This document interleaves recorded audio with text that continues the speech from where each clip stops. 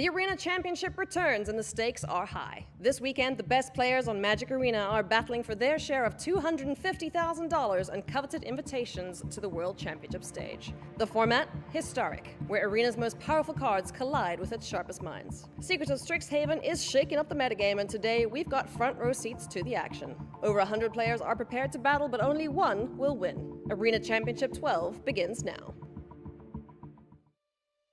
There's just that feeling of walking away that I am the champion. There's nothing better than that. If your biggest accomplishment is getting to this tournament, imagine taking down this tournament, and that's what both these players are playing for. With $250,000, 16 Pro Tour invites, and 2 World Championship qualifications on the line, get ready to see Magic at its finest. It's gonna be exactsies, and that is exactly lethal. Math is hard. Is this enough? 1 damage, and he's gonna turn it around. We're going to game 3. Jeez. Oh my goodness. How the turns table. Rub it in just a little bit. We love the showmanship. Well, yeah, that's hella lethal. Thanks, Arena. Marvin might have to just toss some hands. Exile every single forest from your opponent's decks. Like My goodness! You can see how close these matchups are. All of a sudden, one top deck can change everything. Sorry, I got distracted by Christmas baby. How does it feel to win a tournament of like this stature? I don't know what to say. Still in disbelief. Yeah!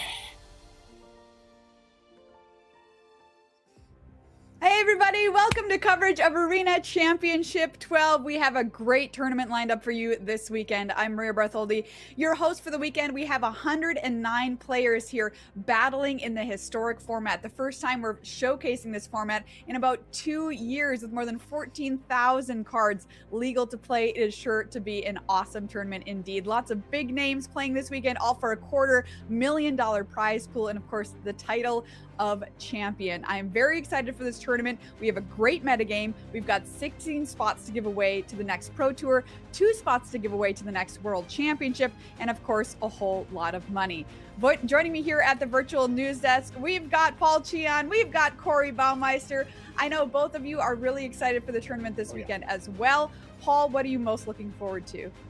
I mean, just the fact that we get to explore this format for the first time in basically 2 years, there's just a lot of diversity, a lot of different teams, a lot of different players just brought a bunch of different decks. Even when I was preparing for this event, I go, where do I even go? I didn't even know where to look to find deck lists to practice for this event. And we have just a wide selection of amazing decks. And I'm just excited to see them clash against each other and what comes out on top.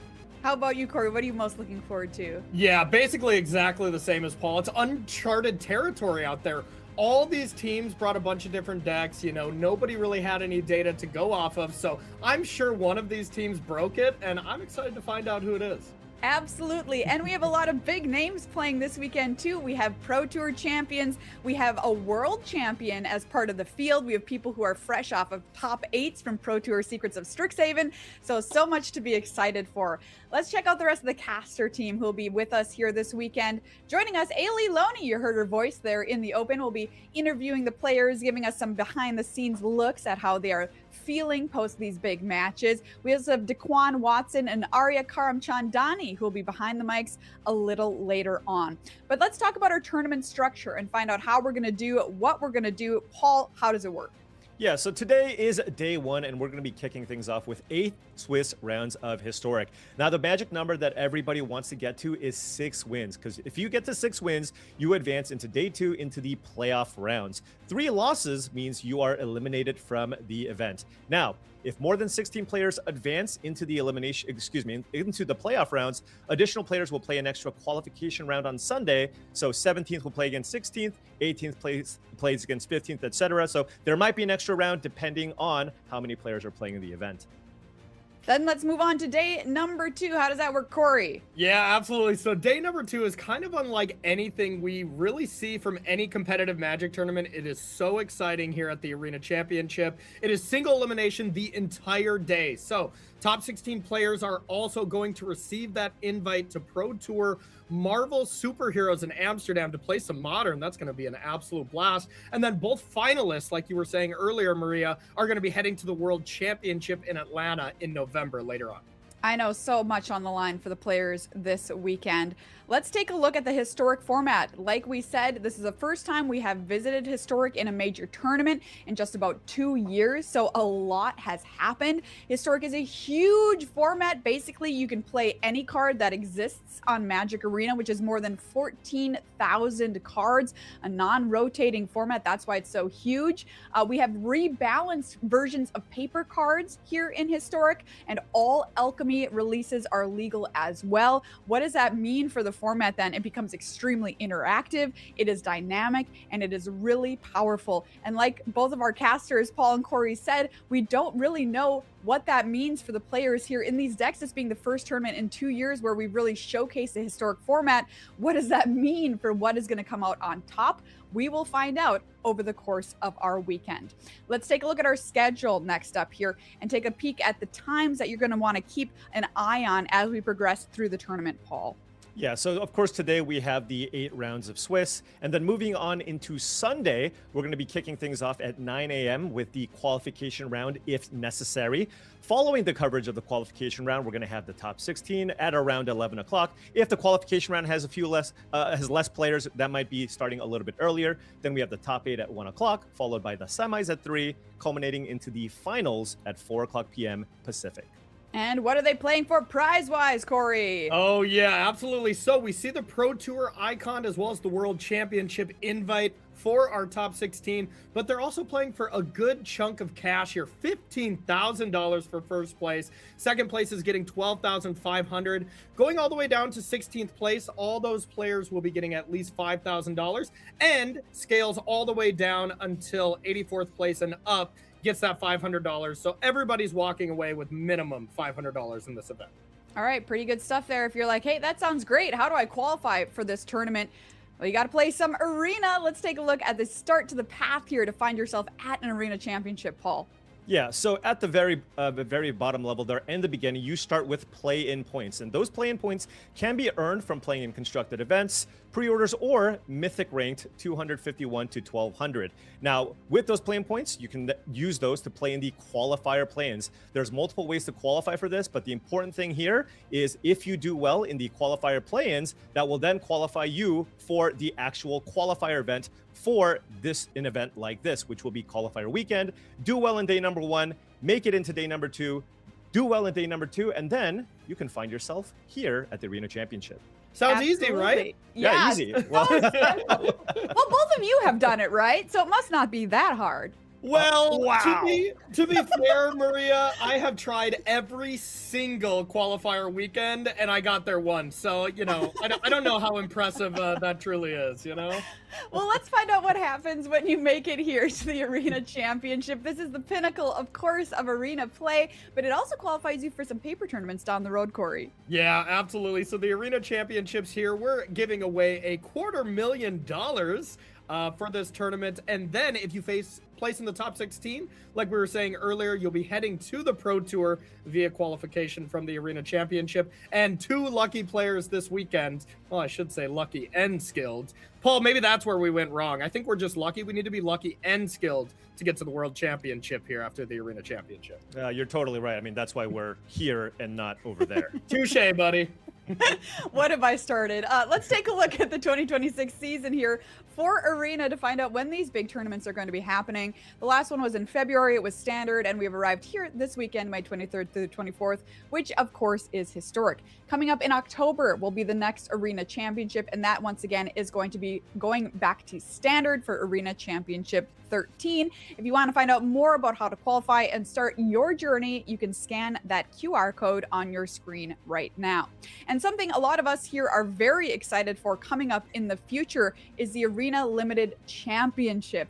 I am so stoked for this, and qualification, everyone, get ready. It starts next weekend. If you want to play in this event, you can win cash prizes up to 2,000 USD per entry and qualify yourself towards the Arena Limited Championship, which is happening next year, January 16th through the 17th, 2027. And the Arena Limited Championship then in turn return will qualify you for the Limited Championship, which is a paper limited championship held in 2027. I am so stoked for both of these events. Very exciting stuff.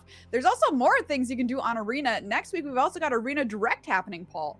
Yeah, so outside of course, trying to win lots of money and qualifying for the Arena Limited Championship, you can also win more booster boxes of Secrets of Strixhaven. This actually goes on for a longer window than normal, starting actually on May 27th, going all the way to May 31st. So you have many, many days to win many weeks. I've already won a few myself, and I want to build on my collection. I know, Paul. Welcome back to the virtual news. How many of these events are you going to be playing next week? You know what? I've my calendar, it's now completely clean, and I am ready to win a lot of boxes and hopefully win a lot of money over that weekend. The limit does not exist, Maria. You know, okay. You gotta keep playing those. And I like that it's early because you can practice for the tournament that weekend. Right. You know, I mean, There you go. That's great. I know, these events really get me. I love playing in them. So I'll see you guys in the queues this weekend, I am sure. Let's set up our first feature match here. Round 1 coming up here from Arena Championship 12. Who will see first? We've got Ziora Dafik on Is It Underworld Breach up against Arne Huschenvet on Demir Midrange. Excellent overall win rates for both of these players, 66 plus. A lot more games, though, chalked up in the column of Arne Huschenvet, who is no stranger to these Arena Championships. Let's get to meet our players a little bit better. Ziora Dafik, welcome to your first Arena Championship. Congratulations on making this far. No Pro Tour experience for them either yet. Started playing during Rise of the Eldrazi around 2010. Most played Basic on Arena. Island. Well, I can't stand behind that, but I'm sure plenty of players can. Fun fact about Ziora, won a Black Lotus when they were 15. What? I think we need to know more about that. So we'll ask them if we have some interviews coming up. That's very interesting. Playing this Is It Underworld Breach deck. I gotta ask Corey, you are the Breach guy. What is this deck all about? You know, Maria, I think they handpicked this feature match just for me, and I am here for it. Underworld Breach, one of the most powerful cards really ever printed, and usually you had to pair it with Grinding Station and a bunch of artifacts, but Brain Freeze is kind of the perfect combination. You're able to Brain Freeze yourself to put a bunch of cards in your graveyard, play a couple of Mox Ambers, you Legend Rule them, add enough mana, Brain Freeze again, and deck your opponent. Looks like you can do this pretty quickly as well with Baral and Rawl in the deck. So this deck looks incredible. I could not be more excited. Okay, that's very cool. Ziora on the one hand, let's take a look at the opponent for round number 1. It is Arne Huschenvet here. Also most played Basic on Arena is Island, running Demir Midrange this weekend. Excellent historic win rate, nearly 70%. It's your Call Time Championship winner back in 2021, so knows how to win one of these Arena tournaments. This is his 5th Arena Championship. Like I said, no stranger to this format. Demir Midrange, his deck of choice this weekend, Paul. Yeah, I mean, this deck is just everything I want to be doing in Magic. It's just a pure control deck. You have Tameo and Psychic Frogs as kind of your win conditions, ways to get ahead on cards, but then you're just packing your deck full of card draw, counter spells, and removal. There's even a main deck Surgical Extraction and Soul Guy Lantern for various graveyard-based decks and various combo decks. So I think this is going to be really, really tough here for the Breach player, just because Arna's deck is just all counter spells and hand disruption, and this is also a matchup where the removal spells are actually relevant because a lot of the creatures that Ziora is going to be relying on are going to be some of those creatures that, you know, reduce the cost of some of the spells that you're looking to play. So this might be a tricky matchup, and on the other side, Arna's deck, I mean, I just absolutely love what this deck's trying to do. I love that both of you are in love with each of these archetypes here for round number 1. We'll find out who comes out on top. I'm going to pass it on over to Corey. All right. Thank you so much, Maria. And I think that's going to be a trend, y'all, is we're going to be in love with a lot of these decks. There is some serious spice when it comes to this whole metagame, huh, Paul? Yeah, absolutely. I mean, there's just so many different decks. Even when we had to look at the deck list, we had to go, wait, what does that one do?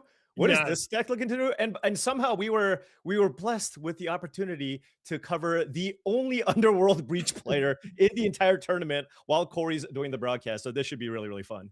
Is that a little surprising to you? I mean, that feels like one of the most powerful cards in basically every format. So to see only one player bring it, that's a little strange. Yeah.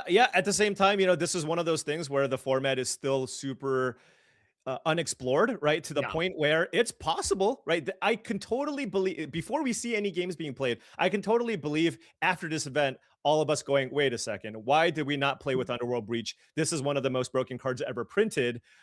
Perhaps Ziora broke the format by choosing to play something like this. Well, one way to find out. Let's get into round number 1 here at the Arena Championship 12. I could not be more excited. And I'm with you, though, Paul. I think this definitely does seem like a very favorable matchup here for Arna. Being able, and I mean, having Soul Guide Lantern in the opener, I think that's almost good enough to keep. Because remember, one other big factor is, well, this is a Lurrus deck. You can recur that Lantern. Yeah, it just gives you a continuous source of card advantage out of the board once you get that Lurrus down. And that's the thing, this is a control deck that still manages to play a low enough mana curve where you can actually play Lurrus in your deck because your primary win conditions are Tameo and Psychic Frog. So, I think Arna, there was a little bit of a pause there because he actually doesn't have any immediate, like he doesn't have a blue card to actually use that Force of Negation on. But hey, you have that Tameo, you get to draw a card. You just need to find any blue card to at least try to slow down what Ziora's trying to do. Yeah, absolutely. And I think even Lantern itself, just having that on the battlefield, that feels like a counter spell that has to be dealt with. And, looking at Ziora's deck, this feels like a deck, especially looking in the sideboard where there's Tendrils, there's an alternate win con in the board, that you're thinking nobody's going to be playing Graveyard Hate for game 1. Well, Arna is. Yeah, you probably look at if you can see the deck list, you go, wait a second, come on. Yeah, come on. That's what I had to play against right away. So Tavio comes down, gets an attack in. We're going to have that thud sound of take 0, but the major damage here is getting a clue every single turn and getting that value rolling. Yeah, absolutely. And Ziora now has the option to run out a Realm Monsoon Rage, but actually choosing to play it patiently here, waiting on it so that you can at least maybe cast a couple of spells here, because this isn't a matchup that ends very, very quickly. Arna's deck is really incapable of just killing you very fast, but it is capable of taking full control over the game by filling up your hand with counter spells, drawing Thought Seizes, and I mean, basically everything either draws a card or disrupts your opponent in some way. Yep, 100%. And I mean, I think if Ziora had perfect information here, they would have absolutely jammed that Rel because, well, there was no answer from Arna. But, there is 4 Fatal Pushes and there's 2 Snuff Outs. There's plethora of ways to deal with it. Right, 4 counter spells. There's a Spell Snare. Basically anything that he's representing there would have been able to deal with the Rel. But, of course, we know that Arna only had the Force of Negation. Yeah, and that's the question, Paul. Does it ever get better? So, like, what is the philosophy when you're playing against a control deck like this? Do you just play it really patiently so you can double spell, or are you just kind of trying to jam? So I think what you're really trying to do in this type of matchup is save up until you can play a critical mass of spells so that maybe you can just start firing off some brain freezes, right? Where it's like, okay, if I play something cheap and I get you to counter it, then I play a couple more things that are cheap, then perhaps I can rattle off a brain freeze for 5 or 6, right? And then kind of get the job done that way. I mean, when we think about combo decks like this, we think, oh, maybe we're supposed to just kill you in one turn with the brain freeze. Could it be possible that this is a matchup where you're like, you know what? I'm just going to like brain freeze you for 18 twice, and maybe that's going to be enough because your deck already draws a lot of cards. Yeah, that's really fair, to be honest. And man, looking at what we have available already, we can play Mox Amber, we can play Ral, and you can brain freeze for what, X equals 5 this turn. Ziora had an option, but then you just think like, okay, what are you able to do after that? And I bet we were pretty close to winning the game there. If you can just, flip over 15 cards, if you flip over another Mox Amber, with a breach in play, you can kind of do it already. Yeah, absolutely. And Arne, main phase sacrificing the clue here. Perhaps probably to flip it, huh? Yeah, perhaps looking to flip this Tamia. Will be completely tapped out, but does have 2 Force of Negations in hand, right? So that's going to be kind of his defenses here to prevent Ziora from going off here. Yeah, that is something that we have seen, in Standard, Pioneer, whatever those formats. When you're tapped out, you're tapped out. This is much more like Modern, Legacy, those kind of formats, as there are a plethora of free spells with Force of Negation, Snuff Outs, and a bunch of other stuff. Yeah, and now if you're Ziora, you have to be thinking, okay, Arne is tapped out. Like, I know you can have a Force of Negation. Do I play around the fact that you might have 2? But like, can you wait? Arne has a handful Yeah. of cards. I think this is probably the turn where you have to try to get something going. Agreed. I think you got a jam here. I mean, Arna could also just have a snuff out here in response to this Mox Amber, which is brutal. But I'm with you. You just got to absolutely try to get it done. And we'll see if it's enough. There are 2 breaches, but the 2 forces is going to be pretty huge. Yeah, now there is this mana Morphos here, so that's going to net you a mana here at the very least. And now Arne has a tough choice. He goes, do you let this one resolve? Yeah, no kidding. Because if you look at the graveyard, yeah, this gets rid of it right away. Because if you look at the graveyard, if you just breach right now, that's not going to be enough. Yeah, because there is no Mox Amber in the graveyard. You can't play anything for free. Exactly. If you play the Underworld Breach, you just have nothing. So all Ziora can do here is Brain Freeze for 5 if they want. Yeah, and they can just play a breach, but yeah, no 0 drops, so nothing is going on there. So yeah, all I'm seeing is Brain Freeze for 5, and if it's yourself or hitting Arna is the big question. I think you start with yourself, right? Right, because if you target Arna, now Tamio can get back a Thoughtseize that you mill, right? And then you're just going to get like double Thoughtseize next turn, and of course that's going to be pretty rough here. I think Ziora is maybe hoping to flip this Ral Monsoon Mage and also targeting themselves here. Now, of course, we also know Arne has a Soul Guide Lantern, so this is not going to work out very well here for Ziora. Yeah, I was really surprised that Arna played so safe with this Soul Guide Lantern anyways. Like, it feels like if you just get that on the battlefield on turn 1, it feels like it's going to be really tough, for Ziora to combo off in the first place. Right. Yeah, I mean, especially because you're relying so heavily on the Underworld Breach. All right, Ral has flipped. And Ral, the major thing for the flipping point that we've seen from, Storm in Modern, for instance, is once you get to 8, once you get to 8 spells, then you want to try to flip it. That's not what's happening here. You need to flip it just to deal some damage to Tamio, so you can't immediately pick up that Force of Negation. Little does Ziora know that the second Force of Negation would be the least of their problems. Yeah, I mean, Ziora's got nothing here, right? There's a Thoughtseize, there's a Counterspell, there's a Force of Negation, there's a Soul Guy Lantern. Arne basically has everything covered here. Yeah, I think we might even see from Arna just play the Soul Guide Lantern and play Flow State. Just has that extra resources right now. It's possible, yeah. He doesn't even have to worry about holding up a counter spell here with 1 more force in hand. Right. You can play the Soul Guide Lantern, at least nab. I believe that's a Faithless Looting in the graveyard.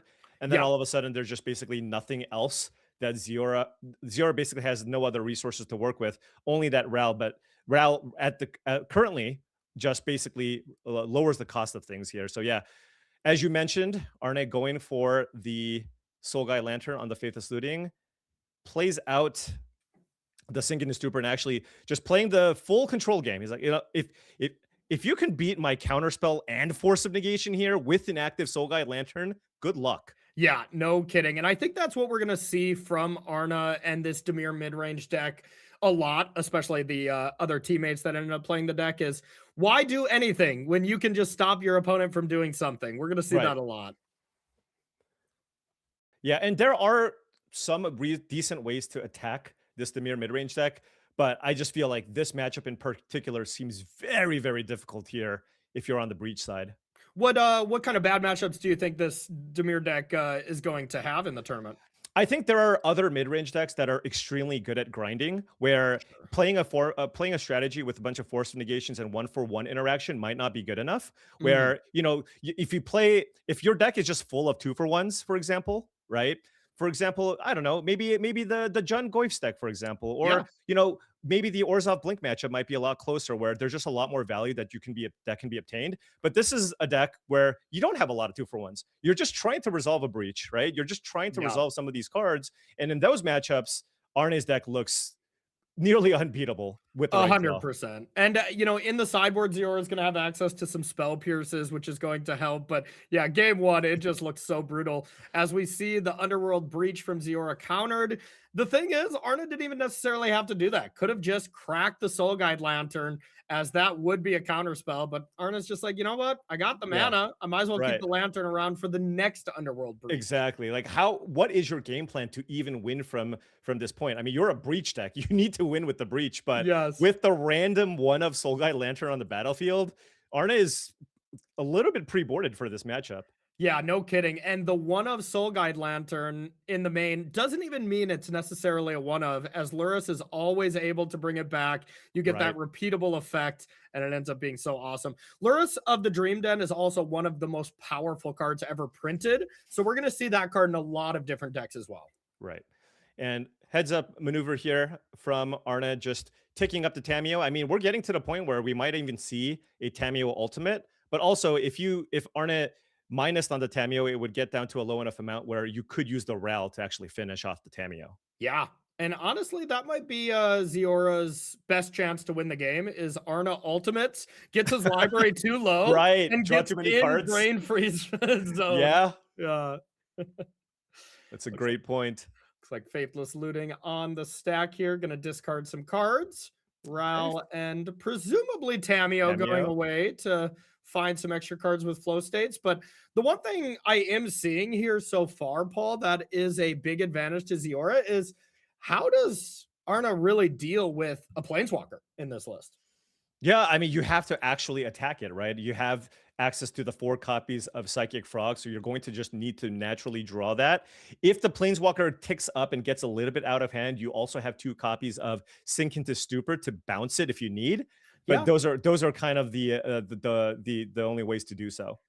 And to be fair, Ral just ticks up. If it gets to 8, that is kind of the magic number. It's going to do some damage. Otherwise, just a couple 2 damage here and there. Nothing that impactful, I would say. And now we're untapping for Arna with 7 mana available. Luris, buying it, plus playing it, plus playing a 1-drop is on the table if we do have one in the yard. Right. And yeah, that's what he's doing here. Sacrificing the Soul Guide Lantern. No graveyard for you. You must start all over. And I get to get Luris into play that Soul Guide Lantern once again, get a little bit of pressure. And now I actually have, I forgot to mention, of course, you can use the Luris to attack the Ral if you need. You sure can, but the shock on the Ral will be actually pretty, impactful. But right now, Arna is just saying, I'm going to put Tameo to 8. I'm going to put a Luris into play that's going to give this repeatable card advantage with this Soul Guide Lantern. Because remember, you can sack it to just draw a card as well. You're right. So Zero is saying, all right, you can deal 2 damage to something, but the other thing is going to hurt you. Right. Ponder on the stack, see if Zero finds anything. But man, when Paul and I were chatting before this match and game 1, we're just thinking, there's one surgical extraction in Arna's main deck, which is brutal already for this deck. But if you lose the brain freeze, can you win? And we came to the conclusion of no, you can't. You can't, yeah. So the thing that Arna just has to be mindful of, just have to be really, really careful about is just, yes, you have taken control of this game since, turn 3 or 4. It's just a matter of, hey, make sure I don't draw too many cards. Just so that Ziora can't go, multiple cantrip spells into a brain freeze to win the game. That's kind of what he needs to be mindful of. And a big kind of head nod there from Arna, very emotive player in his webcam there. Found the one of Sink into Stupor to be able to bounce the Tameo and forcing all the work to kind of be undone. So Arna's going to have to find a way to flip that again if he wants to, or of course, be happy with just drawing 2 cards a turn. Yeah, he's like, you know what? I'm out of action. This is actually totally fine. Yeah. Yeah. And Arna, just look at this. More flow states finally finds the actual win condition in the deck in the Psychic Frog here, a way to pressure the Ral and also try to close out the game here. Okay, Psychic Frog. I mean, one of the best cards ever printed as well. Kind of a play on Psychotog. Oh, yeah. A classic I know you will remember. Absolutely. It's one of the first control decks that I ever played. Yes. That was the first deck I played against, and I'm like, what do you mean you're gonna upheaval all my permanents?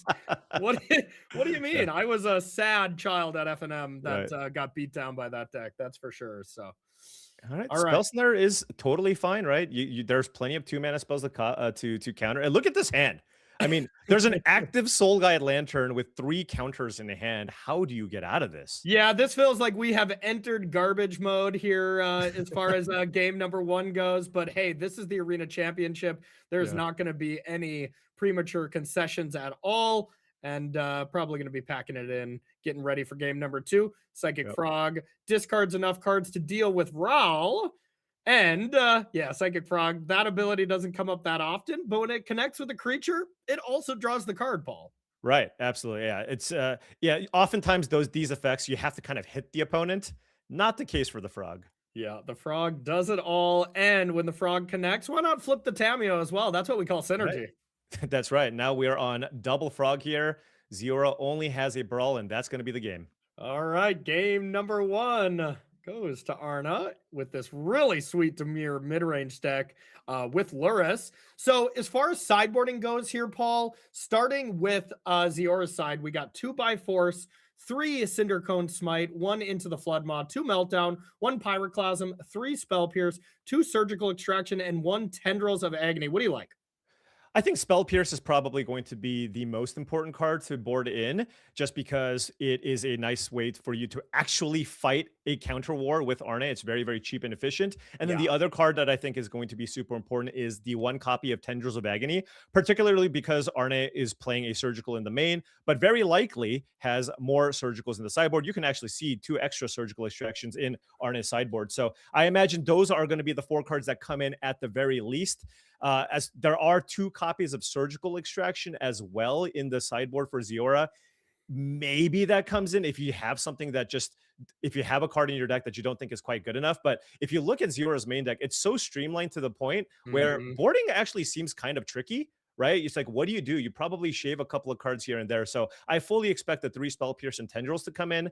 Unclear on the Surgical. Yeah, and if you're wondering how you cast Tendrils of Agony, well, Metamorphose can add black mana to finish that off. I like the secondary win con as well. So, all right, from Arna's side, we got 2 Baleful Strix, the 1 Luris, don't side that one in, Paul. 1 Dismember, 2 Mystical Disputes, 1 Shieldred's Edict, 1 Spell Snare, 1 Stern Scolding, 2 Surgical Extraction, 2 Toxic Deluge, 1 Case of the Lost Witness, that card is hilarious, by the way, and 1 Soul Guide Lantern. What do you like here?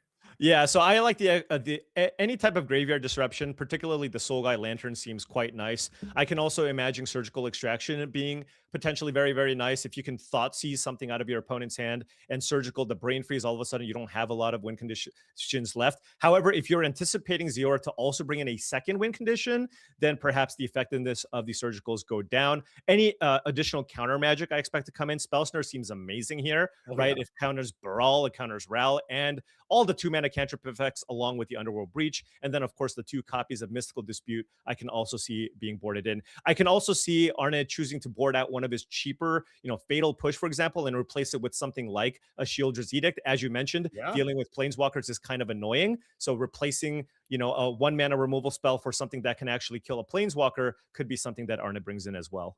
Either way, I gotta just put myself in Ziora's spot. Like, come on with this pairing. Like, this seems like the nightmare matchup here for a deck like Izzet Underworld Breach. So, all right, that is how we think we're gonna sideboard. Let's get ready and jump down for game number 2. We do have Ziora on the play, looking at a hand of double Mox Amber, the Brain Freeze, Breach, consider Flow State, but 1 land, Paul. Yeah, 1 land, couple of Mox Ambers without a legendary creature here. So, that's effectively a mulligan as well. You're going to have to cast Consider, Surveil, and just really hope to find land number 2. And if you don't, then this is kind of a disaster. So shipping it back here. Yeah, that makes sense. That is a little bit too rough. But, man, you can still live the dream of Consider, put a sorcery into the yard, draw the land, and then Flow State on 2 for the full mode. I mean, come on. Yeah. This might be one of those decks where it's probably going to take some fortunate draws to actually go all the way. So, certainly something to consider there. And it looks like Ziora mulliganed into the exact same hand, but with 1 less card. Pretty much. Right. Choosing to keep Ponder here. Oh, okay. So, and has Tameo. So next turn has Tameo into Mox Amber. Okay, makes sense. And if we are keeping the pile, it would make sense that there's a land underneath it. Maybe Right. something like a sink in the stupor that could be thought seized. You don't want to risk that kind of thing. Time will tell. Here comes Tamio from Arna and a pass back to Ooh. Ziora. So no land actually, but most importantly, has access to Tamio plus Spell Pierce. So Arna does have a fatal push here, and he might fire it off. But if he does, it will meet a Spell Pierce, so that Tamio would be able to get in and try to find some additional resources here for Yep. Ziora. That is very devastating when you are relying on Mox Amber for mana and you lose your creature. So it's going to be very tempting for Yeah, Arna here. But also, open deck list. These players know that Spell Pierce is an option. So I think if Arna had perfect information, is probably going to slam a frog this turn because it's also a low key blocker for Tamio if it wants right. to attack. So Yeah. yeah. I mean, as you can see, Arna, he's very, very mindful of the fact that Ziora is representing a Spell Pierce here. It's like, why would you keep this? You probably have it. How can I best play around it? The worst thing to do is just firing off a Fatal Push here, right? So Yes. then the question is, do I want to leave up Counterspell and the ability to sacrifice my clue, or just run out a Psychic Frog? And I think Arna is thinking, if I play a Psychic Frog, am I just dead? Right? Like, will Ziora just kill me? Do I want to take this risk? 100%. They did mulligan, and look, going for the frog here. I like it because then next turn you really go to control the battlefield. You go land 3, you go to Fatal Push Tamio with Counterspell backup, and if that works, well, it could just be GG. Here's the big question. Arna does have to discard 3 cards. Normally it's only 2, but you need that 3rd card in your yard to jump. So it feels like you just got to accept, hey, I don't want to get rid of 3 cards here to deal with this. Yeah. But also looking at the deck list, like what could Ziora have? What can Ziora have? Doesn't even have 3 mana, right? 3 mana gives you access to Sink in the Stupor. I think if you you could just discard the Fatal Push, right? Yeah, you can discard the Fatal Push. But I guess you're concerned about a follow-up creature, right? Like a Ral or something along those lines. So maybe you want to keep it. So Arna going, look, if you want to spend your entire turn to crack that clue, that's fine. I just don't want to, empty out all of my resources here, and knowing that next turn I can play around. All I need to do is just play a land to play around Spell Pierce to Fatal Push this Tamio. Yep, absolutely. All right, and coming back to Arna's turn. By the way, I think I'm getting kind of flashbacks from Arna's last trip here for the Arena Championship that he won. I want to say it was a Luris deck with Into the Story. It was a Fairies deck or something, right? It wasn't Fairies, but it wasn't Fairies, but it was right. It was Rogues. That's what it was. Yeah, and I remember just an incredible play he had against Javier, where I mean, it was one of the coolest moments that we've seen. So Arna definitely has a type of deck that he likes to play.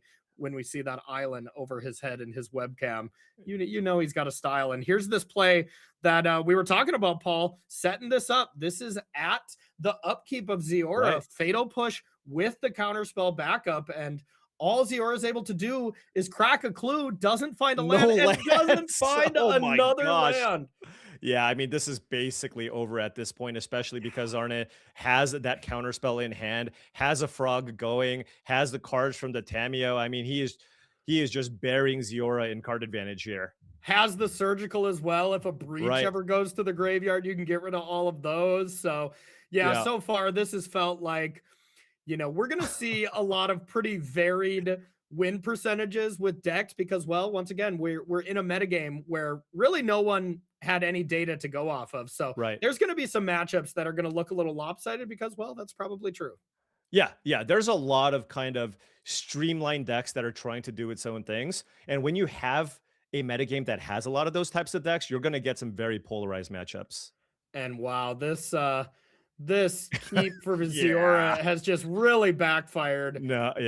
We pondered, presumably shuffled, as we didn't have a land on top, and then just drew a card, drew 3 more spells, drew a card off of the clue, and did not hit a land at all. So I mean, look, really brutal stuff. You like value, right? I love it. Look at what Arna's doing. Isn't this just amazing?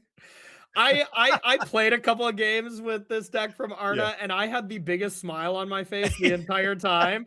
I was just like, yep, draw 2 cards this turn, go counter whatever you play, draw 2 cards this turn. Like, the deck feels awesome. and felt very streamlined and powerful to me. I like Arna's chances for sure in this tournament. Yeah, and Arna trying to set up a 2-turn kill here. If you get Psychic Frog to even 6, right? Yeah. Get Ziora down to 8, and then the next turn you can just pitch a couple of cards here while having all of this disruption in hand still.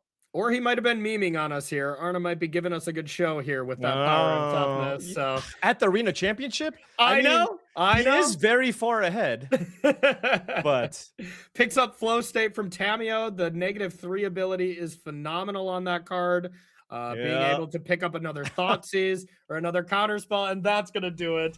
Arna Hushibet takes that down in pretty convincing fashion, I must say. And well, Luris, counterspells, Psychic Frog, pretty good, huh, Paul? Yeah, I mean, you're just playing the best cheap and efficient disruptive spells in the entire format, along with the best cheap and efficient creatures that also exist in the entire format. So you put that all together with a nice little Luris package. I think a lot of the players with a lot of maybe Pro Tour experience who want to maybe utilize some of their skill edge that they might have against the field. Somebody like Arne, who's probably one of the best players in this event, he's like, you know what? Definitely. I'm going to play this because I know I feel like I'm going to have an edge against most people playing a deck that has so much play to it. Yeah, absolutely. Agency, I believe, is what they're after. That's for sure. So sounds like we got an interview with Arna. So we're going to head to that, and we'll be right back with some more Magic. So I started playing Magic when I was like 12, 13, something like that. I actually kind of didn't want to start, but like I have a friend who did convince me in the end, and it's probably one of the nicest things anyone has ever done for me. I think what attracts me most about playing competitive is the challenge. You're put into a room with a couple hundred players who also are trying their best to win, and the puzzle of trying to beat them. I don't know why, but I just find it exciting, and yeah, I love competing in Magic tournaments. So. There was that time in my career when I had my retirement announcement. Back then, I basically was not doing well for a couple of years, and I wasn't qualified for any more PTs. I made this retirement post that I'm going to be like, okay, there's the hometown GP. That's next week. That's going to be my last event, unless I do really well.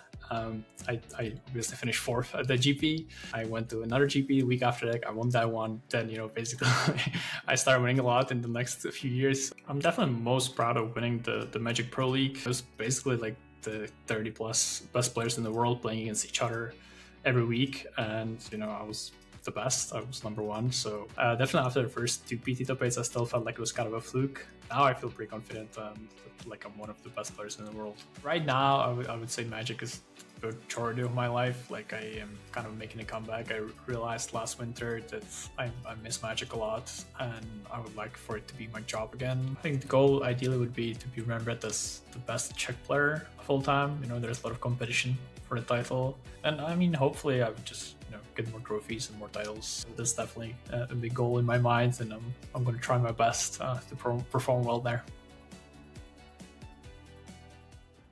Love to hear that Andre Strosky is back. We all missed him, that's for sure. And that is brutal to have competition like that for best player in your area, that's for sure. So that is going to be our next match. So let's take a look at the head-to-head. Got Andre Strosky here against Marcus Vosner. And both players, great win rates. Both players very accomplished. We've seen them both at the Arena Championship before. We got Azorius High Noon for Andre, and we got Azorius Blink here for Marcus. So let's head on down. And Paul, talk to me a little bit about these decks. Yeah, so on Andre's side, he is looking to kind of control the game with one very, very important card. It's High Noon. Now, you have some redundancy in Archon of Emeria, which does the same thing. But the idea is you get one of these permanents in play, make it so that your opponents can only play one spell every turn, and your entire deck is just filled with counter spells and cards that play at instant speed, which means it basically prevents your opponents from casting any spells, because once you get this in play, if they don't sneak anything under, you just counter stuff forever, and basically makes it so that it's very one-sided where you have a bunch of creatures on the battlefield. Now, on Marcus's side, he's playing Orzhov Blink, and this is one of the decks that actually does have a pretty good matchup against the Azorius High Noon deck, because it has multiple ways to interact with the High Noon. Not only do you have the 4 copies of the Philia, but you also have fragment reality as another way to get this permanent off the battlefield. So once you kind of get those off the battlefield, and the fact that you can also play somewhat of an instant speed game, it makes it really, really tough for the High Noon deck to do the High Noon thing. Yeah, absolutely. Okay, so both of these decks look really, really awesome. Let's head on down to the match. Looks like Marcus is up a game, heading in on game number 2. What do you put as far as an advantage between these two decks?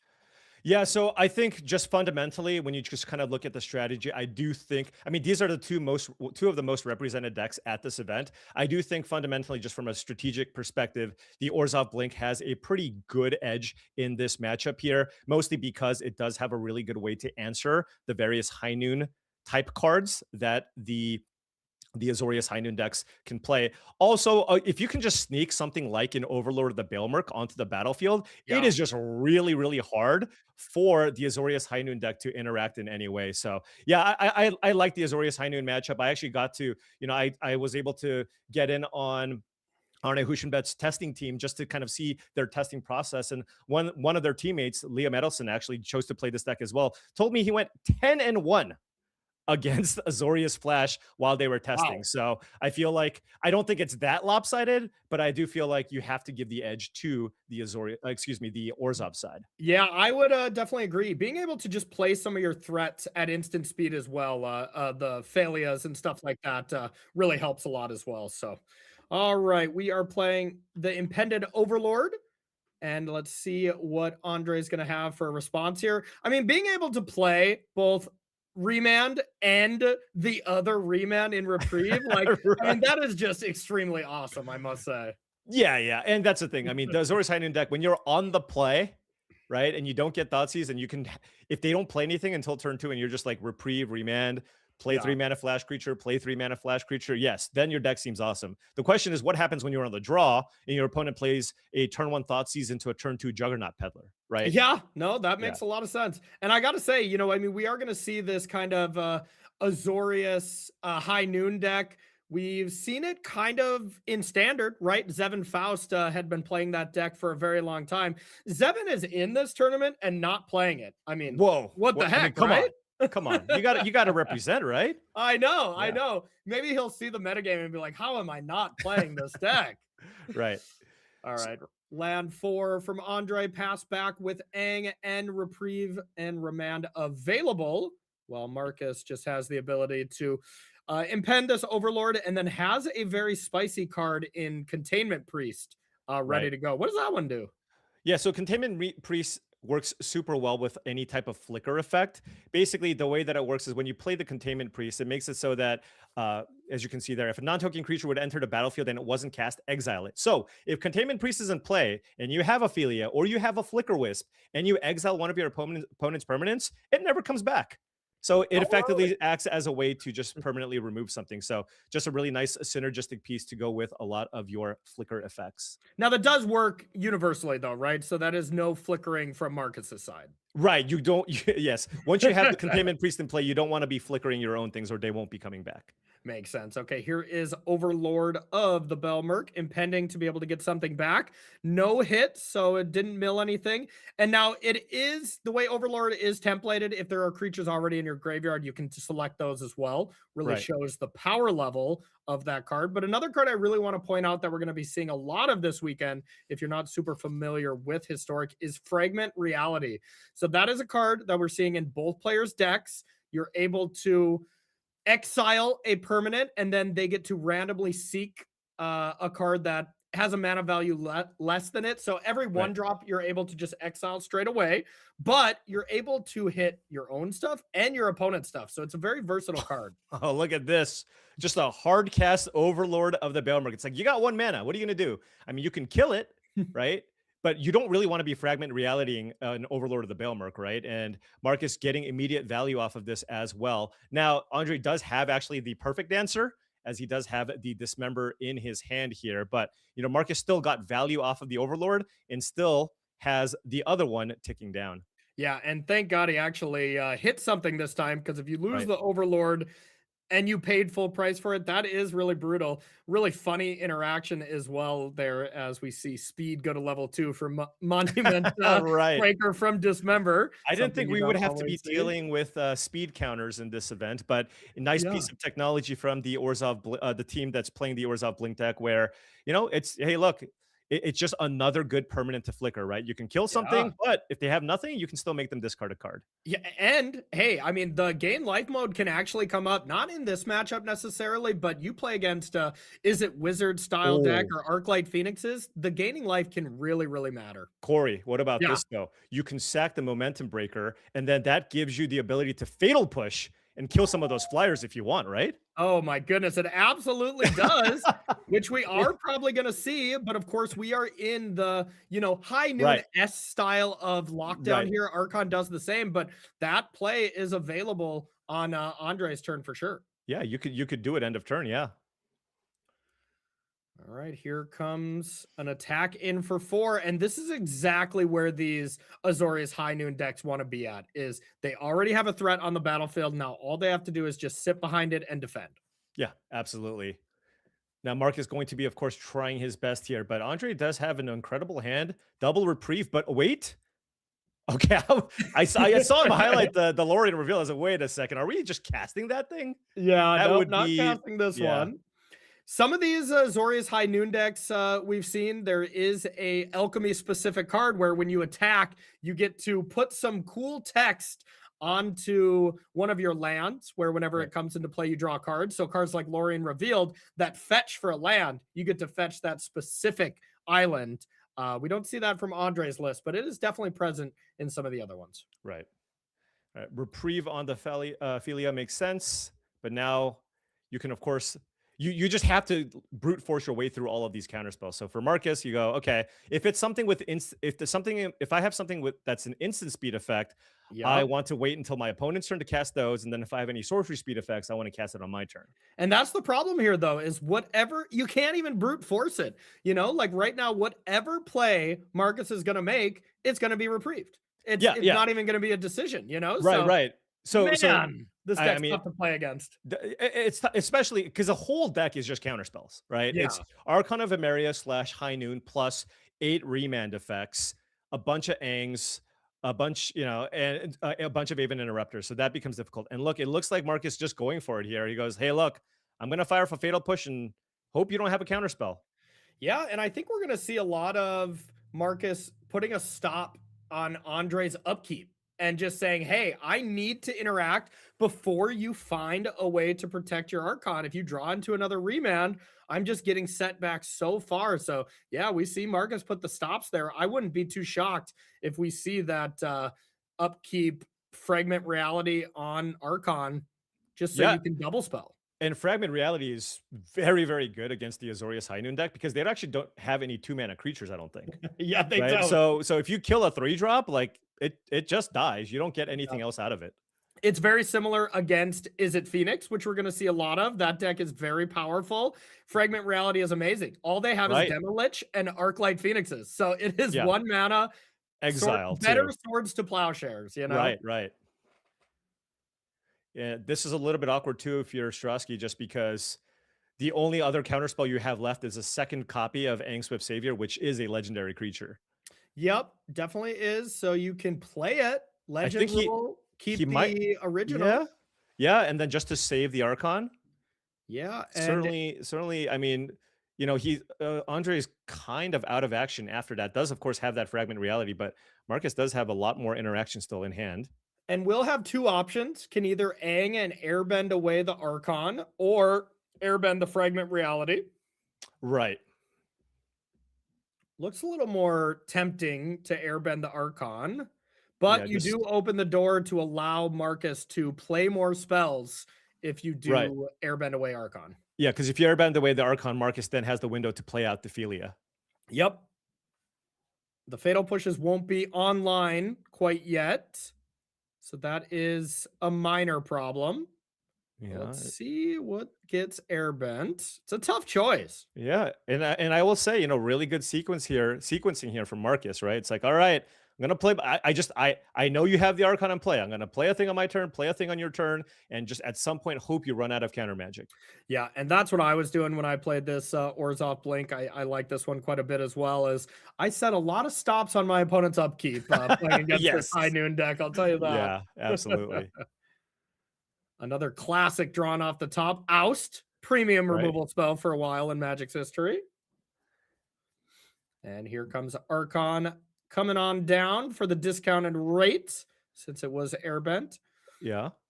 Philia does come down. Now you can oust or fragment this if you like. Yeah, with it on the excuse me, you can't oust it. Excuse me. Archon's about to enter the battlefield. Yep, exactly. So had the only window to fragment reality it right there. And just like fragment reality is very good against 3 drops from the Azorius High Noon deck, also very good against 2 drops from Marcus's side, as there is no 1 drop. Yeah, Marcus, man, if Marcus found a way to revolt that turn, that would be so huge. Yes. But instead just played out the Containment Priest. To be fair, he made that choice to sack the enchantment during his turn instead of doing it on Andre's turn. And with the way that it worked out, you know, it would have been much better for him to just cast the Fragment Reality, get that reprieved, and then, you know, be able to play it again on Andre's turn. But hindsight's 2020.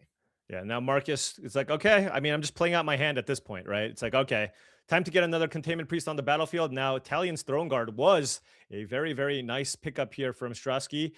This is an Alchemy card, very, very powerful effect. 4 mana for a 4/2 Flash Flyer. Another kind of remand type effect, right? You play this, but it's kind of like Aang though, right? Because you can actually just use this to bounce permanents that are also on the battlefield. Very, very powerful card. And it does have a bargain mode.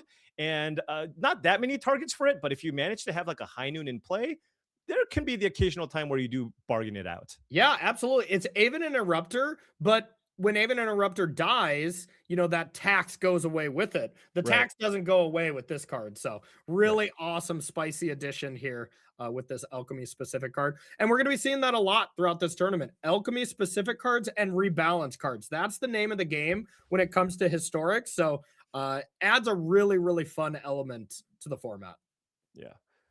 Marcus plays out another 2/2 here, and I guess can't really attack. Well, I guess you do have the Fatal Push, but there is a Restless Anchorage also in play here on Andre's side of the battlefield. So, I mean, pretty close. I mean, both sides are at 12 here, but Strasky does have that Throne Guard, which was a really, really nice pickup. Yeah, absolutely was. We'll see if Andre goes to even play it proactively or if you wait, because also a thing to remember is Aang Swift Savior has more text on it. It can flip around and essentially attack for 6, which is a big deal. Okay, Marcus going for it, and now this is when you want to play the Throne Guard here. Probably use that to save the Aang. Yep, save the Aang. In what way? Just goes to bounce it. So Marcus can attack here. Oh, wow. So we knew about the 1/2 from the top, but not this one. Yeah. Right? This was a blind rip to Overlord of the Baelmerk. Really big draw here for Marcus Bosner. So that one will get rid of the one on top essentially, but you get to select from any card. Flicker Wisp is low-key the best card in this deck, so wouldn't be too shocked to see it pick up Flicker Wisp. Yeah, but you do have to impending that if you want to do that. If you want to get Flicker Wisp specifically, you are 1 mana short. If you want to just hard cast the Overlord of the Baelmerk.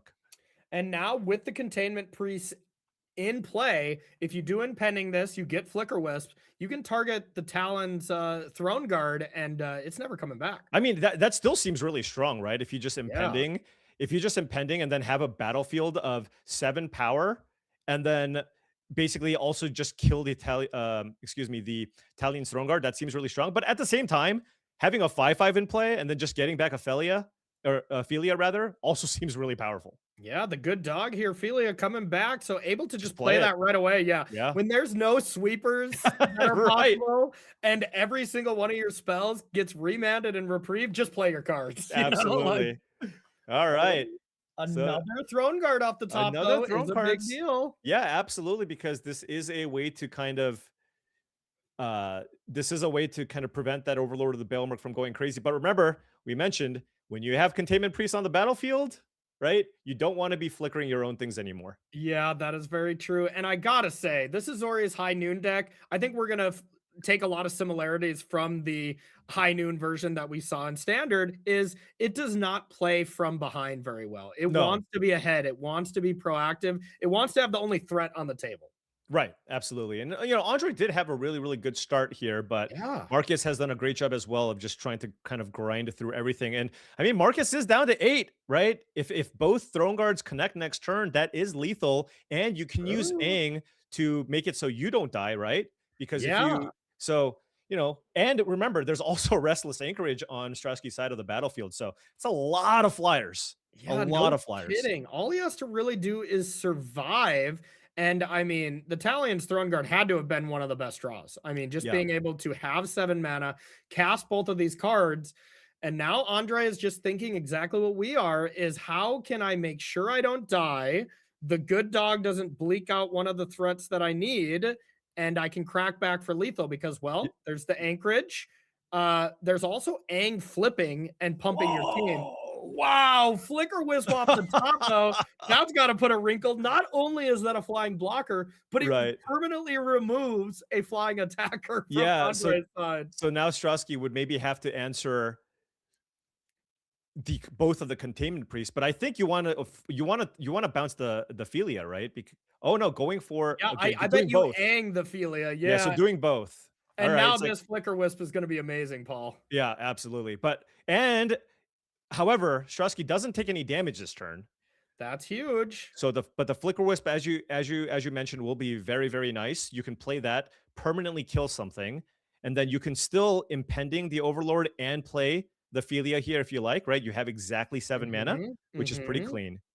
Yeah, it's interesting. I mean, I think what Marcus would love to do here, but we're 1 mana short, is impending the Overlord, get Flicker Wisp back, cast 2 Flicker Wisps. Yeah, right. That would be ideal. You get to remove 2 4-power flying creatures, have 2 flying blockers, but since you can't do that, you got to try to see what else we got here. Yeah, I mean, let's see what he hits off of this. Okay. Okay. The Juggernaut Peddler is one of the most hilarious cards ever. It's the best. I love that card. Good. Being able to give them juggernauts. yeah. Be like, oh, that's a nice card you got. Right. What if it was a 5/3 that must attack? Yeah. So now Flicker Wisp here will permanently kill one of these creatures in play. Looks like going for the Aang because he doesn't want it to get flipped. And the Flicker Wisp, remember, can also block one of these throne guards. So Strasky is actually 2 damage short of a lethal attack here, right? So any removal looks like it cleans it up for Strasky, though. Right? Like Fragment Reality, for example, would be great. Hollowed Fountain is not that, so has the ability to animate Restless Anchorage, attack with 3 creatures, force a chump block, take 6 down to 2, but then you got to look, what does the attack back look like? Right. It looks pretty scary to me. Yeah, absolutely. And I mean, with that backup Flicker Wisp as well in Marcus's hand, this feels extremely tough here.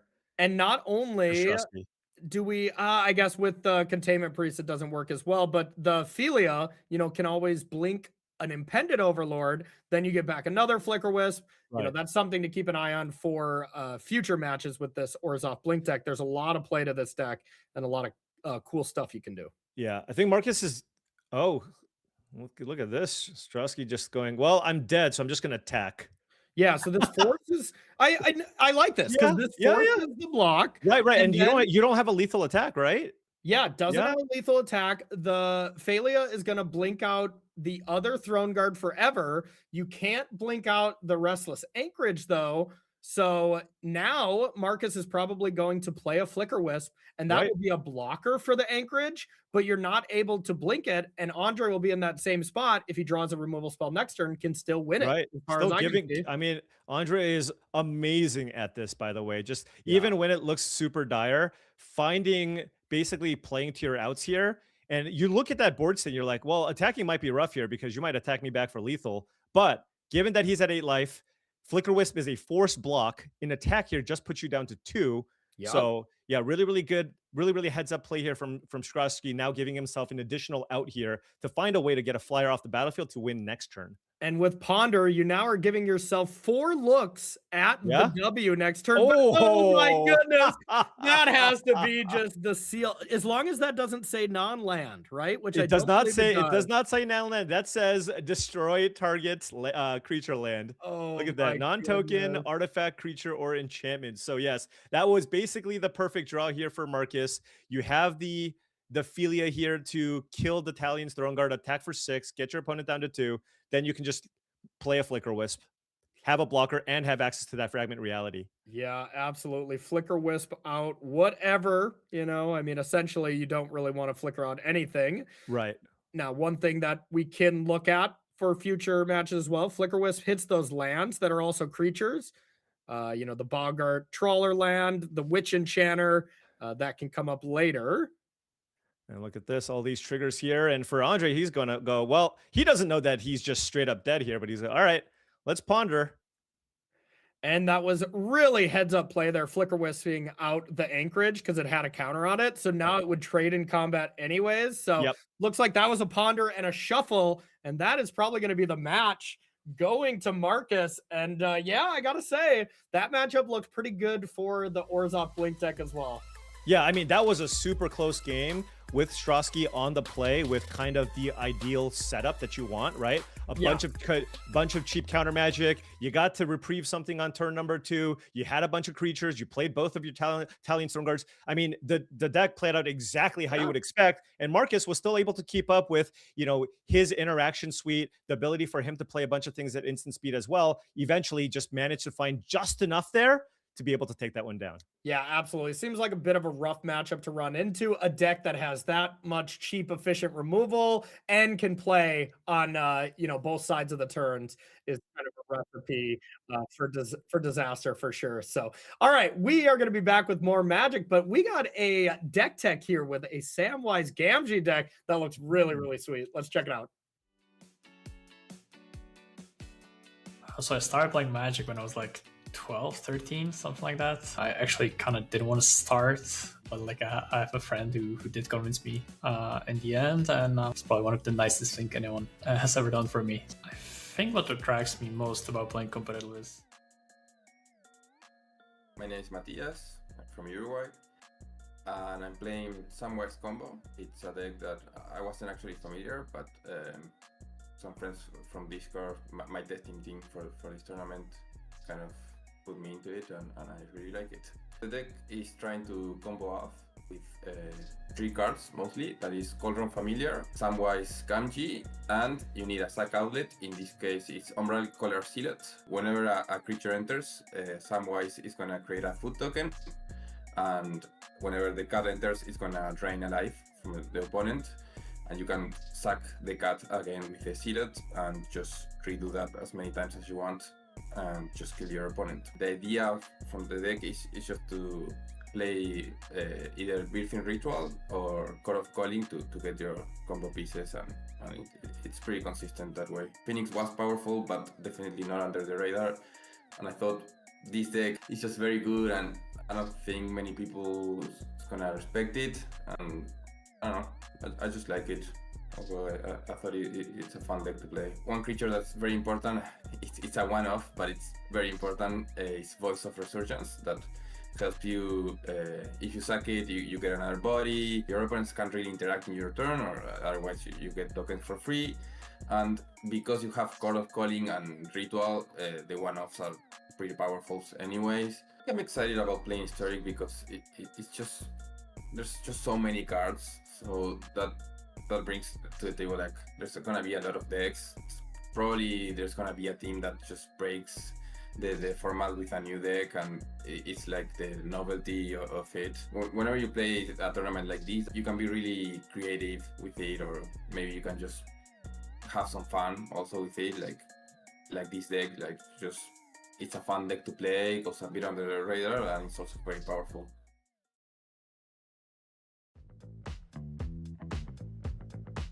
I'm gonna say 60. I can do more than one a second. Let's do 120. 70. I would say I could name 20 maybe?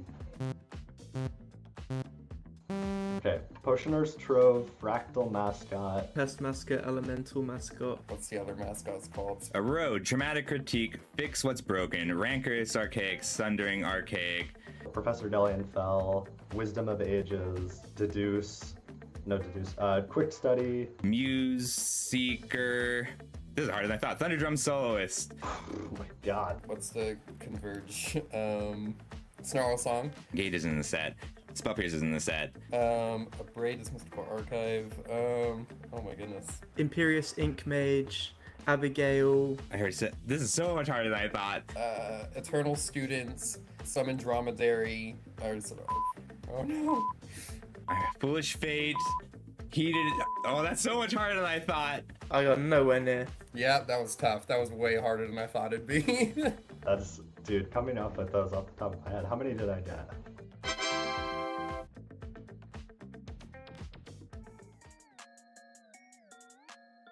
Hey everyone, I'm Christopher Larson. I'm playing Jund midrange for the historic Arena Championship 12. My deck is classic Jund, as Reed Duke would love it.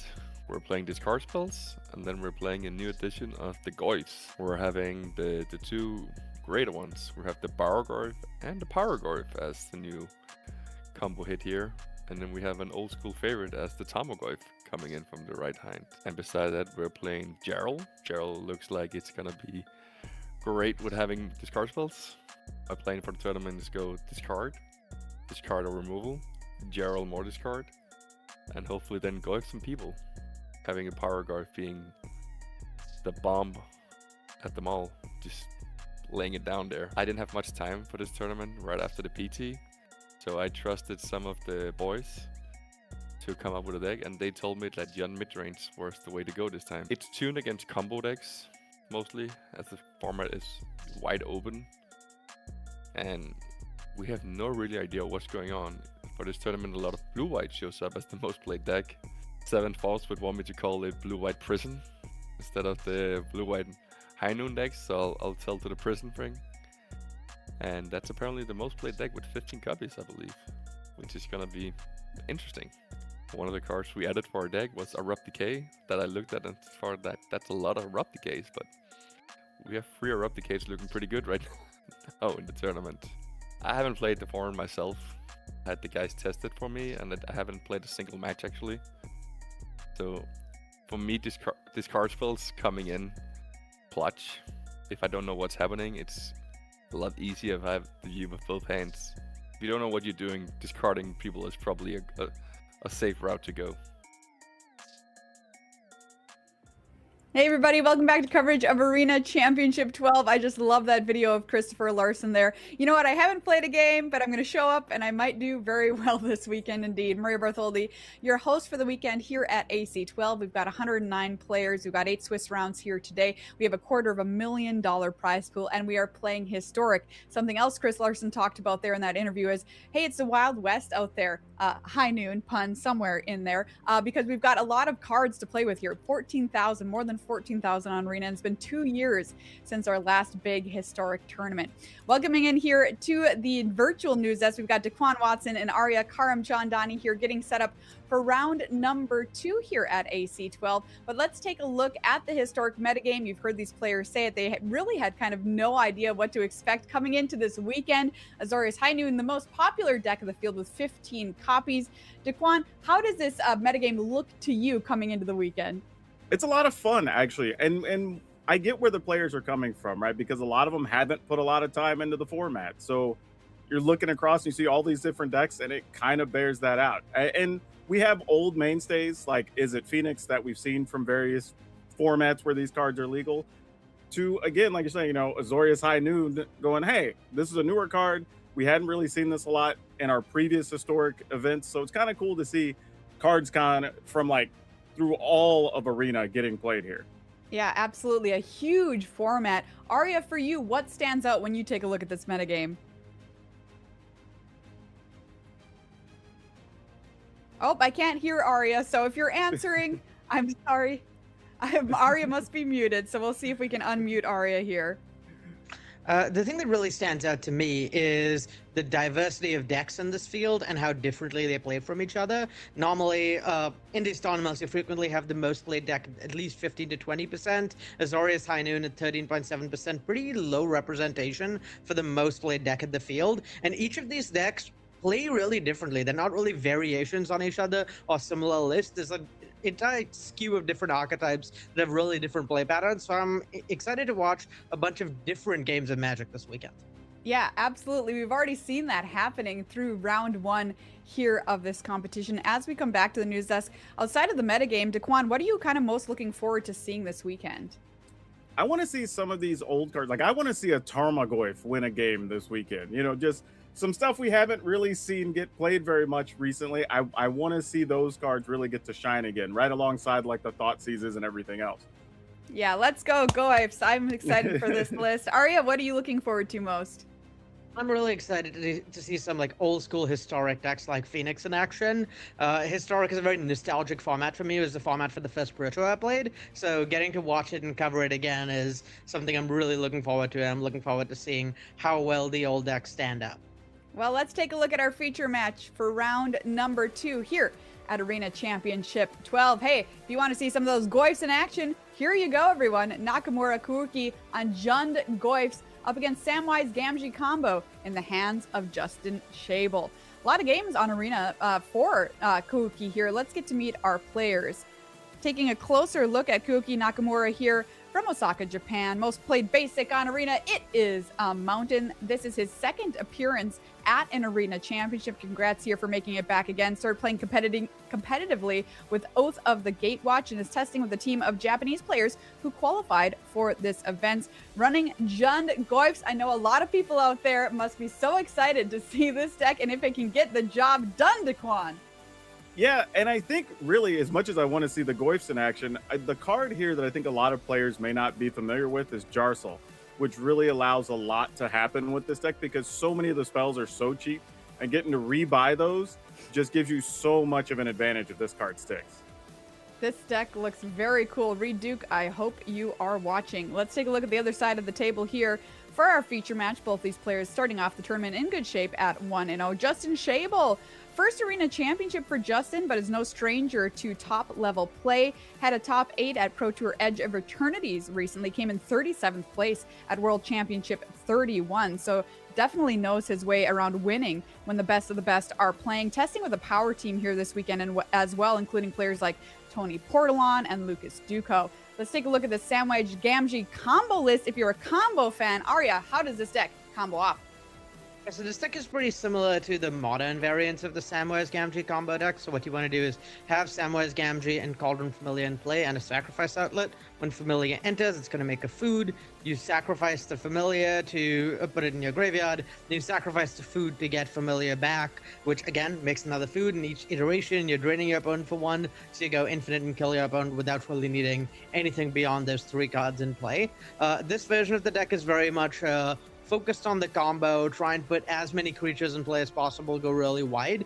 And like sometimes you're gonna get there with like a bunch of chip damage off of your Marionette Apprentices and your Cauldron Familiars, but a lot of the time you are looking to end the game by comboing, and you have all these value engines like Nocta Moonshines again and Birthing Ritual to sort of put you up cards and dig towards that combo before you eventually close out the game. Let's find out if it'll be combo or if we can Jund them out. It's time for round number 2. All right, Arya, this should be a pretty interesting matchup because it feels like almost like a creature raw power type deck versus something just trying to get 2 or 3 pieces into play and win. Yeah, we just saw Christopher talk about how the Jund Goifs deck is sort of set up to be good against combo decks with a bunch of interaction. This is sort of where I expect to see that shine. Jostle in particular that you pointed out seems really good to me. The Jund Goifs deck has like interaction backed up by these really powerful threats that frequently provide card advantage. What Jostle in particular does is it provides card advantage in a way that is direct interaction with your opponent's board. So yeah, I'd look to see some early answers from the Jund Goifs deck backed up by pressure, maybe closing out the game, or if not, or if there isn't sufficient pressure and the answers don't line up well, I would expect the Samwise Gamgee combo to sort of eventually put its deck together and go off through whatever amount of interaction the Jund Guy's deck has over the course of a game that goes long enough. Yeah, I was gonna ask you exactly that. Like, if things get off to a rough start, how long can this game go before the Samwise deck can actually combo off? Like, is there a point where they just have to go for it? I think so, yeah. The deck has a lot of redundancy and resiliency. It has like between Court of Callings, Birthing Ritual, Nocturne Transit, and you just get to keep looking for combo pieces so much. So if the game goes long enough, the Samwise deck is going to combo off.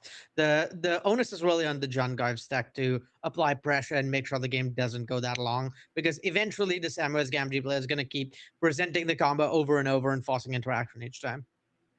All right. Well, this should be a good one. I am in favor of the Goyfs, but you know what? I have a feeling this is going to be some really fast back and forth with all these cheap spells. And it looks like we have keepers here on both sides. This should be a good quick win. This does look like a turn 3 kill from the Samwise Gamgee combo deck if there isn't interaction. Yeah, and I think we don't have a whole... Looks like there's a Fatal Push in Nakamura's hands, so there's at least a little bit of something, but we'll see how things end up. I really like Nakamura's choice to not Fatal Push the bird here, recognizing you need to save your interaction for the actual combo pieces. If the bird had gotten Fatal Push, we might have seen a turn 3 win anyway from Justin, with just like a turn 2 Sam or Umbral Caller's Zealot, followed by a turn 3 turn 3 drawing a land and just putting your other 2 combo pieces in play. So yeah, I like the restraint on Nakamura's part, but definitely a little under the gun because it's hard to constantly leave up interaction while also having the ability to develop your cards and threats and sort of apply pressure. I think what you're saying, Ari, is that it's not always the best play to bolt the bird. That is correct. This is it's really good practice. It's a really good way of thinking about it. But this is one of the rare occasions where the bird should not be bolted, and I really like Nakamura's choice to not do so. Yeah, Marionette Apprentice is a very cool card that we've seen showing up in bits and pieces here or there. Just being able to produce that extra body, giving you something to sacrifice, ends up being a pretty good tool for a few different builds.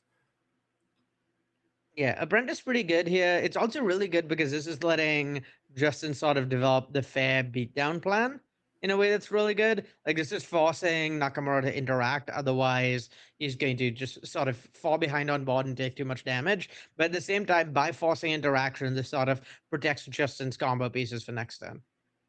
Yeah, and it looks like Nakamura is debating, like, do I just feign leaving something open, or I just have to play and hope I don't get comboed here? I think you need to develop something at this point. It's after seeing one Fatal Push, Justin's definitely going to go for it if he has it, which we know he does. Yep. It looks like he's just surveying the hand here and deciding how we're going to go about business. And all right, so we're going to play the Saga.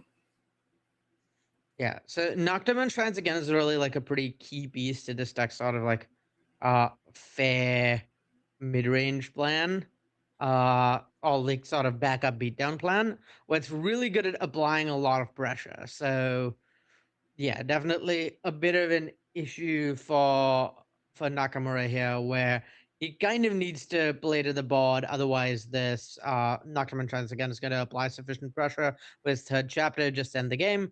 But if he does play to the board too much, the combo could definitely end up killing him out of Justin's hand. Yeah, and part of the issue too is Nakamura is taking a lot of damage even from lands and stuff at this point. Is on at 11, but the Pyro Goyf being able to get rid of the bird does help. However, it looks like we are trying to go into combo mode. Yep, it looks like Nakamura is dead. Yeah, given that there was a second piece of the combo in hand, I believe either piece of the drawing either piece of the combo was going to do it, but off Nocturne. But yeah, so this is the strength of this Samwise combo deck, is if you're not interacted with enough early, if your opponent doesn't pair interaction with a fast clock, you're really going to just keep presenting the combo over and over, force your opponent to tap out at some point, and eventually kill them. Like, we saw a lot of redundancy in that hand from Justin, and that's a lot of what you want to be presenting in games in this matchup. Yeah, and we saw exactly that. Even with 2 pieces of interaction, that was still, what, a turn 3 win? So, like, turn 4?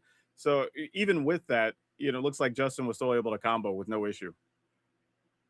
Yeah, a lot of redundancy there. So really impressive, and I think a really good showing from Noctum and Shines again in particular would really put a squeeze on Nakamura, forcing him to respect the fair beatdown plan from the stack. And I think to your point, Arya, you have Nakamura bringing in a lot of interaction here, like just taking out everything that's slower that would take time to build up and saying, I don't need any of this. Let's just keep stuff off the battlefield.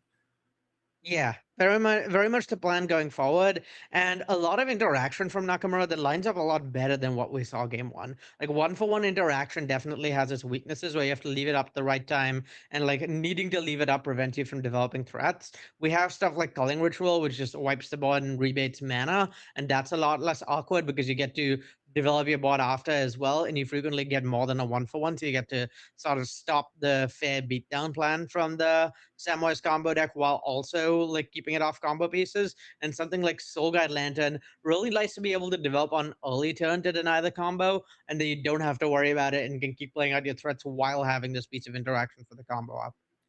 Yeah, and some of the cards coming out are things like Fable and Mirror Breaker, things that just take multiple turns to get your value out of because you just may not have those turns. Yeah, I think I really like taking out gods like Fable and Croc, so they're just not what this matchup is about. You want to lean on your Garf stand the game, and your other cards are kind of whatever. All right, Justin's debating this mulligan here, but I'm assuming we're going to toss this. A couple of quarter callings are nice, but not really with this hand. His hand doesn't really do very much. Even if you had a single land, you're still off of being able to do anything. None of your cards in your hand cost less than 3 other than the Cauldron Familiars. So you have to imagine this one gets shipped back. Yeah, this just gotta throw that one back. And this at least looks functional. And this is much better. Birthing Ritual is really nice for sort of like playing a Pharaoh game. You get to sort of just generate value turn over turn in a way that's kind of hard for this John deck to keep up with. All right, Nakamura does nothing on one, leaves open some removal options. And we're looking at a Cauldron Familiar here from Justin. Just a drain for one and pass. Surgical Extraction is a huge draw for Nakamura, though. I think that's once you lock Justin off of being able to combo at all, you're in so much better shape because you're a much stronger mid-range deck. So yeah, I wouldn't be surprised to see the cap get surgical in some way over the next turn cycle, and then following that, Nakamura just doesn't have to play scared to get started running out barrel guards and be in pretty good situation. Yeah, and I think that's what we're going to see here. A Fatal Push coming down on the Familiar, and then if nothing else happens, probably hit Surgical Extraction. Yep. I imagine that's what we see this done. And yeah, really, really good start for Nakamura. No longer has to worry about the combo. Yep, and there's the Fatal Push. And now what does Justin want to do for the rest of this turn? I think so. Over here, Justin probably wants to. Oh, the surgical is happening immediately. Yeah, wow. So this, rather than being like an end of turn surgical, really sets the terms of the game for Justin. It's pretty clear what he has to do at this point. And the reason for this is Nakamura doesn't want to have to worry about cards that create food that could let Justin respond to the surgical. So trying to get it out of the way like sooner rather than later. But yeah, this very much sets the terms of engagement for Justin for the rest of the game, when now he knows what the game is about and has to try and develop his threats in a way that will let him win a fair beatdown game. Yeah, so now is this a case, if you're in Justin's shoes, say, okay, I lost the cat. What is my way to win now with this hand? Yeah, I think you're trying to path your way to victory, to a slow victory with this hand. And I think Justin recognizing that the way he wins this is just trying to get an overwhelming advantage with Birthing Ritual. And it was funny, looks like Nakamura left in one of the Fable of Mirror Breaker and drew it here, and it's actually going to get a chance to be solid. Yeah, once there's no combo to be worried about, it's just an entirely different ball game versus this. Versus this Samwise combo deck, you just can fearlessly tap out, and once you can do that, your threats are much stronger than their threats. Yeah, the Goyfs get quite large. All right, so Birthing Ritual here, you get to, I guess we could sacrifice. Nope. I don't believe there was anything legal to take off the birthing ritual. All right, Fable's discarding. We find a Jarsel, and it looks like another Fatal Push. Jarsel, pretty scary here. It's definitely gonna take over the game over a few turns. No two drops for it yet, so if there's any 2-mana spell that's found, that would kind of be ideal for Nakamura. But yeah, things are looking really, really good. Yeah, and Justin also had missed a land drop there. Found one here, but I'm with you, Arya. This is starting to get really dangerous for Justin.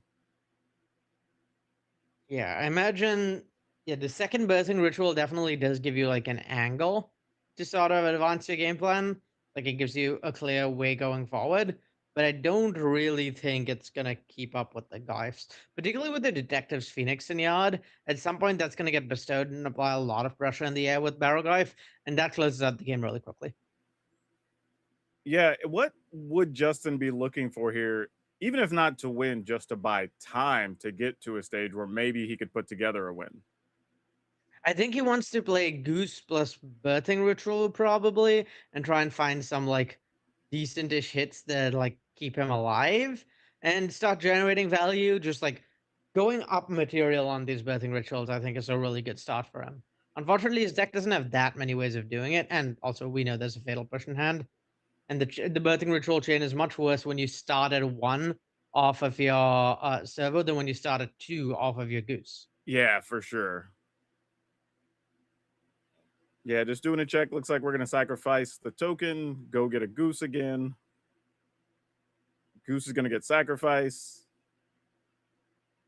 And looks like, is it, well, Samwise and Marionette Apprentice, I think, are the only 2 things we can get here. Yeah, I think Juggernaut Peddler is also a legal get. I'd be considering that in Justin's spot. Just something to disrupt what Nakamura has going on. The thing is, like, Juggernaut Peddler replacing one of Nakamura's cards with a Juggernaut, not that strong here. Like, yeah, I think Nakamura could use a Juggernaut quite well in this spot. Just a 5/3 attacker that you can put the Phoenix on is kind of nothing to scoff at. Yeah, there's other times you want to take away a powerful card to give them a Juggernaut. This is not one of those. He's still considering it, though. Yeah, I think he's just going through all the options of what are the implications of each of these things I could take. Yeah, it's a tough choice. You're definitely not taking the Goose, I imagine. You want to take something more powerful than that. The question is whether you expect your thing to live through a turn or not. All right, we go for the Juggernaut Peddler. And now he's having to make a decision between the Fatal Push and the Barrowglyph. Like I said, the main issue with taking the Barrowglyph is like the Barrowglyph is a strong threat. A Juggernaut is not that much weaker here. All right. Looks like Barrowglyph is one to go and gets replaced with the Juggernaut, which I guess technically right now is not castable. Well, it can be cast post combat with the mana off of your Goblin Shaman token. But yeah, I don't think that's what this is going to be about, particularly after that Pyroglyph. Pyroglyph is, I believe, 2-turn lethal here. Because copying Pyroglyph with Fable is a lot of damage very quickly. All right, getting an attack in for 5 here, and Justin has to decide just is it worth blocking? And blocking or not is a tough decision when you have the birthing rituals wherever out there. So this is kind of a rough spot because 5 is a big chunk. It's a pretty tough choice where you kind of want to trade off and stay alive for longer, but also you really need that material on board to get your birthing rituals going. Yeah, God. And I guess it's also down to what Justin's thinking about drawing here, right? Like, even if I do block, what are the other things I could potentially draw into? I don't think there's a lot of outs. I believe there's now 3 creature types in graveyard for the Glyphs. Maybe 4, 3 card types. But yeah, Pyroglyph here sends 3 to the face. Copy Pyroglyph sends 6 to the face. That's certainly enough. You could probably hit the Peddler instead of going face with the first Pyroglyph. It's probably better. Yeah, Fable plus Pyroglyph really ends games like nobody's business. Yeah, just puts Justin in a rough spot. You know, just okay, now we're gonna play Umbral Caller Zealot, I guess, just to start a chain. But we saw the graveyard. There's really not too much to get there. Yeah, you gotta play the outs here, try and find something that keeps you alive, and maybe Nakamura has literally nothing in hand, but we know he has like any spell at all in hand, and yeah, that plus the Fable and Pyroglyph is gonna be enough, I imagine. I mean, Marionette Apprentice gets 2 blockers. Yeah, even if we're looking at like 3 blockers, one of them gets Fatal Push, a token copy is made of Pyroglyph, that sends 6 at face, and then there's 5 more damage coming through, so I guess that's like 1 off of lethal. Okay, there wasn't a third blocker found though. You think it needed to be exactly another Apprentice. Yeah, this is pretty clearly lethal. Just Fatal Push one of the 2 creatures, copy the Pyroglyph, attack with the team. That's 6 to face, and then at least 8 more from attack. So yeah, game should be over. I think Nakamura is just figuring out what, if anything, he wants to play around. Yeah, and this is kind of, completely different than the first game, right? Just removing that set of familiars really changed the whole context of how this game was going to play out. Yeah, I mean, once you no longer have to worry about the combo, it's a different game entirely. Yeah, bestowing Phoenix and killing the creatures also a different route towards lethal. I don't know if there's enough evidence to collect to bestow the Phoenixes. I don't think there is.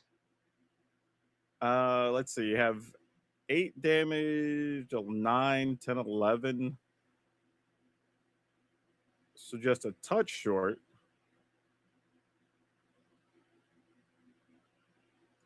Yeah, because bestowing the Phoenixes also gets the enchantment type out of the graveyard, so that's subtracting 2 from the Glyphs. Yeah, I think that's the math Nakamura is doing. It's just like, is it even worth it? So I think the more conservative line, not finding lethal, slightly awkward, but not the end of the world. I would not be surprised to see a Juggernaut played here, or Fatal Push left up. All right, Justin's at 1. It doesn't look like a Path to Exile is the card he was looking for, though, unfortunately. Yeah, I don't think the card he was looking for exists in his deck is the main problem. I just don't think there's cards that get him out of the situation.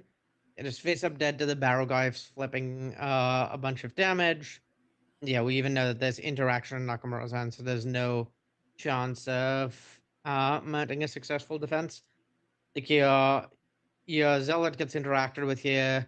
You bought a Barrowglyph in response to Fable, and then you just die to the other creatures. So yeah, pretty hard to keep up with the Jund mid-range deck with the like shitty creatures plan if there's not the ability to combo available somewhere. Yeah, so I think now that we've seen the hyper combo situation that just went off through interaction, and now we've seen Nakamura's sideboard plan of just let me destroy everything and then hopefully hit an extraction.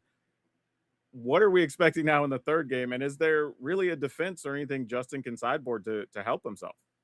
Really, there's only the 1 copy of Surgical Extraction, so I imagine the main plan is hope that it isn't drawn by Nakamura. Yeah, Surgical is gonna be tough. It's a one-off.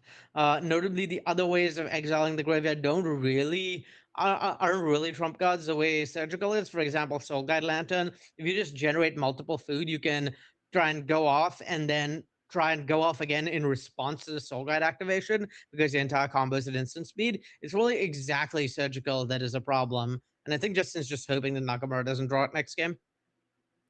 Yeah, and it looks like Nakamura is still sticking with the same sideboard plan here of just, hey, let me play all this interaction and hopefully just stick a couple of big bodies. So yeah, nobody's really deviating too much from their game 2 plan. I don't think there's much flexibility the players have in terms of things they can do differently. So yeah, I think just running it back makes sense to me. Now, Justin has a hand here that is technically playable, but knowing how much removal Nakamura's playing, you'd be real dangerous if that bird got killed. It's a really risky hand. If the bird does get killed, then you need to draw land to keep playing the game. If the bird doesn't get killed, you're in pretty good shape. You have a lot of material. I think the main thing Justin's thinking about is you really don't want to go down cards in this matchup. When your opponent's interacting 1-for-1 that much, you really want to stay max cards possible to be able to like have the ability to like get traded with 1-for-1 a bunch and still be in the game. Yeah, and Nakamura's hand is kind of just mid, right? But it has what he needs: an early removal. It's got a Baragoyf, I think a couple of culling rituals, it looks like. So he has the pieces. Or is Thoughtseize, sorry. Yeah, he has some pieces, and these calling rituals look like they might end up being really good for him, particularly with that Malevolent Rumble he just drew, because that allows for a turn 3 calling ritual after a Malevolent Rumble, and that seems like it would put Justin in trouble. Turn 4, I think, might have been a little slow against the hand from Justin, but yeah, turn 3 is danger for sure. Yeah, there's a big difference between trying to cast the ritual on 4 versus 3 against a combo deck. So what is Justin looking to play here? How does he want this to progress, seeing as how he actually got to keep his goose? I think in this spot, Justin wants to develop creatures as much as he can to sort of set up this God of Calling. He doesn't know about the calling rituals from Nakamura, so going wide generally pretty good against the pointed removal. And yeah, just set up to maybe in a turn or two, if there's like a Samwise and or a Cauldron Familiar drawn, set up the combo kill. I don't think there's a kill possible next turn, but the turn after definitely has a kill possible depending on what the draws are. All right, looks like we are going for the Rumble, and I think Nakamura's kind of on your wavelength of saying, hey, maybe I just get off a ritual on 3. Yeah, and the ritual on 3 is massive here because it's going to let Nakamura develop the Baragoyf after immediately. So yeah, not really something that's easy to come back from, I don't think, for Justin. Really, really powerful start. Yeah, and that's all 3 calling rituals from Nakamura's side as well. So you don't really want all of them, but in this situation, you'll at least take them. Yeah, and the fact that Baragoyf is going to keep finding material here and let Nakamura have more threats to close out the game means the multiple calling rituals are not quite as awkward as they would normally be because Baragoyf is just going to prevent him from running out of gas. Yeah, and this is actually huge from Nakamura's side because Justin already had a Corda Calling ready to go, had a sack outlet ready to go, just was looking for one of the other combo pieces to be able to fire it off. Yeah, it's tough not to develop here because the situation looks. It looks so close to comboing for Justin, right? Just like you said, literally just like one piece. You can run out the Zealot, and then either Cauldron Familiar or Samwise off the top would let you combo. So hard choice, I think, on whether you want to play into something like a Culling Ritual or develop. I think you got to be like a little suspicious just because Nakamura did like nothing proactive on turn 2 and played a Rumble instead. But there's also only so much you can afford to play around it in this spot. Yeah, that's a good call out, Arya. When you've seen what Nakamura's deck's capable of doing, and he just kept a hand where he wasn't doing anything effectively on turns 1 and 2, you kind of have to start thinking about, like, what did he keep?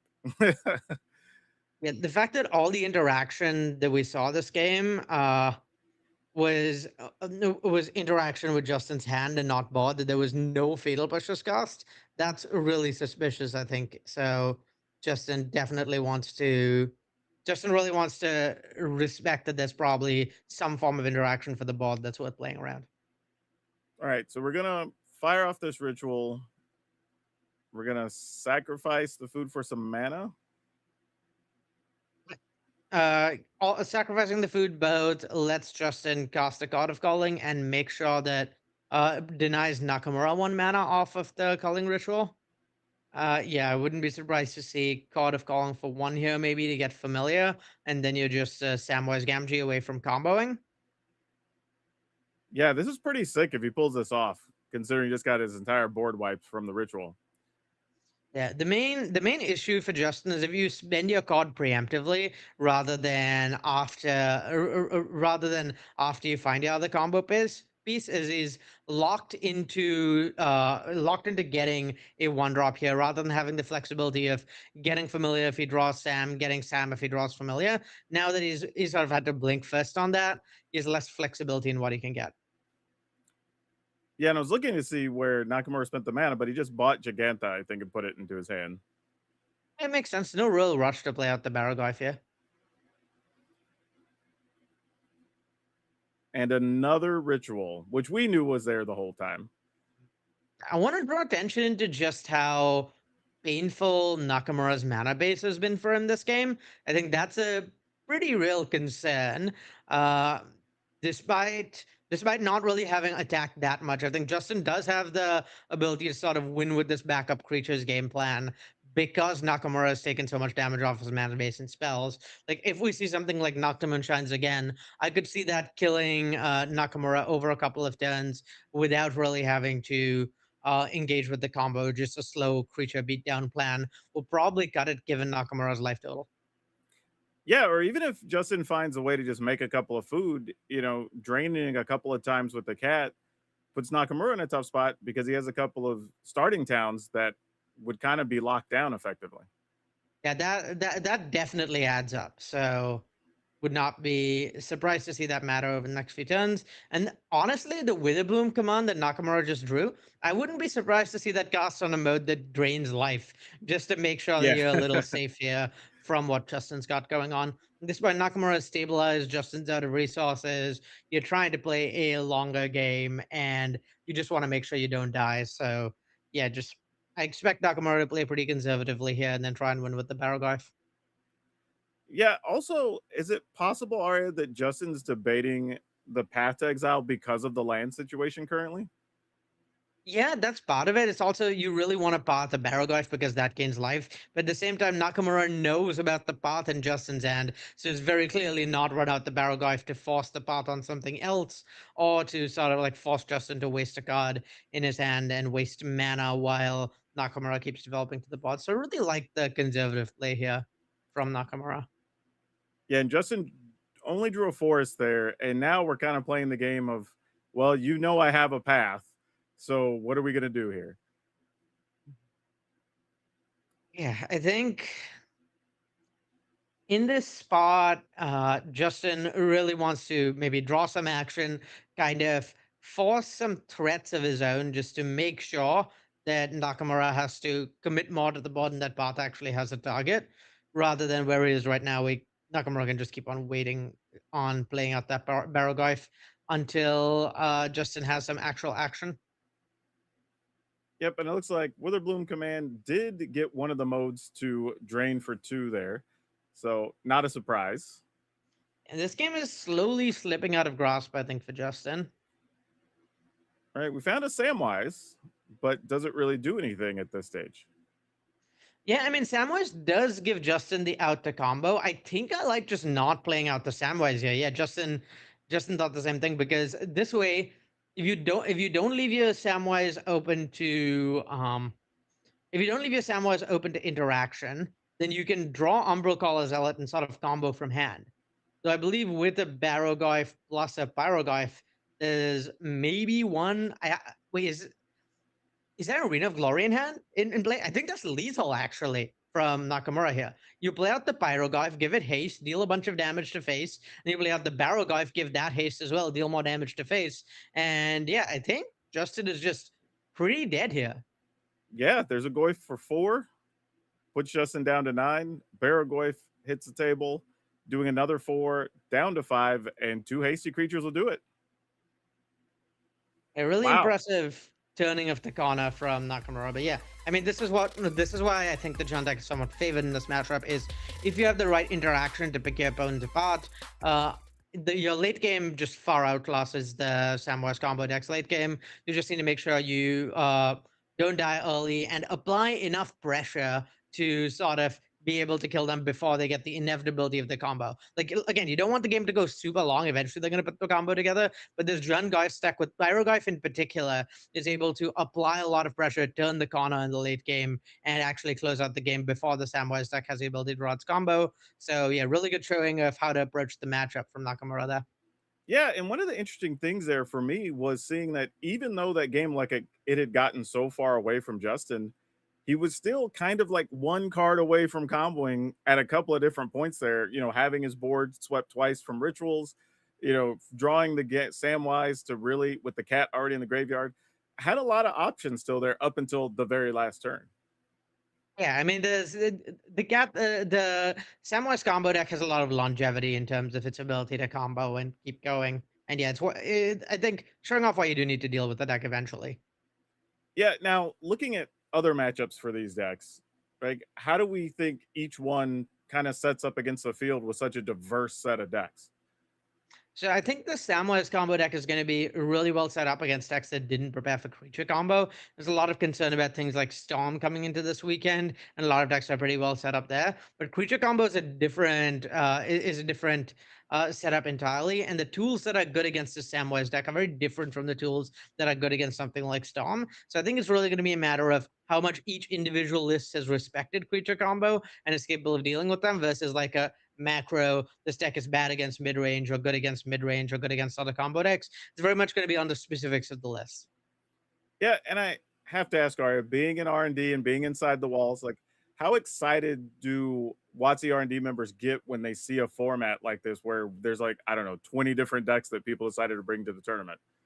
But as excited as you could be. I mean, like, this is kind of perfect. There's a really wide spread at the meta. There's a lot of different decks. And again, the thing I want to focus on is a lot of these decks play so differently. The games that Magic we're going to be watching this weekend are going to be really different from each other. And that's really fun, both as a member of R&D, but also just as a spectator, as part of the audience. I love watching the breadth of gameplay Magic and a Magic format has to offer. So I'm really glad we're getting to showcase so much of it this weekend. Well, the best part is we're going to get to see more of those decks after we just take a step away for just a second, and we'll be right back. Hey friends, my name is Kenji Egashira, but probably better known as Numat the Nummy Online, and I've chosen to play a fun little Aquatic Subtlety build here for the Arena Championship 12. It is more of a fun deck than a competitive one, but I'm hoping to have some good games regardless. So the Aquatic Subtlety deck, as the name suggests, is built around this 3-mana blue sorcery that will give your blue creatures in your hand the evoke ability. We all know evoke is an extremely powerful effect. Instead of the elementals, well, I will be evoking Atraxa Grand Unifier or Agent of Treachery. Agent is going to steal some notable permanents from my opponents. Atraxa is going to refill my hand. I also have access to a card called Essence Flux, which normally with Evoke, you have to sacrifice the creature after it resolves or any abilities like that. With the Essence Flux, it's going to permanently leave that creature on the battlefield as well as re-trigger any of those abilities. So with Atraxa, if you evoke her, well, you can stack the triggers to where first you're going to look at all of the cards from the top 10. If you see an Essence Flux there, then you can flicker her with her trigger before she gets sacrificed to the evoke trigger.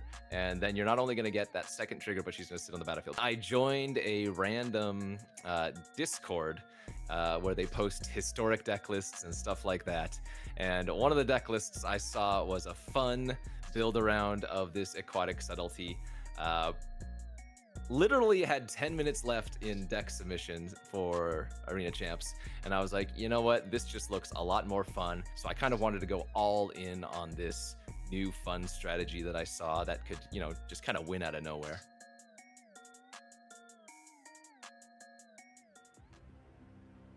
See, I told everybody, we were only going to go away for just a second. We're back. We got more Magic for people. And I have to say, that interview is really fun. I love that we get to hear from the players because Kenji's a really nice guy. So it's really cool to see him kind of break stuff down there. But yeah, this is going to be a fun round that we have here, Arya, because I think you were a little prophetic mentioning Storm combo, because that's what we're going to get to feature here, which should be a whole lot of fun because it's going to play a bit differently than what we just saw, but it is another combo deck. Yeah, very much a different brand of combo deck entirely, but I'm excited to see how it matches up against another mid-range deck of sorts. Yeah, so Austin decided to bring Ruby Storm today. I love the name. And 10,000 overall wins against 17,000 overall wins from Wyatt Darby, who, if you've been around a little bit, you've probably heard Wyatt's name in the competitive Magic scene. So he's brought Ketramos to the field. And honestly, this is kind of a little bit of like what we saw last round, right? A combo deck versus a deck trying to do a little bit more fair Magic, if you want to call it that. Yeah, it's a pretty similar matchup dynamic. To the specifics of how the decks are comboing are just really different. But the Ruby Storm deck is pretty capable of comboing from nothing on board, and is really reliant on casting a bunch of spells in the same turn, so vulnerable to different forms of hate than the Samurai's Gamgee combo deck we just saw. Yeah, and I would assume the answers are going to be very different, versus what we saw from Jun and into the Ketramos deck here. So this feels very interesting to me. How really it's going to be about how does Wyatt with the Ketramos deck kind of navigate through these combo turns. Yeah, the value this Ketramos deck provides is like pretty hard to keep up with over a late game. So many of your threats are just snowballing creatures that sort of bury your opponent. I think the question is really, is there going to be enough early interaction for Austin? And is Wyatt going to draw one of his sideboard hate pieces in Deafening Silence or maybe Rest in Peace? Yeah, and we are hopping into game 2, we're being told. So we'll see how this progresses. We will be seeing sideboards right off the bat here. And we do have Austin up a game for everybody keeping score. Yeah, which is sort of to be expected. The game 1 of this matchup seems really bad for the Ketramos deck. We just don't have that much interaction. Your opponent goldfishes you pretty reliably. But yeah, post board, if you can get Deafening Silence or Rest in Peace down, that can do a lot for the matchup. Deafening Silence in particular is really brutal, I think, for this mono red Storm deck. The Rest in Peace and Graveyard Hate, less impactful because this Ruby Medallion version of the deck is pretty capable of like just drawing a bunch of cards and sort of comboing off without going super hard on without going super hard on the graveyard and stuff that's vulnerable to Rest in Peace and Relic of Progenitus. Yeah, Wyatt got to look at a lot of cards there with Thoughtseize, but it looks like he chose Ruby Medallion, I believe was what he took out of the hand, which makes a lot of sense because it just slows the deck down a bit. Yeah, a lot of overlap between Ruby Medallion and Tent to the Kiln, but I like taking Ruby Medallion. For those who aren't familiar, Tent to the Kiln is an enchantment that is going to basically rebate Austin with 2 mana for every 3 spells he casts. All right, now we do have a Psychic Frog, and looks like a Rest in Peace are the 2 viable plays here, realistically. But we might just go and try to get some extra cards. We'll see. Yeah, Rest in Peace is pretty nice as a way of dealing, as a way of sort of like putting, restricting Austin's output somewhat. But yeah, pretty hard choice because you do need to develop and apply pressure as this aspect at Ketramos deck. If you don't apply enough pressure, eventually the Ruby Storm player will combo through all the interaction. Yeah, and I was just about to ask that, Arya, like how do you, and Wyatt's side of this is, how do you balance getting all that damage in while still kind of not being shields down and allowing him to combo? Yeah, it's pretty tough, I mean, we saw sort of this like juggle happen with the Jund Geist deck last round too, where it was like a tough choice to figure out whether to go for the combo or wait and try and to go for developing threats or wait and try and keep up interaction for the combo. It's sort of a similar situation here against the Ruby Storm deck, except this time there's not really any actual interaction Wyatt is keeping up. It's only preemptive hate pieces. So I like trying to develop your board and maybe trying to draw some actual interaction off the Psychic Frog.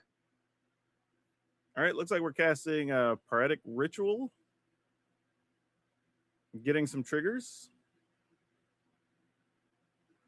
And this is really scary for Wyatt. I'm not sure whether what we're going to see here, whether we're going to see a Wishcast or a Ren's Resolve, to keep going. But I mean, this is 3 mana. This is a cost reduction effect in play. This is about as terrifying as it gets, particularly with Dragon's Rage Channeler. There's just a lot of ability to search for cards that are going to let you combo. Yeah, it looks like another ritual and a land. So we're going to fire that ritual off. I mean, Austin has the mana to do whatever he wants, but there's not a lot to do. Yeah, so there's the Wish, which is going to be able to cast anything out of Austin's sideboard. Unfortunately, I don't think Austin has the mana to Wish plus Boston Flames. I think he's one off of Wish plus Empty the Warrens. If he'd had the ability to do that, I think that probably wins in this spot. Yeah, that would be big. All right, gonna go ahead and cast Wish and see what's remaining in his sideboard to go grab. But I can't see anything that, well, yeah, like you're saying, there is an Empty the Warrens, but you're gonna be short mana to cast that. And Past in Flame, same situation. I guess there's an Underworld Brotherhood's Breach? End. Yeah. Brotherhood's End is an interesting one because Wyatt can just discard his hand to keep his Psychic Frog alive, and then the Psychic Frog eats the Ral on the next turn. So it's not actually a great spot for Austin. Yeah, I was trying to just figure out like what combination of things could we cast, but there really didn't feel like there was much there. Yeah. Now in Wyatt's spot, he probably wants to clear the Psychic Frog. So Austin probably wants to clear Wyatt's hand, force to discard Guts as Psychic Frog. We know Wyatt's hand just didn't really do that much, so it was perfectly fine to not clear it immediately. Yeah, if there were a time for things to go that way for Riot, it was probably with that hand because it wasn't doing much otherwise. Deafening Silence is such a brutal draw here too. It's just another thing that Austin has to interact with. Probably what the Fragment Reality is getting spent on. And yeah, I'd say Wyatt is firmly in the driver's seat now because Austin kind of doesn't have anything going on. Yeah, and you're right. Deafening Silence is one of those things that just stops a combo. Let him spend a couple of cards, waste some resources. Yeah, now the Fragment Reality has to be sent to the Deafening Silence rather than the Psychic Frog. Yeah. And you really wanted to be able to deal with the Psychic Frog. If you Fragment Reality the Psychic Frog here, that slows down Wyatt's clock a bunch, but also now you have this combo piece you have to interact with before being able to play the game at all. So yeah, don't love Austin's spot. And this is tough, right? Because Austin has spent a lot of resources on that last turn. And now it's just like, okay, now there's an extra hurdle to have to break past to really make things go. But to be fair, Wyatt doesn't have a lot here either. Looks like he just drew another Prismatic Vista to go with the Spell Snare in hand. Yeah, this is the thing we were talking about earlier, where every single threat in Wyatt's deck snowballs, including Tameo. So if kind of nothing is happening, that does sort of favor Wyatt inherently because he just gets to keep developing cards like developing things like Tameo and growing his existing advantage. Yeah, especially if you're going to get to draw cards from the clues, right? Like this is exactly what you want. Quantum Riddler here, really strong here. It's going to give Wyatt 2 cards back and flip Tameo. Yeah, this is so big. And another Psychic Frog.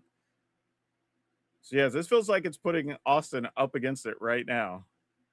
Yeah, the game is certainly nearing the end for Austin. Particularly since Tameo can downtick to get back Fragment Reality, maybe.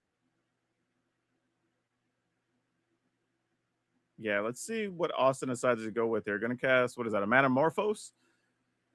Yeah, I think the hope here with the Manamorphose is to hit a land off the top of the deck and then cast Lurrus plus Ral. But yeah, again, because of Deafening Silence, as soon as one piece of interaction happens, kind of not really doing anything. Hey, I hear Thoughtseize is pretty good. So they tell me. I think it lines up pretty well against all these combo decks. Yeah, this is a tough spot for Austin right now. And if you're Wyatt, is the decision here like, okay, do I just get rid of the creature that could cause some issues, or do I just keep him from getting extra cards? It's pretty close. I think I like getting rid of the Lurrus here. Ren's Resolve is never going to get 2 full cards because of the Deafening Silence in play. And given that, I think you want to get rid of the Lurrus, which is definitely going to get a full threat and threaten additional threats on subsequent turns. Yep, just a land drawn there from Austin. Ren's Resolve finds a Manamorphose and a Mountain. So yeah, Manamorphose probably gets cast next turn, but that's again another turn of like not really developing any actual threats. Yeah, exactly. It just doesn't do enough here when you're already facing down what could be significant damage very quickly.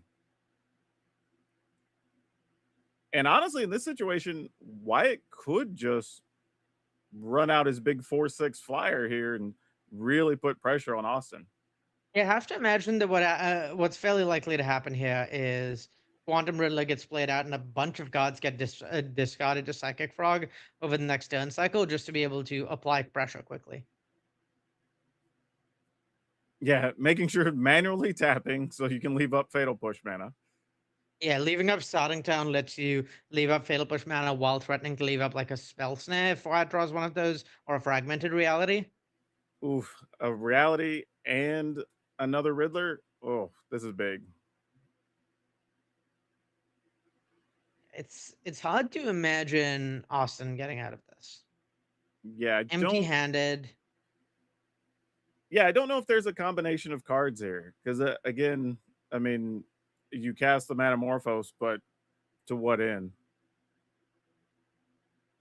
Yeah, the Riddler plus Frog also really closes out the game very quickly. Yep, Frog There's triggers. just so many cards that can be drawn if you want. You can always discard down to 1 card before you're going to draw, and that means the Quantum Riddler is going to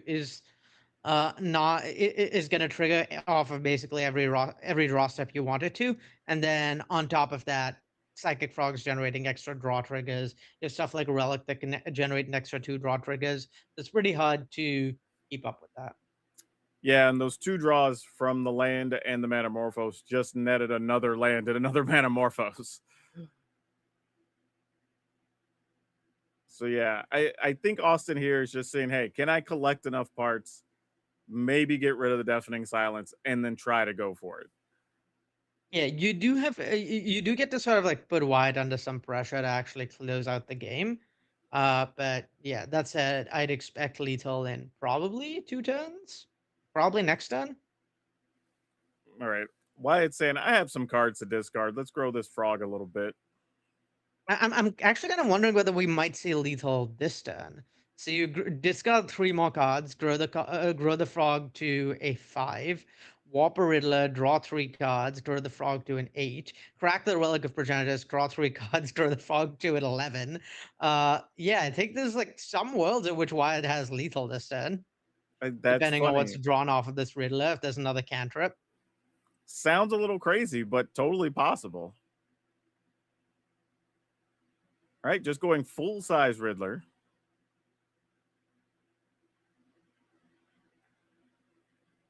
Well, those are a stacked 3 cards, too.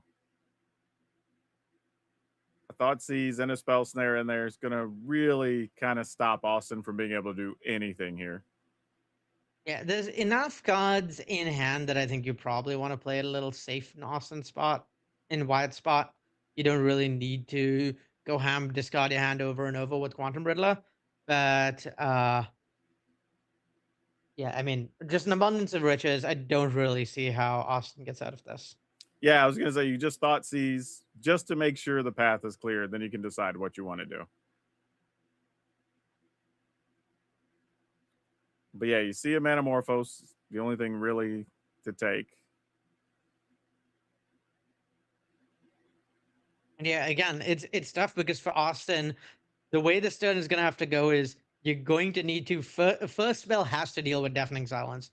Only then are you allowed to actually try and go off. You can't do things and then interact with Deafening Silence. Once he's cast as 1 non-creature spell for the turn, he's out of ways to interact. So yeah, I don't think there's a sequence of draws in this deck that gets him back into this. Yeah, he ended up casting the Manamorphose to try to draw something, which resulted in a Ruby Medallion that got discarded. But I'm with you, Ari. I think here we're going to see 8 damage in, hold these 2 cards just as backup safety, make sure nothing silly happens, and then just get the win next turn. I don't think there are cards in Austin's deck that win through both of these. Yeah, just not a lot here in Austin's hand. And, you know, like you said, until you get rid of the deafening silence, nothing can really happen anyway. Game looking pretty over for Austin, I think. Yeah, no way to get rid of any of these creatures, even without any cards being discarded. That's still 12 damage. And yeah, casting any of these spells mean no one on creatures this turn, which means almost certainly lethal for white. And I don't blame him, at least for looking and trying. You know, you're playing a high level game here for a lot of stakes. Yeah, you might as well at you least got to play try. it out. Yeah. All right, looks like we're going to be going to a game 3. That was a very interesting game because it kind of looked like Wyatt's hand didn't do much, but I guess there was that turn where Austin sort of petered out a little bit, didn't really have anything, had just like 1 mana short of being able to combo and do the things he wanted to, and that was really the difference. Yeah, I think this is one of the issues with the Ruby Storm deck, particularly its current construction and historic, is you do have the ability to like sort of peter out and be unable to combo. And that paired with pieces of interaction and hate from your opponent can make it pretty hard for this for the Ruby Storm deck to win, particularly post-board games. Like I'd expect this deck to be favored game 1 against almost any deck in the format, probably not against the High Noon deck, but against most other things. But yeah, post-board games can get a lot tougher. So really leaning on winning that game 1 and then having a draw that lines up well enough in a post-board game. And to be fair, to Austin's credit, that draw did almost line up well. If he'd had one more way of generating mana and he'd been able to wish for empty the Warrens, I don't think Wyatt's ever winning that game. But yeah, just a little short of working, and then yeah, pretty easy to hit out post board. Yeah, that's kind of the thing about combo decks, right? Like the turn you go for it, you kind of have to go for it because once you miss, you've spent so many resources that it just puts you behind with, you know, usually 1 or 2 cards left in hand. Yeah, there's not really the ability, there's not really a level of card advantage or stack has access to that lets you sort of build up quickly to go again. It takes time to build up resources to try and combo a second time. Yeah, Austin's sideboard playing too involves some wear and tears. So there are ways to get rid of the deafening silence. Yeah, there's definitely interaction. We also saw the fragment reality last game as a way of interacting with it. All right, going for an early Rin's Resolve. All right, this is not a bad start for Austin. This is just like the resource building phase, effectively. Yeah, and it's interesting to see what Wyatt runs out here. Because Austin does have the ability to sort of go Ral into Manamorphose and to try and go off next turn. But the question is whether Juggernaut Peddlers maybe got to stop that from happening, or whether Wyatt prioritizes running out of threat. I think you want to play a Juggernaut Peddler because any threat can just get fragment realityed. You don't really want to make that exchange. Oh boy, what do you take here? Because there is a Pass in Flames. We have a double face land, Ral, Manamorphose. I think you have to take the Ral. I think Ral plus Manamorphose just gives too much combo potential. Yeah, and it looks like Wyatt agreed with you there. And now it's just on Austin's side of what order are we trying to play everything? Yeah, there is this Opera Love Song in Exile that I think you really want to cast. You don't want to give up on cards here, but it's tough timing wise. You can't. Opera Love Song, unlike Rin's Resolve, only keeps the cards until the beginning of the next end step. So you can't main phase it to try and find cards to play this turn. It'll probably be cast on Austin's end step to find cards he can play until the end of his next turn. That does mean the rest of your development this turn is a little awkward. Yeah, that's a good call out. There are a lot of these, you know, rummage type cards in red, but some of them are until the next turn and some of them are till the end of turn. So it really does matter when you cast them. Right. Decided not to play the Opera Love Song nor the Reality Fracture, and those just go away. Yeah, double Pyretic Ritual is a pretty scary hit for Austin here, though. If we see something, if we see some sort of threat that lets Austin go up mana, like like Ruby Medallion or a Ral, we could see him really sort of pop off next turn. All right, well, there's a rest in peace from Wyatt, so try to slow down some options.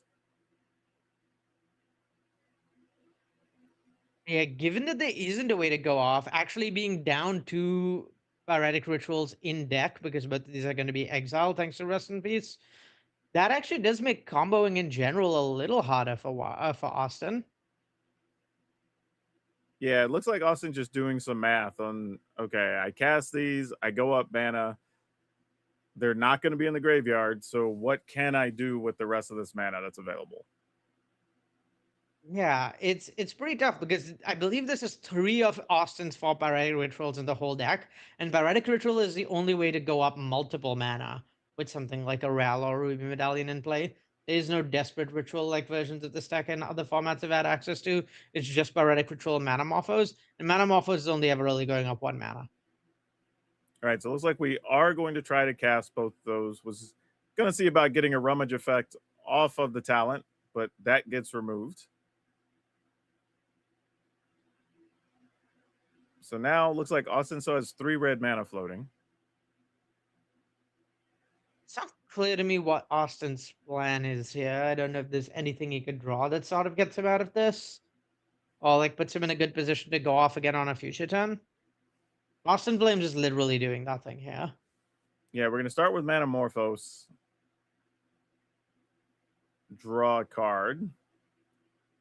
Generate some more mana. This makes sense though, because once you have white mana and can fragment reality the Rest in Peace, you can maybe start drawing towards something that will kill with Boston Flames. So yeah, again, a lot of the mana generation in Austin's deck is now just exiled, so that's tough. All right, gets replaced with the Tameo. And here comes another Mana Morphos.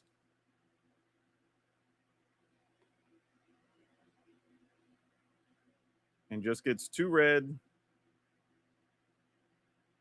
All right, so we actually, with Tin to the Kiln, you kind of got a decent setup after all that. Like, this is not too bad for Austin, all things considered. Tin to the Kiln does give Austin the ability to probably actually go off at some point. It does generate enough mana that like this plus Ruby Medallion means it's going to be quite possible for Austin to go off without Pyretic Rituals. I think he needs a second piece of mana generation rather than just the one the deck normally leans on without having access to Pyretic Rituals. But that said, I do think that that's like well within range given why it's not really applying very much pressure and doesn't actually have any hate pieces in play this game. Yeah, I'm kind of looking at Wyatt's hand and, you know, how much we're going to try to look like we have interaction. But also, you know, at some point, what you're saying is we got to get the pressure going. Yeah. Wyatt can flip the Tameo this turn if he wants to. He can play Psychic Frog, discard Hallowed Fountain, warp Quantum Riddler, and that would get him up to his second and third card. Well, he doesn't even need to discard the Hallowed Fountain. Just warping Riddler draws him 2 more cards, and that flips Tameo. So there's some threat of additional pieces of interaction coming out of Wyatt's graveyard in the next few turns. All right. This almost feels like this is where Austin maybe has 2 turns to really make some stuff happen. Yeah, I think Austin is definitely running out of time here. It's like maybe 1 more turn where Austin gets a chance, but this Relic of Progenitor is going to be pretty tough. Again, without the Desperate Rituals, going off through a hate piece is very difficult. Yeah, and unfortunately, destroying what looks to be a Sacred Foundry there, just not enough, really, not the piece you were looking for.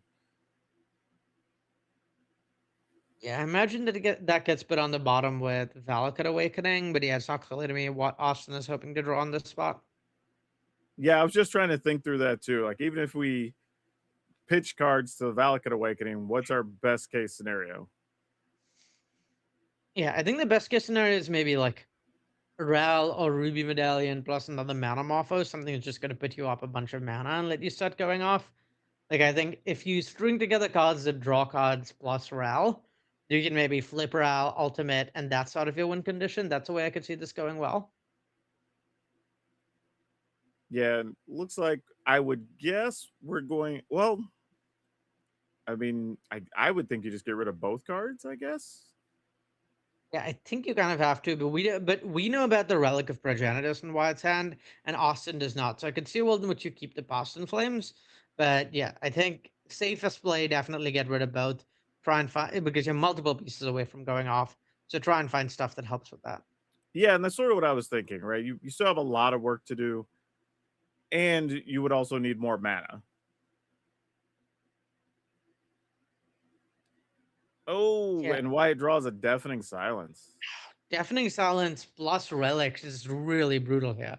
Two pieces of hate is not something I think Austin can reasonably beat. Yeah, I'm with you, Ari. I think this is where, if you're in Austin shoes, it's gonna start feeling real bad. Yeah, things are starting to spiral out of reach for sure. Yeah, because now you have to get rid of two pieces of things that are trying to stop your combo. Not to mention Tameo's live and starting to find extra value. This is where it starts to creep up. So the walls are closing in, so to speak.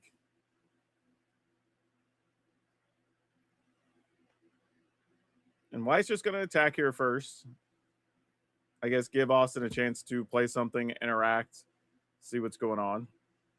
Yeah, I think given White is going to draw a card off of the Psychic Frog, there's no reason to play out the Deafening Silence first. You can see what you're drawing and then make a decision based on that. So I like attacking before playing out the piece of sideboard interaction. Oh, well, if one Deafening Silence is good, two is probably better, I assume. I'm told they travel in packs.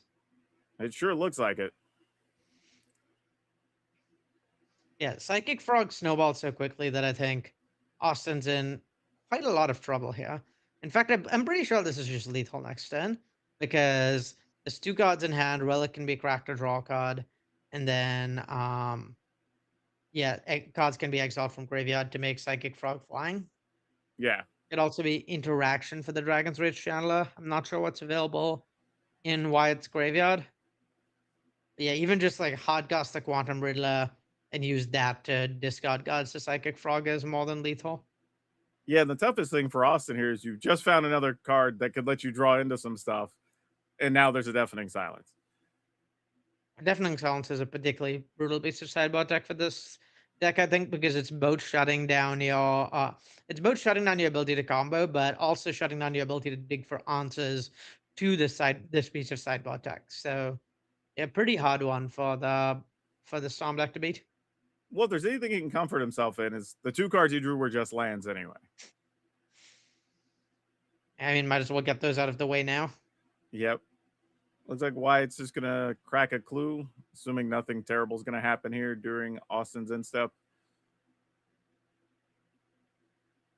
There's Austin can't cost more non-creatures here, so you're pretty safe to go shields down. It's a Fractured Reality on top of it. And a Fatal Push. Wow. He just had it all. It's hard to imagine what not dying looks like. Yeah. That's a good way to put it. I think Wyatt's just double checking, like, what cards do I want to spend, what order, just to make sure we're good. I think if we saw, if there was some sort of instant speed spell Austin could play that would let him trigger the Tent of the Kiln to make a Smoke Raider that could block, like, maybe that would have kept him alive for a turn. But we know he doesn't have any of those, so yeah, it looks pretty over. Gonna sack the Canyon to draw a card, just to make sure. Rituals, unfortunately, not going to do much here during this attack step. Monkey Paw sort of curling on the internal request Austin probably had to draw all of his Pyretic Rituals every game. Oh, yeah. It's like we're going to attack, discard a card to the frog to make it lethal. And that is going to do it. And Wyatt advances to 2-0 in this tournament. Yeah, this is... Powerful showing from the Espa deck. Yeah, I agree. I think what we've seen too is while these combo decks can be very feared, right? Because they can just kind of go off out of nowhere. There are a lot of answers in the format, and we've seen two different decks deal with these combo decks two very different ways. I think it's all about coming prepared for these decks and how much your answers line up with their threats. Because if you have the right sideboard answers, even a bad combo matchup can really be flipped in games 2 and 3. Yeah, and which of the two combo decks, if you were going to play this weekend, would you feel better playing? Because it felt like they both were like one card away from winning a couple of times, when we're comparing the two that we saw this round. Yeah, I think it'd be. I think the players in the creature combo space are probably happier than the players playing Storm. Storm was the most expected deck. The most played deck is playing main deck High Noons, which are extremely hard to beat. And it was the sort of public enemy #1 going into this event. So people knew that it was a big risk and came prepared for it. Whereas some people's sideboards don't line up all that well against the creature combo decks. So I think that's the group I'd want to be in if it were one of the two. Yeah, that's one of the interesting things, right? Where we didn't know much about this format. So if you take the chance to play the known combo deck, maybe that puts them at a disadvantage. But yeah, we saw a lot of good Magic this round. We have plenty of more to go. So we're going to take a quick step away and we'll be back with more Magic for you on the other side. Yeah, my name is Andrei Strasky. I'm a Magic the Gathering player from Czech Republic. I've been playing for a long time at this point, and I'm going to be playing blue-white High Noon deck in this Arena Championship. So the goal of our deck is basically to get High Noon or Archon of Emera into play, which then allows players to play only one spell per turn, and that's going to be hugely advantageous for us because we have a bunch of permission spells like Remand, Reprieve, or for creatures like even Interrupter. Basically, we can play spells on both our and opponent's turn, which is pretty good when you have the High Noon in play. And basically, we are trying to make our opponent's experience miserable and kind of make them want to quit Magic. I think that's the goal. That's what I'm going to be trying to do this weekend. And I don't think people will be conceding that fast, but yeah, hopefully the game plan works and we're going to get some wins. So we're trying to figure out how the mirror match works so far. I think it's gonna be pretty crazy. Like I'm really excited.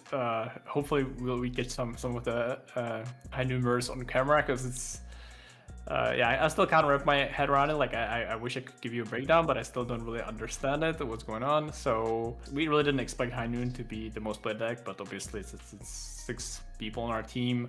That's the majority of the High Noon players. So yeah, I think that kind of makes sense that we think the deck is good. Obviously, other players reach the same conclusion, so that's nice. So I think Ivan Interrupter is the key piece. Then Ankh, Swift Savior. Yeah, those are the bread and butter. You're gonna want to see those two most of the time. We also have the Spellcaller, which is useful. Sometimes you need to get rid of like Fragment Reality. Which the instant spells that are good, like Fragment Reality, Thalia, maybe some removal spells like those you kind of want to get rid of permanently for forever, which the other cards struggle with. So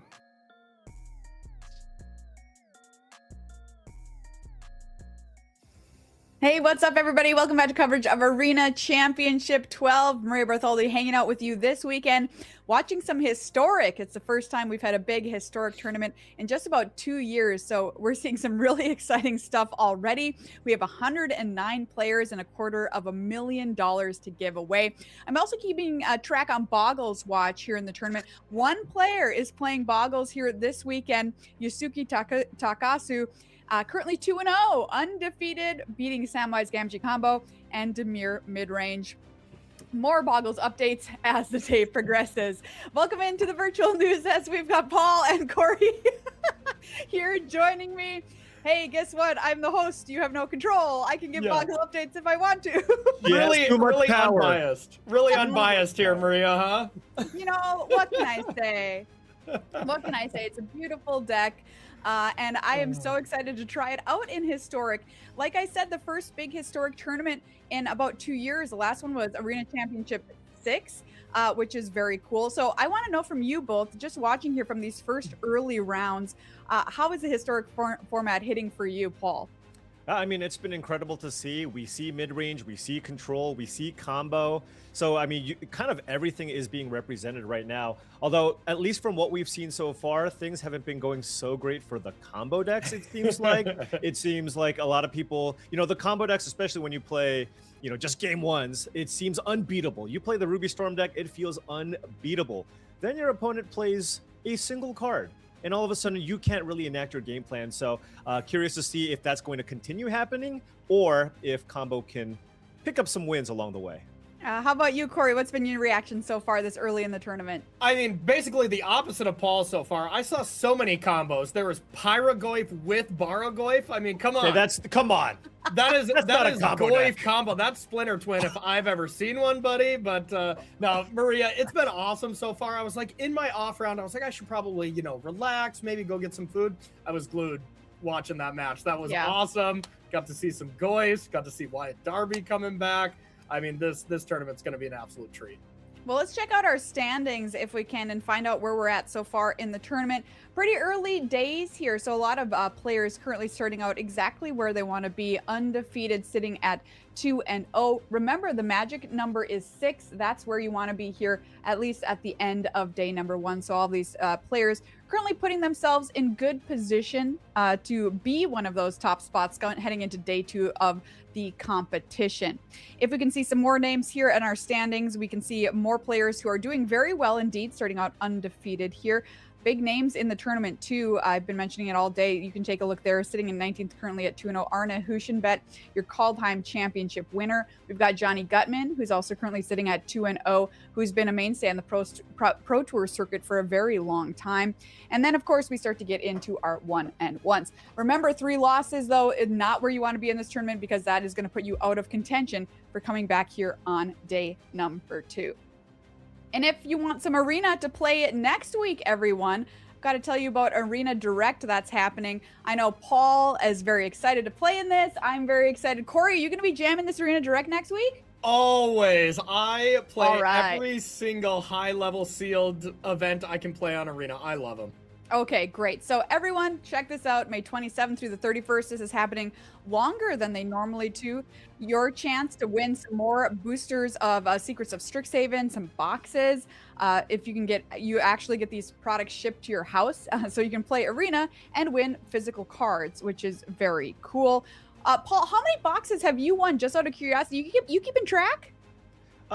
You know, for this one, honestly, it's I've won a few. I think I won 2 of the collector booster boxes, and then for the play boosters, I didn't play as many of these, admittedly, so I've won 2. So I'm hungry for many, many more. So hopefully I can do that over the course of next week. Yeah, everyone, check this out. May 27th through the 31st, Arena Direct, playing for some play booster boxes. Hey everyone, welcome back to the booth. Yeah, we're degenerates here. Here's a look behind the curtain, everyone, with these win box events on Arena. So we just did the Pro Tour, right? Pro Tour Secrets of Strixhaven. Don't tell them, Maria. I'm just saying, like, we are the same as you. Celebrities are just like us, right? I'll put celebrities in quotes. But yeah, we were playing back behind the scenes of the Pro Tour, winning some collector booster boxes. I won the first one, no big deal. You did. But we had a line of, I think, what was it, 10 to win for the weekend, and we bypassed it, I want to say. I think so. Yeah. Mani Davuti, part of coverage, did a lot of the heavy lifting. I believe he won 4 collector boxes, so he put in some good work. I think I won a couple. Marshall Sutcliffe won like 3, something along those lines. So yeah, we completely crushed that one. They keep putting these on the weekends of the Pro Tour. So I mean, what are we supposed to do? Not play in these after work or between rounds? I saw Paul winning with some of the worst teamer decks I've ever seen in my entire life in between rounds. It was truly a work of art. I don't want to disclose how many collector booster boxes I won or did not win, though, Maria. Okay? It's a team thing. We won more than 10 as a team. Yes, 10 then. That's what I meant. 10. Yeah. Okay, that's what I'm gonna hold you to that, Corey. That's definitely the truth now for us here this weekend. If we can see the metagame for Historic, that'd be fantastic. Take a look, everyone. If you haven't taken a peek yet at the metagame this weekend, this is how it shakes out. And Paul, we're not seeing anything that is too terribly dominant. Yeah. I mean, really wide mix of decks to choose from here. I mean, it's kind of a pick your poison type thing. What strategy do you like to play in the format? Do you want to play mid-range? Well, we got Orzhov Blink and Jun Goyfs that you can play. Do you want to play a bunch of spells? Well, you can play Is It Phoenix, sitting there at rank number 2 with 9.1% of the field. Do you want to prevent your opponent from playing spells? Well, that's the most represented deck in the field here in Azorius Heinen, with 15 people playing the deck, multiple teams choosing to bring this deck with 13.7% of the field playing the deck. Paul, what would you have chosen just based off of this list coming into the weekend? Or would you have chosen one of the 11 other decks? I think personally, I kind of gravitate towards probably one of the top two options there. I played Is It Phoenix at, I think, one of the previous Arena Championships, so fairly comfortable playing that deck. And I get to play with the rebalanced buffed Demilich, which is also pretty exciting. So that's probably something that I'm more comfortable playing with. Azorius High Noon is also an okay option, but I think for me, I would probably play the Phoenix deck. Yeah, Historic is a format where you can play with these rebalanced cards on Arena, and you also get to play with all of the alchemy cards too, more than 14,000 to build from, which makes it an absolutely ginormous format. Corey, for you, which one of these decks would have attracted you coming into the weekend? So for me, it would have been between two. I would have very much loved to play either one of them, the Orzhov Blink deck or the Dimir midrange Luris deck. I think both of them are really awesome, and they look very similar to decks with higher power formats, like Modern and Legacy. So I would have tested those two decks quite a bit and probably landed on that Orzhov Blink deck, as it's just so fun to play, Maria. Okay, cool stuff, everyone. There's a look at our historic metagame. Let's check out our feature match for round number 3 here at Arena Championship 12. Jill Samanesi on Samwise Gamgee combo up against Johnny Gutman on Is It Phoenix. Both our players currently sitting at 2-0, and lots of games under their belts there on Arena, as you can see. Wow, more than 29,000 there for Jill, more than 18,000 for Johnny Gutman. Let's get to meet our players. First up, the Samwise Gamgee combo player, Jill Samanesi, playing from Japan with an overall win rate of 60.3%. Only started playing Magic the Gathering 5 years ago. This is their first AC. Like I mentioned, a ton of games on Arena. Qualified for the tournament this weekend by beating a Hall of Famer in a sealed qualifier, which I think is a very cool story. Checking out the Samwise Gamgee combo deck. Corey, your thoughts? Absolutely. So we saw this a little bit ago, we saw this last round a little bit, and this is trying to drain your opponent out with Cauldron Familiar, Samwise Gamgees, and the Umbra Caller Zealot to be able to drain your opponent for infinite. Still is able to play a very nice value game, has Birthing Rituals to find your pieces, and looks like Quarter Calling as well to find these pieces. So also has Luris in the board to be able to get some stuff back. This deck looks really cool. All right, on the other side of things, we have Johnny Gutman, been playing Magic at the Gathering since 2015, has a top 8 at Pro Tour Edge of Eternities, a top 4 at the Neon Dynasty Championships, and other good finishes at a lot of these top events over the years. Qualified with this same deck, which he calls, quote, completely broken. We're looking at Is It Phoenix, the deck Paul said he would pack this weekend. Yeah, I think this is, just one of the smoothest decks that you can play. You have access to so many cantrips and cards like Consider, Ponder, and Manamorphose, and what you want to do is basically play a flurry of spells and either get Arclight Phoenix into the graveyard, perhaps multiple copies, or play enough spells where you can actually cast Demilich from hand or graveyard and then use those cards to kind of win the game. Because the deck also has a ton of card flow, you have access to a good amount of interaction in both Chain Lightning and Demon Inferior, some bounce spells, even a Surgical Extraction here. So, if Johnny can find a bunch of ways to kind of filter through his deck, find the right interaction pieces to kind of break apart the combo, then you can try to close out the games with the aforementioned win conditions. Let's find out what happens. Who will remain undefeated here in round number 3? Corey, take it away. All right, thank you so much, Maria. Here is one more look at the decks and the key cards. Paul, who do you like in this matchup? Do you like the Phoenix deck or do you like the Samwise Gamgee side? Yeah, I think it's kind of close, and I think it just comes down to kind of a race in terms of, is there a way for Johnny to actually close out the game before Jill's able to find the combo? Now, Jill's list has lots of ways to find a combo. You have the Court of Callings, you have the Birthing Rituals as well, but I think if Jill is unable to put the combo together, if we're talking about kind of more of a grindy matchup, the Is It Phoenix deck is kind of known as the mid-range killer, right? Yeah. If you're just trying to play a bunch of little creatures here and there and get a little bit of value off of them, well, the Phoenix deck is just going to go over the top because you have the Phoenixes. If you try to kill the Phoenixes, they're just going to come back and and Demolish also provides you a lot of card advantage. Now, noting this is a Phoenix deck doesn't have a ton of interaction. We're looking at 3 Chain Lightnings, 2 Demon Fears, and just 1 into the Flood Maw. So this is not a super removal heavy version of the deck. So maybe that'll be good for Jill, but I think it's going to be very close. Yeah, and I think the fact that that is Chain Lightning and not Lightning Bolt, I think is going to be a big deal here. Not having that instant speed way to break up combo pieces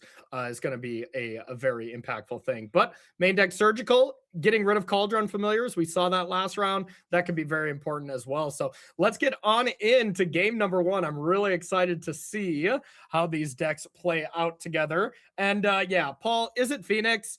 There are few things that are as satisfying as seeing those beautiful bird icons flash in front of your screen before they come into play at the beginning of combat. Oh, absolutely. Especially when it's more than 1 trigger, right? If you Oh, get yeah. the 2, 3, I mean, don't get me too excited. If you get 4, right, then of course, then the game's just going to end.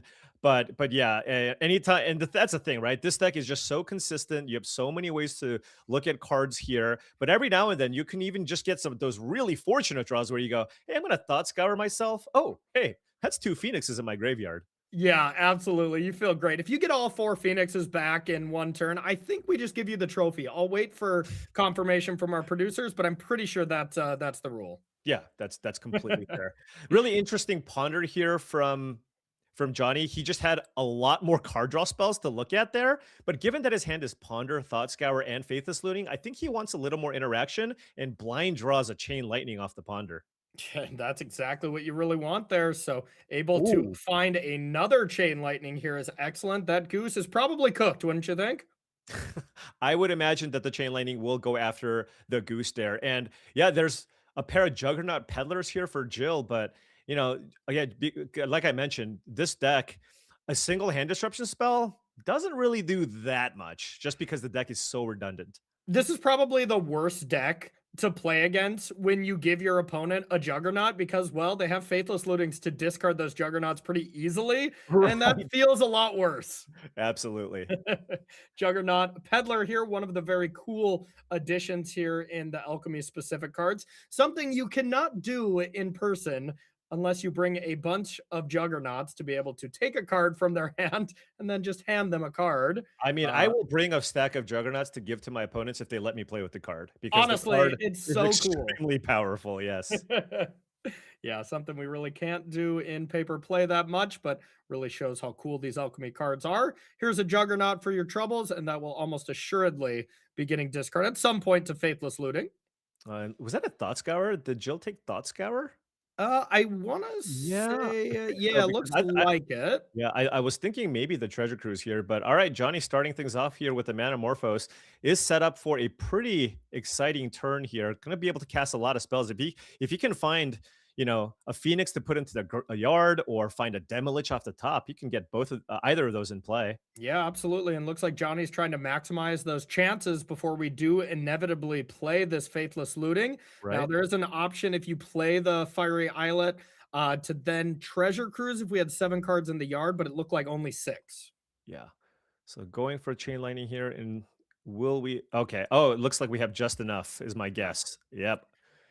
What a turn! And safe. yeah, and look, you can even just play the role of the control player here, right? It's like, you know what? Yeah, you want to use hand disruption spells? I'm just going to draw everything back. And look, that is an Arclight Phoenix that you can happily discard with that Faithless Looting. And still had the opportunity to find a Demolich to be able to just put it straight into play. Did not.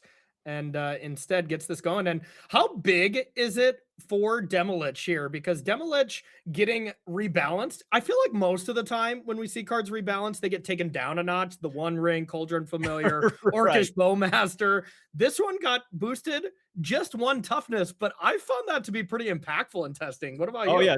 I mean, super relevant, especially if Chain Lightning is one of the most played removal type effects, right? It's just huge. So that extra point of toughness went a really, really long way. So, you know, and it was enough to actually make it so that these Phoenix players are now choosing to play Demolich as an additional win condition with that Arclight Phoenix.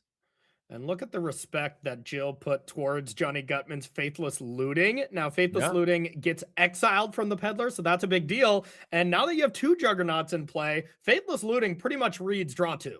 So Yeah, getting rid of that makes yeah. a lot of sense. Yeah, absolutely. Especially because the peddler exiles it, doesn't even put it into the graveyard. So now this is an interesting turn here for Johnny Gutman. There's a pair of Demoliches in hand. He might keep this because you can play Swift Spear Teachings, which is an alchemy card. And that will be your second spell for the turn. And then if you draw the Demolich, you can actually just play the Demolich here if you'd like. I mean, in fact, if you want to fire off a Demon Inferior, you can do that as well and then play a Demolich for 1 mana. Yeah, I don't know though, Paul. You ever heard of a hasty Juggernaut? I guess you could wait for that too. That is an option. That is one of the far less exciting options. Okay, I'm with you on this. But yeah, Demolich being able to get the option of prowess or haste, excellent. We're almost assuredly going to see haste here. And then, yeah, when this attack, it does something really spicy, huh? Right. Yeah. When it attacks, you get to exile a spell from your graveyard and then cast it. So just a really nice threat here.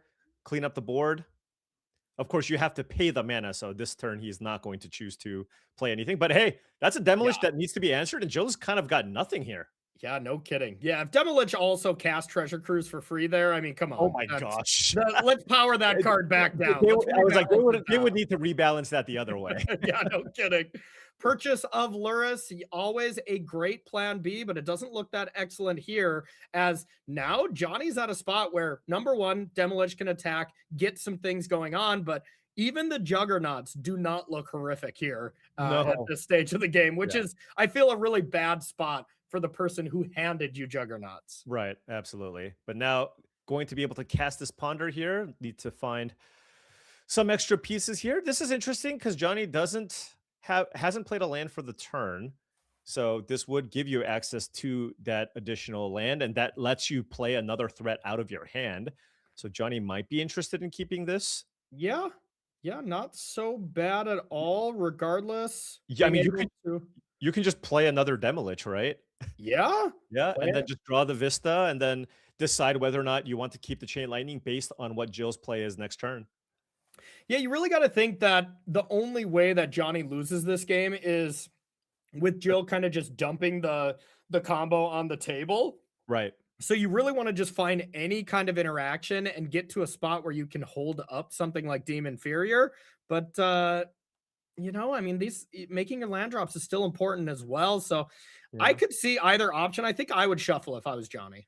Yeah, the issue is just all the removal in this deck is just sorcery speed. Yeah. So if Jill somehow manages to piece together all the combo pieces, not really much Johnny can do with Demon Inferior and or Chain Lightning. So yeah, that's true. Yeah, Demon Inferior, of course, sorcery. So you have the Into the Floodmaw and Surgical as your really only pieces of interaction here for game. I believe Noxious Revival might also work, right? Doesn't it just target any card in a graveyard and puts it on top? So it does, yeah. You could use that as well if you find that, yeah. All right, that is a little spicy. All right. So here is Lurrus, and let's see what we got here. You can put a Gilded Goose down or all the Juggernauts. More Juggernauts. What a card. This has to be my favorite alchemy card. Yeah, here we go. How about all of these Juggernauts? You know what would be the real flex is take a Juggernaut to give them a Juggernaut. Your hand's already bad. Yeah. I mean, at least Johnny is probably pretty happy with this keep, right? He did keep an interactive spell on top here. So now, I mean, he's going to have a really explosive turn here, being able to Chain Lightning and cast it again out of the graveyard with the Demolich. I mean, are we talking about lethal here? This just might be, right? Yeah. You can cast Chain Lightning plus Demon Inferior and then cast Chain Lightning again, right? Well, okay, so you can Chain Lightning on Lurrus, you can attack Chain Lightning upstairs, then Demon Inferior on the Peddler, so that's 8, 9, 10, 11 damage. Demon Inferior is sorcery, so you need to cast that first. Yeah. So do it here and then Chain Lightning upstairs. Right, exactly. And is this the spot, Paul, where you, if you're playing in paper, you reveal, be like, hey, still had all these Juggernauts. I mean, you know what? I'll allow it. Yeah. And there is Chain Lightning upstairs. The two Demoliches are going to take down game number 1 rather handily, I must say. And we'll see to the sideboards to see if Jill can improve on this. And yeah, kind of looking at the sideboard here from Jill's side, we have a plethora of exciting cards, but Deafening Silence looks really good. We have Fragment Reality. Any other cards that are really jumping off the page to you?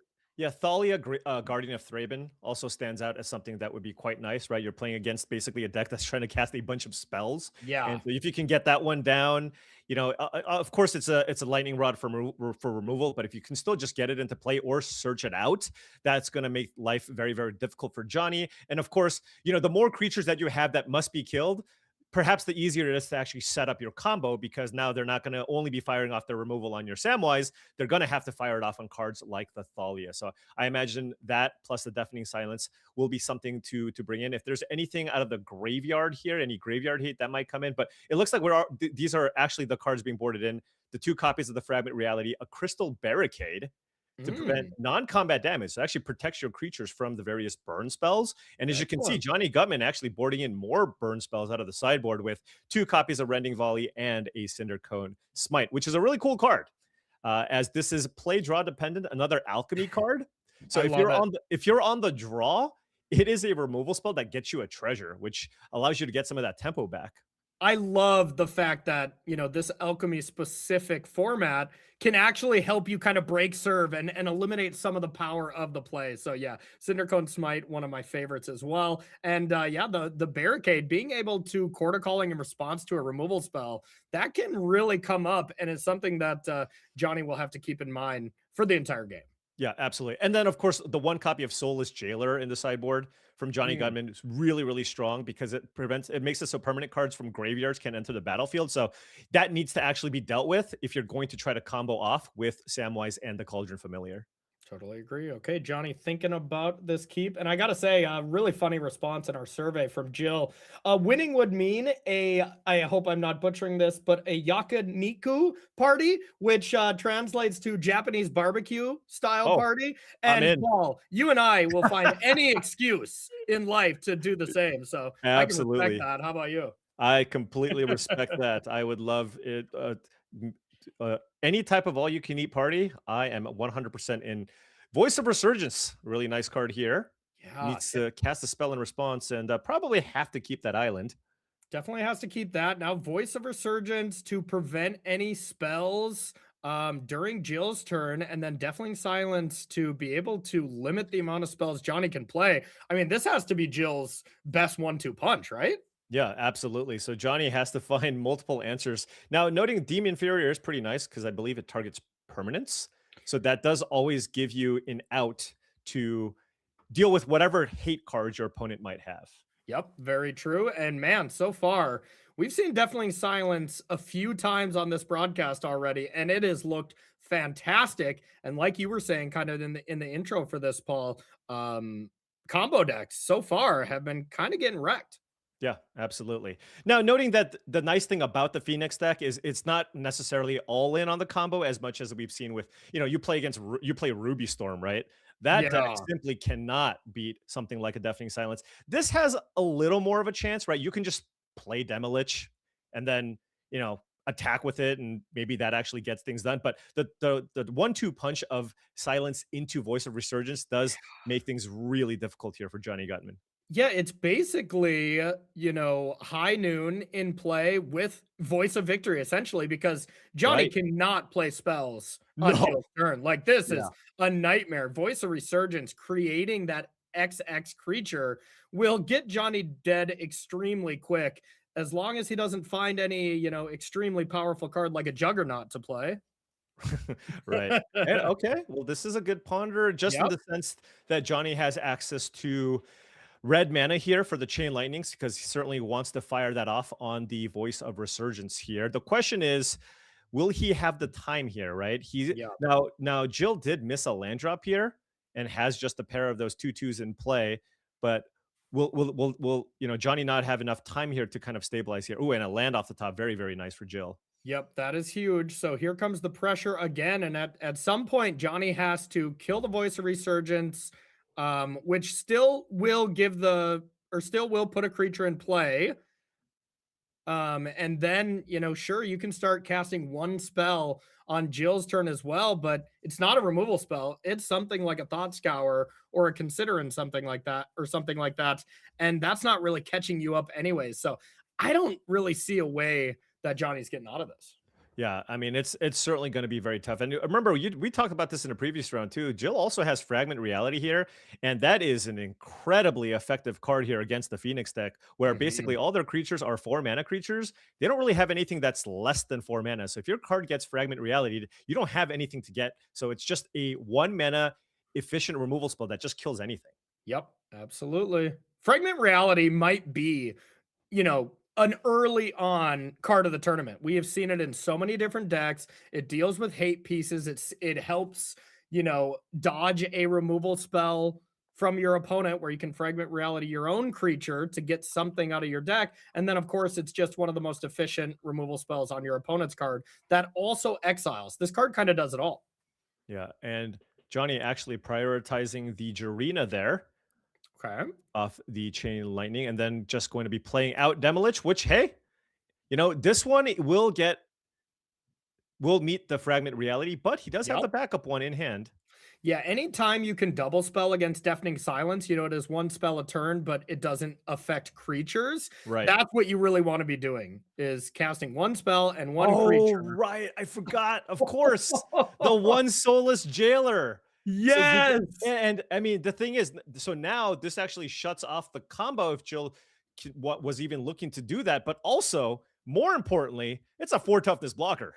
Yeah, no kidding. Having one card that you will automatically get off one of your opponent's Fragment Realities is huge here. So, yeah. Okay, that's great sideboarding. And I bet that was not on accident to have one of those. Absolutely. They definitely had Fragment Reality in mind when they were trying to figure out, like, what, because, you know, if you really wanted to go after graveyard decks, you would be playing more Soulless Jailers, right? But they've got exactly the one as, hey, well, against this particular deck, this is the best answer to Fragment Reality. So Johnny gonna do the same thing here. Chain Lightning into Demolish. Do you have a removal spell? If you don't, hey, I mean, Demolish can continue attacking, casting Chain Lightnings out of my graveyard, and you can't really attack me anymore. Yeah, really, all of a sudden, advantage to Johnny with that really spicy sideboard tech of just having a creature that costs 3 or less. Right. Really funny stuff too, because also there's 2 Brazen Borrowers. So if you bring that in against like Orzhov Blink or something, at least you still have a 3/1 flying body for those kind of matchups as well. So really cool tech there from Johnny Gutman. And now to Johnny's turn, we have the ability to attack and cast one of those Chain Lightnings. And then, you know, if you find, or you can, you know, try to consider into a land, play a Juggernaut as a second spell. Yeah, so a lot of good options. One downside with the Soulless Jailer is you can't cast non-creature spells from graveyards or exile. Oh, okay. And so I believe it is a symmetrical effect. So, but I mean, you're still attacking with a 4/4, which is fine. I mean, it would be hilarious if Johnny just played out a Juggernaut here. It's like, hey, if you don't have anything, I'm just going to beat you down here. Yeah, that is interesting. So I don't think, does it cast it because it exiles it and then cast with Demolish? So I'm not sure. So yeah, if it so you can't cast it from the graveyard. If it exiles it, you can't cast anything from exile either. So I suppose, okay. Yeah. Okay, there it is. There it is, the Juggernaut. But we do have a Court of Calling. So what is the best threat here for Jill off of a Court of Calling for 3? Oh, doing it for 2 here instead. Court of Calling for 2 coming on down. Okay, so we are getting the Apprentice and maybe trying to set up a situation where it's like, hey, if you want to attack me, I can try to drain you out with this Apprentice. Okay, so Lurrus gets bought. We can play a land and play Lurrus, but no ability to play anything else. It would be very painful. You'd have to take, 3 damage here to get it going. But, I mean, this is a big board. And remember, Juggernaut has to attack. So yeah. That must attack if able. Oh, okay. Okay, Phoenix able to attack as well if you want to just play that. You can also play the Phoenix on your second main phase if you want an additional blocker here. But yeah, this might be kind of tricky. Yeah, and now attacking with the Juggernaut to just put a Voice of Resurgence in front of it is not the greatest for Johnny. You do get yourself a 5/5. The Voice of Resurgence dies. Yeah. So playing the Juggernaut might have actually been a mistake. Right, because now you attack, you block with the Voice of Resurgence. All of a sudden, you've upgraded into a 5/5, and then you hit Johnny up for a point of damage because of the Marionette Apprentice. Now, noting creatures can't be cast from the graveyard either because of that Soulless Jailer.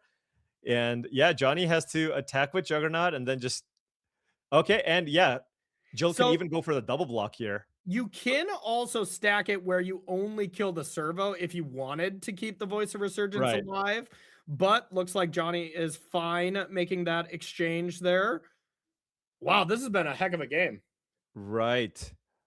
And going for consider here, so can't play anything else. Looking for a land. Rending Volley is an instant speed spell, right? And that does Yeah. kill the Voice of Resurgence token currently, which is a 4/4. Or kill Luris in the Or kill upkeep so you Luris. can't Yeah. cast a spell from the yard. That feels like kind of public enemy number one, as now if Jill draws a blank, we get to play, but nope, looks like the Juggernaut Peddler is coming down. Okay.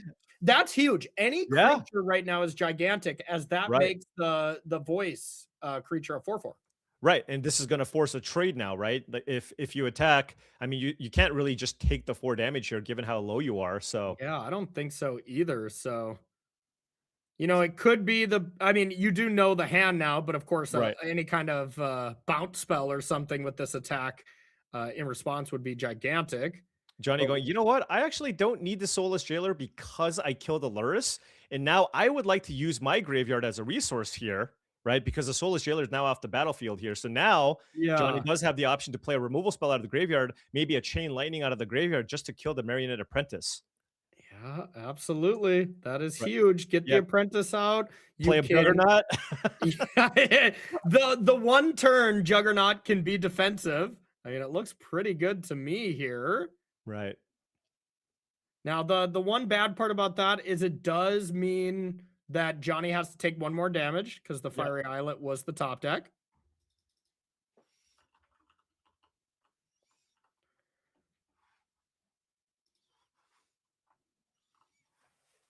Let's see. Yeah, tough choice. Going to 3 is definitely not nothing. Now, noting that when the Marionette Apprentice itself dies, the drain trigger doesn't happen. Okay, it is just So- any other one. Got Right. it. So it looks like we are just going for a treasure cruise first. Oh, okay. Perhaps Trying looking to for get some value. yeah, maybe you can find an instant speed interactive spell here. Yeah, but if you don't find it, I mean, that's kind of troublesome, Yeah. right? You can't play another spell this turn. and Except you're- Juggernaut. Except Juggernaut, correct. And that will So- put you down to 3. Put you So down n- to 3. So now you can't attack. I think. So if We're Jill just dead, attacks with right? everything, Yeah. you block the 2 biggest creatures and you drain them for 2, and you take the 1 from the Apprentice. So yeah, I think this might just be a lethal attack here from Jill if they choose to just attack with everything. Yeah, I didn't love that play from Johnny. It was a little too aggressive here, and I think Johnny's going to lose because of it. Otherwise, you attack Oh. with Demolich. And Gilded Goose is another point of damage, right? You can sacrifice the food to deal an extra point of damage off that Apprentice. Yeah.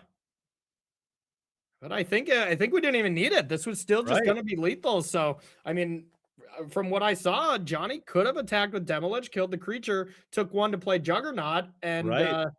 then you could stay alive, but not how it's Okay. going to work this time, and that is going to be game number 2 to Jill.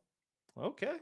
Well, that was definitely a very, very scrappy game, and that Deafening Silence certainly did a lot of work there, just making it so that Johnny can't play out all the cantrips in hand, of course, in conjunction with that Voice of Resurgence. Makes sense. Now, play draw differences. Do you make any big changes here?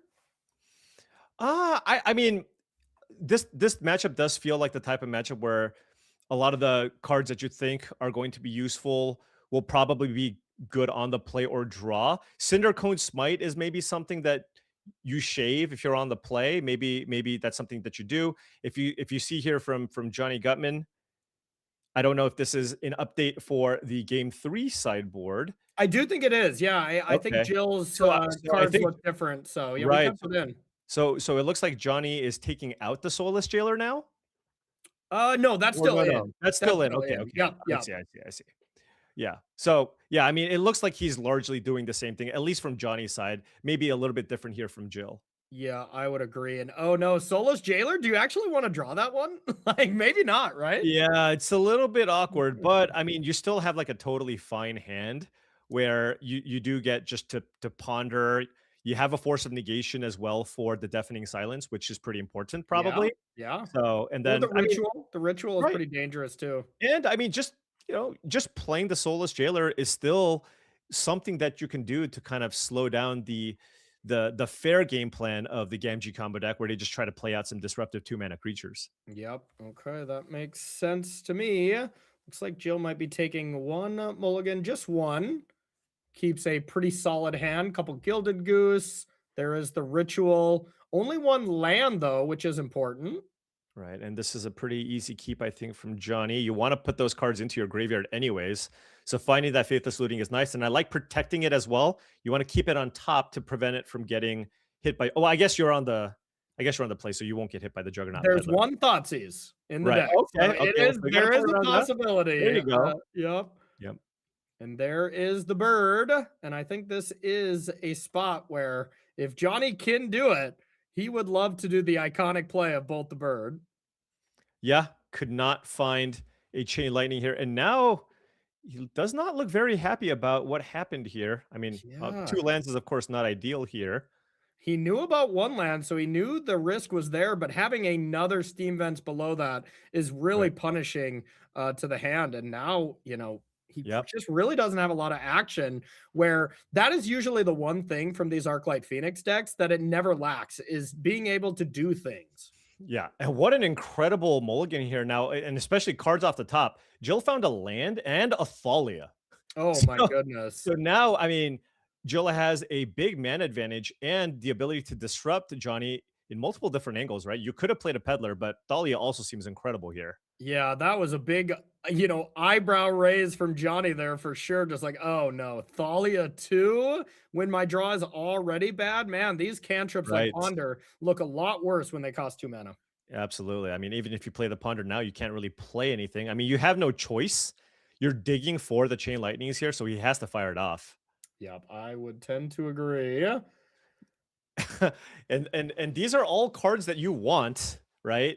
But it's just a little bit annoying just because everything costs so much mana and you still want to find a removal spell for the Thalia. Yeah, this is what Johnny wanted last turn. Right. To just cast a bunch of spells, get Arclight Phoenix back and kind of do the thing. But at this point, you're tempted to almost shuffle that away just to find any kind of red removal. I feel like you really need it here. Yeah. And Johnny running out the land here instead of a tap Steam Vance, because if he does play out a Force of Negation, does have to pay the 1 mana tax because the Thalia Garden of Thraben is on the battlefield. And we might see it. If the ritual gets played here, Johnny might be pretty priced in to do so, but looks like we are not. We're going to see Samwise Gamgee, as well as the Juggernaut Peddler. Let's see. Right. No answer for that. So now we're on we get our food going, but hey, I mean, just 3 creatures on the battlefield getting in there. Yeah, and this is kind of just you can just win the game with these less than exciting creatures, even if you don't have the combo. And then if Johnny goes to deal with these creatures or try to get ahead a little bit, then all of a sudden Jill can just be like, well, here's the combo. Yeah. And yeah, I mean, Johnny was really digging for interactive spells here, but just wasn't able to find anything. So now, I mean, his best play here is either hard cast the Juggernaut or just run out a Soulless Jailer to prevent himself from taking at least 2 points of damage next turn. Yeah, the old defensive Juggernaut for exactly 1 turn plan just does not ideal. feel very good. I Not must say. ideal. Does not feel good. Yeah, if Johnny, this is certainly the type of matchup where if you were anticipating decks like this, you might have considered playing more sweepers in the sideboard, right? Just, a Pyroclasm type effect. Imagine how powerful that could be on this board. Oh yeah, absolutely. Yeah. And it's just a product of what you expect in the metagame. And Pyroclasm doesn't seem that great as far as what I was playing against getting ready for this event, Yeah. So now we have the ritual. We also have the humiliation in hand, which says target creature perpetually loses all abilities, and then it deals damage equal to the number of creatures you control. So a little removal spell. And you can see the frustration here because now, had he played the Soulless Jailer, he would have been able to force of negation the Birthing Ritual. Yeah. But and right. and the Oh, Juggernaut gosh. gets dealt with anyways by the Yeah, Boseiju. Great right. sequencing as well by Jill to do that in that order. Right. And this just looks near impossible to come back from. Yeah, And I mean, now this we're going to start seeing the power of Birthing Ritual, Paul. This card's incredible. absolutely. Yeah, you can just throw away that Juggernaut Peddler if you like. The damage has already been done with that card, or perhaps Cook the Goose. Yeah, Cook the Goose is also fine. You don't have any food anyways for mana. Oh, and finds another Peddler. Oh, you got Man. a Force of Negation, which I have no more spells, and 2 9-drop spells. You know Right. what? We might not even I don't want to upgrade your cards and give you a Juggernaut at this point. Yeah, I mean, here, yeah, if Johnny kept up a mana, because Jill does know about the Force of Negation, probably just wouldn't be playing out that Birthing Ritual. Exactly. But I think it might have been. I think it was probably very important for Johnny to keep up Force of Negation, right? Because if Birthing Ritual resolves, it's just so hard to win from that spot. So this is the one spell that you can actually cast for 1 mana as a Treasure Cruise. You can just delve that extra card. So Johnny can cast Ancestral Recall this turn and leave everything or exile everything but the 1 Arclight Phoenix in the yard. And then you do get that back with even, any other 1-drop spell. So that's not nothing. Yeah. Now the question is 1 Phoenix enough to fight through this board? And Johnny can lock it up by lock it up as in lock up getting a Phoenix into play by casting Metamorphose first. But yuck, like it doesn't feel good. Yeah, I mean, normally it's a mana wash, but here you do get to net a mana. Oh, that was not bad. Okay, now you can Right? play the Demolich as well. So now a Demolich comes into play, and you have a Phoenix as a blocker. So, okay. Yeah, because Demolich costs 1 mana. There you go. Oh, Demon Oh, Inferior? Demon Inferior? Wait, you can actually cast that for 1 mana and play 2 Demolich and get a Phoenix back. Wait, what about the tax on the Thalia, though? I think he the had the arena Vista, is already right? reflecting it because you've already cast that many You've cards, cast enough right? spells. Wow, what an insane sequence of cards here. Yeah. I mean, Johnny went from like desperation, looking like he doesn't have much, to 2 Demoliches and an Arclight Phoenix on the battlefield here. I mean, hey, while this is answering the Birthing Ritual. Wow. This is what these Phoenix decks can really do. I mean, all of a sudden it looks like they're just kind of dirtling around, and then now they have 15 power in play and they put you in a really rough spot. So now Johnny even thinking about getting busy here with this Arclight Phoenix. Yeah, at 10 life, it's a little bit dicey just because the Phoenix blocks so well, right? It just trades with so many other creatures on the battlefield. So I like just keeping it back for 1 turn, and then next turn you can play out more things. And next turn, it's probably safe to start attacking. Now, Samwise Gamgee does have some extra text on the card. You can sack a bunch of foods and do something. We can actually, we still can't get up to, no, we can get up to 3 foods. No, correction, we can't. That's a Birds of Paradise, not a goose in play. They do look very similar with those versions. Does find a goose here. So now we do have 3 food. Okay, yeah. And it's got the mode of sack 3 foods, return target historic card from your graveyard to your hand, which currently doesn't do a whole lot. Okay, we don't have anything in there from what we remembered. Yeah. Okay. So nothing too impactful here. And now we got a little removal spell here, which is great. One of the Demoliches is gone. Okay, so yeah, and it took a bunch of damage, and you can't get that back. So really nice, clean answer to Demolich. Honestly, it's a much cleaner answer to Arclight Phoenix, as you would take away that ability to bring it back, but just shows how powerful Demolich is right now, that it's more important to deal with one of those than deal with the perpetual returning of Arclight Phoenix. It's a Johnny filling up the yard, perhaps setting up for another Treasure Cruise turn. I don't know if we have enough cards right now to be able to do that as we cast Treasure Cruise last turn. Oh, there's 5 in the yard already. Manamorphose would put card number 6 into the graveyard. I'm more involved, or I'm more interested in doing anything that prevents the ritual from being impactful, and the Jailer shuts that down too, right? Yeah.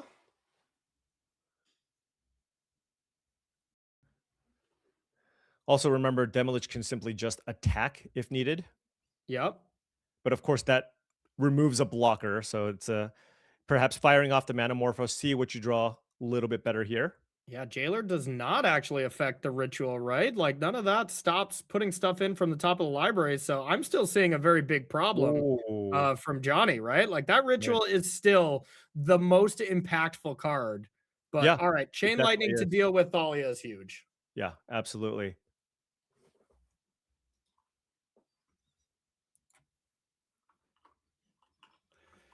So now there is a historic permanent in the yard, you know, the legendary permanent. So being able to sack 3 foods from Samwise is great, but it does just put into your hand, not onto the battlefield or anything, you know, too tricky like that. But we might see it right now. Right, because there's not much else you're gonna do with the food anyway, so might as well just get that Thalia back into your hand. Yeah. So we don't see that mode used as often, but certainly relevant here. Demilich now being dealt with here. And now it looks like Treasure Cruise is online. And yeah, Demilich just gets to get recast, right? That had to have been right. Yeah, you can just play it again. I guess it shuts off the Treasure Cruise. Yeah.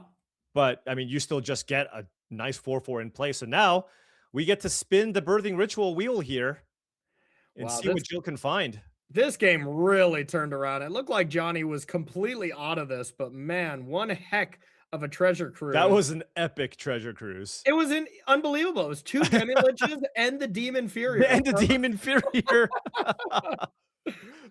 Oh man. Okay. So Birthing Ritual goes to end step. You get to see what's there and then sacrifice the things. Right. So is there like a creature that can exile the Demilich or something along those lines? Yeah, let's see. This deck is full of toolbox style creatures. Right. Let's see what Jill has to offer here. Did select something. The goose went away, so we will be putting something onto the battlefield. Marionette Apprentice at 9 life. Okay. Not bad. Right. Also, one thing that Johnny does have to be mindful of, he's got 6 minutes left on the clock here. So, you know, some of these turns are pretty complicated. So just needs to make sure that he does not time out here. Arena is so smooth, though. I mean, 5 minutes sometimes feels like an eternity. Yeah, well, I mean, Johnny's still tanking. That's fair. That is fair. Tanking. You do gotta, you know, start doing game actions. That's for sure. Right. Thought Scour is probably the best card that you could draw there. Being able to Thought Scour yourself. That's essentially 3 mana's worth for a Treasure Cruise. So that's a big deal. Demon Inferior. Okay. Putting the ritual back away and away from, you know, being able to cast it anytime quickly. And then Thought Scour. Looks like we can probably Treasure Cruise, but might be trying to prioritize getting that Jailer finally in play. Yeah, also remember, Thought Scour targets players, right? Ooh, So you can mill the Birthing Ritual that's on top if you're afraid that that's the only way you're going to lose this game. Yeah, that is a really good point because Luris can bring it back, but he uses it. Yeah, there we go. Awesome. Every little angle. Luris can bring it back, but not in timely fashion whatsoever. Right. So it's not even in Jill's hand, right? So yeah, Jill's 2 turns away from putting it into hand and casting it. So now I think Johnny's looking like he's in the driver's seat here. I mean, we're at the point where playing that Juggernaut might actually be good enough. Oh, Paul, there it is. I mean, that's the dream, right? Oh, absolutely. Into Thought Scour here. Can we play 3 spells and get that Phoenix into play? We can Thought Scour plus Inferior. It doesn't, you can't, right? Because of the Jailer? Yeah, that's true. You can Thought Scour yourself and then Demon Inferior your own Jailer. Get it out of there. Right. Or Juggernaut. Or you can just Juggernaut. Every time Johnny has played Juggernaut, it's ended up kind of backfiring for him. So come on. You know he wants to. I'm casting it. Don't get me wrong, Paul. But all right, he wants to, but he's like, you know what? I'm gonna be responsible here. Let's cast the Thought Scour. Ooh, Rending Volley to answer Thalia as well, but just get that Marionette Apprentice out of here. Demon Inferior to put that, pretty much kill that card. When it has to go not on the top of your library and it has to be the second from the top, it's pretty much a removal spell in a high-powered format like Historic. Absolutely. And looks like it was put on bottom. And now Jill has the option of firing off this Boseiju on Jailer or just hoping for the best. Oh, that's a decent interactive spell here, but has multiple Yeah. threats that you need to answer. Fragment Reality, of course, a clean answer to the Demilich or the Phoenix. And if we do Solace or we do Boseiju here, we can Fragment Reality on the Demilich as well. And I feel like you kind of have to. Oh, yeah, definitely. It's just getting you so much value here. 2 damage coming in. Okay. And now do you fire it off now or do you just wait is the real question. Right. It's like, do you have any counter spells that I care about? It looks like just going to be waiting. Oh, is that going to be enough? I mean, that's another 3 points of damage to the face. Arclight Phoenix also getting in. Now, can this be copied? It can be copied, but then you can copy it back, right? Okay, sure. Yeah, so I was like, that's a little risky if it kills your Phoenix, but then Demilich kind of wins. Wow, look at Demilich's rebalancing of adding a toughness could actually be relevant. Yeah, absolutely. Starting off with an Ancestral Recall seems like a pretty solid plan.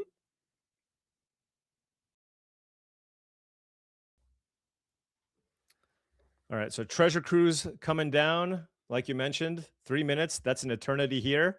Yep. And finds more spells to run out. Rending Volley to deal with the Thalia. Cast an extra spell here on top of that.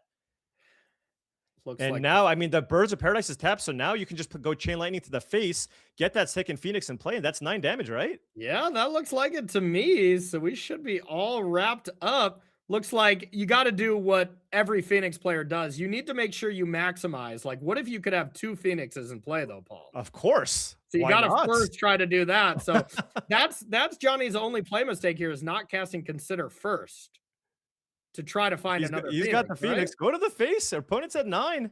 Definitely. That's lethal.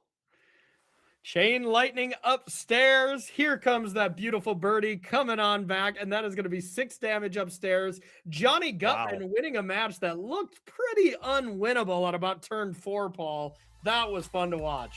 Yeah, I mean, what an incredible Treasure Cruise there. It looked really rough. Johnny had a lot of different hate cards that he needed to fight through there.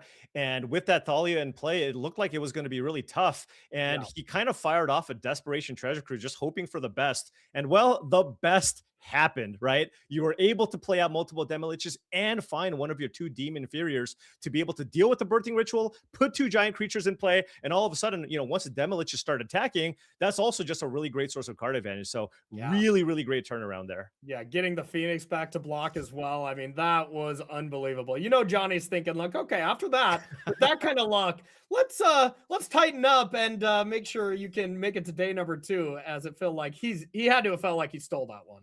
Oh, absolutely. Absolutely. I mean, you know, he won pretty convincingly in that first game, but then after game 2, he's like, okay, these hate cards are kind of annoying. It's kind of tough. We'll see what happens. And then game 3, it's just not playing out the way that you want.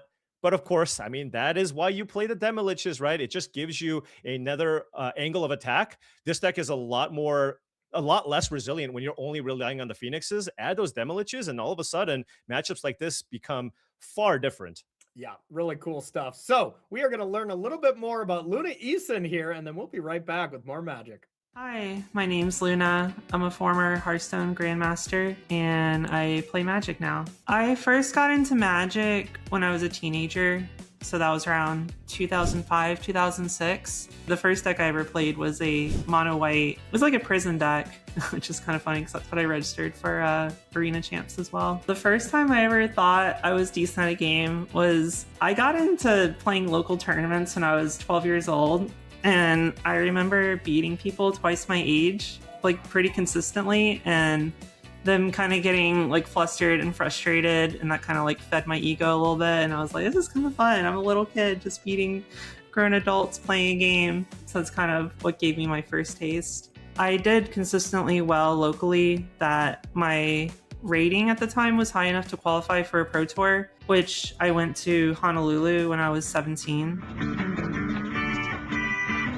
That was a really, really fun experience. I remember I played Willie Edel round 1. I played against Paulo Vitor, Domodorosa round 2, and I beat him in the Jund mirror. First Pro Tour I played definitely was a very magical feeling because I grew up watching coverage with Brian David Marshall and Randy Bueller, and Kai Bude was always the player I looked up to the most. He was just, he's won 7 Pro Tours, which is an accomplishment I don't think will ever be duplicated. And just being able to play against all these pros that I've grew up seeing and following was a really special experience. Since I've played Magic for so long, I don't have any Pro Tour top 8s. I just have a few Grand Prix top 8s. I definitely want, some achievements. It would be nice to have a few top finishes. I think the number one thing is to enjoy myself, because I think when you start focusing too much on the result, it can take away from the fun. I'm qualified for Amsterdam, so I think top 16 wouldn't really do too much for me. So ideally make the finals to qualify for Worlds. That would obviously make me the happiest, but I think in this tournament I really would like to win. That's my goal. Ideally hope to inspire people, hopefully inspire more girls to play. There are a lot more girls that play Magic now, but it is still mostly men, and more representation is good because I think it can hopefully inspire other girls to maybe play competitively if they want, or even just play Magic. All right, love that interview there from Luna. I gotta totally agree. Whenever you put a lot of pressure on yourself, I feel like my results have always suffered. Whenever I'm just kind of playing for fun, that's when I've had my best results. What about you, Paul? Yeah, I mean, look, whenever I talk to players who go, oh, well, this is my last Pro Tour. This is my last qualification. I'm done. I'm just going to retire. I'm good. Usually, what happens? They top 8 the Pro Tour, right? Because that stress is gone. You're just like, whatever happens, happens. I'm just going to kind of play my game. And that's honestly probably the best approach going into these events. Yep. But it's really hard, right? I mean, all the people who want to kind of strive to be a professional player, it's just like you want to do well. You put that pressure on yourself. You don't want to make any mistakes. And the more and more that gets into your head, I think the worse your performance becomes. So, I mean, that's definitely happened to me. I'm sure it's happened to many people who's kind of played at the higher levels. And there's a player that I was talking to before Pro Tour Lorwyn eclipsed, and they were like, yeah, just had a second kid. I think I'm taking a step back, really not going to play as much.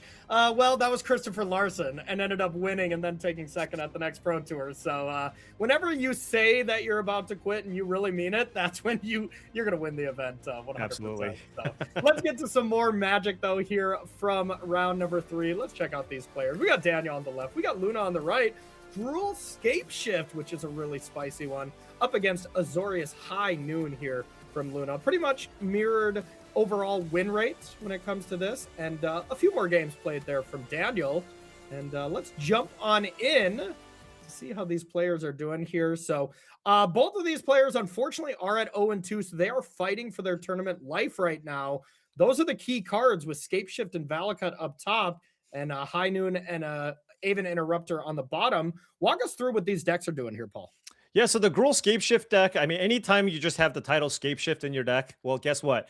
What you're trying to do is cast this powerful sorcery and get Valakut onto the battlefield. When you get Valakut and a bunch of mountains in play, you can set up a situation with enough lands. You can actually just kill your opponent once you resolve the Scape Shift. Now, how do you do this? Well, basically, the entirety of your deck is kind of focused around ramping. So you have lots of ways to kind of get additional lands onto the battlefield. 4 copies of Exploration, Farseek, Song of Seasons, Ice Till Explorer, lots of good ways to kind of ramp and then get the Valakut and Scape Shift going. Now, resolving Scape Shift is going to be pretty difficult against the Azorius High Noon deck, right? Because you're playing against a deck with a million counter spells. However, if you can just resolve a bunch of ramp spells early and just naturally draw Valakuts, well, guess what? Every mountain that you play kills basically all of these counterspell creatures. So that's what I imagine Daniel's strategy is going to be. It's like, if I resolve Scape Shift, great, I win the game. I know it's going to be really tough, but all I want to do is ramp, find Valakuts, and just run out mountains and just start kind of, getting all of your flying creatures off the battlefield. Makes sense to me. All right, let's see how these games play out. We're going to jump in from the very beginning here. And I got to say, Paul, I played a little with the Gruul Scape Shift deck. It's able to utilize, one of the best cards, and there it is on screen. It's the One Ring with a little A next to it. You want to tell everyone what happened to the poor One Ring in this format? Well, the One Ring is one of the most powerful artifacts that we've printed in recent memory, and well, it needed to be kind of toned down a little bit. So that's a rebalanced version of the card, but it's still so good to the point where you still play it. As you notice now, you can't just tap it for free. You have to pay 1 mana to tap it to get value out of the card, but still extremely, extremely powerful to the point where Daniel's still choosing to play this artifact. Yeah, it still does some nice work, especially when you can play it, as early as turn 3. I guess even turn 2. You can play it on turn 2 in this Exploration? deck. Yeah. Exploration is a heck of a card. You need exploration, 4 lands, and the One Ring, but that's really not that hard to do Right. in a deck like this. So starting it off, a couple relics here in the main deck here from Daniel, which is maybe not a card we see a lot of, but just really showing the power of different graveyard decks. We also see Relic in a couple of other decks like the Ketramos style decks. Yeah. I mean, a lot more synergy in those decks, right? The Ketramos decks, just anytime you tap Relic and exile a card, you just get to draw a card, which is fantastic. Here, I think this is just a nod for Daniel, recognizing that maybe the graveyard-based combo decks are just a very, very weak spot for this deck. So choosing to just kind of play that as some piece of interaction for those decks. Yep, makes a lot of sense. So High Noon comes on down here for Luna. Only 1 spell being able to be played per turn. And that is kind of step 1 in these style of decks. And now if you have an empty board, you're able to just reprieve something, remand something, and just make it very difficult for your opponent to play any spells. Saying that, though, the Luna's version, unlike Andre's version, no remands, just reprieves. Okay, just the reprieves. And if you're on Daniel's side, you have all these kind of clunky-ish 4-mana cards. You just kind of have to hope one of them eventually resolves, right? That's kind of the only thing you can do here. Yeah, I think this deck especially is really going to fall victim to these High Noon style of decks that just make you play on your turn only. So I would think this is a great matchup for Luna. Now, there's a fun card in Daniel's side of the battlefield here. Gate to Tumbledown. This is a land here that enters tapped. It is a mountain gate. And so it taps for red mana, but you can also pay 4 mana to tap to seek a non-land card and activate that only once. So nice little value card for Daniel that also acts as a mountain for those valid cuts. Yeah, absolutely. That Does is a Luna spicy card. wait, Luna just only had 1 mana up, right? Yeah, only 1 mana up. Okay, so I mean, Daniel recognizing that the most impactful spell to resolve here is that One Ring. So now you got to fight through a One Ring, although there is a fragment reality. Now, are there any creatures? Yeah, there's there sure are. Dryad, yep. So you do get rid of the Dryad. Being able to just pay 1 mana and remove the One Ring, feels like a flavor fail, Paul, but here we are. And Luna has no choice but to just run out Quantum Riddler here. Still very nice, of course. It's just a big flying threat. But hey, Daniel, if he can find a land here, he can play out. I mean, could have just won the game. If we didn't find a blue card here from Luna, the game's over because exactly. Because you can go for this. Yeah, Dryad with Scape Shift, you can just get 3 Valakuts and they trigger off themselves. Right, Valakut itself doesn't have a mountain identity, Right, because Dryad turns all of your lands into all the basic land types. So he's going to go for it here. And of course, Luna has no choice but to force a negation to Scape Shift. Yeah, so as good as, the One Ring really is, Fragment Reality into a Dryad is still a big problem because this Scape Shift wouldn't have done basically anything this turn without Dryad being in play. Absolutely. Luna does find another Fragment Reality here for the potential Dryad. In case Daniel does go for the Scape Shift victory next turn, right? You can fragment the Dryad in response. You can also pop High Noon to destroy the Dryad as well with the help of Starting Town.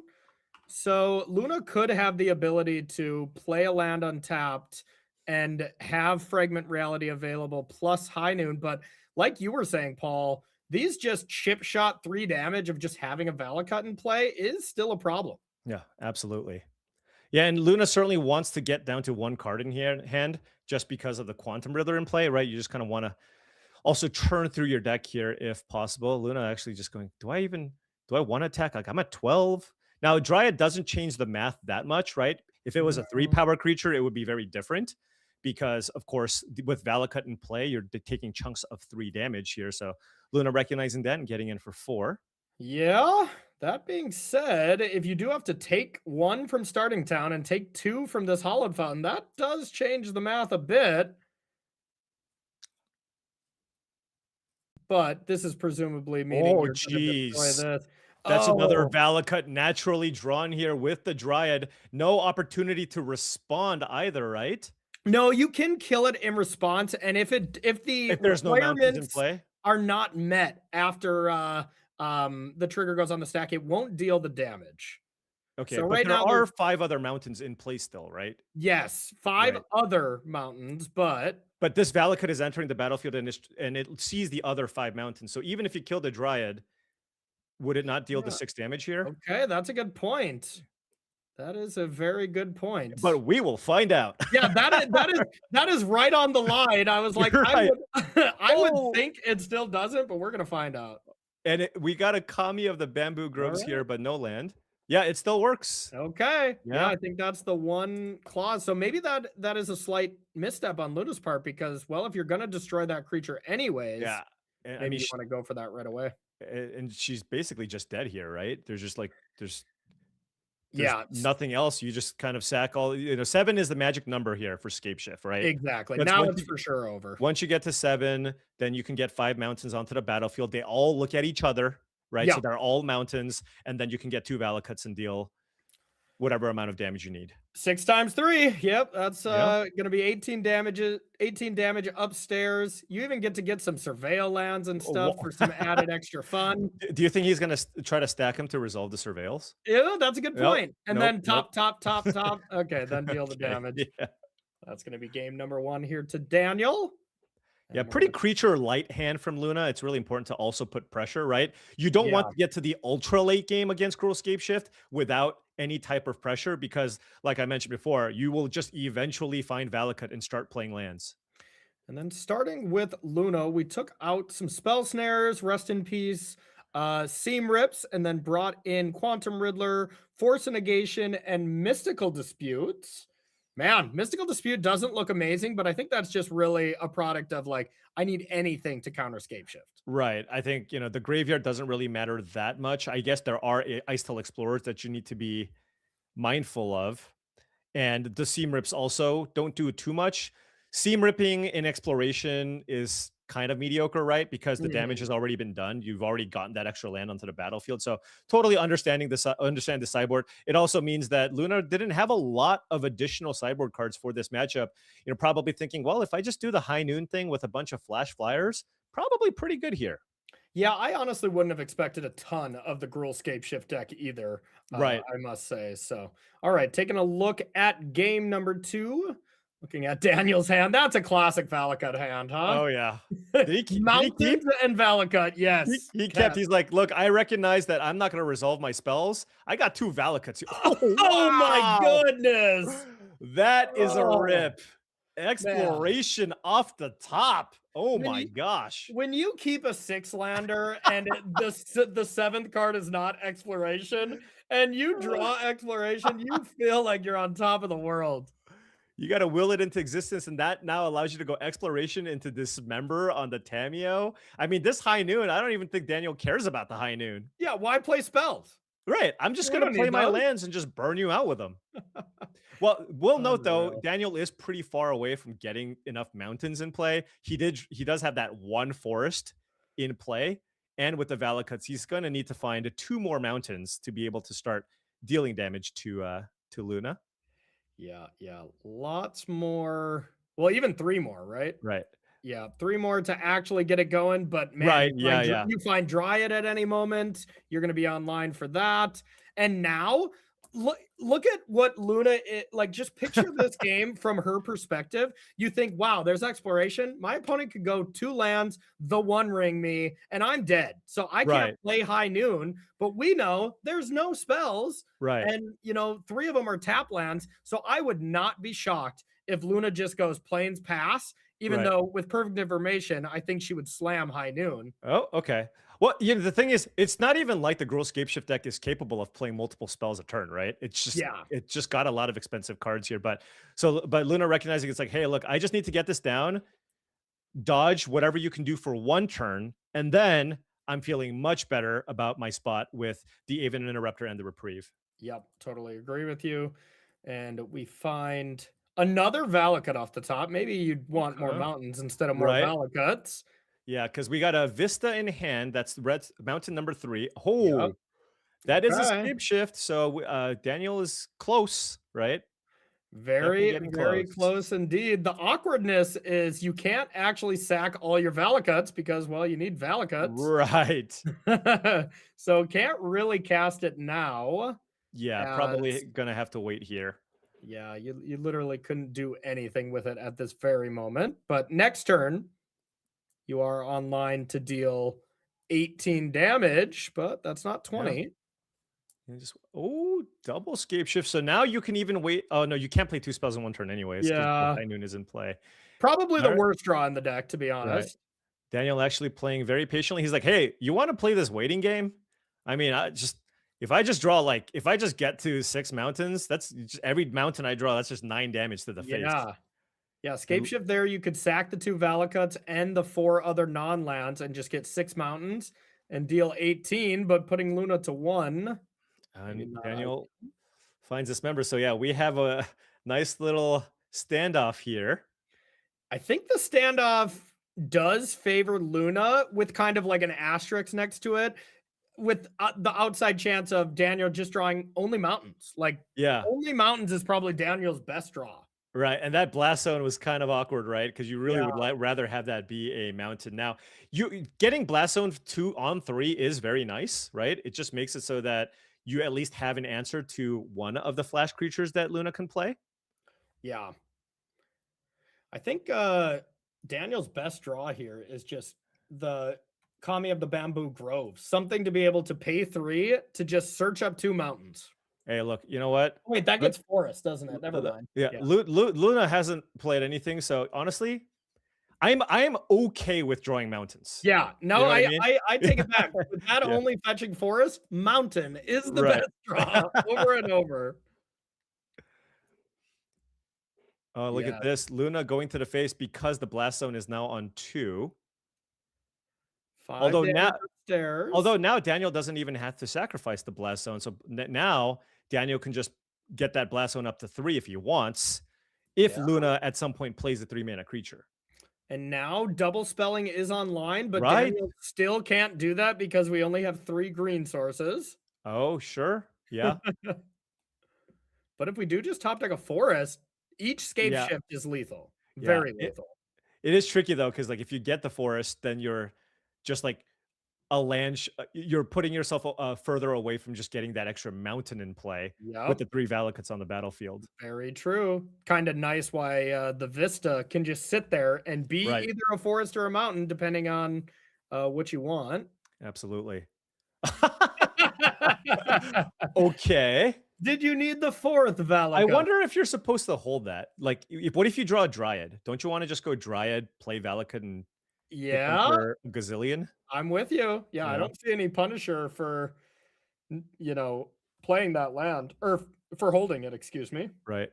Ooh, okay. So now Luna finds some action here. Notably, Quantum Riddler gets to play around Dismember as well. Yeah, Quantum Riddler looks great here. Whether you want to warp it or just play it straight up. I mean, you got the mana, you kind of need the clock. Now, if you play it, though, you only have 1 counter spell available. Yeah, that's what I'm thinking Right. too. So I probably would just warp this. If I'm Luna, I Yeah. want to have at least 5 mana available into Absolutely. Daniel's turn. Yeah, because then you can still just go Interrupter and Reprieve or Sink into Stupor. Now, that being said, if you do play the Riddler, just hard casting an Aven Interrupter is lethal next turn. So that's tempting too. Yeah, but Daniel's got the 3 cards you have, like, and not only that, with that blast zone in play, right? Daniel can just make sure he doesn't just die to the 3 drops, right? Very true. You can just get the blast zone on 3. So kind of okay, but Luna getting very aggressive here. Yeah, I'm with you. With the blast zone being able to go up to 3, I think You I don't would have lethal, would've yeah. warped as well. Yeah, unless you rip. Oh, that's Okay. interesting. Okay, so now you can play 2 Reprieves. Yeah, that's that was a actually good awesome. draw. Yeah. If I'm Luna, I'm playing that and taking 3. Okay. Now, if you're Daniel, probably need to tick up that blast zone. I would think so as well. And you could tick it up to 5, probably, right? And Does he ticking have it the up to mana? 5, He does ticking have it the up, mana. Yeah. ticking it up to 5 is kind of the same as ticking it up to 3, as it would just prevent lethal basically no matter what. But goes Right. up to 3 with Blast Zone and a tapped mountain. So this is mountain count is up to 5. Yeah, with that Vista in play. So I think it's time to just go for the scape shift, but this will meet a counterspell here. I mean, you Yeah. certainly can't let this resolve here. And I guess Luna thinking, do I interrupter this or do I play a reprieve here instead? Yeah, and I don't think you can. You can't kill with the interrupter, right? Because like you can Yeah. interrupter it, but Daniel can just pop the blast zone, kill both of the interrupters, and just take 4 from the Riddler. Yeah, and if you interrupter and Daniel has a forest and a second scape shift, you just lose. Okay, just kind of forcing the action here, it seems. And Daniel, of course, has just a tapped green source. And this gets exiled and plotted. So plotted, you cannot play it till a later turn. Right, so it would be the next turn. But again, Daniel's not dead here because Yeah. of that blast zone, right? So next turn, he can tap all of his red mana to try to cast Escape Shift. And then if that gets countered, he can then run out the other one. But noting that Luna does still have 2 reprieves in hand. Yeah, it's going to be really interesting. And just any mountain that we top deck next turn is also just 3 lightning bolts, 4 lightning bolts, excuse me. So even Right. if you just kill the Aven Interrupters and you put a mountain on top, which I see that we kept an Ice Till Explorer on top, that actually might backfire on Daniel. I think digging for a land could be better. Yeah, but just keep in mind, by the way, if you kill the Aven Interrupters, that Scape Shift is a free spell next turn, right? It is, yeah. Right. So now, I mean, Ice Till Explorer is lethal, Scape Shift is lethal, and the free Scape Shift is also lethal. But Luna found a 3rd counterspell. Okay, but I don't know how much it's going to matter because Daniel can cast all 3 of these lethal threats. Right, and I mean, I suppose, Daniel can lead with the free spell here if he likes, or hold on to it. So lot of options here. I mean, if we have 3 lethal threats and we have 3 ways to counter them, I would think Luna's gonna win this game. Right, but these threats can be recast. But I Yes. guess, yeah. But we don't have the mana to do so, right? We only Right, have you 9, can only- 10 mana. Right, you're right. So I think Luna's pretty poised to be able to take this down here, but let's see how this plays out. This is hilarious.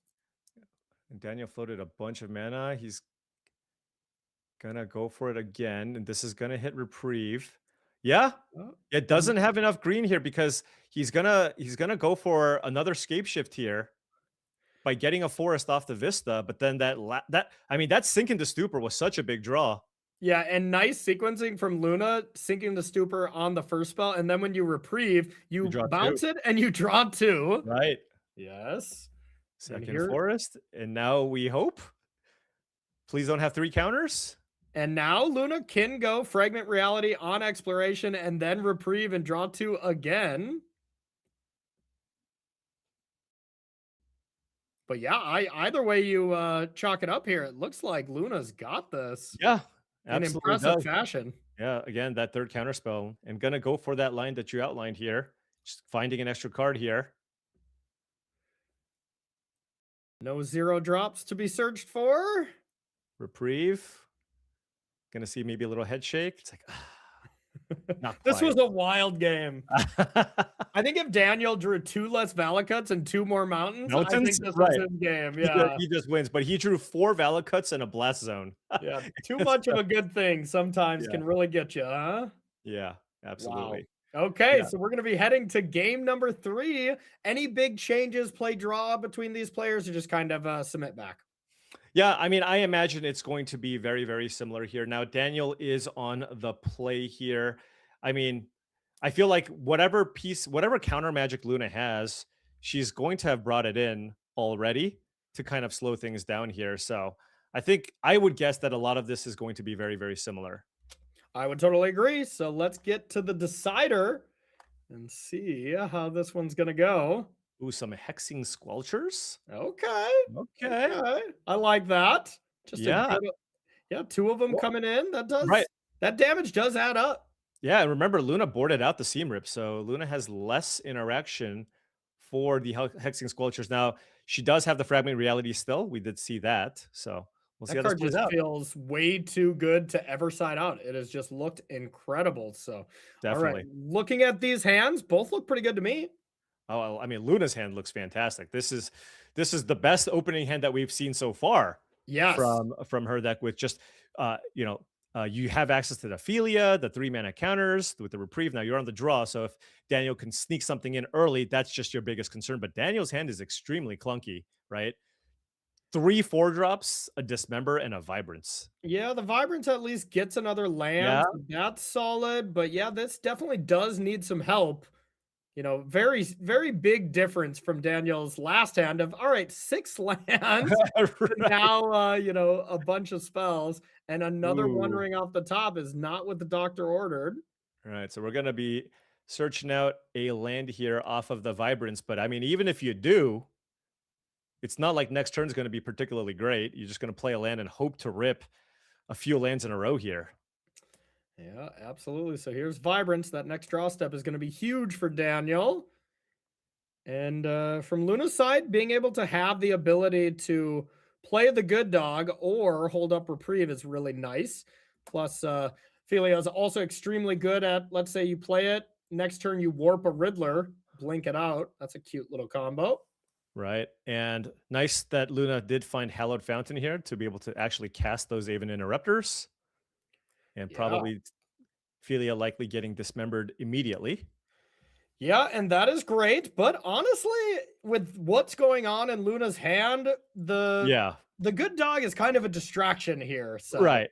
It's something that you kind of need to kill, but there's just so much more that you need to handle here, right? And Luna's hand is fantastic. Meanwhile, Daniel surveilling a Scapeshift into the graveyard. So it's like, all right, I need a land here to just even have a chance. I want to bring everything back to what Luna did there. That was a next level play that not a lot of people are going to pick up on, but the players at, this level of the Arena Champs are definitely going to pick up on it. Luna set a stop with that Dismember, and it's just for bluffing, having a Force of Negation, which she does not have. But if you pause enough, Daniel's going to be like, okay, well, you had something here. It could only be one thing.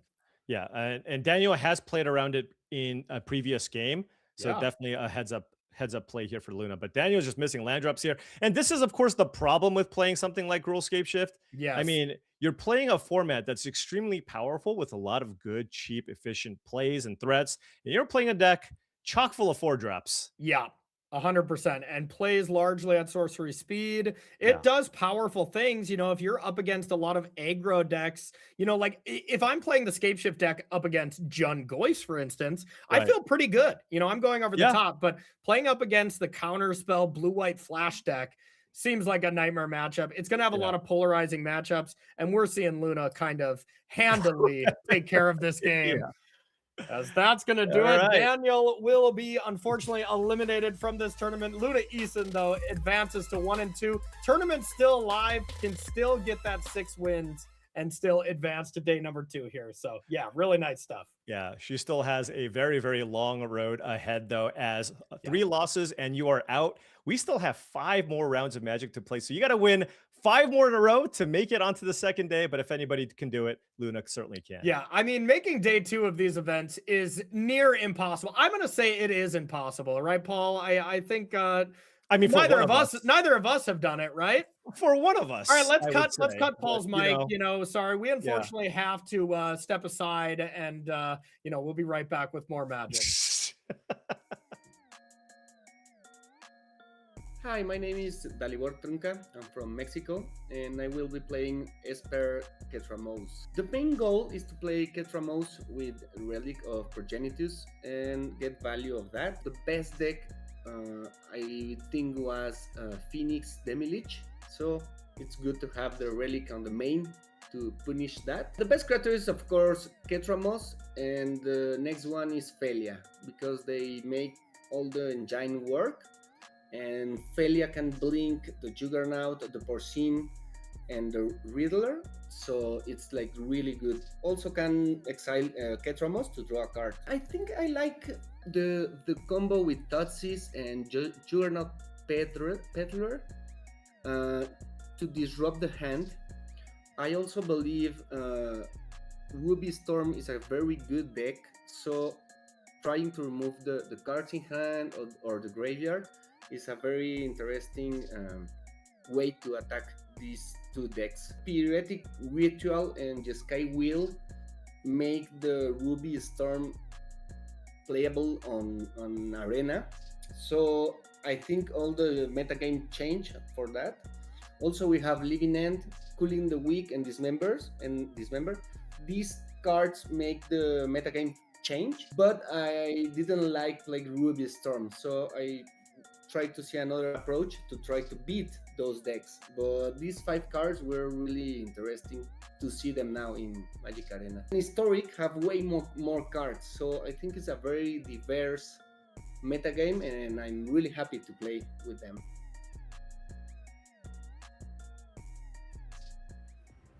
Hey everybody, welcome back to coverage of Arena Championship 12. Maria Bartholdi here with you this weekend as 109 players battle it out for a $250,000 prize pool here in Historic, and we have had some absolutely fabulous games so far today.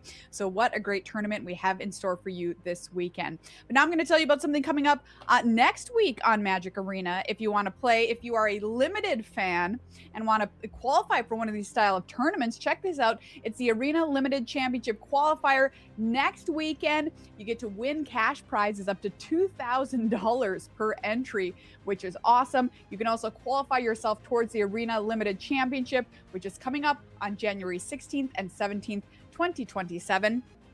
And then from that tournament, you can actually qualify yourself for the Limited Championship, which will be a paper tournament happening in 2027 as well. Very excited for this tournament series. So I will be playing this on Arena, no doubt, next weekend. So mark your calendars, everyone. Welcome back to the virtual news desk here as we get ready for round number 4. We've got Daquan Watson and Arya Karamchandani coming up for round number 4. Daquan, your thoughts on the tournament so far? Man, if anything, it's that the combo decks have had a little bit of a rough go of it, right? Like everybody's finding different answers to deal with these. So we'll see how many of them can break through to the elimination rounds tomorrow. How about you, Arya? Yeah, I've really enjoyed seeing these various sort of mid-range decks jockey for position, figure out the different ways they're attacking different matchups. There's theoretically a lot of different mid-range decks, but unlike in other formats, they seem to be playing pretty differently. And it's really impressive to see these sort of pseudo combos with the multiple Pyroglyphs, so like the High Noon, even Interrupter stuff going on, even in these mid-range decks. Like there's no true mid-range decks in these formats. Even the mid-range decks are a little bit combo in them. Yeah, it was great to see High Noon on camera there last round. And I say great, but oh man, I don't want to be on the other side of High Noon, let me tell you. That seems pretty miserable, but what a deck. Looked impressive. Let's take a look at our standings and find out where we're at here after 3 rounds of play. We've got 14 players who currently remain undefeated here in the tournament. 6 wins mean you advance automatically to our playoff round, so 6 is the magic number for these players. However, 3 losses, you are out and you stop playing. So good news for everybody here. You see on the first page of the standings some big names as well. Marcus Vosner here, solid tournament results at all the top level tournaments, double qualified for a world championship in 2024, currently undefeated here. Taking a look at some other names we saw on camera: Johnny Gutman, Matt Sapoff 3-0, Wyatt Darby currently sitting 3-0, a Pro Tour champion at Pro Tour Dominaria. Arne Huschenbett, your Kaldheim championship winner in 2021, also starting out 3-0. And I've got to call out Yusuke Takasu there, currently sitting at 3-0. The Boggles player! Let's go! Undefeated! All right, let's take a look at some more standings here. Who am I cheering for? You can never know. All these players currently sitting at 2-1, so a good start to the tournament for them as well. Remember, 6 is where they want to be because that automatically advances you to our playoff rounds. Let's find out our next feature match for round number 4. Pavel Semenov up against Matt Sapoff.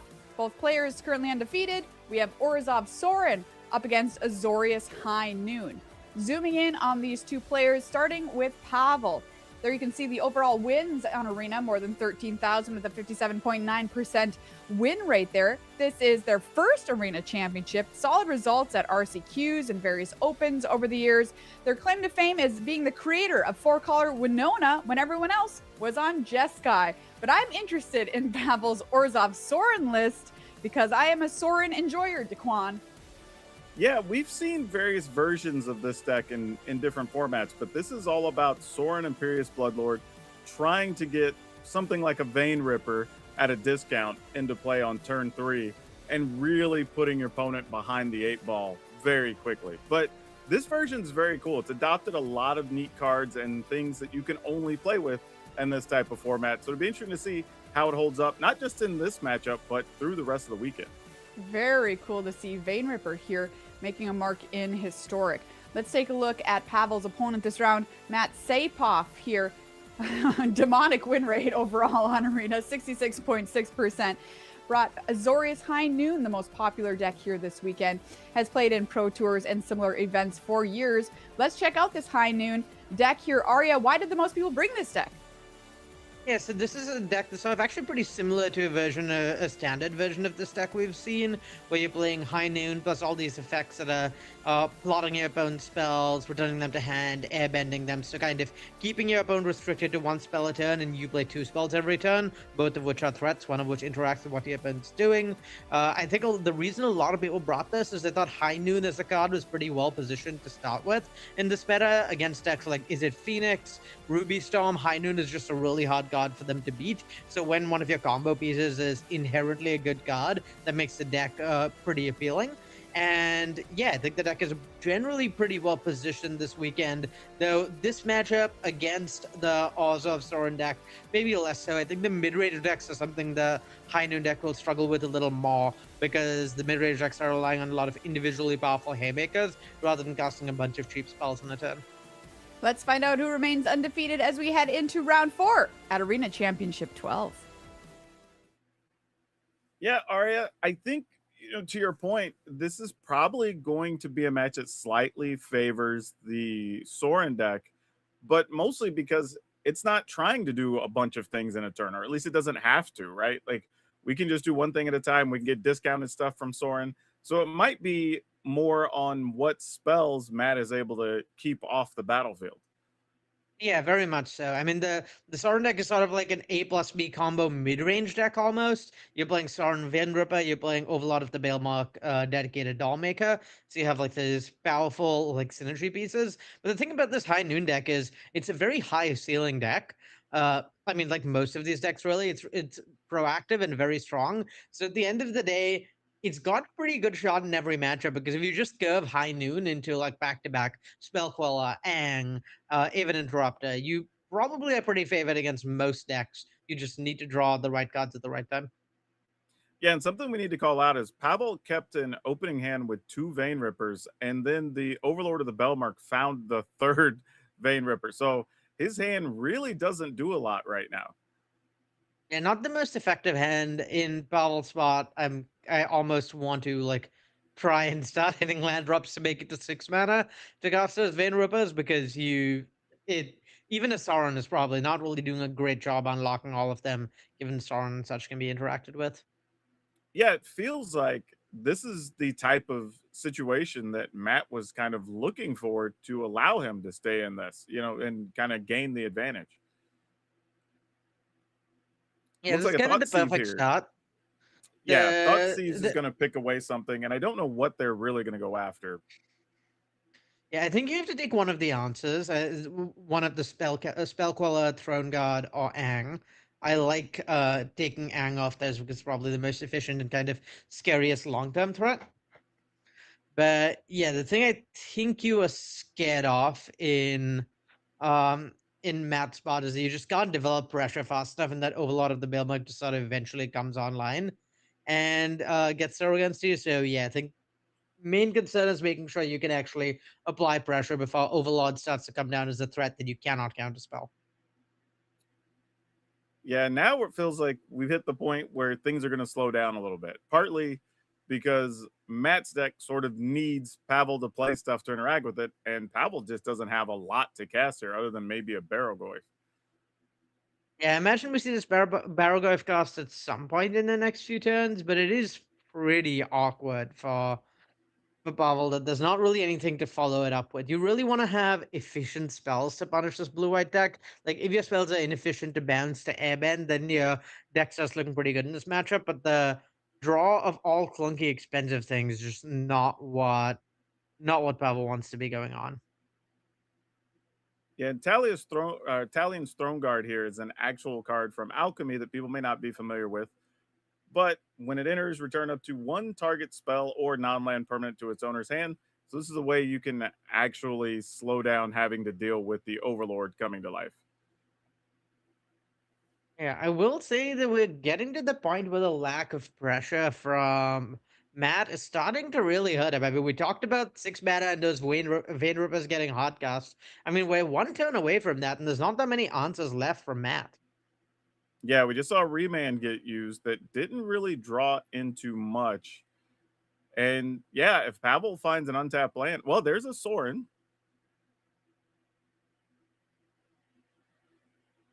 Yeah, Right. Sorin's something here. I think basically any spell is going to get hit by Talion's Throne Guard. Yeah, it kind of has to, really. And to Matt's credit, I mean, the deck is a lot of answers, and Pavel's really already down to 10, so just a couple of attack steps from closing this out.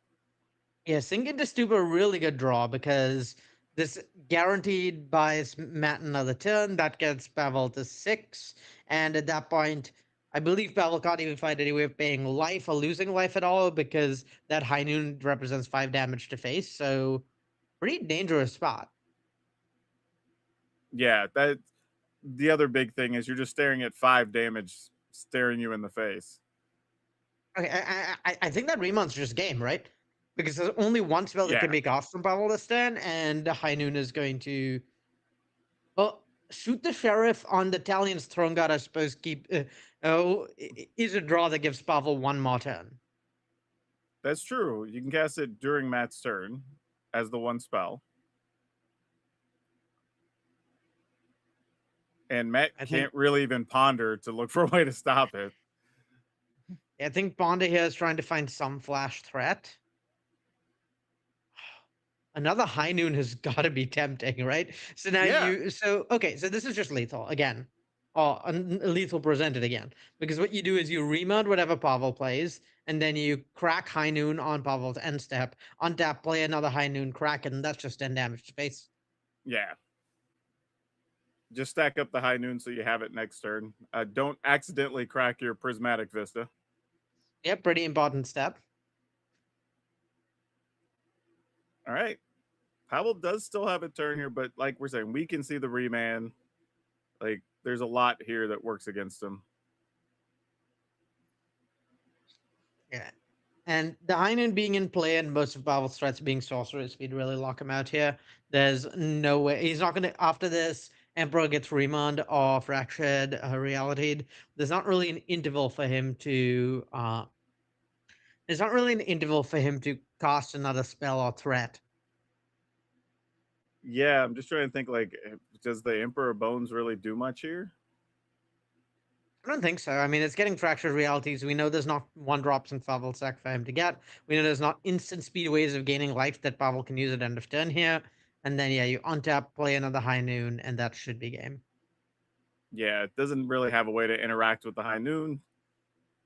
It does seem like the Auto Tapper has somewhat unfortunately I literally was watching that going like, it's going to tap this mountain, isn't it? Like, and to be fair, the Auto Tapper's looking at Matt's hand and saying like, oh, you have white and blue cards off. We'll make sure we leave the white and blue mana up. Not taking into account. The here means it just doesn't matter still. There's not an ability to cast a second spell. Matt has got this covered. Nearly very bad for Matt there, but yeah, what that? Yeah, it didn't really matter in the end. Just 5 more damage, and that's going to get us into game 2. But yeah, gotta watch your auto tape. You'll see a lot of times when it comes to a key turn, players will be manually tapping for stuff. Yeah, that game, I think, doing a pretty good job highlighting one of the structural strengths of this Azorius High Noon deck is sometimes your opponent just has a clunky draw.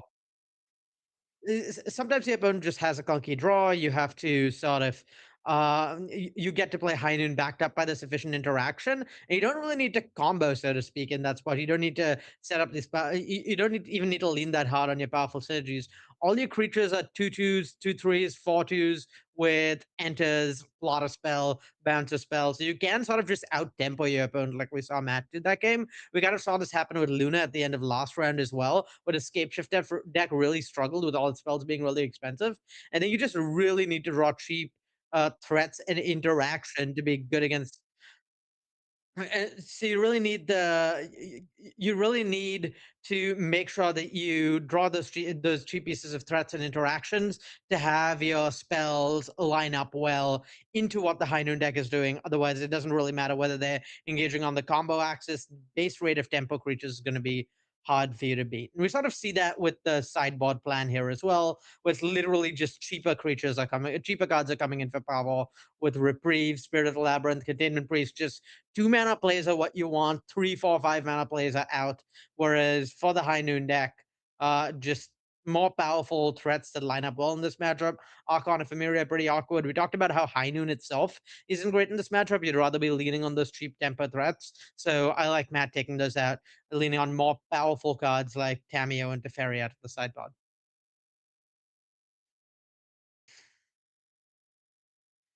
It'll be game two. Both sideboard games, I'd imagine, will have like a pretty similar texture for these players. The fact that Matt has these more powerful threats out of the sideboard will give him the opportunity to sort of set out to sort of play a different style of game where he's being more proactive and has threats that can take over the game. Like game one, there's not really any snowbally threats in Matt's deck, and that's one of the defining features of a lot of these decks we've seen is these threats that run away with the game on their own. Post board, when he does have access to Teferi, Hero of Dominaria, and Tameo, we might see some games where Matt just slams a haymaker and tries to have that take over the game, maybe compete with the top end Pavel has rather than just trying to deny him that over and over with these ETB plot and airbend effects. Yeah. Pavel's sideboard maybe leaning up a little more awkwardly into Matt with uh, a little more awkwardly into into Matt's deck with like Containment Priest and Spirit of the Labyrinth are fine threats here. They're not really the strongest. It's just that you need any cheap cards at all for this matchup. Hey, Ari, you having fun? You mind if I join you for a bit? Always a pleasure to have you join, Corey. Thanks for coming on the pitch. Yeah, no problem. Okay, so what do we got here? A little Azorius High Noon against Orzhov Blink. Orzhov Soren, huh? Yeah, the matchup and it looks like it's going to be a pretty close one. We saw Azorius take down game one, but yeah, it's pretty tight. I think it really depends on how much how the specific draw of the odds of deck lines up into the answer suite the Azorius High Noon deck has access to. Sounds great. And drawing Gemstone Cavern, that's exactly where you want it as the 8th card down, wouldn't you say? Well, it's certainly better than not drawing a land here, I think, for Matt.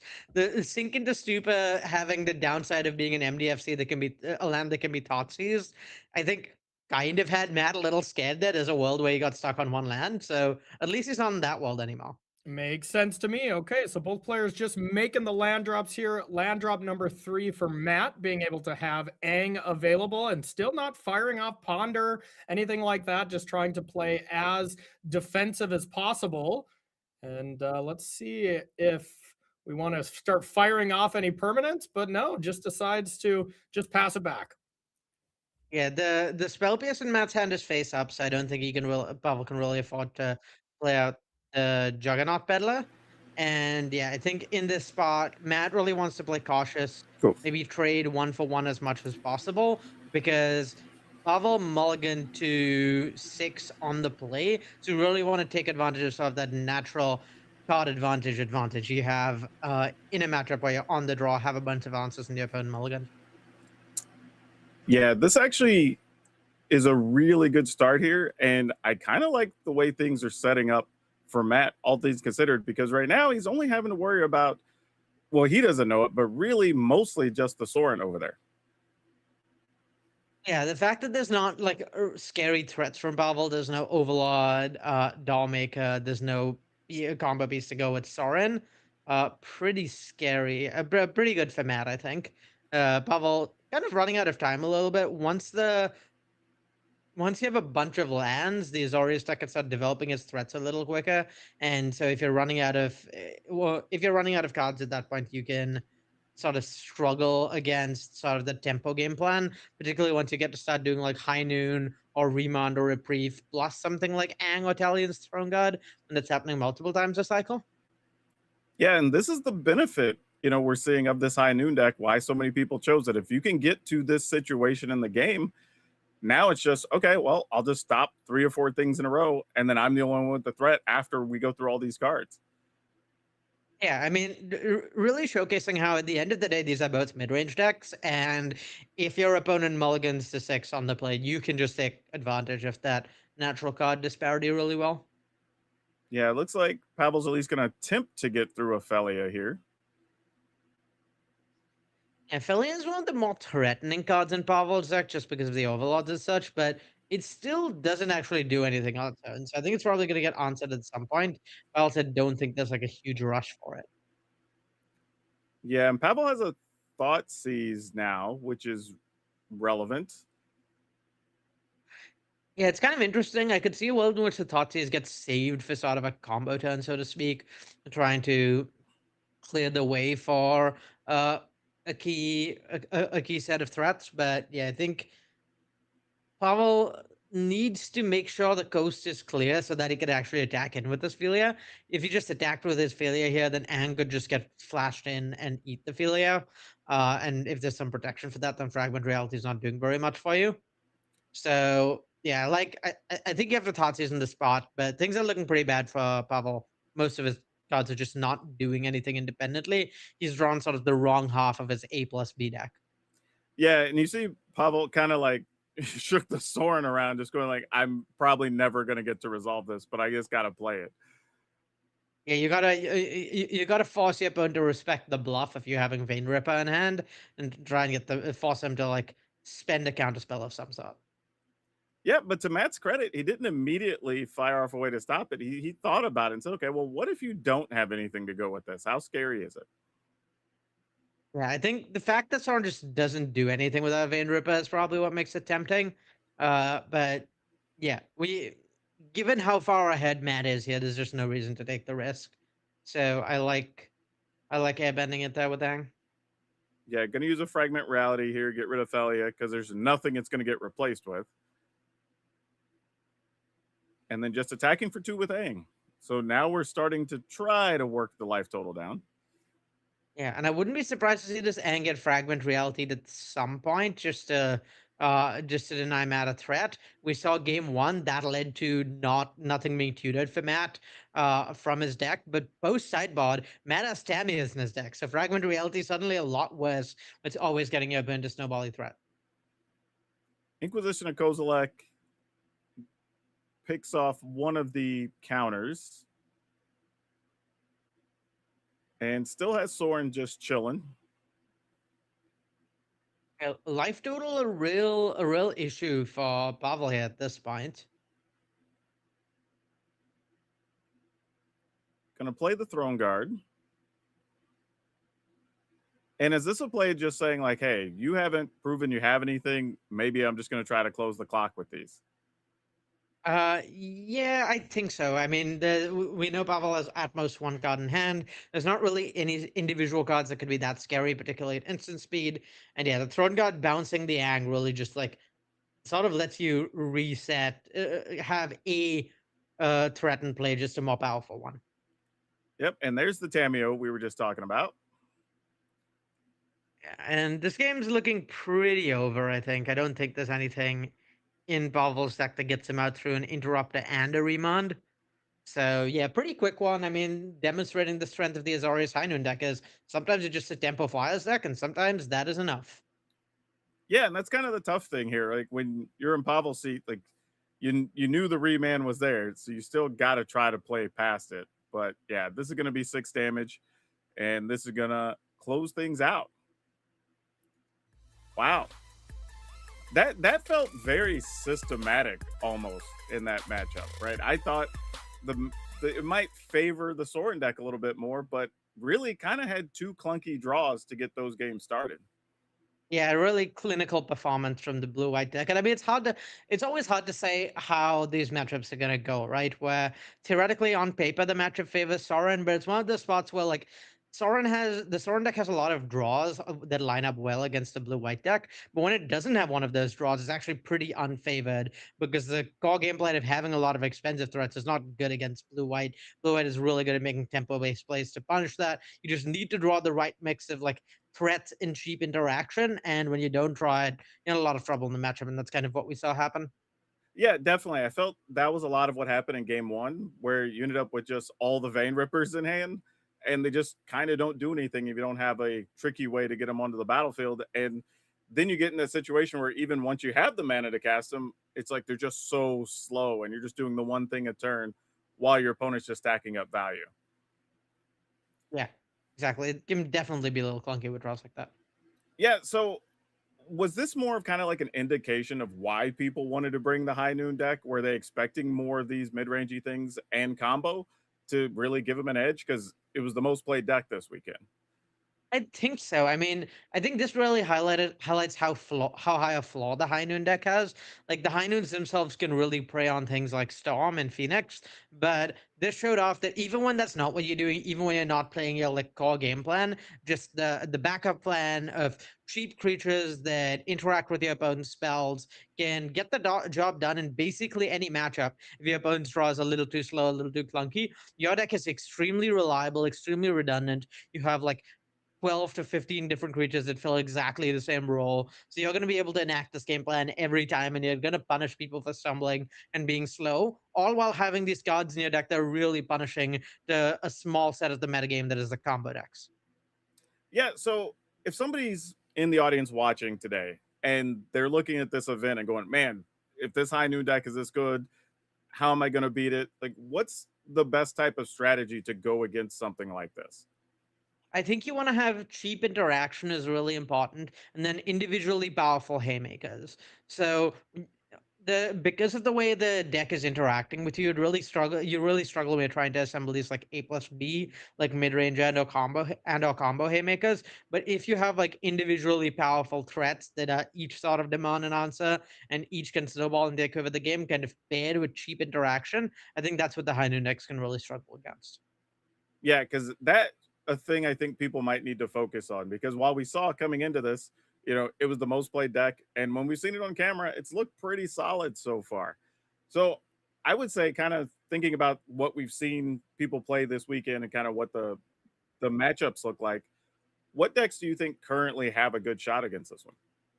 I'd guess the Orzhov Blink decks are probably among the better positioned against it. They have some really powerful top end. They have that Philia Overlord of the Belamux stuff while also having a bunch of cheap interaction. I would not be surprised to see the Jund Geist deck also line up pretty well, though it depends a lot on the specific answer suite and the specific construction of each of the two decks that are being played. I don't think it's like a really lopsided matchup one way or the other. It really depends how each player has individually built their deck. Well, you know what, Arya? I think we're going to get the chance to see a few more matchups against that throughout the weekend. But that one went quick enough that we're just going to step away for a second and come right back with more Magic in round 4. Matthew Sapov, congratulations, 4-0. Pretty good start to the tournament for you. Yeah, that's the start you want. Absolutely. Tell us about that matchup. How do you think it played out for you? As intended, or did you get a little lucky? Yeah, I would say I got a little bit lucky. I think if the Sorin, like I've played against Sorin decks traditionally in historic and stuff, but it's not really that popular at the moment. So like I've played against the decks, and if they're firing on all cylinders with like turn 1 Thoughtseize, turn 2 Thoughtseizes or Peddler or whatever into Soaring, combo, then you're gonna have a tough time. So I was able to fade that and kind of beat their kind of slower or more fair plan. So yeah, I think it went well. I think if they draw their best hands, it's pretty tough. But if they draw kind of their middle hands, it's either slightly favored or even, and that's kind of what I faced. So you're playing the Azorius prison style deck. What drew you to this? And I'm going to guess you'll say yes, but do you think it's the right call for this weekend's metagame? No, so I actually don't think after seeing the metagame breakdown, I don't think it's the right call. We were hoping to, so I worked on a team of some people who kind of broke the Phoenix deck that was pioneered by Yitzi Gutbeck. So that was kind of like dominated qualifier weekend, and we were kind of hoping that it was going to be more represented at this tournament, which is why we leaned into the noon. And then also with the printing of some more combo friendly cards in the Strixhaven bonus sheet or whatever, we thought that this noon strategy would be pretty solid, and there's a bit more mid-range that we would like to see. We still think we have a good plan versus them, but it's by no means like you play against Storm and it's like actually a 75% win matchup. So we would have liked to see a lot more of that, and as well as Phoenix. Funnily enough, I think like either Scapeshift or Eldrazi was the deck to bring, because there's so much mid-range, and those decks just kind of don't care about those plans, and as long as you can fade the 9 Phoenix players and a couple Storm players, then you're in a pretty good spot. But at the same time, I'm 4-0, so I can't complain. Yeah, precisely. Who knows? This could well be the pick for the tournament, and of course, plenty on the line here this weekend. Spots at the Pro Tour and at the World Championship. What would winning this event mean for you? Yeah, I mean, winning would be awesome in general. Like I view these tournaments as kind of like Pro Tour qualifiers. Just given my like family and work schedule and stuff, these are like how I participate with competitive Magic at the moment. So I would love to, qualify for the PT. That's goal number 1, and then everything else is kind of upside. And yeah, if I want to be awesome, that'd be great. Awesome. Well, Matthew, best of luck. Continue your winning ways, and maybe we'll see you here yet again in another winners interview. Great, thanks.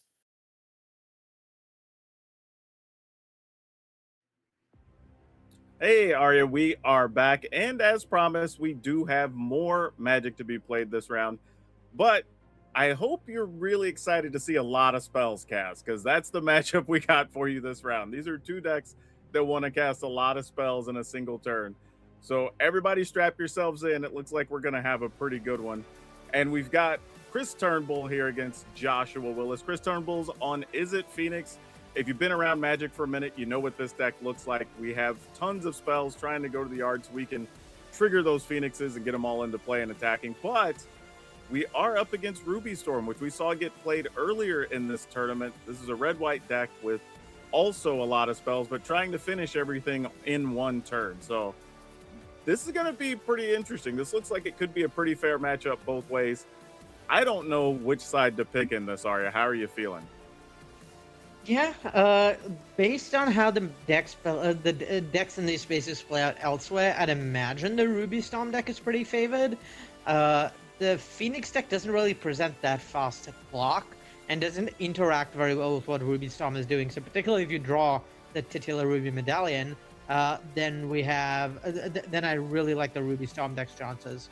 Part of the issues for the Phoenix decks is your answers don't line up super well into what the Ruby Storm is doing, and you don't have those same sideboard haymakers that other decks do, because you are also leaning on playing a spells heavy strategy. We've seen other decks have things like Deafening Silence, like Rest in Peace. Phoenix doesn't get to play things like that, both because, well, they're not blue or red, but also because the Phoenix deck is looking to cast a bunch of spells, so you can't have asymmetric pieces of interaction that prevent your opponent's casting spells, because it also shuts down the Phoenix deck itself. So kind of a problem matchup for Phoenix, I think, a little bit. Something you'll struggle with. I mean, the Phoenix deck has these incredibly high highs where you can goldfish really fast. So with those draws, I think the Phoenix deck could be favored. But for the most part, I'd say Ruby Storm definitely has the edge here. Yeah, and that's sort of what I was thinking, that I think you can have a really powerful game one with the Phoenix deck, but I'm not sure what we'd be sideboarding that would have a significant impact like we've seen in those other matchups that really tripped up the Ruby Storm deck. So this, I expect whenever we see stuff happen, it's going to happen very quickly. So we're going to have to be on our toes for this one, because both of these decks like to just get it all done in a single turn for the most part. Yeah, I think the lack of sideboard haymakers, like you said, a big problem. There's the force of negations are the only real thing I see out of Chris Turnbull's deck that help him out here. But even those, like individual answers to threats, way less what you want to be doing against a deck like Ruby Storm than just shutting off the game plan entirely. Yeah, I believe sideboarded, and we'll talk about this later in the match, but there are at least some force of negations and whatnot that I think Phoenix could bring in, and that should at least help. But, you know, part of that's also going to be drawing them at the right time. Yeah, and again, just like nothing you can play out preemptively to shut down the deck is pretty tough.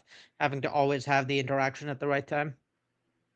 All right, so we're looking at Joshua's opener here: Manamorphose, Poetic Ritual, and a Wish with a bunch of lands. This doesn't look bad, but it doesn't. You kind of have to hope you draw into the right thing. Yeah, the fact that there's a Gemstone Caverns in hand makes this really tempting for me. This set is basically like one Stomp piece away from doing something like a Ral or a Ruby Medallion. But yeah, the problem is it doesn't really do anything without that. So disciplined choice, I think, by Joshua to mulligan that, but got to be a little tempting. Yeah, and it looks like Chris is going down to 6 cards, keeping a Thoughtseize, Manamorphose of his own. So he has some pieces to work with there that should be pretty good. This hand from Joshua looks really good to me. So I think what we're going to be looking at is kind of just boss and do nothing for the first 2 turns of the game. And then turn 3, go Ral, Pyretic Ritual, Manamorphose, Storm of Memories, flashback both my cards. And that looks really powerful. That leaves Joshua with like a bunch of resources, possibly an ultimated Ral or or at least a Ral with a lot of loyalty. And that's pretty likely to win him the game. Yeah, and credit to Josh, because that first hand was so tempting, like you're saying, because of the cavern, to try to go for it. But he was very disciplined, and this hand actually looks like it could be a little bit safer. Does decide to play a Ral here. Chris is going for a Thought Scour, trying to put some stuff in the yard, drawing a card. Okay. So this is something I want to note, is there's actually like incredibly little interaction for Ral in Chris's deck. Like you have to double Unholy. He did this 1 copy of Lightning Axe, but 3 is a really high amount of top size. So it was initially a little surprising to me to see like Ral just played out that way. But yeah, realizing that there's not actually very much interaction in Chris's deck for the Ral makes it make a lot more sense. Makes me like to play a lot more. It's pretty hard for Chris to actually deal with the Ral. I think we might be looking at like double Unholy Heat here to clear the Ral, which is a trade I'd be really happy with. It kind of leads Chris Drive any resources. Yeah, he's going to fire a Manamorphose here, draw a card. Probably just getting a look at things one more time. But I think you're right, Arya. It might just be a double Unholy Hate situation. And I mean, this is kind of ideal for Joshua, right? There's just 0 pressure at all from Chris. You can play out Articel and level it up. You're not in a huge rush. You do want 1 more land at some point. But once you get that land. Yeah, I would say the other thing here for Joshua is just knowing Chris is down to just a couple of cards even. Right. Yeah, the fact that there's no pressure and no cards is sort of the worst of both worlds for Chris. Yeah, now we're going to get to start digging a little bit with this Artist Talent by Josh. But there's very little interaction for the talent from the Is It Phoenix deck. So if we find a land, I think, or maybe even without a land and with the Pyretic Ritual, we could see this talent leveled up and just a combo kill the turn after that. Yeah, so had a Treasure Cruise there, basically ate up the whole graveyard to get the discount, but no Phoenixes in sight. And Joshua still needs just a little more mana. Like just hopefully these rituals help them here. We'll see. Yeah, so if there's a land drawn, I think we could see a combo kill this turn. There isn't one. But yeah, we had access to level up Artist Talent, and then if there was a land, well, I guess you could still try and find a land to Jessica's will post. Yeah, okay. So if there was a land found here, that would have allowed for a Jessica's will post Artist Talent level up. I think Ruby Medallion does basically the same thing. So you Yeah. can play Ruby Medallion, play Jessica's will, make 5 mana, and then after that you can Storm of Memories, and you should be good to win. Yeah, it looks like that math works, right? You pay the 2, you'll get a discount on the Jessica's will. Yeah, you should be okay. Yeah, we might see Joshua opted just go for the Jessica's will and not even play the Ruby Medallion. It's not strictly necessary. I think it's pretty close as to which is worth doing. Good call. Looks like just going to go for the Jessica's will straight up. Yeah, there's not really interaction for a start like this from the Izzet deck. Yeah, this is an interesting thing. I don't think we've really seen a turn play out like this so far today. So it's kind of fun to watch this kind of unfold while we're kind of stretching to get the pieces we need. Yeah, Jessica's were really punishing against the Treasure Cruise deck. And not like we just saw Chris spew all his resources. You'd think that he would be in a pretty awkward spot here without I think he'd be in a pretty awkward spot here without the ability to sort of you think Joshua would be a pretty awkward spot here without like a bunch of cards in Chris's hand to make mana off Jessica's will, since that's the only second ritual he has. But yeah, the fact that Treasure Cruise plus no way to actually like play the burn spells in hand without legal targets means that I think it's pretty hard to fully shut down Jessica's will against this mono red deck, particularly game 1. Yeah, that just ended up being a lot of mana for Joshua to work with here. And then this turn is going to end with a wish. Don't actually know what the literal storm count is here. 4? It'll probably be like 10-ish by the end of this. I could see like a Storm Scale Scion probably does it. Yeah, and then there's Metamorphose, get some mana on another card.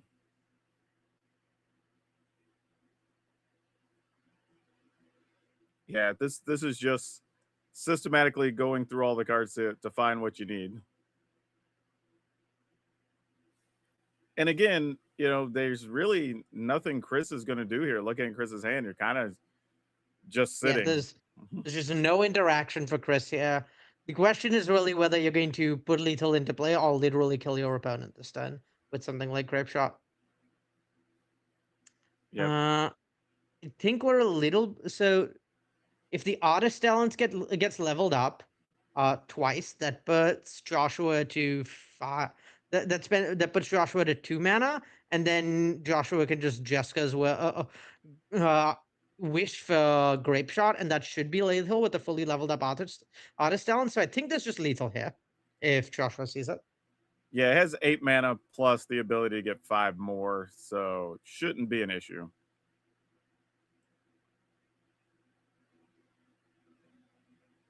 Obviously choosing not to discard because the last card is the wish.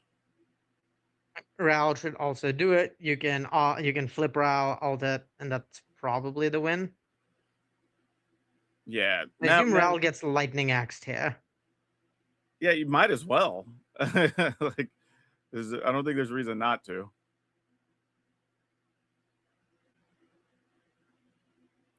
Yeah, Chris is giving it a thought, but I mean, you just go for it. Storm count here probably at close to like 12? I think there was like 5 spells before the Storm of Memories. The Storm of Memories cost another 4 plus 8 itself, so that's around 10. I guess we're going to be closer to 13 or 14, so we might just be at literally Grape Shotting for 18 range. Oh, we're going to cast a spell anyway to try to trigger the Ral, I think is what we're doing. Yep, because if we flip Ral, then the interaction doesn't matter. Okay, interaction didn't matter. Yeah, he just gives the nice and concedes. Fair enough. Fair enough.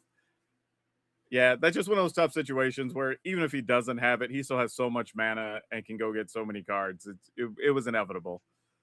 Yeah, Artist Talent is a really nice one in this matchup. Just like more redundancy in terms of like interaction that will let you sorry, a threat that isn't easily vulnerable to interaction that will let you discount your spells to have a big combo turn in a way that Izzet Phoenix deck can't really deal with.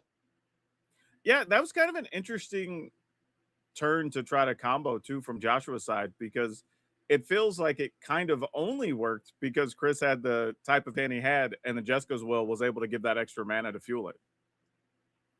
Yeah, if without the Treasure Cruise, that would have actually been much harder for Joshua to combo in that spot. We've talked a little bit about how there is no Desperate Ritual. Pyretic Ritual is the only real ritual these Ruby Storm decks have access to, that and Jessica's Will. So if your opponent's low enough on cards that Will doesn't have decks, then all of a sudden comboing is pretty difficult from low resources because you can't go up that much mana. But yeah, with the Jessica's Will against Treasure Cruise, I think Joshua generally going to be able to generate enough mana in this matchup. Yeah, it was just really interesting to see. I think that was just a very thoughtful and strategic turn by Joshua to just pull out the cards where you just keep drawing, keep drawing. Okay, now everything's going off with the Storm of Memories. And then it was just kind of no chance of recovery at that point. So, yeah, I don't know. Like you're saying, I think it might very well favor this mono red combo deck in this matchup. Yeah, I think a lot of the matchups we're going to see today are pretty are going to be pretty close, and are going to be a lot about how the draws line up. But I do think this is going to be one of the more lopsided matchups we're going to see today. Just the tools for interacting with the Storm deck in the ways that matter just don't exist in blue and red.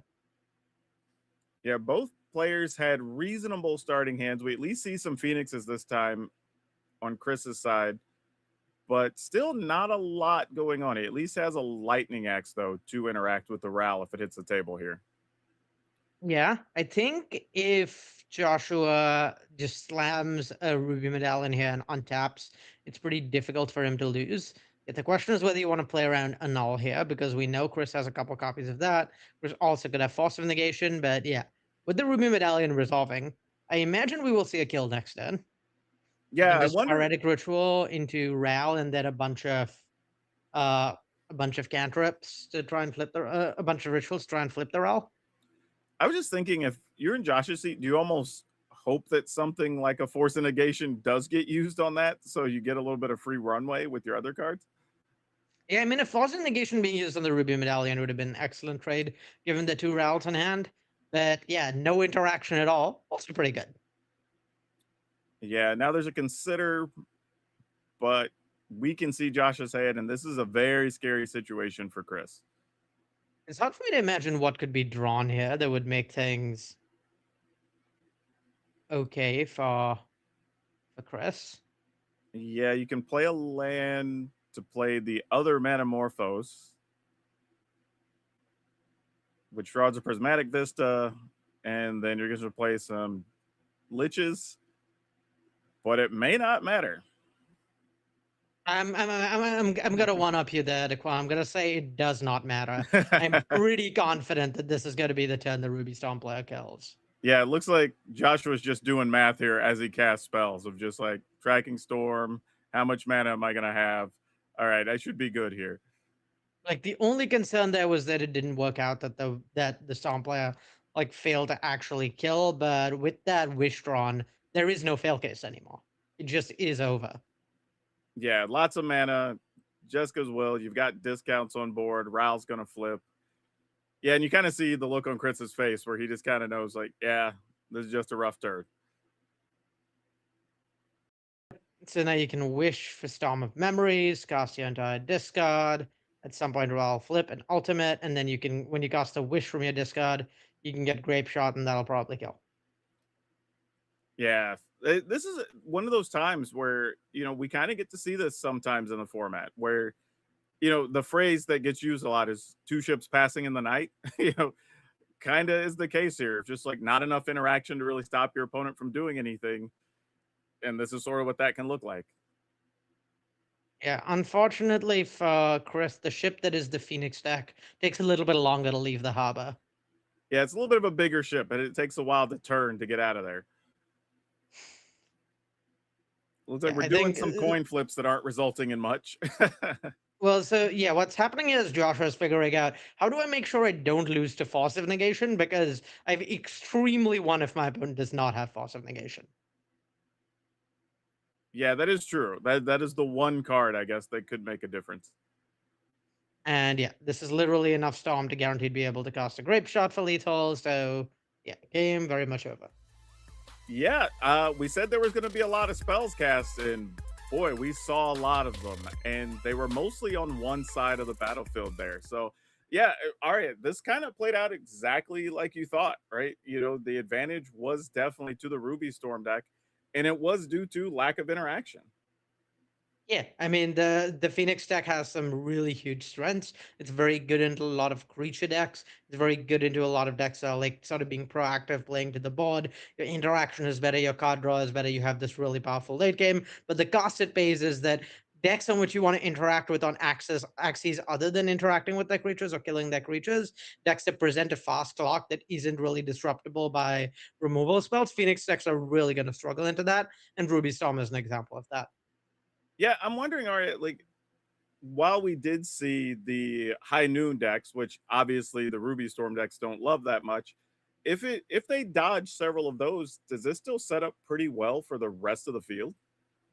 Yeah, a lot of the mid-range decks this weekend have come like pretty prepared for interaction. Like I think people knew that Ruby Storm was going to be a problem coming in, but the advantage of a deck like Ruby Storm is the ceiling of your deck is really high. You can always draw the right mix of like threats plus like interaction for your opponents, like sideboard tech, and just ways to play through what the exact draw they have. So you're never like fully dead in any matchup, even against High Noon. Whereas you do get like quote unquote free matchups like this is at Phoenix deck where you're really heavily favored. So I mean, it's not the ideal metagame breakdown for a Ruby Storm player, but it's hard to be too unhappy when you have a bunch of like medium to somewhat unfavored matchups and some really, really favored matchups. Like I'd rather be on that side where you have these really favored matchups and you still have a lot of play to your other matchups where you can like try and claw through their pieces of interaction and kind of enact a game plan anyway. Yeah, I think, to that point, that's one of the things we have seen, right? The combo decks, while they are combo-y, do still have a lot of play, right? And they have a lot of ways to pull themselves out of the hole or their own ways to break up some of those problematic cards that are keeping them from comboing off. Like I don't know about you, but I've been very surprised seeing how these combo decks have played and seeing how close they've been to comboing even when they've missed. Yeah, the combo decks have enough raw power that they're able to like dedicate slots and parts of that deck to sort of winning through that interaction, winning through that sort of hate for combo decks. And so yeah, there's a lot of play to the games where the combo decks don't just win off the bat. It's sort of this really tough balancing act for the mid-range decks to sort of balance enough pressure versus like make sure that you have enough resiliency against the combo decks interaction. So a lot of really good games coming from that as well. I would expect the combo decks to have a lot of back and forth gameplay, despite being linear like the Ruby Storm deck we just saw. Yeah, it feels like people didn't really know what to expect coming into this format, both players and viewers, for what Historic was going to look like. And it's been pretty impressive that we've seen a lot of different decks. Where you're talking about the mid-rangey things, the combo stuff, the kind of the pseudo control style decks in the Zorius High Noon piles. Like just been a little bit of everything. And I know whenever I saw the breakdown of the metagame, I was like, oh, this is going to be an interesting weekend. And so far, it feels like it's lived up to that. Yeah, very much so. I mean, seeing the metagame, I was really happy about this weekend, and seeing the games, I'm happier still. Yeah, exactly. Right. When we always look forward to seeing the high level, high skill Magic, but you also want to see just really good interactions of the format, right? And we're getting to see a lot of that this weekend. But while that was a lot of spells and really quick, we still have more Magic. We got a couple more rounds to go today. So we're going to hop away for a second and we'll be back with more Magic for you. Joshua Willis, do you have somewhere to be? Because that match was over before I could even look at it. What was that, 10 minutes and you were done? Yeah, the Storm decks are kind of fast when left uncontested. I got kind of lucky my opponent didn't have a ton of interaction in that particular game. So your opponent was on Is It Phoenix. How does that matchup typically play out for you if your opponent does have interaction? Yeah, so it's kind of a race. They are trying to assemble their Demoliches and Phoenixes quickly. They don't have a lot of permanent based hate, being like a blue-red deck that also cares about casting a lot of spells. So it's a lot of stack interaction. So when they're force of negationing you and bouncing your Demon Furying the Ruby medallions, it gets a lot slower. Like you're kind of trying to just cobble something together on the very last turn before they kill you. That's typically how it goes. So historic matches, they're pretty quick. Like we've seen some, extremely fast kills in this format. Yeah. What other archetypes were you testing out before this event? So I actually love mid-range decks like Thoughtseize decks. So Jund was my #1 contender before Strixhaven came out. Those sometimes those are quick too. Arena of Glory, Pyroglyph goes fast, but no, the longer grindy games, those are what I was testing a lot of. But once Strixhaven came out, I really saw the power of like Pyretic Ritual being added to this deck. It's just so fast. I wanted to change things up a little bit. Sweet. So in terms of good matchups and bad matchups for your deck, what are you hoping to avoid? And then what are you hoping to face more of this weekend? Great question. Unfortunately, the deck I'm trying to avoid is the most played deck in the room. That's going to be the Azorius High Noon deck.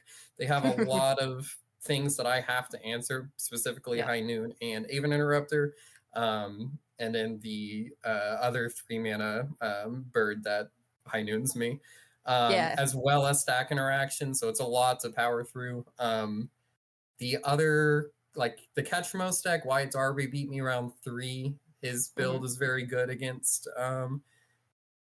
Storm as well. So the more Deafening Silences people play, it's less good. But for the most part, I like my matchup against the Phoenixes of the world and just other, even Junds. Like I think you have a lot of divination type cards that you can kind of grind through interaction for the most part.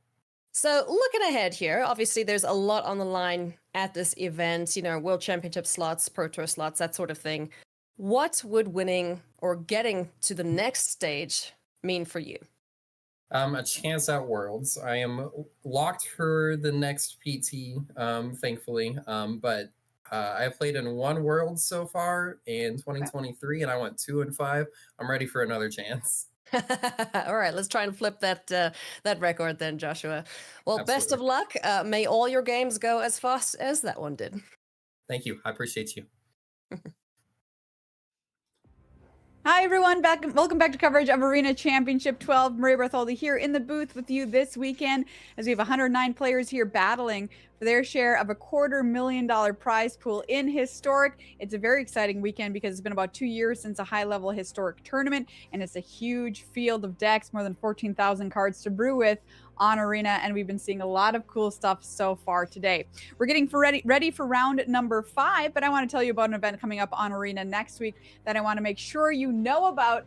Arena Direct is happening with Secrets of Strixhaven, where you can win some boxes of Strixhaven, and this is happening at a different time than normal, everyone, so just keep track of this. It's happening May 27th through the 31st, which is a little bit different than normal, so put this on your calendar. If you're a fan of Limited, I know myself and a couple of people I'm going to welcome to the booth here might be playing in this event coming up this weekend. Paul Cheon and Corey Baumeister joining me here. Who, me? Paul? Play Limited? What? No way. Paul might be drafting as we speak. Let's get real. That's true. Oh, you know what? What I do in my off rounds is none of your business. Okay, Yeah, gotcha. but what do you do in your on rounds, Paul? That's my question. That is completely fair, but I will tell you right now, I don't have a draft in front of me. Okay, all right. Maybe on Not the at other this monitor. moment. Not at this On moment. his tablet, right below him. Okay. Thanks, Corey. Let's check out our standings, everyone, and find out where we're at here in AC12 after 4 rounds of play. As you can see, 7 players remain undefeated in our field. And plenty of these players at 4-0 currently sitting there are players who have been to the Pro Tour, have put up pretty good results over the years. grinders who are making a name for themselves and hoping to turn that name into something a little bit bigger this weekend. We have Johnny Gutman currently sitting at 4-0, Marcus Vosner at 4-0, and Matt Sapoff also sitting at 4-0. We have a lot of players also on 3-1, 28 to be exact, including Pro Tour champion Wyatt Darby sitting over there in 9th at 3-1. And check out in 15th there, Tony Portalon sitting at 3-1. Tony Portalon, one of the best players currently playing the game, came in 3rd last year's Player of the Year race. So keep your eye on that name as we progress our way through our tournament. Let's take a look at a few more standings here. Some more players currently sitting at 3-1. Jesse Hampton currently sitting at 3-1. Kaldheim Championship winner Arne Huschenbett sitting at 3-1 as well. 6 is the magic number that automatically qualifies you into the playoff rounds. 3 losses, however, is the danger point, and that's where you don't want to be because you will stop playing. So as we welcome back here to the news desk again to get ready for round number 5, that 3 that you don't want to hit is pretty critical, and it's going to come into play here as we take a look at our next feature match coming up for round number 5. Both these players currently sitting on 2-2, so they must win here, cannot take another loss. Benjamin Petersdorf on Obzon Ouroboros, taking a look here. More than 69,000 games on Arena. Wowza! That is a lot of Magic the Gathering. Has been playing since 2012. Has good performances at the GP level. Has played at the Pro Tour level as well. But what is up with this Abzan Ouroboros list, Corey?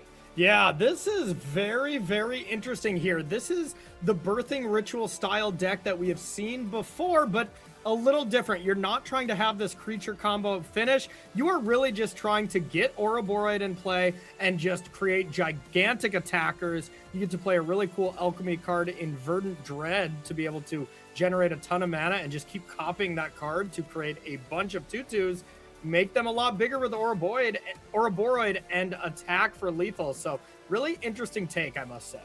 Let's take a look at Benjamin's opponent this round. It is Luna Eason.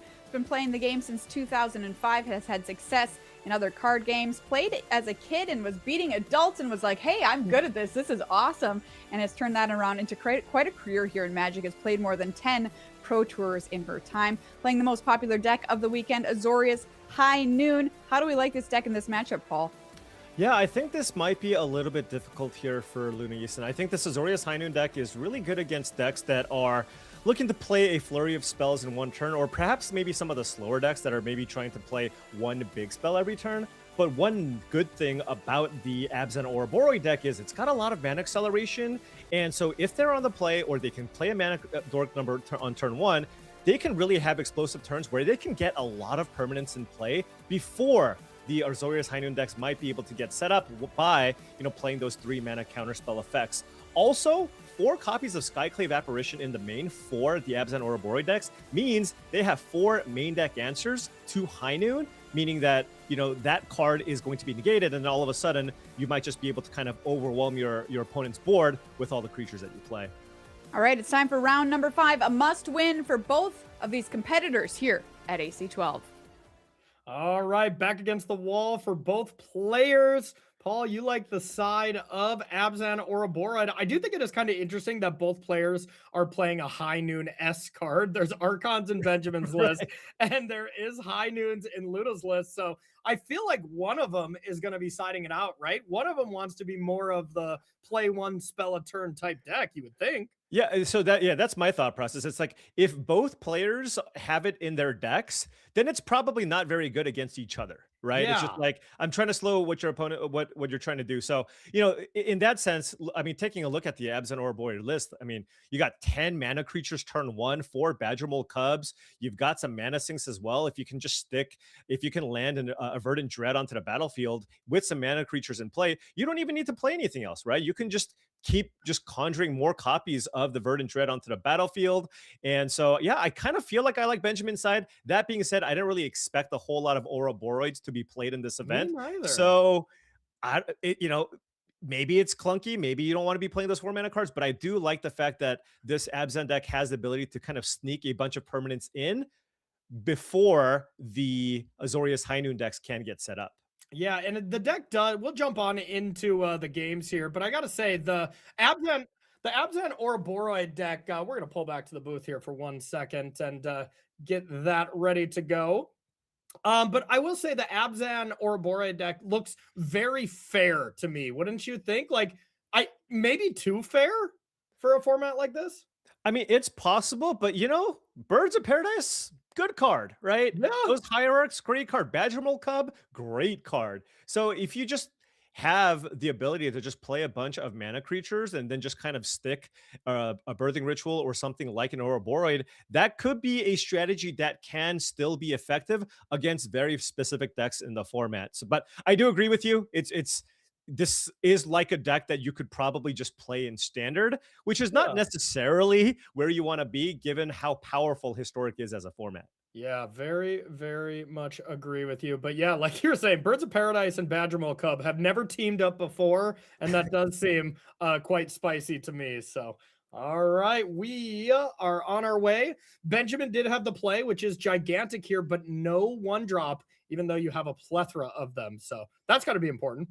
Yeah, absolutely. But does have the very important Badgermole Cub on number 2. So if Luna, for example, had something like a High Noon in her hand and just played it out, well, then Benjamin can just slam an Ouroboros onto the battlefield and then just be happy, just continue growing the team. So yeah, lots of good options here for Benjamin. Also has the ability to just kind of run out a Juggernaut Peddler here if you'd like. But are you even that scared of a High Noon here on turn number 2? I don't know that I am. Yeah, I'm Cub and putting it on that swamp for sure here if I'm Benjamin, but I agree. Thinking it out here seems decent. You know, the one kind of disadvantage of, you know, next turn we have 4 mana for Benjamin, and normally that would mean, all right, your Juggernaut Peddler, you could cast it twice if it gets remanded or reprieved.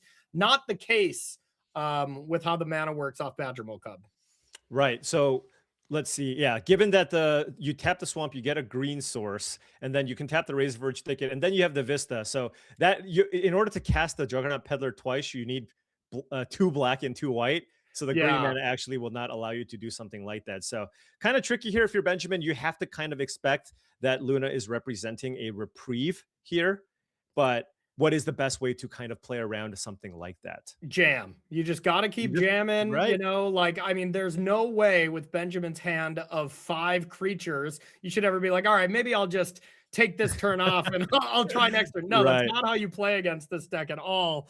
You just got to fight through all the hate. And it feels kind of discouraging at times because like, oh, they had it because that's what their deck does. But there's no option when your deck doesn't allow that kind of counterplay without having flash threats or something like that. Right. Absolutely.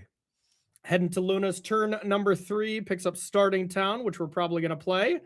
Tamiyo, of course, can attack, make some more clues. And Tamiyo, Paul, is a card that we haven't seen in all these High Noon decks, but I quite like it for a couple reasons. One, with Fragment Reality, you know, you have a 1-drop that you can get. And 2, just this draw go where you can have these clues if your opponent doesn't play into it. It's kind of nice. Yeah, absolutely. It does seem really, really nice in a deck like this. So you kind of have to make that conscious decision whether or not you want to fit it into your deck. But at least one certainly makes sense, especially in a world where Fragment Reality is playing everywhere, is being played everywhere. One note: Fragment Reality not that great against Benjamin's list. At least when you're trying to kill bigger things, right? It's still really effective at killing the mana dorks. But once you get to once you get to even killing a 2 mana card, you're just going to be able to at least get an accelerant, even if you go after that Badgermole Cub.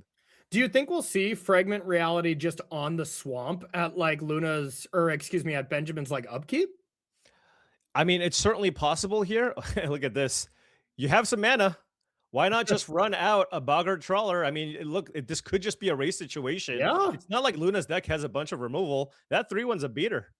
No, and I think that's exactly what you were saying at the beginning, that Luna could struggle with this aspect of just having accelerants and any creatures, even if it's just a 3-1 that, you know, the ability is irrelevant here. Just having that 3-1 in play looks great. Like, what's Tamiyo going to do? Flip and tick up 1? It's not going to be able to protect itself for very long. Right, and Benjamin has a really nice setup next turn with access to 6 mana. He can actually go Juggernaut Peddler, maybe try to bait a counter off of that, and then just slam Ouroboros. So the spell snare off the top was a pretty good counterplay to that. Yeah, I would say yes. That was a nice one because now you have spell snare plus Aven Interrupter here for the Ouroboros. But I Yeah. imagine if you're Benjamin, you're still gonna start things off with the Peddler here and then kind of see how Luna responds. Probably won't be happy to see a spell snare here because that represents another 3 mana counter effect that Luna can play. Now, the one thing Benjamin does have available is to actually double spell here. I guess Aven Interrupter would prevent that. I was going to say you could Verdant Dread, and if that gets reprieved, at least you could replay it. But Right. yeah, that only plays around reprieve, not the Interrupter. Right. But I like this play for that reason, to be honest. We know it's not going to work out that well, but I Right. still really like that play from Benjamin. Yeah, definitely good sequencing him from Benjamin. And keep in mind, I mean, he's still attacking.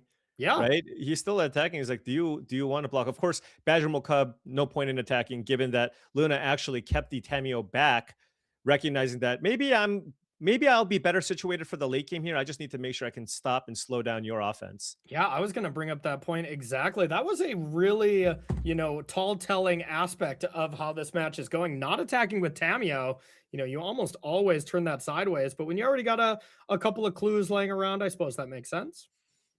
All right, leading things off with Clue. Definitely a sign of weakness. Right.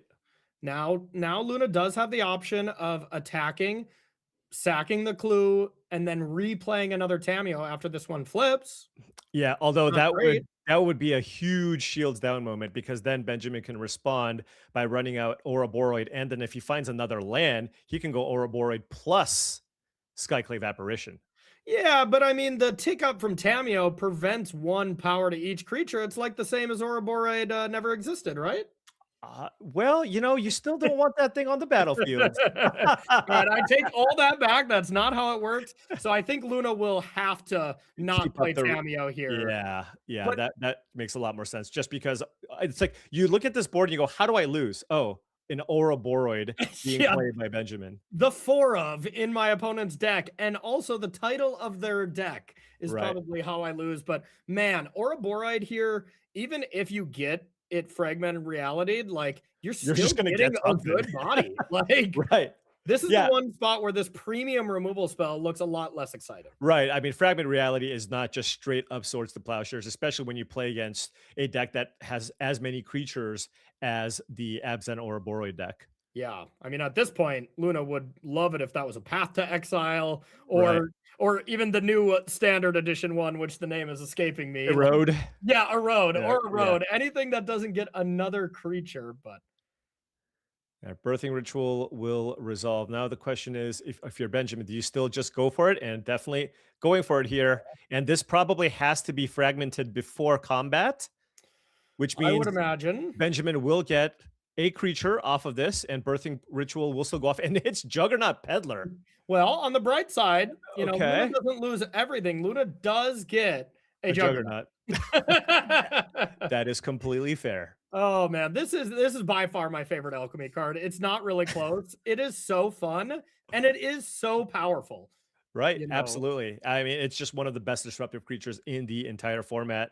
So, I mean, I'm sure if somehow Juggernaut Peddler was a blue-white card, you would see 4 copies of it in this Azorius High Noon deck. Yeah, and you got to think if this was just 2 mana, 2/2 vigilance, look at your opponent's hand, exile a card. That does seem too good, right? We haven't seen a Right. creature that just does that very often or ever. So, getting this kind of meh creature that sometimes still wins the game is really, really fun. So you got to think whoever designed that card was just laughing every Yeah. single time they cast it. All right, Birthing Ritual, time to go off here. If you hit an Ouroboros, you can sacrifice the Boggart Trawler. Yes. And get the Ouroboros onto the battlefield here. There is the Found awkward something. edit. Oh! You're right. We found it. Found the Ouroboros and actually attacking the Tameo. So Luna can't get a spell back from the graveyard here from the Tameo, can only shrink Benjamin's side of the battlefield. But Benjamin's side of the battlefield will grow. Benjamin saw the hand, took the fragment reality. So Luna currently with no answers to the Ouroboros here.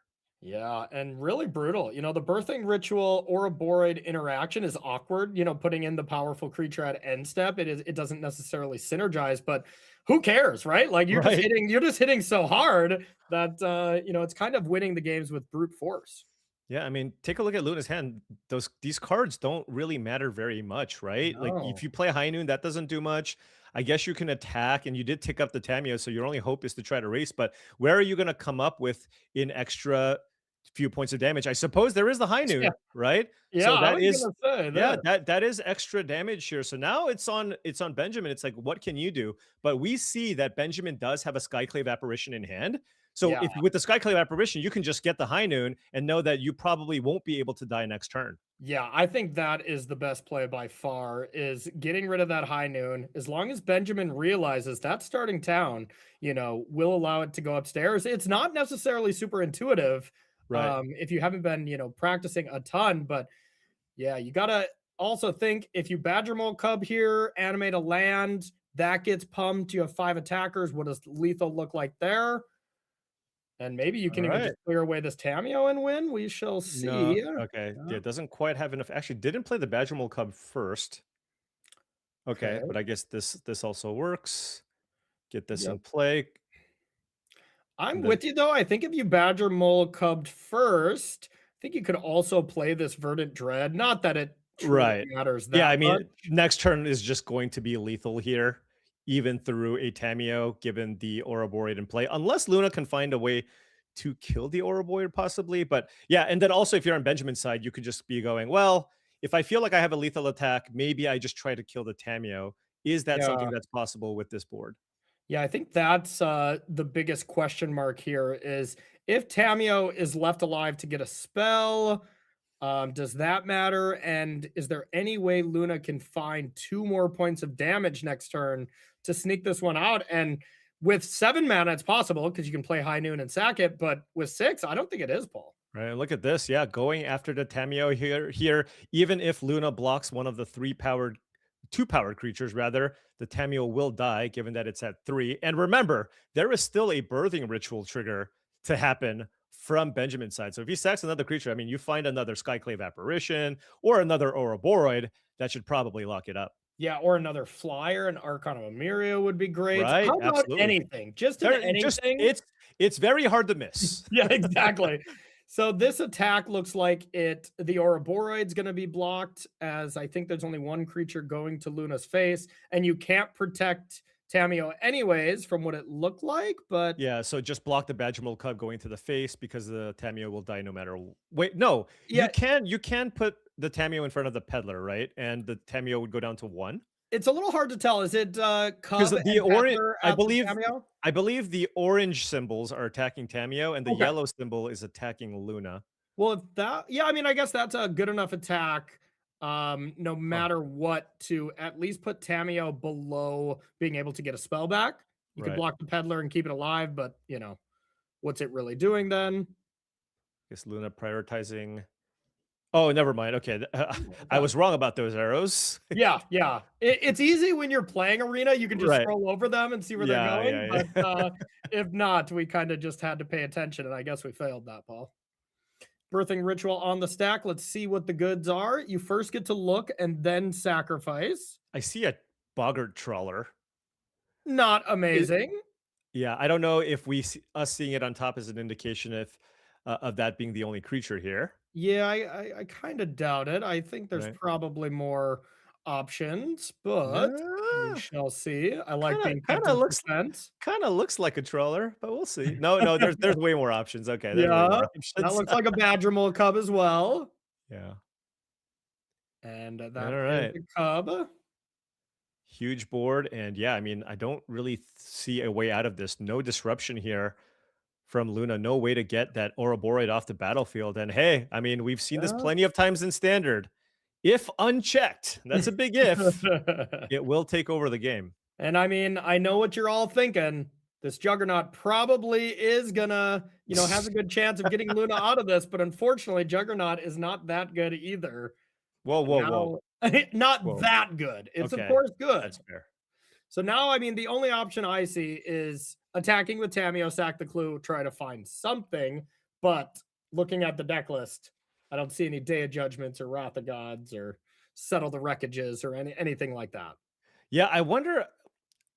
I mean, playing the High Noon makes it so that Benjamin can't play a million things, but I wonder if there was any consideration to hold it, because Luna had 6 lands. So if Yeah. she draws land number 7, you can play it and activate it on the same turn and not leave it susceptible to a Skyclave Apparition. Yeah, but here's the problem: is if you don't play it and you don't top deck land number 7, and Then you don't win. and Yeah. your opponent just Ouroboros and goes wide on the battlefield, then all of a sudden you left yourself dead for no reason, you know? Right. It's just there's so many. I mean, I guess with that birthing ritual in play, though, there's still so many ways to find a way to deal with the high noon. But yeah, it's close. It is very close, because you're really just saying if the top card in my library is a land, then it's much better to not play it. But if it's not a land, I'm losing no matter what. Right. Yeah. All right. Well, losing is likely what will be happening here, and there is another Skyclave Apparition. Benjamin also has access to 11 mana right now with those 2 Magical Cubs in play as well. Now, casting the Skyclave Apparition would mean that you would lose an attacker, but you do get rid of a blocker. That is true. So it'd be kind of even in that regard. But I'm pretty sure just way too much going damage to combat here Yeah. and having 3 blockers is going Yeah. to be too much. But you know, I would be doing the math if I was Benjamin of like, okay, if you have Fragment Reality and you could go down to like 1, I should leave Skyclave. Also, if you had Fragment Reality, you would have used it on the Ouroboros already. I think you are very Probably. right about that, Paul. Yeah, that looked pretty decisive, and that was Benjamin, you know, on the play. Is that a big difference here? You think it would have changed that texture of the game if Luna was? I mean, I don't know about that game in particular, but this matchup it's super important. Benjamin didn't even have a mana creature on turn 1, but just the mana advantage that you got from that Badgermole Cub on turn 2 was significant, right? It allowed him to double spell on certain points where Luna did have access to 1 piece of counter magic, but couldn't counter the second thing. I mean, even a lone random Boggart Trawler resolving, you still have to answer it, and your deck is just full of 3/1s and 2/2 flyers and 2/3s. Like, you just don't have a lot of actual good ways to get rid of it. So I think playing against a deck with a bunch of mana ramp creatures into the ability to play multiple spells in one turn, like if you go turn 1 mana dork, even on the draw into like 2 things to play on turn number 2, that's a lot for these high noon decks to handle. So, you know, Luna being on the play, of course, certainly changes the equation. You know, being able to have be on the play, kill your mana dork, and then follow that up with a turn 2 high noon to slow your opponent down, that might be enough. But I just think, you know, look, both decks are playing Archon of Emeria. Let's see if they're both in there. Right, there you go. I would think you would probably take them out from Benjamin's sides, right? Like, we'll see the sideboard notes in a bit, but I wouldn't think you want them. But no, Paul, I mean, that makes sense. Like, even if we think about how the next game is going to work, Luna on the play, you go turn 2 high noon on the play, Benjamin goes 1 drop into Skyclave. Like, already that interaction is devastating, right? Yeah, like, especially absolutely. if it's a noble hierarch that you're attacking for 3 type thing. So yeah, I think Skyclave Apparition main ×4 is just so big for this matchup, just because it basically answers everything in Luna's deck. Okay, awesome. Well, let's watch some more Magic here and see what's going to go on game number 2. So, looking at the sideboards here, we will start with Luna's side. We have 4 Clarion Conqueror. Okay, that looks pretty good. 1 Quantum Riddler, 1 Force of Negation, 3 Dispute, 2 Parallax Ways, 2 Rest in Peace, and 2 Seam Rip. What do you like here, Paul? So, I mean, certainly the 4 copies of Clarion Conqueror, right? You're playing against a deck with just 12 mana creatures or 14 mana creatures, something along those lines. So the Clarion Conqueror being able to turn all of those off is huge. Any type of interaction in the sideboard, I'd also be interested in bringing in 2 copies of Seam Rip. That seems really nice at being able to kind of slow down Benjamin's deck because of all the mana dorks, because of the Badgermole Cub, and possibly also the Parallax Wave, right? This is a creature deck. You have a Parallax Wave on the battlefield. You can use that to kind of weather the storm and just kind of pick what you need to get rid of so that you can kind of get your flyers established. And the other side, we got 2 Drannith Magistrate, 3 Endurance, 3 Spirit of the Labyrinth, 1 Divine Purge, 3 Fatal Push, and 3 Deafening Silence. What do you like there? Well, certainly Benjamin does not like his combo matchup after sideboard. As you can see, he's got a bunch of Spirit of the Labyrinths and Deafening Silences. I think he likes it after the sideboard. Well, probably not before. Well, I mean, when you have that many cards, Yeah. you're like, okay, I can't beat it game 1. I need all these cards. So it's kind of tough. Here's some interesting. These are some interesting cards. Fatal Push. I just don't know if there's enough ways to sacrifice or rather trigger revolt. So I'm not sure if he wants to bring that in. But Yeah. Endurance is a really interesting card just because it is a 3 mana flash 3/4 creature with reach. Oh yeah. Right? So Playing just something on your opponent's turn. I'm with you. I would Right. definitely bring that in. It's a flash creature, and it just literally eats every creature in Luna's deck. Yeah, Right? I love Outside of the that. Quantum Riddler. So I love that, and I love that we're underway. And man, Benjamin has mana for days up in that hand, huh? right, but Luna does have the Clarion Conqueror, which would shut off a lot of Benjamin's mana here. And as we always say, Paul, we say this all the time: seam rip the bird. Rip the bird. Rip Bolt the bird. You gotta rip the bird. Wait. And hey, that's a great play here. The seam rip, doesn't look that great in context to the hand, as in Benjamin's not going to be casting a 3-drop, but just slowing down the mana so that you have this juicy spell snare. You might even let this resolve though with Clarion Conqueror in hand though. Yeah, it's a little bit tricky though, because if you run out the Conqueror and then Benjamin responds with Skyclave Apparition, then it becomes a disaster scenario. But right? you can't. Oh, you don't have the mana, of course. Yeah, because it the land shuts is shut down the off. forest. Yeah, so Yeah. I think Luna did that calculation here as well. So all right. Oh my Oh, gosh.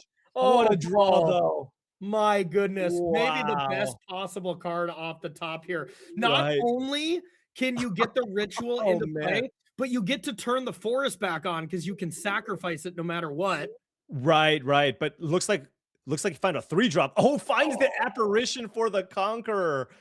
All right. So Benjamin had what I described, but it was just a roundabout way to get So- around the animated land. Paul, you're so right though. Like not spell snaring that Badgermole Cub ends up kind of backfiring here, as the next cub is just going to add so much mana, especially if we can top deck a land. So that was about as brutal as it could have got for Luna. Yeah, but we'll note Luna actually kind of drew her way out of this as well. Found the Seam Yeah. Rip for the Birthing Ritual. Quantum Riddler, draw 2 cards, and has a Spell Snare for this Badgermole Cub, and then has the Parallax Wave as well. So, I mean, this Riddler is going to draw Luna a lot of cards.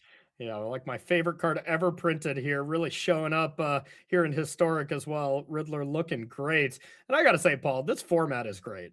Yeah, I mean, look, I never thought I would be able to play a format where you could see Parallax Wave being cast, but here we are. Yeah, except Vintage Cube, right? Like Exactly. I mean, that is the only place where I've ever cast a card. So what does Parallax Wave kind of do on this battlefield? I mean, this is a really old card that, I mean, it's been around the history of the game forever. Like, what's the best way to play this card? I always feel like I play it wrong. Yeah, I mean, the thing is, you just have to identify the problematic creatures that you definitely want to get rid of immediately. But Yeah. what you don't want to do is necessarily use all of the counters and kill everything on site, because of course, when the Parallax Wave ticks down and you lose all those fading counters, all those creatures come back. So tokens are excellent things to get rid of. Right now you might not care too much about that Skyclave Apparition, or you can also wait. Right? Killing mana creatures immediately makes a lot of sense because Benjamin can use that Birds of Paradise to cast multiple spells in a turn. But certainly something like a Skyclave Apparition, you can wait until Benjamin chooses to attack. That's fair. Is there any kind of combo in this deck? Like we've seen Parallax Waves with like Containment Priest, right? And then the creatures don't come back. Can you like remove all the counters, then blink it out? Or is it just kind of like, a roadblock here for the most part? I think at least in this particular deck, there is not any way to stack the triggers. Not that I can think of. Is there one? I'm trying to look here. Yeah. I guess with Ooh. Fragment Reality. Oh, That Paul. would work, right? Oh yeah, right. That would make sense. You stack the triggers, exile everything, and then fragment the Parallax Wave in response. So yes, I mean, Okay. yeah, because you can target enchantments. So there we go. We found it. Spicy. So Skyclave comes down and it unlocks the Birthing Ritual. Now, what on earth do you do against this? Because you can't eat the ritual. And Luna was kind of looking at the way Skyclave is written, where like if most of the time these kind of creatures with the ability on the stack, if you remove them, Right. they don't remove the target. That is not how Skyclave is templated. You lose the thing no matter what. Right.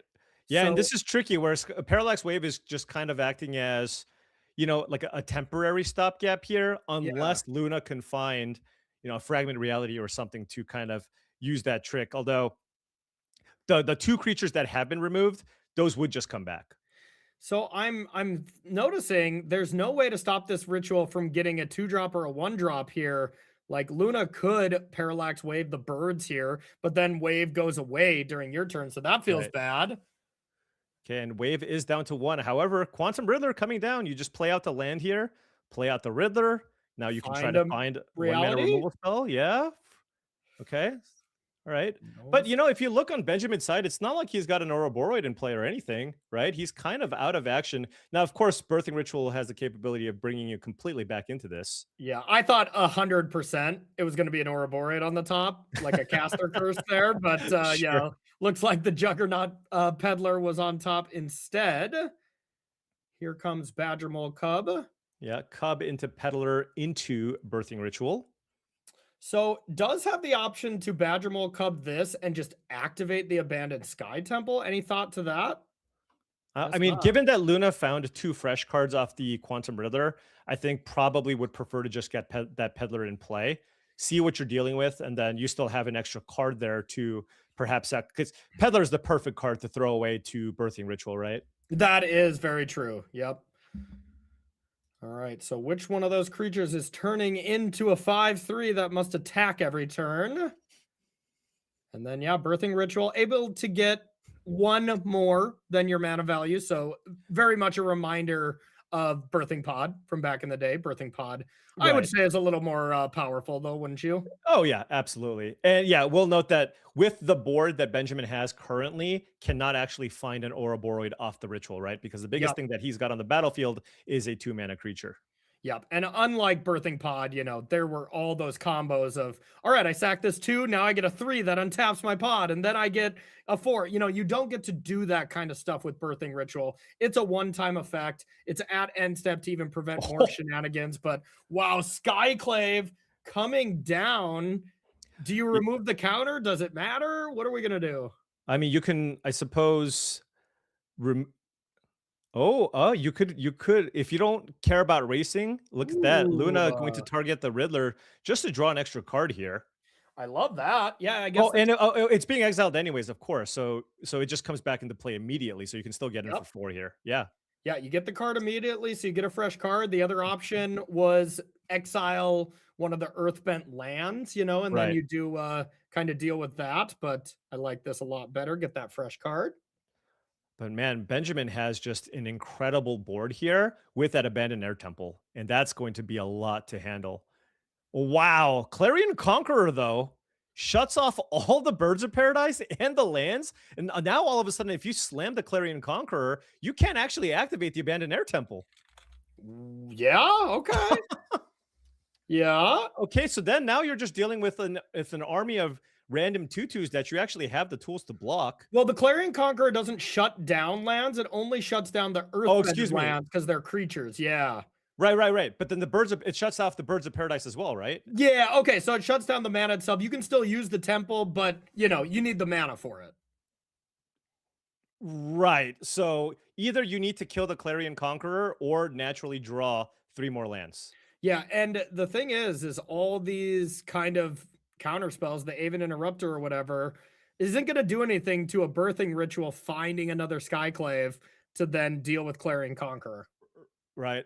Oh, and Luna attacks Benjamin, blocks with the mana conflict. So that actually does, like you mentioned previously, unlock that land as a way to generate mana. Benjamin, of course, doesn't even know about the Clarion Conqueror here.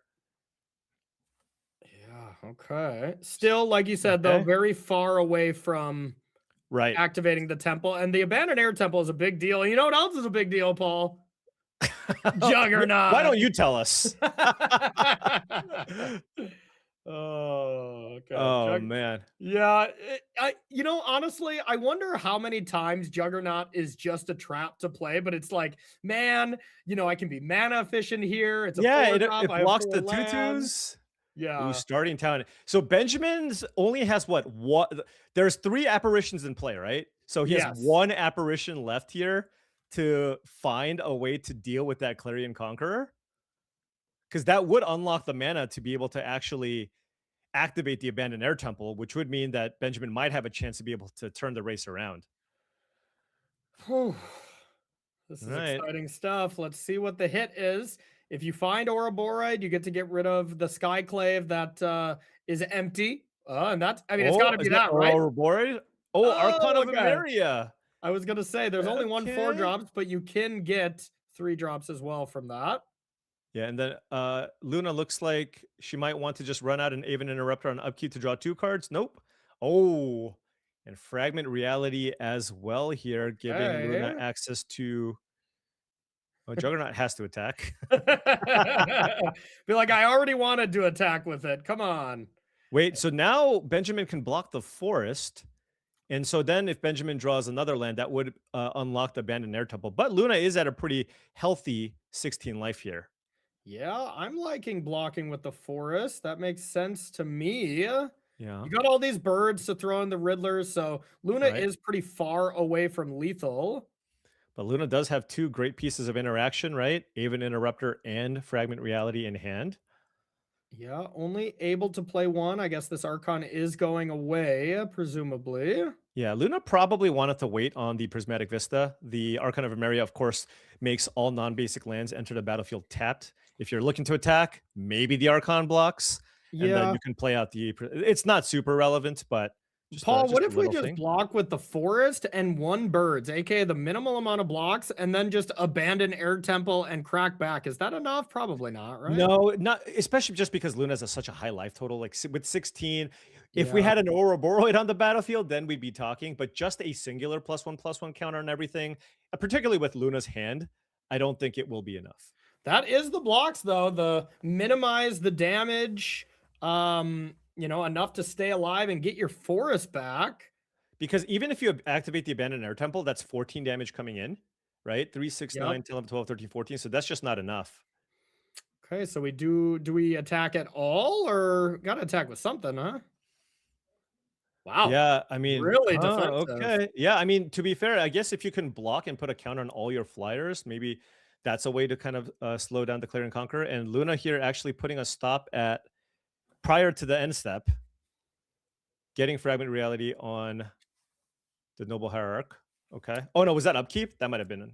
Oh no, that was before the ritual was about to go on. Okay, got it. Yep. Either way, Luna was very happy to just get down to 1 card, get that static ability of Quantum Riddler going. Now you just, yeah, you can just make some pretty good attacks. Now, noting that with the Clarion Conqueror, you can pump that with the Abandoned Air Temple, Yeah. and then turn that into a 3/4, which would then allow you to eat the Clarion Conqueror with the Archon of Emeria. Yeah, so no more attacking with the Clarion Conqueror, and just that defensive play from Benjamin of animating the Sky Temple, still taking 1 damage to do so. Like, I don't know, this attack seems scary to me. Like that block that you were suggesting, the Archon to Clarion looks really good here. Yeah. Yeah, if you attack this way, certainly all the other creatures need to be chump blocked in some way, shape, or form. But Luna getting in there. So yeah, I imagine at the very least, you're going to see that Archon go in front of the Clarion Conqueror. And then, you know, who knows, maybe just a random 2/2 goes in front of the Juggernaut. Because if you put a counter on that, of course, that also allows for a trade. And these are all lethal attacks. So, and then you have to put a Birds of Paradise in front of the Riddler. Yeah, so this kills the Juggernaut. This gets the 3/3. Luna is going to get a 1/1 from the Skyclave right blocking, but then you get that favorable trade from the Archon. So, and now all your mana is online. Yeah, all the mana is online. Luna does get a 1/1 to block here and has an extra flyer, right? So has that Aven Interrupter in hand, but noting that Benjamin does know about it, which means, you know, he's going to certainly be mindful of that. Now that's a fatal push. That Doesn't sure kill the is. Interrupter. He doesn't have a way to trigger Revolt, right? So Does that not at the moment. Yeah, would not be a way to deal with the Aven Interrupter. Now the Archon just blocks the Quantum Riddler as well. And they You know, you bounce. Yeah, they bounce off each other. I do gotta say, I think Benjamin should be getting a little more aggressive. Not necessarily attack all, but I bet there was like 1 or 2 attackers you could have got in on these turns. Sure. But Yeah, of course absolutely. playing around something. Now we do trigger Revolt. It does, and you get a Bird of Paradise. So yeah, Fatal Push would certainly deal with that. But I mean, Luna's got an Aang as well, so this should probably get it done here, right? Just because you kill the birds of paradise, or you bounce the birds of paradise, and one of these flyers are going to connect. Yeah, that's what I'm seeing as well. Looks like Luna is going to win this game, force a game number 3. Through some really tight magic, and I think Luna flooded out quite a bit. Quantum Riddler also drew Right. 7 cards, which definitely helped. Yeah. I mean, Quantum Riddler just straight up won the game here for Luna. Just Yeah. got her so many cards here. I mean, Benjamin fought the good fight here with the triple apparitions, but yeah, that Quantum Riddler by itself was so good here. I will say I didn't love Benjamin firing off the Fatal Push there. It's a sideboard card. Why give Luna that extra information? Right. And you think that kind of stuff is very minor, but when you're at this level, you're playing against a Pro Tour world-class player like Luna is, don't give them free information. Yeah, absolutely. You're basically dead on board there. Do not fire that off. Now, going into game 3, that's a valuable piece of information that Luna's going to write down somewhere, right? Now she's going to go, well, I need to be mindful of the fact that Fatal Push can exist, and that's going to change how I approach the matchup. Yeah, and like Maria was saying, she's been playing Magic for a very long time, beating up on adults at the Grand Prix level. I used to test with her way back in the day, like 12 years ago, which is really going to age me. So, she's been a phenomenal player for a very long time. So let's see who's going to take down game number 3. Paul, this is one game for just the loser goes home. I mean, they're probably already home, but you know what I mean. Yeah, no, absolutely. And Luna, I mean, the last time we saw her, she was 0-2. So she's rattled off 2 in a row, still has a long road ahead against a tricky matchup here, but tied things up here. And like you mentioned, the loser of this match, I guess, doesn't go home because they're already home. Yeah. But they stay home. They stay home and they like it. Yeah. Okay. What do you think about Benjamin's hand? Because it's on the play. It's got that turn 1 birds, but after that, it's reactive stuff, which it's not still my favorite thing. Would you have mulliganed that? I think it's close. I think it's close. I think you still probably keep it because you just have turn 1 bird of paradise. And you know what he's going to do probably? Probably just going to play out a trawler on turn 2. Right? Yes. Just find a way to get underneath the counter spells, put some pressure on, and if Luna and then Luna kind of force Luna to play an Aang Swift Savior, play a High Noon or whatever, and then you can start deploying those Skyclave apparitions. It's not my favorite hand, but on the play with some lands and a Birds of Paradise, it's pretty hard to ship that back. From looking at both hands, though, I would much rather have Benjamin's hand than Luna's 6 here. That is a tough one. I mean, that Vista off the top is huge. Yeah, we're back to playing. Yeah, absolutely. Because now you have Fragment Reality for the bird. Yeah, now you just don't have to make the choice of, do I have to crack this for white or do I have to crack it for blue? Vista is a premium land that is extremely powerful, but when it's your only land, it's much less good. Yeah, I guess Luna is also considering what are the 3 drops that I might be concerned about if I want to pass. But yeah, just I think it's the 2 bird. drops. I think a Switch 2 drop would be scary if I kill this. And then what happens if Cub comes into play or if Birthing Ritual comes into play? And at the end of the day, Luna has an answer to both of those. So I like just aggressively, as we always say, fragment reality the bird. That's what some people say. Yes.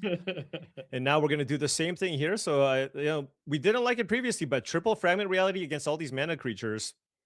Definitely being strong here, and we are definitely seeing a 3-mana 3/1 entering the battlefield. And it looks great. It looks really good. What's Luna gonna do? You're not gonna fragment that thing. The best you can hope for is to Aang some spell and block and trade. I guess so. Yeah. Yeah. Oh, really, really funny stuff here. So trawler coming down. What's better than one trawler, Paul? A second one. I mean, certainly going to run that one out here as well. And Luna going to be probably using this Aang. I mean, can also just do it end of turn here if you wanted to Aang. I suppose Reprieve is also an option if you want to try to hit some land drops and save the Aang for a turn where you can go Aang plus Fragment or Aang plus Spell Snare. Whoever's playing with the graphics here having a little bit of fun. We do indeed see a pair of goblins. All right. And Luna going to fetch a plains here. And then we'll run out the Aang here on the trawler, but now that gives Benjamin a potential target for those Skyclave reparations, but of course, Luna does have the Reprieve in hand. All right, it gets air bent away, so able to play that for 2 mana. Right, so if Benjamin finds a land, even a land wouldn't be a terrible draw, right? Just because you can go Trawler and Apparition this turn. Yeah, maybe the best possible land too. Abandoned Air Temple looks great here. I'm pretty interested in double spelling there, but now with this block, the Skyclave looks a lot worse. So, interesting. Okay. Luna. All right, going with the Reprieve here, and then still has access to Spell Snare if Benjamin happened to have a 2-mana spell. But Benjamin has a land, so Benjamin can, of course, just play this out. And we still have a 3-1 on the battlefield here. The goblins never stop. Comes on down, and now there's the good dog to jump in front of the Bogart Trawler. Oh, and there you go. Benjamin did bring in the Endurance, which I is like just, that. Yeah, just really, really nice. And yeah, if you're Luna, you're just kind of playing the role of the control player here. So you go, okay, well, you have Abandoned Air Temple too. I better get this going. And now then the question is, do you just main phase this Endurance? I kind of like it, to be honest. To play around all the counter magic. Yeah, if you're going to play it anyways, you know, you usually play that in response to a high noon or something. And speaking of high noon, you know, we might have took those out, huh? I feel like I haven't seen them. Yeah, we haven't seen them. Now, Benjamin not punished here, as Luna does not find a counter spell here that she can play here. So Endurance will resolve, and that's not something that you want to fragment reality just because there are plenty of 2- and 1-mana plays. Do it if you have to. Yes. If it gets to that point, sure. But are we just going to see pass and abandon Air Temple if we do nothing? I mean, yeah, kind of nothing else. And these removal spells are not that effective at killing Endurance.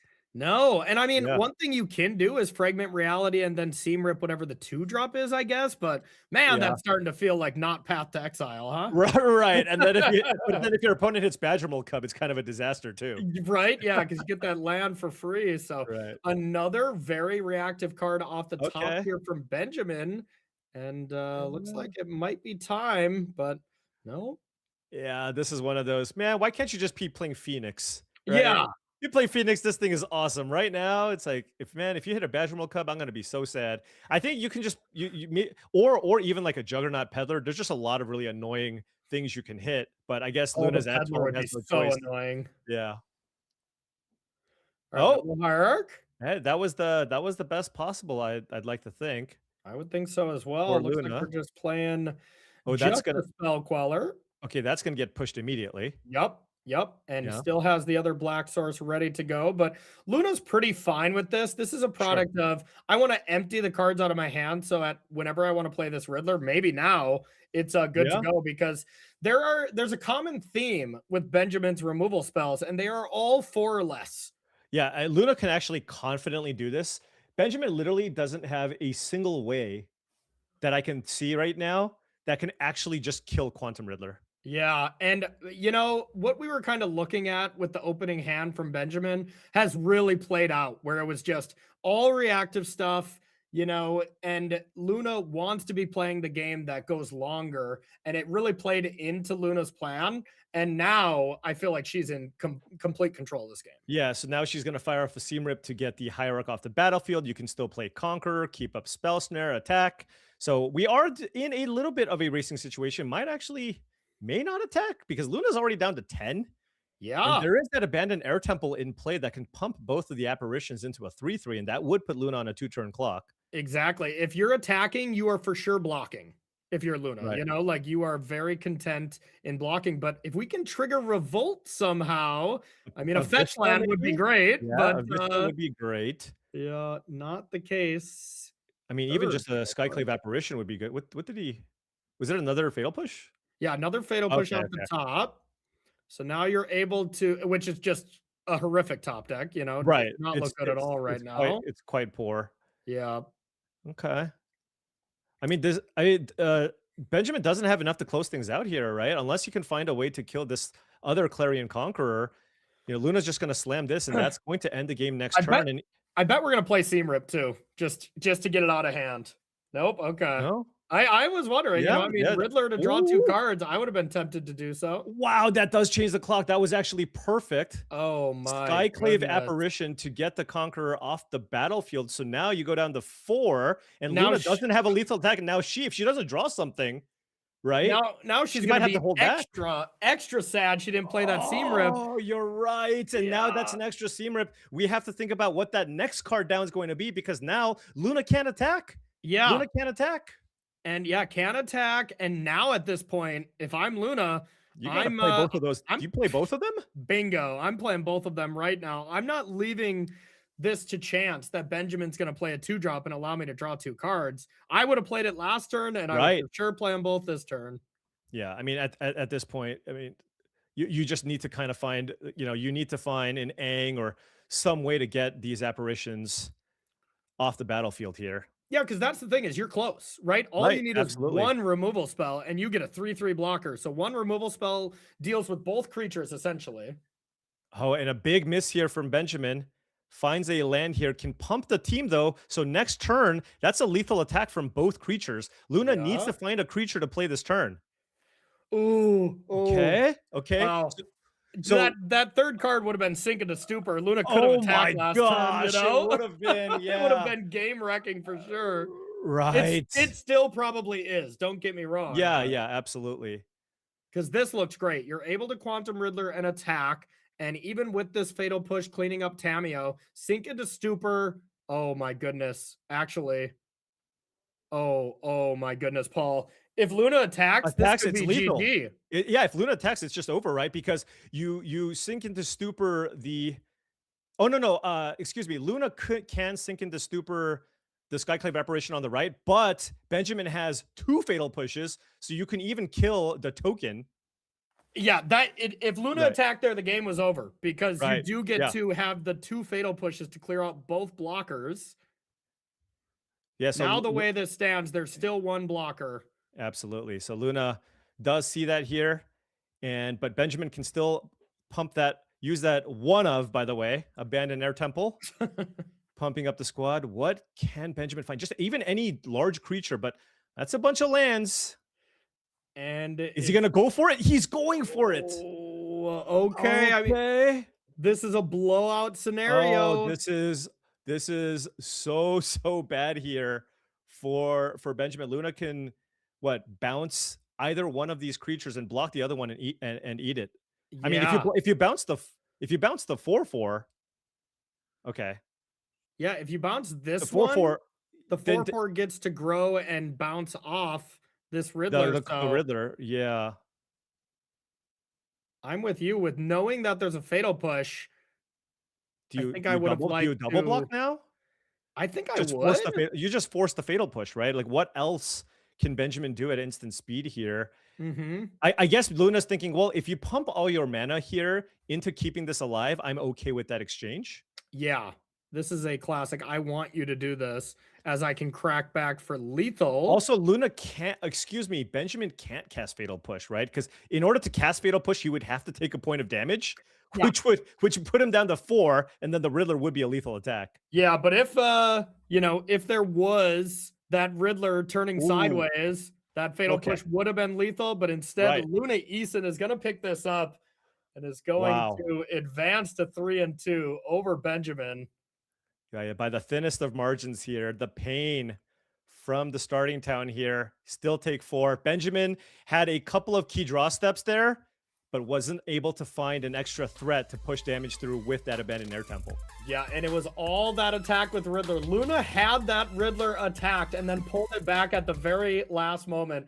The double Fatal Push would have been enough on that turn, so razor thin margins when it comes to the highest level of competitive Magic, huh, Paul? Yeah, absolutely. And there's just so many different things to consider, right? You have to think about the suite of removal spells your opponents can have. You have to think about what can they play at instant speed? What kind of creatures can they draw off the top? And, there's sometimes just not a way to play around all of those things. Mm-hmm. And so you have to concede. It's like, okay, well, they have 7 outs to this effect, 8 outs to this effect. I'll make sure that I play into the 8 outs because they have more cards to draw. So I think there were a lot of really close and tough spots for Luna there, but was able to squeak it out barely to stay alive. 3-2, still needs to win 3 more to make it into tomorrow. I mean, who is not rooting for Luna at this point? The reverse sweep of 0-2-6-2 would be really, really awesome and would be really cool to see for sure. So that is going to do it here for this round. We are going to go check out a deck tech with a deck that I'm very much excited to check out. One of the decks that I think I would have played if I was playing this deck. It's a Ketramos Blink deck tech. So let's pop on over. Hey, my name is Liam Edelson, and I'm playing Orzhov Blink. This is a historic deck that I actually played in the qualifier weekend to qualify for this tournament a couple months ago. And honestly, the list hasn't changed a ton since then. In the beginning of historic testing, we really thought that the format would look a lot different. So I even tweeted my list, and it seems like a lot of people have picked up the deck, which is cool, because all these new cards from the Strixhaven archive are being printed. Like Culling the Weak looked really powerful. Some of the red rituals as well.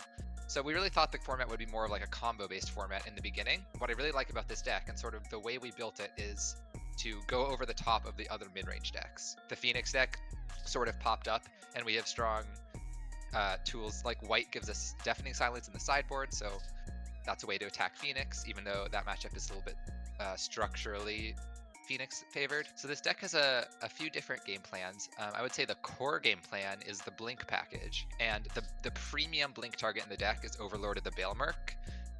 You impend it for 2 mana, and then you use either Philia or Flicker Wisp to blink it and return it to the battlefield as a 5/5 and immediately re-trigger the ability. And that's a really, really scary threat that dodges a lot of the removal in the format and is very powerful when you pull off that 2-card combo. And then the deck also has other good blink targets like Juggernaut Peddler and even like creature lands that you can blink with Flicker Wisp to turn from lands into creatures, stuff like that. So there's a lot of cool tricks you can do by blinking your own stuff. And that's like the core synergy. The 2 key creatures are Overlord of the Baelmerk and Flicker Wisp. Just the natural curve of Overlord of the Baelmerk and into like you mill maybe a Flicker Wisp because that's the best card to hit off your Overlord, because then on turn 3 you can just immediately Flicker Wisp the Overlord, and now you have 2 super strong creatures in play. Yeah, deck seems really strong to me. I mean, I would have never found that deck, just playing around the ladder, trying to find it. But if I would have known that was a deck list leading up to this tournament, I would have played it.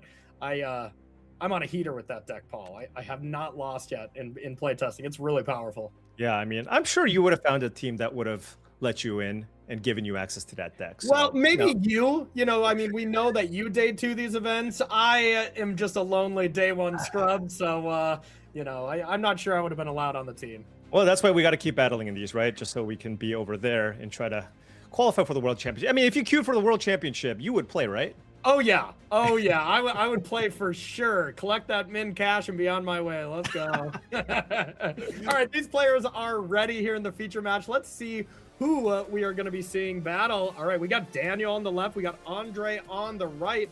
Orzhov Blink up against Azorius High Noon. Strosky back completely out of retirement, has been doing a lot of content. Daniel here making it to the Arena Championships. Played a good chunk of games, 42,000 wins. It's Wow. quite impressive. And Paul, talk to us about these decks as we jump on down. Yeah, I mean, we saw kind of this matchup previously, Andre.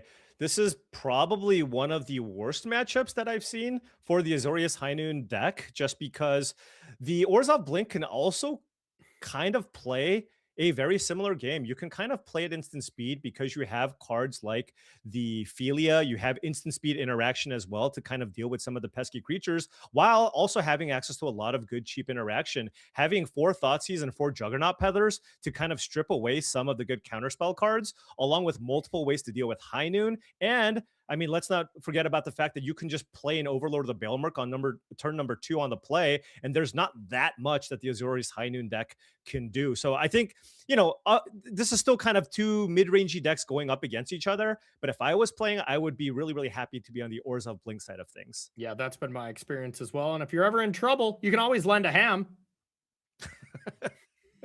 Sure, yes, that is I mean, that removal spell is no joke. I thought that card was Yeah. kind of a meme, but the fact that it's a 3-mana exile effect, and then if you ever put that in play and you start blinking it out with Thalia or you start blinking out with Flicker Wisp, I mean, that card hits pretty hard. Yeah, no, absolutely. All right, so here we go. Thoughtseize comes on down, hits a Ponder, and as far as Azorius High Noon lists go, we just saw the list from Luna, and now we're looking at the list from Andre. Very different. Yeah, What do you absolutely. like? Which one do you like more? Yeah, well, I mean, one of my favorite counter spells of all time is Remand. So same. you know which one I like. It's the Yes. one that plays 8 copies of that card. Ostrowski's version is playing both 4 copies of Reprieve and 4 copies of Remand. So I'm all about that life. So that's Yeah. probably something that I'd like to play. Also has Talion's Throne Guard, which is a nice spell here as well. So I kind of like Ostrowski's list. I mean, both decks are of course quite strong here, but I would prefer to be on Andre's side. But here, Daniel, I mean, this is just a great start here. Now the Ketramos is getting Reprieve, but was able to get that Overlord of the Baelmerk in play on turn number 2. And the thing that maybe if you missed it here, Overlord of the Baelmerk got a land. You know, being Right. able to get the Bogart Trawler, that's another little hidden mode here Right. that the Overlord can do. I mean, the synergies in this Orzhov Blink deck are kind of through the roof. And, you know, we're kind of going to see it when we get to 4 mana. If this Ketramos ever sticks and lives, which, you know, it does not look like it will. It's tough. But the Ketramos with the Relic plan, too, that is a great piece of synergy as well. Yeah, absolutely. So Ostrowski, of course, absolutely cannot let that Ketramos resolve. But, you know, Ostrowski does have a great hand here, right? Just this is the, you know, I mean, Daniel's already down to 12 from the various lands that he's played here. Yeah. Relic of Progenitus looking to hit the battlefield here. I think Ostrowski probably going to let that one resolve because you need to counter the Ketramos. Yep, makes a lot of sense to me. And cards like Relic, you know, when I was practicing this deck, it's great at synergizing with your Ketramos and stuff. But man, whenever you play against a graveyard deck like Is It Phoenix and you just have 4 main deck relics, it's like, you know, it feels like cheating. It feels like you are just your deck has such a huge advantage. And I mean, I think that is the case for both this Azorius High Noon deck and Phoenix. And if you have a good matchup against both of those, that's the place I'd want to be at in the tournament, is that kind of deck. Right. Now, Ostrowski, I mean, Daniel's currently on a 2-turn clock here. This is a lot of damage coming in. I don't know if he's got the tools here to come back, especially taking a look at Andre's hand here, right? He takes the damage first and then goes for the end of turn Fragment Reality. Yeah, I don't love that. And the Fragment Reality in this particular matchup, the lowest mana value is 3. So this is it just kills straight. it? Yep, straight Right. gets it out of there. There's no Tamios, there's no 2-drops in the deck. But I'm with you, Paul. Life is a resource here. You probably got to do that either beginning of combat or what I was doing a lot with this deck, upkeep. You know, you Sure. got to deal with this threat anyways. Might as well do Right. it with their minimum amount of cards in hand. Absolutely. Now, Daniel does have the ability to turn on that Fatal Push, given that he's got that Relic of Progenitus in play. So if he really wants, he can certainly sacrifice the Relic of Progenitus to trigger the Revolt on that Fatal Push to try to deal with this Talion's Throne Guard. Yep. And Daniel desperately trying to get Ketramos in play because, well, you know, it's not easy to attack, but when it does attack, it's got lifelink. And with the relics, you can actually exile enough cards to get it into combat relatively easy. Right.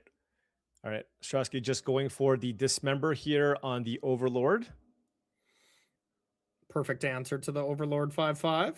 Nice clean answer here. Daniel still looking. Is he going to play patiently? I guess now he doesn't have to crack the Relic. Yeah, doesn't have to crack the Relic. Yeah, but Spell Queller just gets it done here, right? Because Daniel doesn't have a way to kill the Spell Queller. Yeah. And the Fatal Push just gets straight up countered unless Daniel can find another Fatal Push off of this random Relic draw. Yeah, or a removal spell. Fragment Reality, yeah. something like that. How about a Thoughtseize? Nope, that's not going to get it done.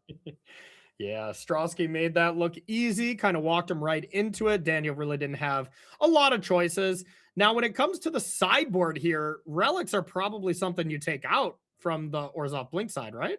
Yeah, I mean, the only reason to keep it in is if you feel like you really need the removal to be able to combine Relic of Progenitus plus Fatal Push. Also, of course, Relic is a nice card draw engine with the Ketramos, so I mean, that would be the reason that I can think of to keep it to keep it. It looks like he kept all 4 in and boarded out 1 fatal push. So actually believing that there's enough there with the relic to keep it in to synergize with the Ketramos here. And you can't really see the expression on my face, but my jaw is basically on my keyboard. I can't believe Flicker Wisp is being taken out. It's the best card in the deck.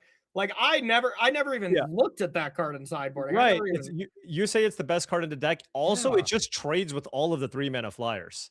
Andre's list is such gas just because of that one Tameo. There's only one of, and it is for the Fragment Reality tech. Right. Now, sure, when you draw it on turn 1, that looks pretty good as well. Absolutely.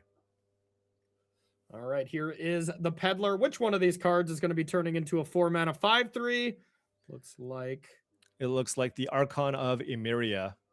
Yeah, and Surgical Extraction. I low-key think Surgical Extraction is the most overboarded card in Magic's history. I agree. And I also think it looks horrendous in this matchup right now. Right. I do not even know why you would want it in this matchup. I mean, I only really like if your deck literally is a graveyard combo deck, or perhaps a very, very linear combo deck. Those are the 2 instances where I would look to bring it in. Certainly not something I would really want against just a random mid-range deck that has a bunch of counter spells. Totally agree. If you have a deck that says like, all right, I target a Traxa to bring it back to the graveyard like Goryo's Vengeance, right? Or I have 4 Phoenixes that are in the yard and they look to come back. Those are the examples when I bring in Surgical. Outside of that, I'm almost never bringing in Underworld Breach matchups, stuff like that. But we'll see as it goes. Tameo gets in another attack. We're going to not take any damage. And the good dog's coming on down, and it's going right on back. Yeah, right on back here. Daniel kind of needs to find some lands here as well. Can he find land number 3? Oh, there's a... Uh-oh, is it going to happen? Yeah. I just see the Surgical. No, it's not. It's not happening. Is it going to turn into a land? Because that would be the best possible. I mean, if I'm Daniel, I'm cracking this relic. Or no, I think still impending the Overlord to be able to find one of your lands. You have 5 looks at one of your Bogart Trawlers or your Witch Enchanters. Right. Yep, it gives you outs to a land. I mean, at this point, though, it does feel like Daniel is just a little bit too behind, right? Just missing that land drop was just so huge. And now Andre can just play out a Throne Guard if he likes. He can even, he can just play out he can bargain it out too if he wants, right? You can sacrifice one of the treasures or clues rather to make it so that Philia costs 4, I believe. Now this is not a card. We don't see it get played as often. Yeah, I was gonna say the amount of games I've played with this is like I've played it in 5 matches, and I have never even looked at the bargain side. So I've also played it in Cube. So I think it's getting. Oh no, it's not getting bargained. All right. Okay. Well, it'd be a lot cooler if it was, but still comes on down. Now, any reason that it comes into play before you bounce it? Not really, right? It's just the same thing. Just the same thing. Yeah. Yeah. And there's the end step relic. And let's see, land. Okay. Oh, that was a good one too, just because Ketramos is currently on 3 out of 7 cards exiled. So just more things to get into the graveyard with the relic means you can potentially turn on the Ketramos as a nice lifelink creature.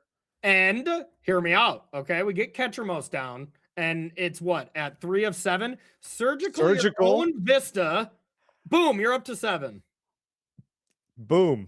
That's not a boom. I don't know what is. Well, never mind. Okay, now it's not an option. The dream is dead. Right. And also Andre has 2 outs and a Teferi and a Throne Guard. So I imagine enough of that. Yeah. I mean, look, finding the land and drawing that extra card, you do get to see the power of the Ketramos to just kind of grind you out. But I mean, Strasky with that Tameo turn 1 hasn't been killed, has generated a bunch of value, and it does not take long before these Throne Guards can kind of close out the game. And really nice to see the 5-mana Planeswalker that you and I have seen very, very many times over the course of our careers. Teferi, Hero of Dominaria, making its appearance here. One of the most powerful Planeswalkers of all time. Yeah, I mean, remember those standard decks where they just literally didn't have win conditions? Oh, yeah. And the only win condition was tuck Teferi over and over again and run your opponent out of resources. I don't miss that. Oh, I do like the card. I made it a Grand Prix in LA with exactly that deck, and it was the greatest. You're the tournament worst. I've ever. I've had the greatest time. I'll tell you that. I'm sure. You know, it's a party of one. You were the only one. Needless to say, I didn't make any new friends, but you Right. know, fair enough. Who needs friends when you got Teferi by your side? Okay. So now we are going to get an attack in, and then what are we going to do with the untapped mana? So we can't play the ousts. Yeah, the ousts are sorceries, right? Yeah. So yeah, all you have is a spell snare or the ability to sacrifice a treasure. Yeah. That Okay. felt a little risky, right? Like It that, does, because now, I mean, now Ketramos can potentially be turned online, right? yeah. I mean, it's definitely Yeah. maybe the safer Overlord? to just go oust, have the throne guard, and say go. That's probably the play I would have made. But Right. man, if Andre untaps with this Teferi, it'll look a lot better, of course. Yeah. Oh, that was beautiful. All right. Spell Yeah. snare on the peddler. Hitting the peddler is the perfect card here for Strasky, as now the spell snare is actually relevant here. But wait, Ketramos can get active with this surgical. Yeah. Oh, yeah. no, wait, no, come on. yes, no. Oh, come on. It was there, right? You can. It wouldn't be lethal. It wouldn't kill the Teferi, right? Because it's a 4/4. No, but it would have menace. attack. It would gain you life and it would attack. So that surgical is. You know what? I'm sure we'll find out later. Yeah, it's gonna be Right. more It's impactful. gonna be amazing later. Just watch. All right, and as both of us were saying, playing Teferi last turn was big brain. As now Andre untaps with it, and looks like he's got full control. Yeah, I mean, if you play Teferi, Hero of Dominaria, and it survives the following turn cycle, and you've survived the following turn cycle, all of a sudden, just everything gets unlocked here. Yeah, it's the most polarizing win percentages, I would bet. Like Right. over the course of Magic's history, if you untap with a Teferi Hero of Dominaria, what percentage of games do you win? And I bet it's Right. gigantic. It's huge. And I mean, now we can even flip the Tamio if we like. We don't have to though, just because I think Andre probably just prefers keeping up another Talion's Throne Guard here. Exactly. I mean, you could do both, I guess, with the untap. Yeah, you from can. Teferi, You can. But then you wouldn't be able to activate the Tamio. I guess if you did it, you would have to do it first. Yeah. Flip it and then plus the Tamio here. But it looks like we are digging with the relic. Yeah, and here is a Ketramos. Another 4/2 body is gonna put that back to hand. Yeah. You get a sack of Clue, and I mean, really this is looks just gonna- like lock it gonna up. be GG. Is Andre gonna play this Juggernaut? I mean, I hope so. Style points. You know he's gonna I do don't think something- so. He just drew a spell queller. He's not doing any of that. You know he's gonna do something more boring with this free 2 mana, like sack a Clue. Yeah, And flip something boring. Tamio. Something boring, like just try to win the game. Yeah. See, look at this. Look at this Yeah. disciplined play. Sack it, Tamio, tick up, untap Oh 2 my lands, goodness. quell your way to victory. And looks like Daniel is likely playing his last turn next turn. Yeah. But you know, hey, going 2 and 2, getting to 2 and 3 at this point, you're probably getting into that next pay jump. So still making, $1,000 or so for your troubles here, just for playing a little bit of Magic. So I mean, still a nice day at the office for sure. Yeah, absolutely. I mean, just qualifying for these events certainly is not easy. I mean, you have to play a 2-day event over the course of qualifier weekend to even make it here. And then if you qualify for this event, you're guaranteed $500. If you pick up a couple match wins, you get $1,000, and then that's just, you get to play a nice game of Magic, take home some money, and call it a day. So it's still nice to be able to qualify, get a win, play against Strasky, and unfortunately for him, wasn't able to make it further in that event. Just the kind of some clunky draws in that second game. Yeah, absolutely. Well said. Well said. So congrats to Andre going to 3 and 2, has to win. Well, 3 more matches as well. This tournament is not easy on day number 1 by any means, but sounds like we got an interview with Andre on the other side of this. What's up, Andre Strasky? Congratulations, picking up a win there, keeping your tournament hopes alive here at Arena's Championship 12. Tell us a bit about that matchup there against Orzhov Blink. It looked like a pretty back and forth matchup. Yeah, I think the matchup is, I mean, I don't think it's favorite, but it's relatively close, and the games have a lot of play to it, I think. Like it's very hard. We're basically boarding out Noons, so, you know, that's kind of like the best card in our deck, and in this matchup it doesn't really work that well, because most of the Felia, which is the best card from their side. So yeah, I'm just like kind of trying to prevent getting blown out by the Felia, which managed to happen this match. But didn't have great draws. Stumbled a little bit in the second game, and I had a Teferi, and the Teferi is one of our best cards in the matchup. All right, so you are 3-2 at the moment, so you have no more losses to give. What do you definitely, absolutely, 100% do not want to face in the next few rounds? I think these Felia decks are the biggest danger. I mean, I think that two single best cards against us are Psychic Frog and Felia, and there's the Esper deck plays both, so I guess that would be my answer. But overall, I mean, I think we as a group are not super happy with the metagame. We kind of thought the metagame would be more combo-y, less mid-range, and it turns out that there's a lot of mid-range and not as much combo, so it is what it is. I'm not super happy with the deck choice, but hopefully I'll keep getting lucky and getting good draws and winning games Magic. Well, fingers crossed. If you had to pick something different then, knowing what the metagame is now, what do you think you would have played? Well, we had like two decks going to the deck selection. We had this Jeskai Demolish version that had Fragment Duality to build the various hate.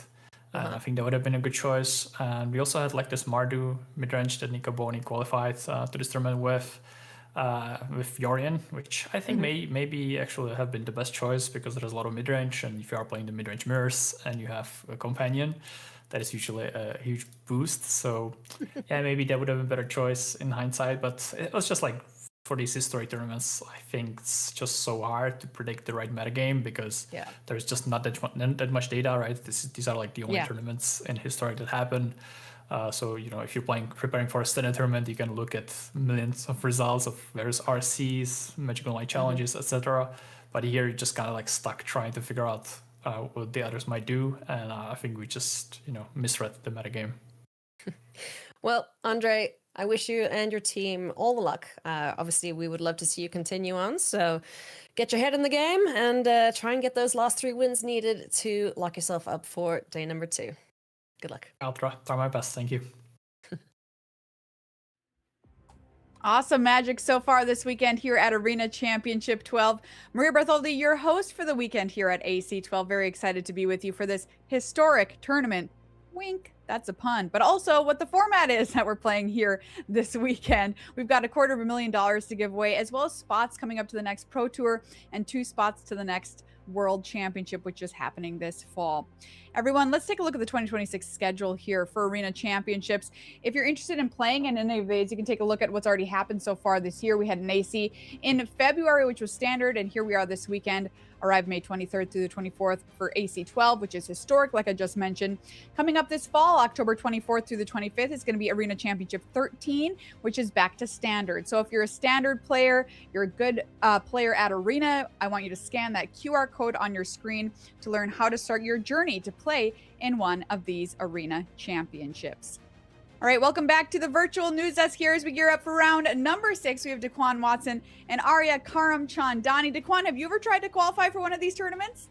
Yeah, it didn't go too well. Not gonna lie, early on, I tried on, I think it was for either Arena Championship 1 or 2. Didn't do too well, so I'm like, you know what? I'm probably better just talking about it. Hey, that's fair. That's absolutely fair. And Arya, you're no stranger to competitive play. What is it like to play Arena at these high levels? It's really intense, right? It's like almost like a really different experience from like playing a paper tournament. Almost all of my competitive play was on Arena with the set champion. Of just like being at your computer, playing online, like from the comfort of your home, you get to be like fully locked in and focused on the tournament. So it's intense. These players are going to be like sweating it out, but in a place where they're comfortable and can fully focus on the tournament. There's really nothing like it. Yeah, and we really need to lock in here for these next few rounds, because everything that happens coming up here is so important as far as the tournament can is concerned with their lives in the tournament continuing on. And let's take a look at the leaderboard here after 5 rounds of play. The reason I mentioned that these are the rounds to lock in is because 6 is the magic number. If you hit 6 wins, you can stop playing. You get to have an early dinner break. You'll enter day 2 of competition much more refreshed. And as you can see, we have 3 players who are on the cusp of that right now. 3 undefeated players left in the tournament. Luis Baez at 5-0, Ivan Lasavek at 5-0, and Satoshi Nakayama at 5-0 as well.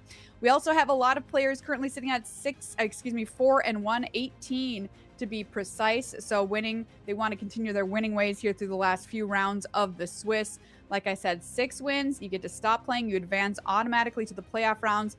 However, if you take 3 losses, that's also a number that's magic. Magically means you're out of the tournament. You also get to stop playing. Of course, you're going to go home with some cash and a good story for your friends, but not where you want to be. Taking a look at some more of the standings, some more players currently sitting at 4-1, and then a lot of players also on 3-2. I know what I called out Tony Portalon. You can see him over there currently sitting in 27th, who just keeps putting up incredible results at tournament after tournament. And we just heard from Andre Strosky, currently sitting at 3-2 after talking to Ailey Loney. So there is a look at your standings. Let's take a look at our next feature match as we get ready for round number 6. 2 of these players who are undefeated, 2 of our 3 5-0s here battling. This is a win and in for a Pro Tour qualification because, like I said, if you hit 6 wins, you automatically advance to the playoff rounds. Welcome to the Pro Tour. We've got Satoshi Nakayama here on Yawgmoth and Ivan Lasevich playing Is It Phoenix. Look at that number of overall wins there for Satoshi, more than 21,000 on Arena with a constructed peak of Mythic rank number 5. Let's zoom in on our players here. First up, Satoshi has been playing Magic since 4 years old. Started playing competitively about 9 years ago. This is his 4th AC, which means for him, it's his 3rd in a row. Played AC 10, 11, 12, and then of course, AC 4 as well. So 4th AC here. Qualified with this Yawgmoth deck, which is very fun too to play here this weekend. Let's take a look at his path here so far. Oh, excuse me. We're going to take a look at that later. We'll be checking out the player's path through the tournament a little bit later. But right now we're going to talk about the deck choice that he brought this weekend. Qualified with Yawgmoth, brought it here again. Daquan, talk to me about this list, which looks pretty cool and pretty scary. Yeah, this was kind of one of the mainstays of the format. And we expected we're going to see a little bit more of this because it was a known entity, but not as many as you would expected. But it's based around Yawgmoth Grand Physician and really something like Young Wolf, where you can put those counters on it. It comes back, it gets a +1, that gets a -1, and then you can kind of keep the cycle going. But you sort of need a third piece. And there's stuff it's adopted like Sephiroth, so that way you can drain your opponent's life and kind of get your instant combo win there with your creature. So there's a few different ways for it to search stuff out and set up the combo. So this is going to be one that's a little bit tricky to play against because it can also do a little bit of a light beatdown option if it has to. That's a look at Satoshi Nakayama. Let's take a look at his opponent here for round number 6. Ivan Lasevich, overall win rate of 64%, running Is It Phoenix this weekend. Started playing Magic the Gathering in 2019, actually learned how to play on Arena, which I think is very cool. Has played a World Championship before because he has been an RC finalist.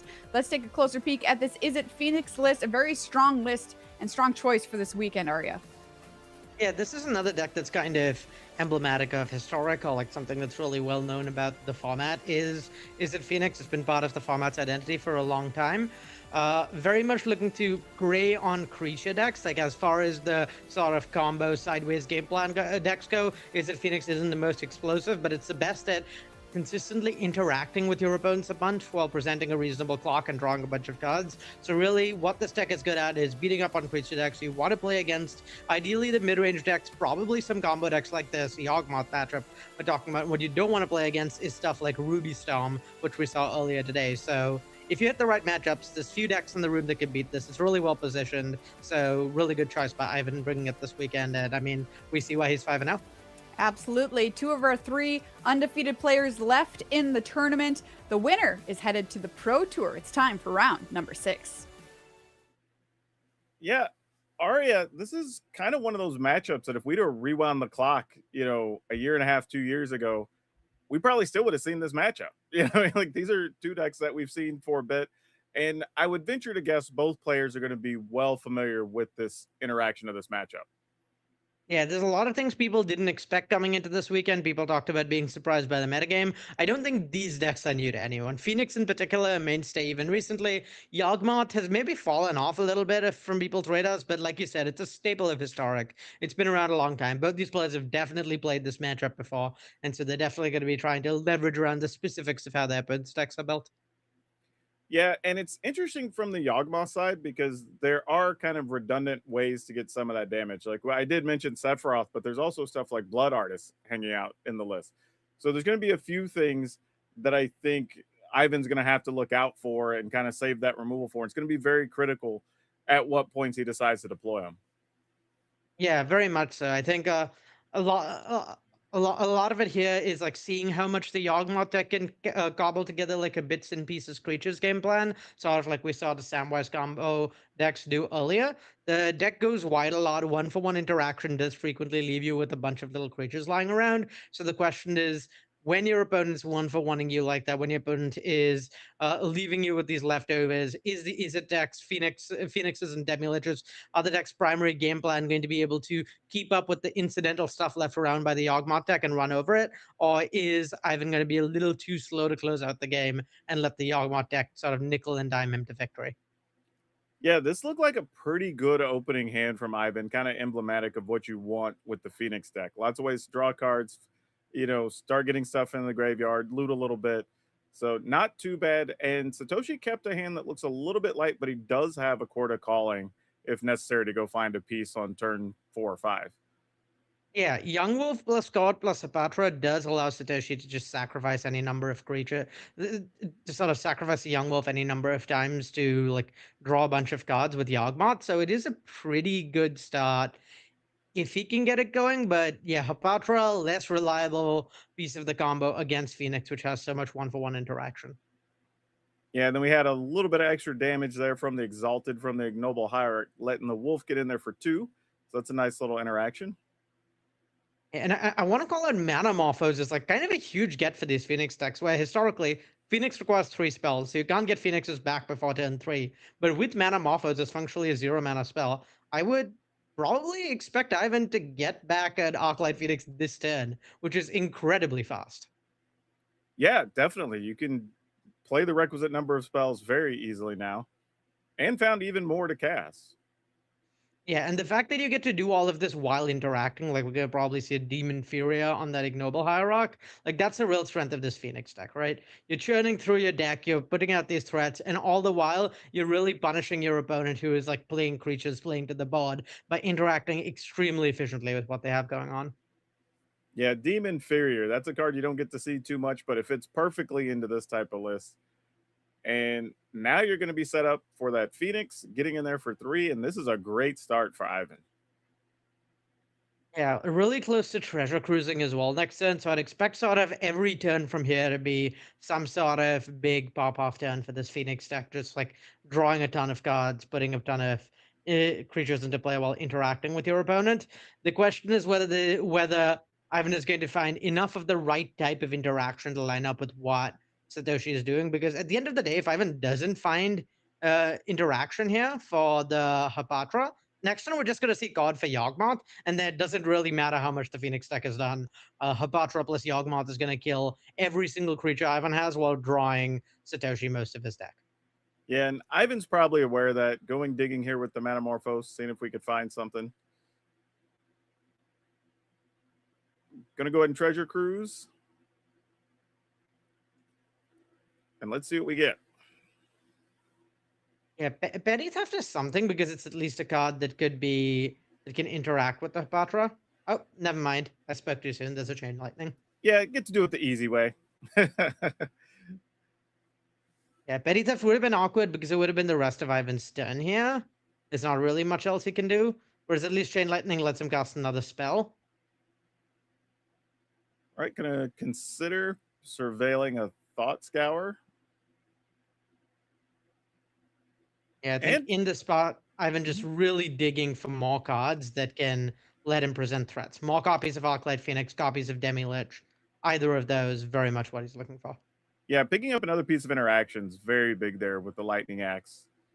So really slowed Satoshi down here. But remember, Satoshi does still have the Corda calling. So kind of one piece away here from still assembling a combo. Yeah, fortunately for Ivan, that interaction on Hapatra both stopped the combo from happening and stopped Satoshi from having the mana to god for Yawgmoth, which is pretty big. Looks like there's still some question on, is he going to cat? Okay, then we're just getting there and attacking. Yeah, life total from this Yawgmoth deck, like, very much a valuable resource. The fact that you have to pay life to use Yawgmoth's ability over and over means that, like, once you start getting to a low life total, it becomes harder and harder to combo your opponent out. So definitely good for Ivan that he's been able to chip away at Satoshi's life total. And yeah, with all this interaction in hand, I think things are looking really good for him. So Birthing Ritual there got rid of the young wolf that got a Badger Mole Cub, turned to land on, and now we have a 2/2 wolf. So this isn't too bad for Ivan just yet. You have a way to interact. You still have the petty theft. So a few options here to work with. Yeah, I really like Ivan's spot here. Just the amount of pressure he's applying is pretty relevant. The fact that he can get rid of that Badgermole Cub and there's not a 2-drop anymore is pretty nice. Could get rid of something. I believe Ivan is one off of being able to cast a spell off of a Demi-Lich this turn. You can give it haste with Swift Spear's Teachings. It's not quite going to be enough. I think next turn we might see a Demi-Lich do that. Yeah, I was wondering if that was going to be a thing, but the best he could have done is maybe get rid of something and play a Demi-Lich, and that would have been it. So we're going to go ahead and get rid of Badger Mole Cub here with the Lightning Axe. Yeah, just keeping Satoshi low on mana is pretty valuable. Notably, doing this means Satoshi does not have God for Yawgmoth automatically. There's only 6 lands and/or creatures, so we need a land off the top. And that means, and once there's a land off the top and you know the last card's Birthing Ritual, Yawgmoth alone is not doing anything yet next turn, particularly given Satoshi's life total. Yeah, this is a very nice play or set of plays here that does slow Satoshi down quite a bit, because it might come down to his turn just playing the Birthing Ritual all over again. And it looks like we just found a Prismatic Vista, so not much there to work with other than what he already had. Yeah, so he can get back he can get Yawgmoth here off of God of Calling, which is pretty big. So God for 4 lets Yawgmoth come down, puts him in 9 life, sacrifices the land, put a counter on the -1, a counter on the wolf, puts him at 8 life, and then like can sack through his other creatures to take down the Phoenix and not take damage. Of course, he doesn't know about the Swift Spear's Teachings, which I think is going to actually be pretty scary. It's going to allow for a bunch of damage out of nowhere with giving the Demi-Lich from the graveyard haste. Yeah, and that could put him in a situation where he almost has to block with the Yawgmoth if it goes down like that. Yeah, given there's some world in which a young wolf can be a potential blocker because it can, the land can get sacrificed to put a -1 counter on the young wolf, and then it has Undying and can block the Demi-Lich. So I don't think the Yawgmoth's going to be forced to block quite yet, but it is certainly going to put Satoshi on the defensive, particularly with this Chain Lightning that we know is in Ivan's graveyard. That's 3 damage that can go face, and that's really adding up between that and the Phoenix. All right, this is going to be a big turn here from Ivan. Otherwise, Satoshi will be real close to just being able to set up and combo off. Yeah, over here, I think Satoshi just really wants like one more way to apply pressure, one more way to force some damage, because the Yawgmoth can take care of the Phoenix. And once the Phoenix is no longer dealing damage. Yeah, but also Demon Fury is huge here. Yeah, Satoshi being down at just 8 life is also very scary at this stage of the game. Yeah, Demon Fury giving a piece of interaction is really important, and Noxious Revival being a free spell to cast seems like it might also come up. It's going to make the Demi-Lich cheaper to cast from the graveyard. It's going to allow for a Demon Fury plus cast Demi-Lich, plus be able to do something with the Demi-Lich when you attack. I think this might be lethal. Yeah, this is big. So, yeah, see Satoshi's face, just, oh, goodness, all right. Yeah, in fact, I believe this is just lethal. The Demi-Lich is going to get haste off of the Swift Spear's teachings and going to be able to chain lightning whatever blocker there is, or otherwise interact with whatever blocker there is. Yeah, it looks like we're gonna go ahead and sacrifice the young wolf. Ivan's responding with the noxious revival. Yeah, you can't get rid of the Phoenix here because it just comes back. That's that's 2 off the Phoenix, 1 off the 4 off the Demi-Lich, another 3 off the Chain Lightning, which should be lethal. Honestly, 1 off of prowess on. Well, no, there's not going to be prowess. Swiss speaking has been changed to only allow prowess or haste. But yeah, this Demi-Lich can gain haste. That's an attack for 6, and then the Chain Lightning in Ivan's graveyard is going to make for lethal, I believe. All right, getting in there. And yep, just targeting the Chain Lightning, dealing 3, and then the other 6 is going to get the job done. Yeah, all right. So not too surprising what we thought was going to happen with how those opening hands were, but you can kind of see how there's a lot of play back and forth and how each side's just looking for 1 or 2 cards a lot of the time, which seems to be indicative of the format, right? There's a lot of turns where players are just going to be digging and looking to get that one thing to get out of the hole. And you saw that from Satoshi. It was basically 1 combo piece away, a different one at each step, kind of throughout those last 3 turns. Yeah, it's all about finding the right piece of interaction for the threats your opponent is putting out. And yeah, what makes the Phoenix so strong against these creature combo decks is you have a lot of flexibility to find the last piece of interaction. We also talked a little bit about Demon Furia being a card the Phoenix decks are playing. That's also done a lot to shore up some of the historical weaknesses of these Phoenix decks in these matchup, where these non-creature value permanents like Birthing Ritual have been a bit of a problem, but now that Demon Furia exists, you're actually trading up mana against things like Birthing Ritual, and you have pretty easy, reliable access to these to answers to these permanents, which is pretty problematic for the Golgari deck. And Arya, there's some cool stuff going on with the sideboard here from Ivan, where you kind of have to expect some stuff like pyroclasms and whatnot to deal with creatures, but he's bringing in the Drakes as well. Now, is this because he's not expecting a lot of flyers from the other side? Maybe just a couple of attacks from the Crackling Drakes can end things pretty quickly? That's a large part of it, yeah. In general, the approach these Phoenix decks have taken sort of across formats in approaching matchups like this is post-board, your opponent has a lot of graveyard hate, your opponent has a lot of like interaction, and you're boarding an interaction that lines up better against them. So your post-board games are going to be slower and grindier. Given that, Crackling Drake just murders your opponent. It just applies lethal pressure over just 2 turn cycles, sometimes even 1. And so it's a really powerful sideboard pivot, because once your opponent starts interacting with and exiling your graveyard a bunch and trying to go after you on that axis, Crackling Drake is another axis of threat that your opponent can't really have too many answers for, because the things that are good against Crackling Drake are bad against the rest of your deck, so your opponent can't play too many copies of them. And particularly with that Swift Spear's teachings, potentially letting a Crackling Drake gain haste at some point, there's a lot of damage out of nowhere that Drakes represent. So yeah, pretty common and really potent sideboard strategy from these Phoenix decks. All right, so Ivan has a hand here that looks pretty good. Have a couple of Manamorphose, a little bit of creature removal, so shouldn't be under too much stress here in the early going, and has a Ponder. Yeah, the double Manamorphose draw is so scary too. Like, I believe next turn we might be looking at Manamorphose, yeah, we might be looking at Manamorphose, Swift Spear's teachings, Demi-Lich, which is terrifying. I think we might even see a Demon Furia thrown in there. And that's just wild. That's just that's just Ivan's whole hand being spewed without going down cards and interacting with Satoshi's board. So kind of a terrifying start. I think Satoshi does have a Thoughtseize here, though, which can break that up. Yeah, Thoughtseize doesn't really like do that much to break things up. Thoughtseize, I think, has to take a Manamorphose to prevent this from happening, because if the Thoughtseize takes the Demi-Lich can just be cast from the graveyard. And if Thoughtseize takes like Demon Furia, then there's still like there's still other spells to be cast. So yeah, I mean, this helps, but Ivan's still going to be able to do the thing we described. The Swift Spear's teaching is, of course, not public information. So Satoshi doesn't know that the turn is going to be even stronger than he thought if Ivan wants to do it.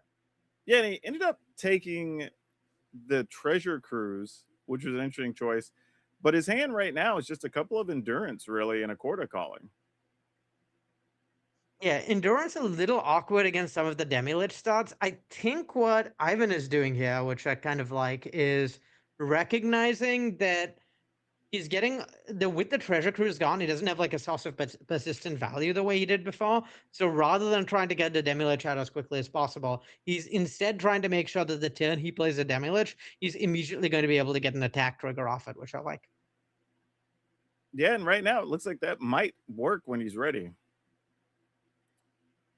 And we are on the double Young Wolf beatdown plan, which I'm sure is not Satoshi's preferred way to win this game.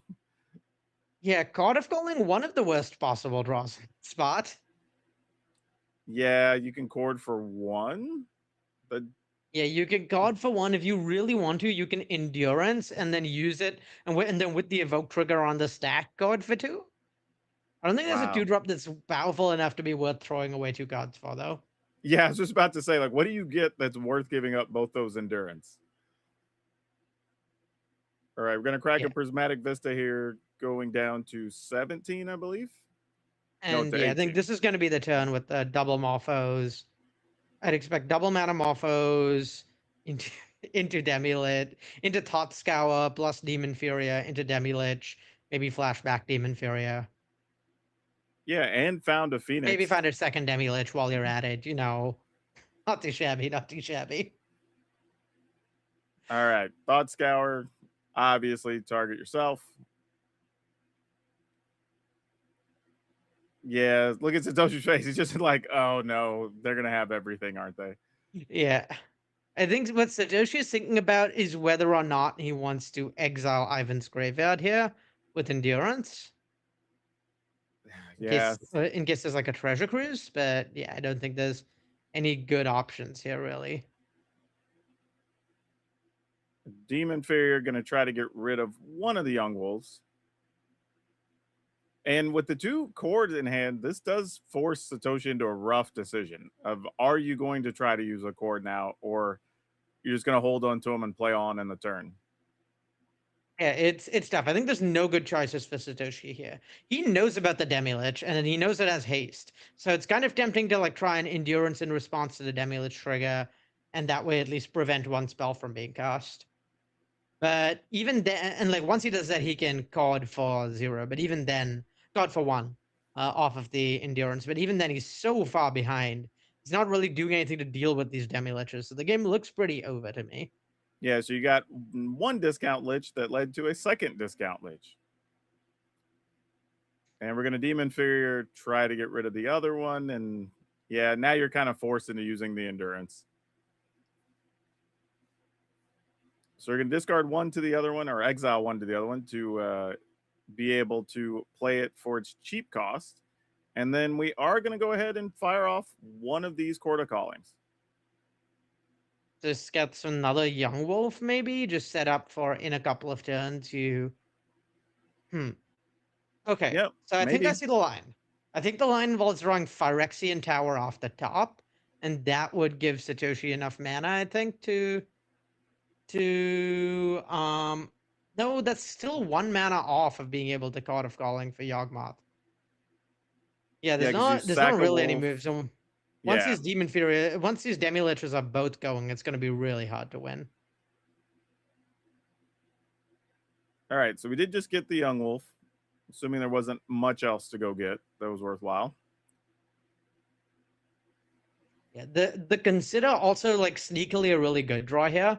If Ivan had been sort of out of good cards, then maybe there was some chance that Satoshi could have just like survived a turn or 2 chumping these Demi-Liches. But yeah, the fact that there's a cantrip that's going to get more, there's a cantrip that's going to be able to be flashed back with the Demi-Liches, so there's just more value coming. Ivan's kind of got everything. And yeah, you can see Satoshi not thrilled about it. The Marionette Master looked like it might have been able to buy a couple turns, but it was quickly met by a Spell Snare, and that's probably going to lock things up. Plus, like Thought Scour into a Phoenix to ensure that it gets milled for free. Ivan doesn't even have to discard it. Just even more pressure coming. Yeah. This is pretty much ideal.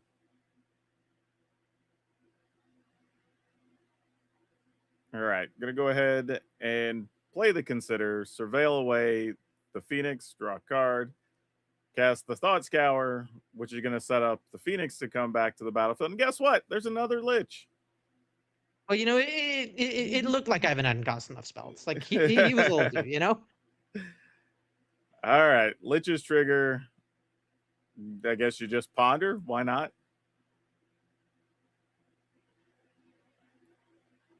All right. Might as well have an embarrassment of riches.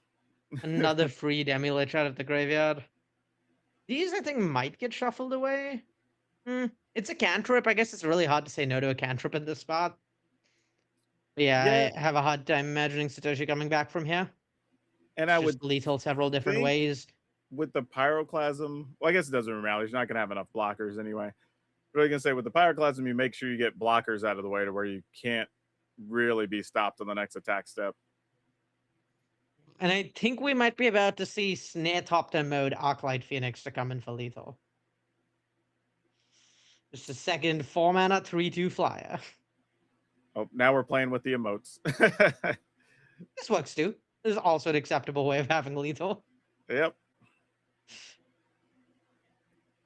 Says, look, I have a teachings. As if this deck needed to have anything else right now. But yeah. Get in there, Just get in to case, you trigger know, just some in case. things. Yeah.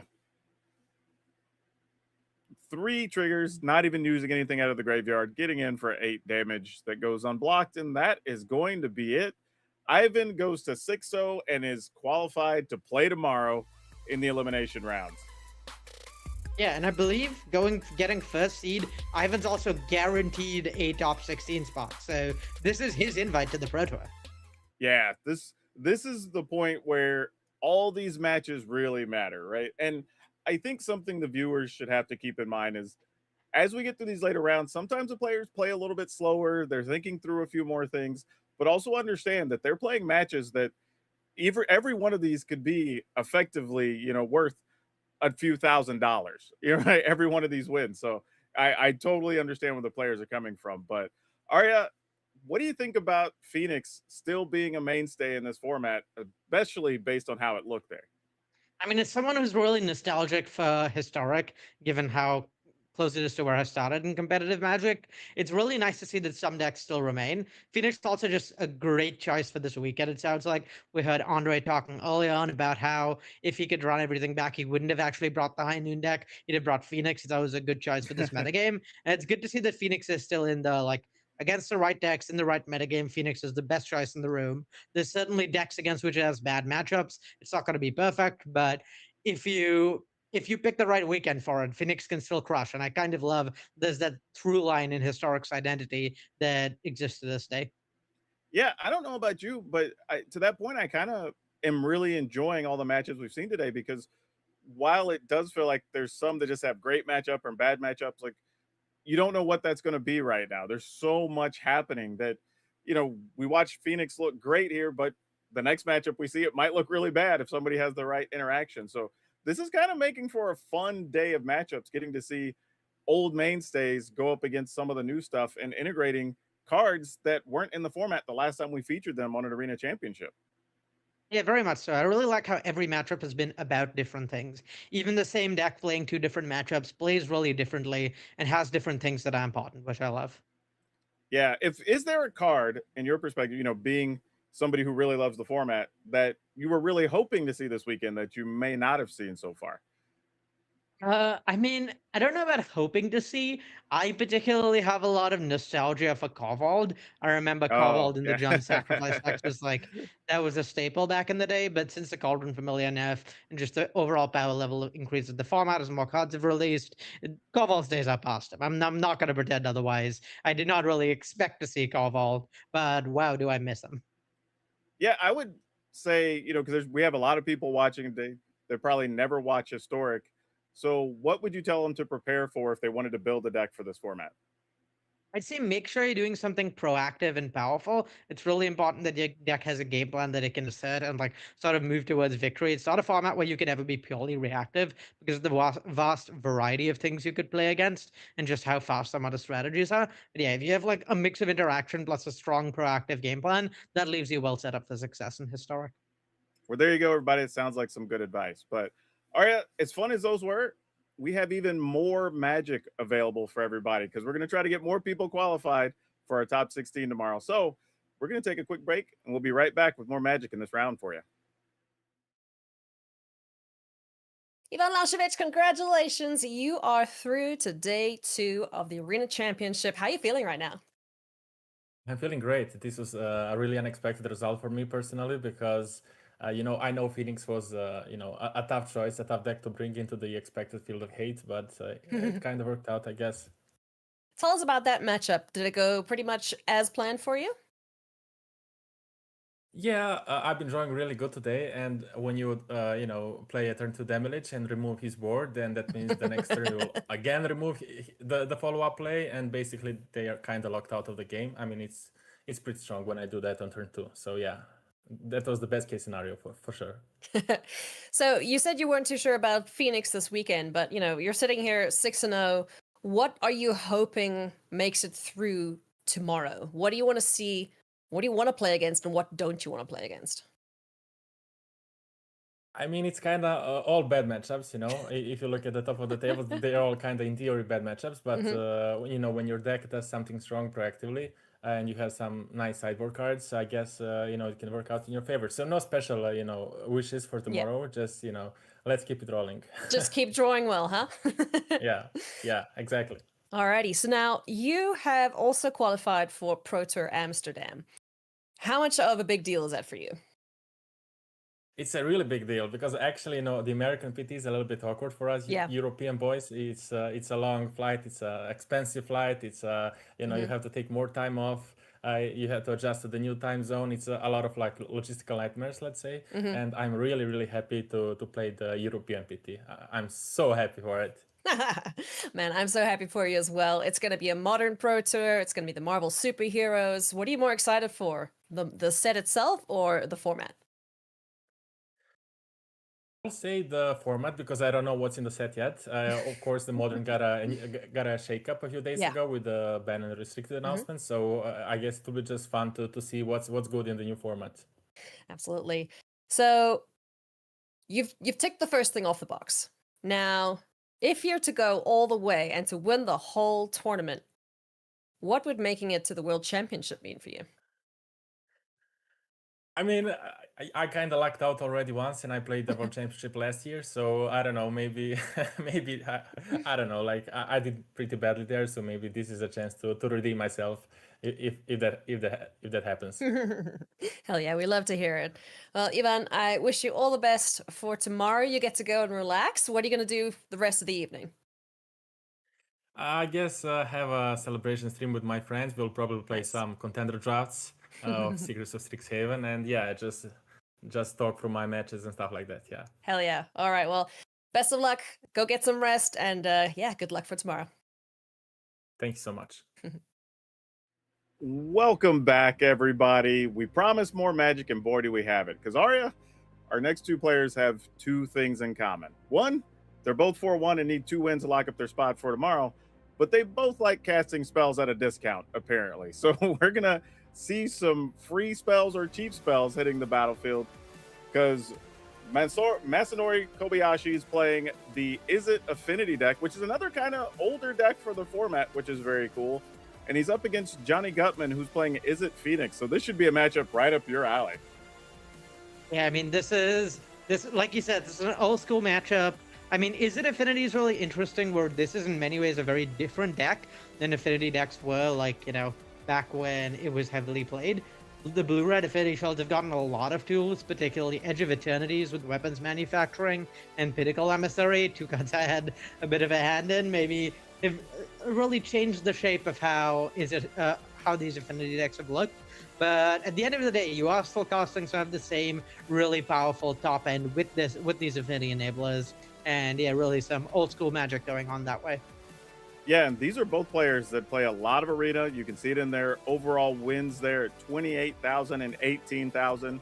So they've put in some work here to get familiar with the client and their decks, most likely. So I'm really looking forward to this because I don't know which way this is going to go. Yeah, it's a really interesting matchup. It's not one I'd say I have a ton of insight on because so much of it is dependent on the specifics of draws.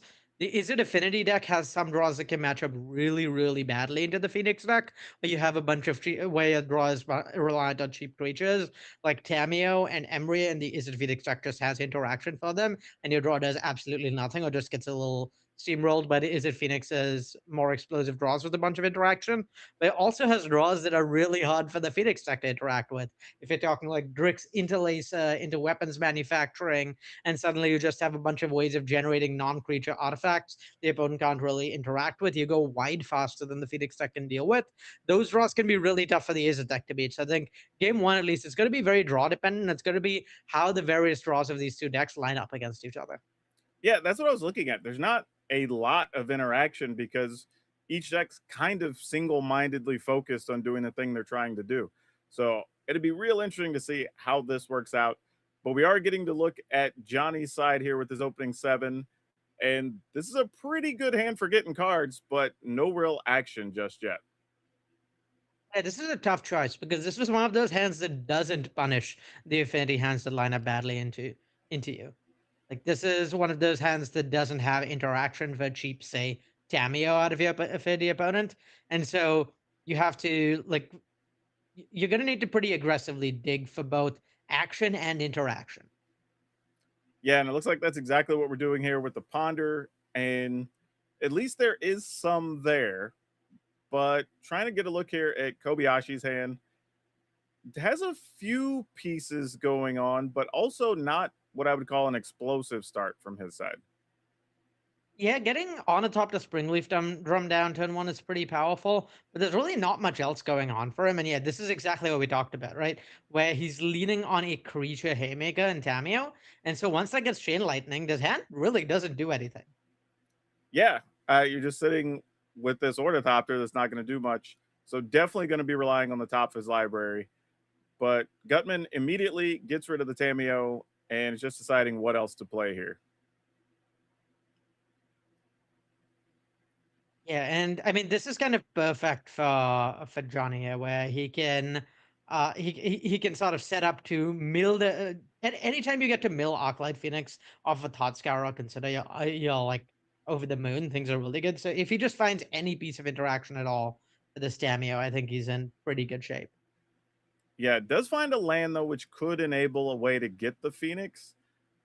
But don't know if that's going to be enough. To your point, I think you really want to be able to get rid of Tameo here if possible. Yeah, I'm interested to see just how aggressively this Metallic Rebuke gets fired off by Kobayashi. I would not be surprised to see if this Fateless Looting get Metallic Rebuked. Just try and keep Johnny off of Phoenix or off of like finding interaction via Tameo. The alternative though is if Gutman already has interaction for Tameo, then not saving the Rebuke to protect it can be really awkward. Yeah, so definitely does decide to go ahead and stop the Faithless Looting. But we know that Johnny has more spells here. Yeah, given our knowledge of Johnny's hand, this is a perfect action for Kobayashi to take, where Faithless Looting would have let him dig further, would have let him put 2 Arclight Phoenixes into play, would generally have been fantastic. And instead, Gutman's position is fine. He's getting back a Phoenix, but at least Kobayashi is getting to untap with the Tameo, so his draw is doing something. Yeah, and it looks like he had the option to take an Into the Flood Maw, but decided to put it in the graveyard, and I guess make sure to just have more things to delve to the Treasure Cruise. I believe he needed the Lost God to delve his Treasure Cruise for 1 mana. Right, and unfortunately for Johnny, we're now holding 2 more Phoenixes, so not great, though you could just hard cast them as necessary. Yeah, I really like Johnny's choice to keep the Arclight Phoenix back here, recognizing that, okay, I want to stop my opponent drawing cards with Tameo. Now, Fiery Islet means it's not quite going to work. If Kobayashi wants to, he can attack with Tamio, draw a card off the clue, draw a card off of Fiery Islet, flip Tamio. He could also sink into Stupid the Arclight Phoenix. Yeah, and it's almost like Kobayashi heard you, because I think that's exactly what's about to happen here. Get the card off it's the a clue. little awkward, though. I think you'd almost rather have the Tamio unflipped, able to attack and generate more clues. But I think it needs to respect the fact that there's just a ton of interaction in Gutman's deck. So unflipped Tamio is probably not long for this world. Yeah, and at least you still have an Ornithopter, theoretically, that could block. We know that there's a Chain Lightning hanging out ready to deal with it. And Johnny looks pretty happy with his draw. Yes, Twisted Teaching is really good with the Demi-Lich. It's going to maybe allow some persistent turn-over-turn value here. I mean, I imagine we see Swift Teachings, Chain Lightning. Oh, maybe consider as well. If you can find if you could have found like a Mana Morphos or something, that would have been ideal. Something that let the Demi-Lich actually get value on this attack. But as it stands, he's probably just digging for any way at all to discard these Arclight Phoenixes. Yeah, I'm with you. That seems like the most reasonable thing, is just hunt for anything that can let you put it into the graveyard. But the good news, does have ability to play more spells. So should be able to get rid of Tamio.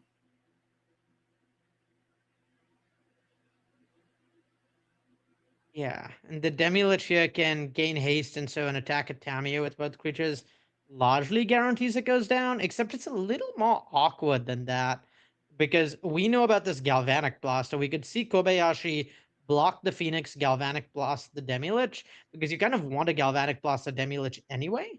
Yeah. So no Question value is whether for or not the Lich. Ornithopter is more valuable than the Tamio, and it's honestly not clear. The Tamio on one loyalty is not doing very much. At least the Ornithopter taps for mana. Yeah, and that might be the issue here too. Like, do you just save the card for something else? But this still might be one of the better targets you're going to get.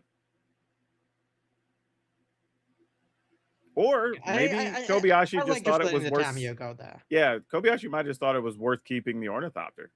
Yeah, I think the Ornithopter is fundamentally more valuable here than the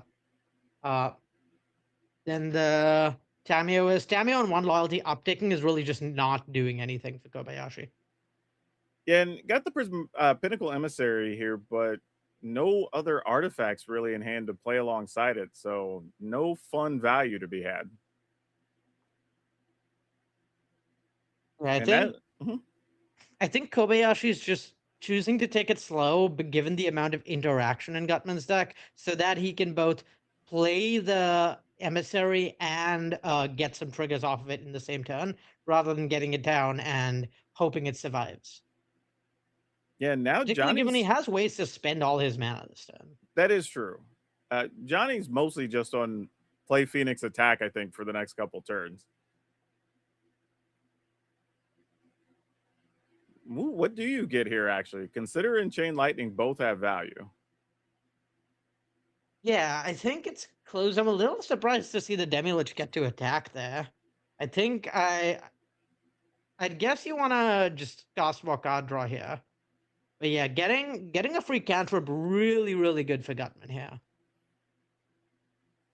Yeah, I think we're just going to leave the Thought Scour on top. Yeah, I think you just want to cast as many spells as possible, get as much card flow as possible.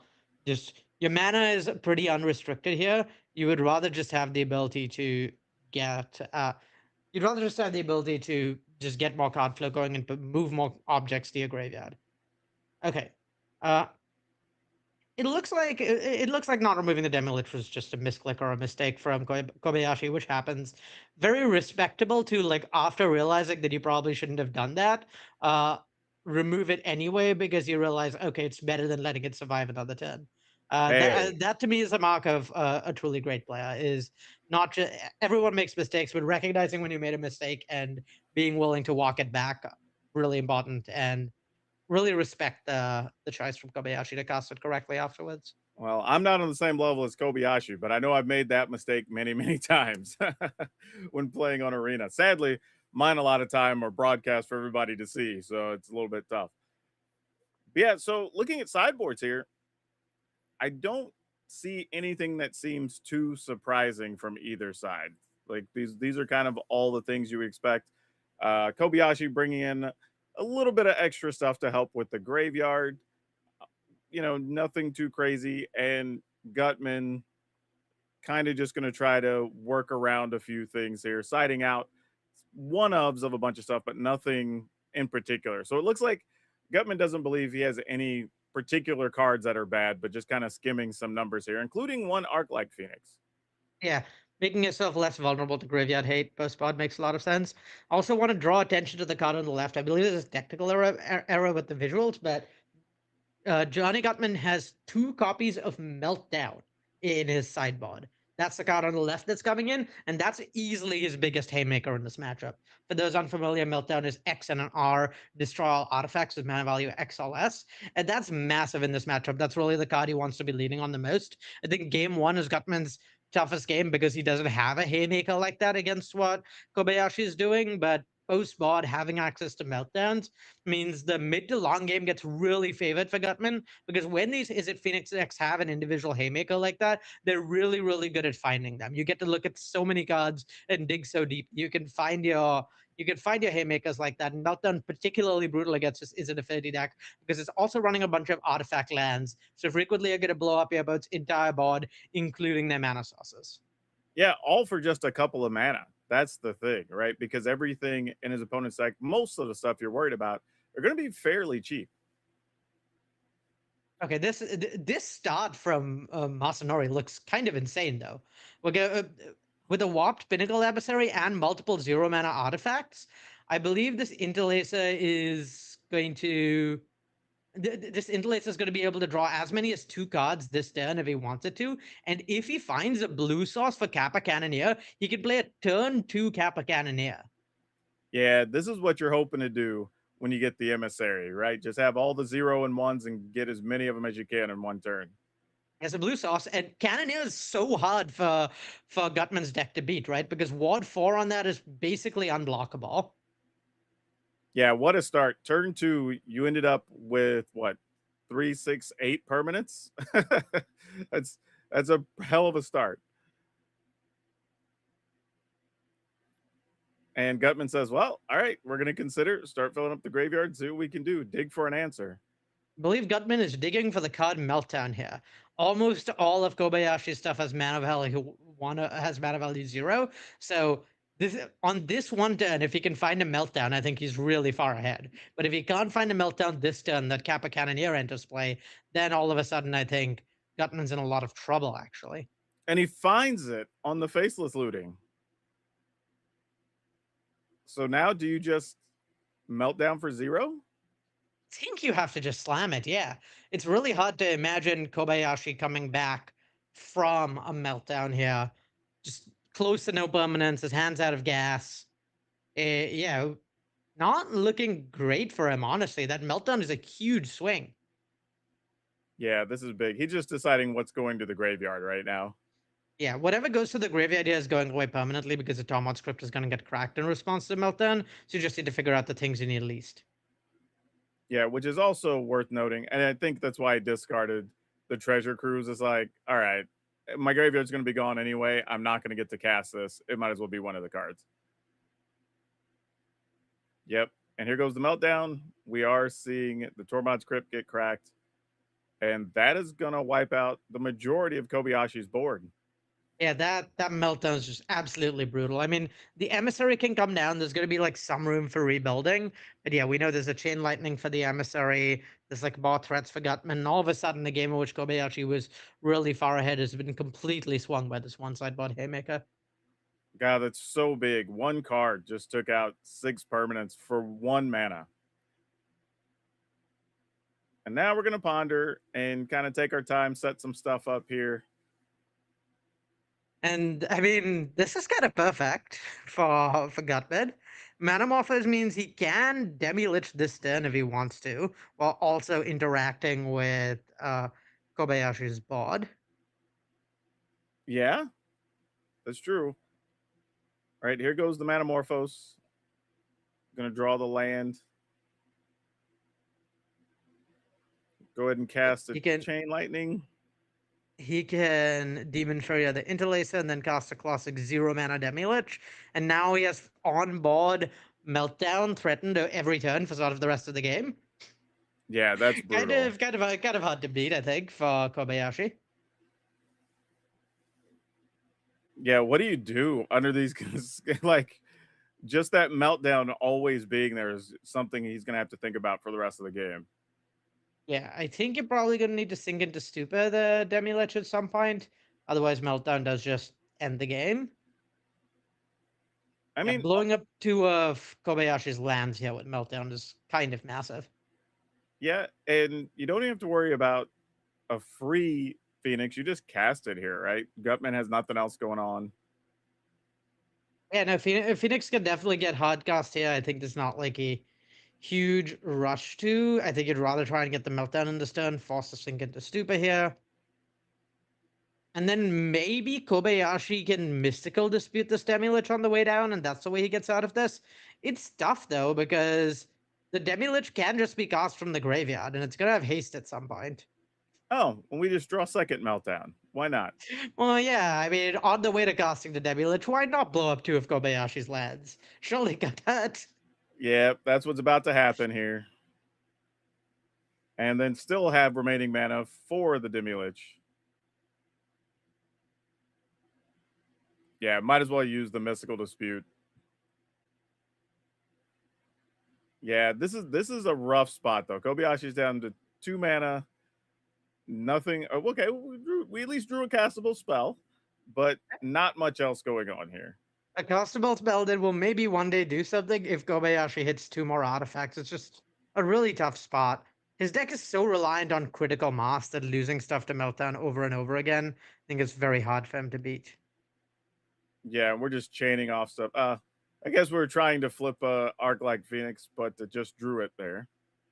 Yeah, flip an Arclight Phoenix, find a Fateless Looting to discard the Arclight Phoenix. Like lots of different ways Gutman could have gotten value here, but honestly, just a Demi-Lich is probably going to clear up, given this 2 Meltdowns in the graveyard. Yeah, you're going to be attacking for 4, getting access to more cantrips. There's really not a lot happening. All right, Gutman draws an island, and just checking the graveyard before he attacks, probably deciding if there's any spells that he wants. Yeah, I think he can just cast guard advantage spells out of his graveyard until there's enough committed to the board to make the Nationalist Arsenal do anything. And then, yeah eventually he's just going to run over Kobayashi. Yeah, Treasure Cruise is never a bad card. And this is where things probably are sealed up. Yeah. Looking pretty over here. I just don't think Kobayashi has a critical mass to come back from this spot. Yeah, I have another Manamorphose and another Treasure Cruise. Kobayashi's down to 14 with really no interaction at all. Well, Yeah, I mean, like- we drew a blocker with the emissary. Yeah. No, trump blocking, not really what you want to be doing. But it is technically a legal play. It's just, yeah, it's really tough for Kobayashi in this spot that all these cards, like Critical Emissary and Kappa Cannoneer, just don't do anything unless you have a bunch of other artifacts. So pretty terrible draws in this spot. Yeah, I was just thinking, like, the best thing that could happen is maybe Emissary into some 0 mana thing, get a 1/1, but then you're still kind of in the same situation. Yeah. Emissary into 0 mana card into like cast Cannoneer maybe. But I don't think that's getting anywhere, particularly since Gutman is approaching 7 lands, so it could actually just kill the Cannoneer by going with Meltdown for 6 if he really has to. Yeah. But then also, I mean, you're talking about just being able to cast a Phoenix and have other interaction up. Like, this is a pretty tough spot. Yeah, it's almost to the point that Gutman has an embarrassment of riches here, just trying to decide how to play all of his cards. Syndiscus might to deal damage to your own Demi-Lich to get another card in graveyard for Treasure Cruise is really that's really like a next level of like having everything, having so many resources that you don't even need to worry about dealing 2 damage, about throwing away a piece of interaction. Yeah, such a tough life. You got to target your own things to get that one more card because you've managed to keep everything off the board of your opponents. Yeah, found an artifact, but it is 2 mana, and that's probably going to be all over there. So Gutman is going to move to 5-1 and be 1 win away from sealing up his spot in day 2. I have to ask you, Arya, how did you feel that deck really looked in that scenario? I mean, it looked like in that particular matchup, it was just overly dominant. But is that what we should expect, now that we've watched Arclight Phoenix a couple of times, in back-to-back matches? Well, I mean, we've kind of seen both sides of the coin over the course of today. Well, Arclight Phoenix decks really are dominant in these creature matchups. The interaction is incredibly efficient. You have a ton of card advantage, and your threats are basically free. But it does also have very clear defined weaknesses, like we saw that Ruby Storm matchup, where the Arclight Phoenix deck felt like it had no moves at all, and just had no agency over Ruby Storm winning the game. And so it's pretty polar in terms of its matchups and that are present this weekend. I'd say the more mid-range decks we haven't really seen play against Phoenix, I'd expect those matchups to be a little closer, sort of any player's game. High Noon is a card that can be pretty problematic for Arclight Phoenix. Those are also creature decks, so it kind of goes both ways in terms of who that actually favors. But yeah, I'd expect a lot of like pretty swingy matchups for Phoenix, and then I expect a few matchups in the more mid-range space where the matchups are really close and there's a lot more like nuance in play to them. Though even that match, it looked really favored for Arclight Phoenix, but if we'd seen a Kappa Cannoneer come down there on turn 1 or 2, I think the game would basically have been over for the Phoenix player. So honestly, it was a lot closer than it looked. It's just that the decision point that made the game go the way it did happened on turn 1 and not on turn 6 or 7 when the game was actually ending. Yeah, another thing I feel like we've seen today that's sort of a recurring theme is sideboards have been very important. And I'm sort of wondering if Historic is starting to become a deck of like, hey, or a format where if you know the matchups really well and you come with the right sideboard cards, that could be where you get an advantage over other similar people or people playing similar decks as yours. Because, like we're saying, it's the Deafening Silence. We saw Meltdown just be a complete blowout. And these aren't necessarily cards you see played a lot, but they're really pulling their weight this weekend. So is that something people should be focusing on? Yeah, absolutely, Daquan. That's a really good point and really important. Like the way Historic's looking right now, it's a lot like old school Modern, where your sideboard answers can be really, really impactful and they matter a lot. There's a lot of play around them. Like the interaction for sideboard answers mean it's not quite a format of, oh, did my opponent draw this sideboard answer? I can't win. It's about figuring out when to time your answer to their sideboard answer and sort of lining those things up. But yeah, having the right sideboard tools for the matchups you're facing, really important. And like it does make it like it's not so much that having the sideboard tools automatically solves matchups. It's more that if you don't come prepared for the right things, then sometimes you end up with non-matchups like that, like that Ruby Storm versus Phoenix matchup we saw before, but there just weren't the right tools available to the Phoenix deck. And when you don't have those tools, that's when you get in trouble rather than the tools always ending the game on their own. Yeah, and it's funny because one of the things I think a lot of players, especially when they're practicing or trying to, get their RCQ practice in or whatever, is they play a lot of game ones. But the reality is no less than half your games are going to be played with sideboards, right? And I think this format is showing us that, like, hey, you do need to focus on sideboards and not even just what you need to bring in, but maybe even how to play against the things your opponents are bringing in. Is that something you would say is accurate? Yeah, I think that's a pretty good capturing. It's not just about it's a lot about maneuvering around sideboard pieces and figuring out that balance. Yeah, I'm really looking forward to see just what else we see throughout the weekend because I feel like I wouldn't say we've been surprised, but getting to see some of these underplayed cards really pull their weight has made for some pretty crazy games. I don't even know if I'd say good in some cases because, like we saw the Meltdown just make it a completely one-sided game. But I don't know. Like, this is something I wasn't expecting when I saw the deck list. Wasn't expecting the sideboard cards to be as impactful as they are. We know they're good and they're important, but not creating these blowouts. I don't know. What else has stood out to you in these matches we've seen so far? I think that's been a lot of it. I will say, like, the ways different decks play in different matchups. Like I've been really impressed by this Azorius High Noon deck's ability to just like play a tempo game. I think like what deck's second and third plan, the fallback plans are, matters a lot because once you have these sideboard hate pieces, like sure you have bloods like melt them, but a lot of the time the sideboard interaction we've seen has been just like stop your opponent from doing their really unfair thing, and then we're both doing a B game plan and seeing who can pull that off better. And so I think playing the scrappy mid-range decks, mid-range games is a lot of what this matchup is about now as well. Once you get to post-pod and there's interaction on both sides for your opponent's A plan. Yeah, and looking through the format and the standings even, right? We kind of looked at all the decks and went, oh, there's all these cool new different things. But here we are talking about, the Phoenix decks still being really powerful and still dominating. We saw Scape Shift, still doing its thing. And these are some decks that feel like they've carried over since old Modern, So this is actually pretty cool. I mean, and like you said, you're one that's kind of a historian of historic, if you will. So how do you feel about seeing these old decks really just hanging in there with everything else? I feel really good about it. It's good that these decks have like a place you can play them. There's a lot of nostalgia involved for a lot of people, myself included, with these decks, and particularly as like formats develop, they get pushed out of other places. So it's good that Historic is a place where there's such a wide breadth of strategies that are viable that like you can play these things that make you nostalgic. It makes me really happy, both as a designer and as a player.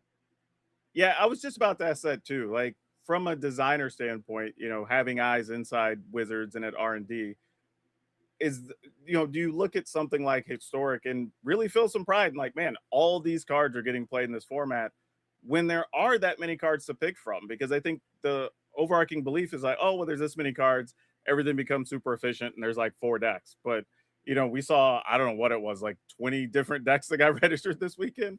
So that was a little bit of a surprise, I think. But I don't know, how does that come off to you guys?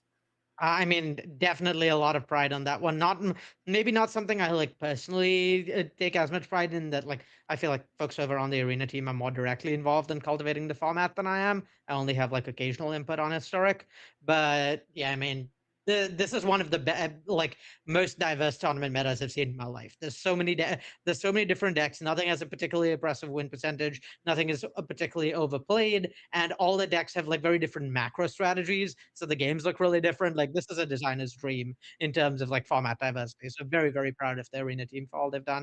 I'm very happy with whatever little contributions I've had. Yeah, I think that's probably the biggest call out. Is this might be the most diverse field we've seen in at least a couple of years, it feels like, because I think the most played deck only had 15 people, I think, or something that played it, which is super impressive. But we're going to take a quick break while we leave you with an interview from Gutman, because, I'm pretty sure he's pretty jacked about winning that last match. Johnny Gutman, another win under your belt there. Congratulations. Tell us about that matchup. Yeah, I got paired into Izzet Affinity, which is, I would say, on paper is one of the scarier matchups. Their proactive plan is just kind of ahead of ours. My opponent had a little bit of an interesting list that I'd never seen before, which only had 1 Kappa Cannoneer in the main and 1 in the sideboard, which is the scariest card in the matchup. So the fact that my opponent didn't have 4 of the best card, I think, shifted the matchup a little bit in my favor. I managed to, they had a kind of clunky draw game 1, so I got there. And then post-board, I get to bring in a few meltdowns, which are just completely fantastic in the matchup. So I was feeling pretty good when I got game 1, and my opponent kind of just never really got off the ground, and it was a pretty fortunate win. Not too interesting, which is how I like him. Yeah, nothing spectacular, just run of the mill. Okay, let's just get the wins under the belt, and yeah, you need 1 more to lock up day 2. What are you hoping to face in this next round? I would love to face a mid-range deck that doesn't play 4 main deck copies of High Noon. I'd be okay playing any deck that doesn't play 4 main deck copies of High Noon. I think with my deck selection, kind of believed that I could make that matchup playable and probably tricked myself. But in reality, that matchup's completely horrible, and it's the most played deck. So I would like to dodge that as much as possible. Are you still happy with your deck choice for the weekend? Do you think Phoenix was the right call? I'm not ecstatic about my deck choice, but I think I like where we got the list. I just kind of found the Izzet Phoenix deck is just a lot more functional than a lot of decks in the format. So you just win a lot of games where your opponent has like really clunky draws and they're flooded and screwed. The deck is like, it's all cantrips. So I think you win a lot of games in spots that you kind of think you're pretty behind in, just because your deck is just a lot more kind of functional than the opponent's. All right, well, Johnny, best of luck. Pick up that last win, lock up your spot into day 2, and then, yeah, hopefully we'll see you here again for another winners interview. Yeah, that's the game plan. I'll do my best. Good luck. Thanks. Hey, what's up, everybody? Welcome back to coverage of Arena Championship 12. Maria Bartholdi, your host for the weekend here. 109 players is what we had when we started the tournament this weekend, and we are whittling them down throughout the Swiss rounds here today. 2 more rounds left of Swiss to play here today. $250,000 prize pool on the line for these players. Top 16 get invites to the next Pro Tour. Top 2 get to come to the World Championship.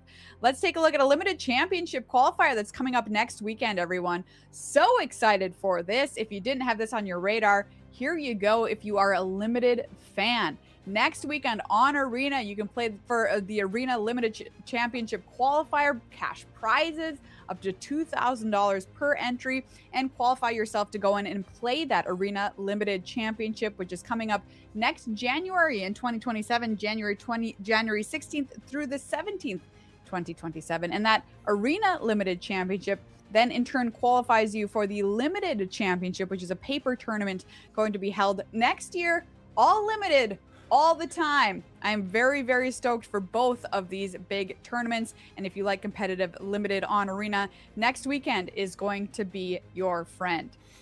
Welcome back to the booth here as we gear up for round number 7. Paul Chian and Corey Baumeister hanging out with me. Let's check out those standings, you two, because we've just got 2 rounds of Swiss here left on day 1 of competition before we head to day 2. And you can see 2 of these players already get to stop playing for today, get to take a load off. Ivan and Luis, congratulations. You have advanced by hitting the magic number of 6, and you get to stop playing today. They have automatically qualified for those playoff rounds tomorrow.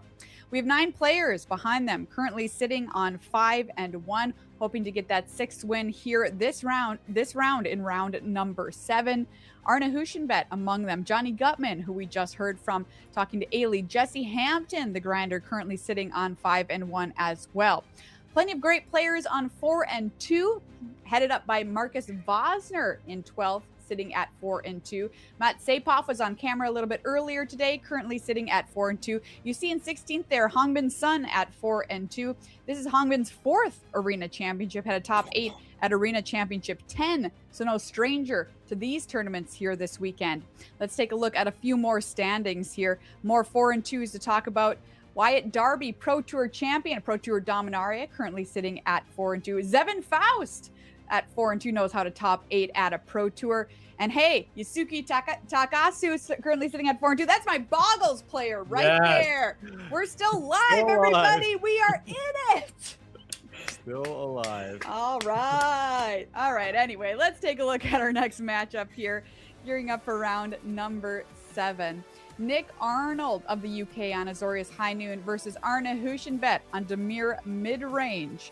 Good win rates for both of these players. We're going to focus on Nick Arnold first, running this High Noon deck. Has been playing Magic for just 4 years. Started playing in 2022. Learned from the Arena tutorial. So much love from Nick to Sparky. Says this is his biggest accomplishment, making it here this weekend.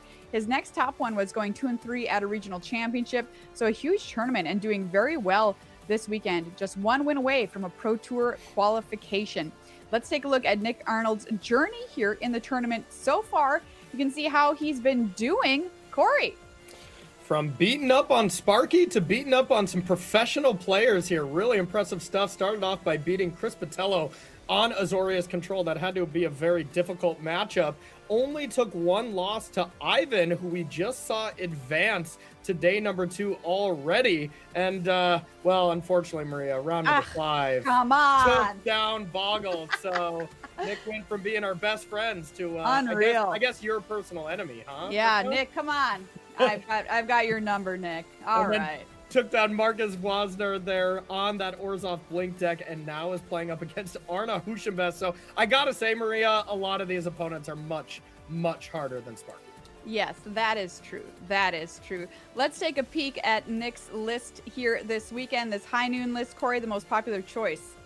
Yeah, so check out this list. We have seen basically this style of deck a couple times. The big change that we haven't seen on the broadcast so far is the Hydroponics Architect. Now, this card's really sweet. It's an alchemy card. Whenever it attacks, a random land in your library perpetually gets a basic land type and gains whenever this enters play, draw a card. So you have Prismatic Vistas and Lorien Reveal to search up whatever land that it finds, put it into play, you get that free value, and it's a repeatable thing. So it's a nice little piece of synergy to start with here on turn number 1.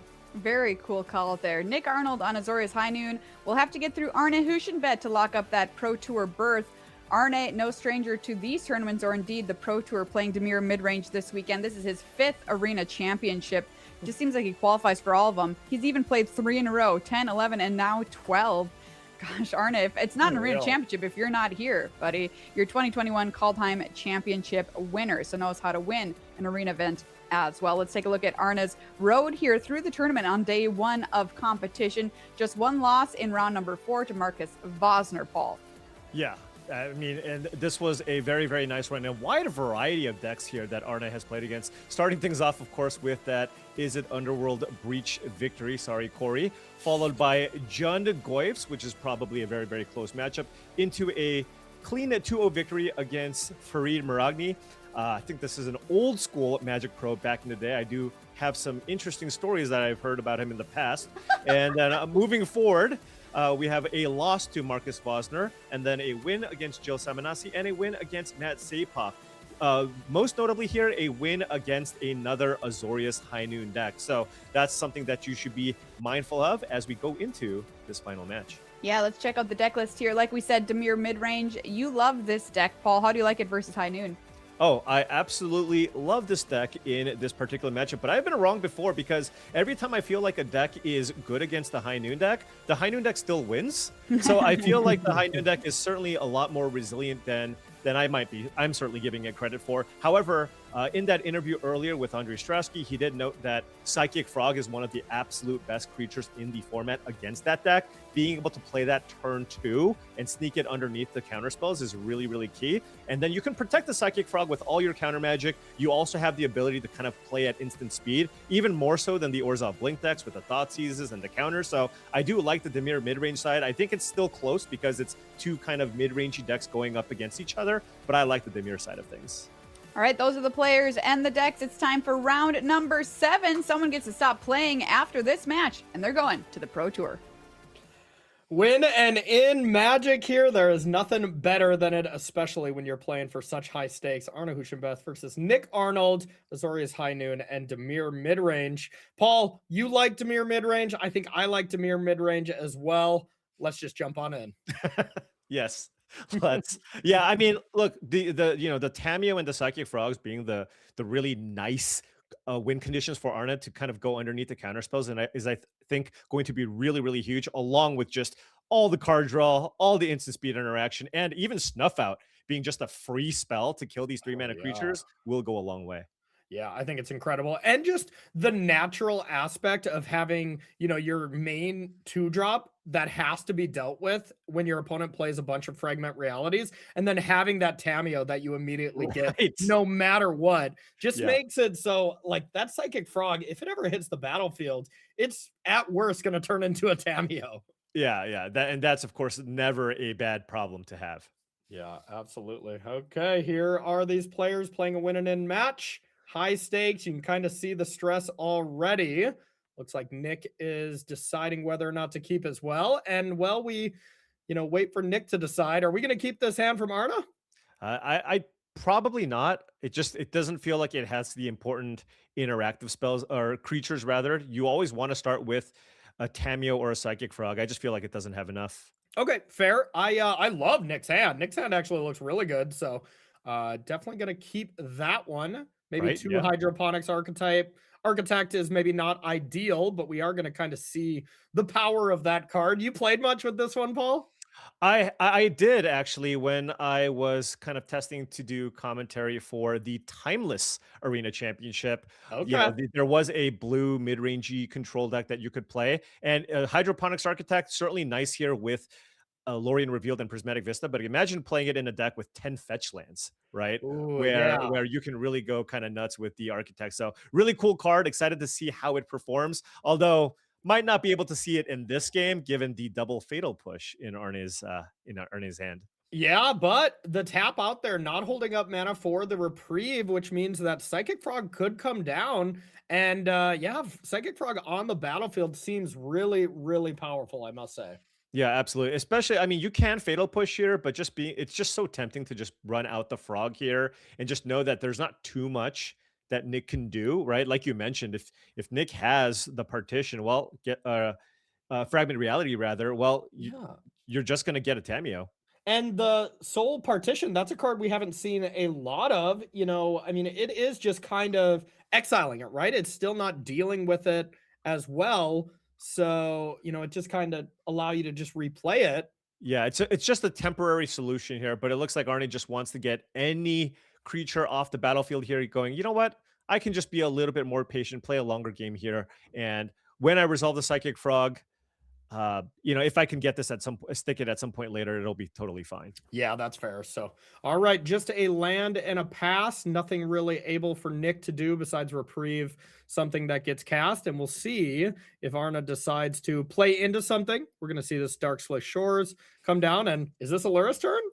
Certainly looks like it. I love an early Lurrus pickup. It's like at some point this is going to wreck you, and I don't want to play anything this turn. So I love that play from I mean, when you're playing against the high noon player and they pass with 3 mana up, you just really don't want to play anything. Yeah. So might as well use your mana and put that Lurrus into your hand. Yeah, I love it. I love it. Also, I gotta say, how is this Arna's 5th arena championship when he is a full-on professional Magic player? He also commentates regional championships, you know, across the way. Man, this guy's busy. I mean, he's a full-time pro. He's a full-time pro. I mean, more impressive is the fact that he's qualified for 3 in a row, right? There's no buys. You just have to naturally play in these events and just crush everybody. And Arne has been able to do that for 3 straight events, which is extremely impressive. Yeah, truly tests with one of the best teams on the Pro Tour, Team TCG, and it's just straight up one of the best players out there to be doing it. So, and you got to say, I mean, we both talked to Arna quite a bit. One of the nicest people you'll ever meet. Yeah, absolutely. So just land 4 and pass. Now heading Nick's way, do we just drop a 4-mana 4/2 flyer? Yeah, and then now if you're Arna, probably want to start things off with the Consider, because you can just find Counterspell to be able to get this. Certainly don't want the island. And then probably just, I don't know. I mean, you can sink into Stupor Disc now if you'd like. Yeah, you know, it kind of puts you down a card, but at the same time, do you really want Nick to untap? And then if you go end of turn sink into Stupor, all of a sudden Nick plays another 3-mana card. That would be kind of rough. Yeah, I like this. I like just being able to tempo out the tempo deck. You know, I mean, if they get a creature on the battlefield, we see Remand, we see Reprieve, and you're just never going to, you know, really get the upper hand if they have a threat that they can back up. Yeah, and now Arne wants to draw some instants to also interact on Nick's turn here. His hand plays entirely at sorcery speed here. If he runs out anything here, Nick's probably just going to fire off this Reprieve or Remand just to kind of cycle, hit some land drops, try to find some more threats. Yeah, literally anything. You just send back, right? Because I mean, okay. I'm shocked. You know, like no matter what, you'd get to draw the card, but I guess you can't play anything. Yeah, and I guess Nick is just very much respecting, hey, Arna's gonna cast something on my turn. I might need the second counter spell to counter something on my own turn and then on Arna's turn. But yeah, it was very tempting to reprieve that or remand it. So nothing here from Nick. And there is a Lorien Revealed. Might just cycle that right now just to make sure that you can continue hitting your land drops here. Yeah, that makes sense to me. That allows you to still keep up Remand or Reprieve. And, of course, end of turn, you can just run out that Talion's Throne Guard. Yeah, if any of these Hydroponics Archetypes stayed alive, all of a sudden, that Lorien Revealed would have been 1 mana, draw a card, and get a land, which would have been huge. You can see Arne a little slightly frustrated there. Just would love to have found any kind of counterspell there or an instant speed way to interact. Has Thoughtseize, Psychic Frog, and Luris, but actually just, is he passing? Yeah, passes. All Okay, right. I really like this. What a pass says is I can have a counter spell for your creature. If I play into it, you're just going to Right. play the creature. So No. now that deters Nick from playing anything. So Arna's best strategy when you Just don't have do anything nothing. at instant speed is do absolutely nothing. Yeah, no, that's tremendous. Just because Arne could be holding up a counter spell or a removal spell. And so if he just, and as the Demir control basically player, if you just pass, Nick can't really do anything. And hey, Nick's the one, and Arne's like, yes, he's not doing anything. This is great. This is a blue player's dream right now. Yeah. I already wanted to do nothing. You're telling me it's the correct play? Yeah, it's like, And- dear High Noon, thank you very much. Yeah, and that little eyebrow wipe from Arna, that is very much saying, I need him to not play into this, and it is working. It is one heck of a thriving bluff right there. That is very correct, producer. And Arne does fire off that Force of Negation, doesn't want to necessarily fight through the second High Noon here. And I mean, kind of a similar situation, right? Nick can certainly still be representing, of course, the counter spells, but also any 3-mana creature as well. Yeah, absolutely. So once again, nothing's really changed from Arna except the fact that this Talon's Throne Guard cannot be cast right now. So maybe Arna starts trying to play into it, but Nick's been missing land drops, and he's got 4 other cards outside of the Throne Guard in hand. oh yeah, you gotta expect it's nothing's gonna work. I wonder if Nick goes, you know what? I mean, I have the Throne Guard in hand. Maybe I just run out the Interrupter, right? Yeah. Test the waters, right? At least get something going. Exactly. 2 damage at a time. It adds up. And, you got to think all you got to deal is 15 damage to Arna when you have High Noon. Is he going to go for it? Because we know if he plays this, it's going to work. Yeah. He's like, this is a big match, right? You are playing for day 2 of the Arena Championship here. You're playing against arguably one of the best players in the entire field. Oh, yeah. I mean, the 2 that stand to mind immediately, the 3 maybe is Arna, Tony, and Larson. Yeah, like those are the big ones for sure. A plethora of other great players. Oh, and yeah, Nick's got to be thrilled that even Interrupter resolved here. Yeah, because now you can just sit back on that forever. You can play this Archon of Emeria almost pretty safely as you can play that and then just remand whatever gets played on Arna's turn. And this also means that Nick can surmise that Arne probably doesn't have a removal spell, right? Because if Arne had a removal spell, he would have cast that removal spell at the end of his turn when that Aven Interrupter resolved, right? Probably. That would allow him to have mana to cast something on Nick's end step as well. Yeah, he could have waited. It could have been conceivably possible to wait till the end of Nick's turn, crack a fetch land and fatal push, just take 2 to get a little extra information. But I agree with you. It's less likely for sure. Right. And here is the Psychic Frog. And whoa. Okay. Well, he does have the Soul Partition, so I guess that's the plan here. Yep. Knowing that Arne can't play anything in response. So that's going to cost 2 more. It's actually going to cost 4 more thanks to the Aven Interrupter. It kind of works like that. So it cost 6 mana. Okay. And hey, that's a nice little draw too, right? Now you get to run out the Architect and still have the ability to play out a Throne Guard, but actually chooses not to. Yeah, really, really interesting stuff. Here's another frog, and Arna's at the situation of it's just time to play things. Wow. And it just felt like a, impossible game to win there from Arna after that High Noon came down. So High Noon is not a card that I thought was going to be amazing in this matchup, but it looked amazing in that game. Yeah, I mean, Arne drew basically just all the cards that work at sorcery speed, right? Yeah. He didn't find any of the snuff outs. He wasn't able to find any of the fatal pushes, didn't find any counter spells. So yeah, if you can resolve that and your hand is a bunch of counter spells and your opponent just doesn't draw any instants, then certainly the High Noon deck is still going to do its thing. Okay, so looking at the sideboards here, walk us through what these players are doing, Paul. Yeah, taking a look at Nick's side of things, keeping it a little bit lighter here, bringing in 5 cards, boarding out the Fragment Realities because we mentioned, not really, it's only good against the Tameo, but not particularly good against the Psychic Frog here. So taking some of those out for a more reliable removal spell in Prismatic Ending. Voice of Victory, fantastic creature, right? Oh, yeah. Just if you can somehow manage to stick that and it doesn't die, of course, it just turns off all of Arne's counter magic. And Stern Scolding, also great because it counters both of the creatures in Arne's deck. Take a look at Arne's sideboard. He brings in 8 cards out of the sideboard. That is incredible. So now you get to bring even more instant speed interaction. You get to bring in Dismember, Shielder's Edict, Mystical Disputes, Stern Scolding, which also counters every single creature in Nick's deck, along with Spell Snare, which is a very, very important card to be able to have as an answer to a potential turn 2 High Noon. And then 2 more copies of Baleful Strix, just a really solid card that trades with all of the Flash Flyers in Nick Arnold's deck. Yeah, Arna bringing in a lot of cards that have the text line of instant on them makes a ton of sense against the High Noon deck. So, all right, makes a lot of sense. Let's head on down here to game number 2. Nick Arnold 1 game away from locking up a minimum $5,000 and the chance to play for just an absolute boatload of money.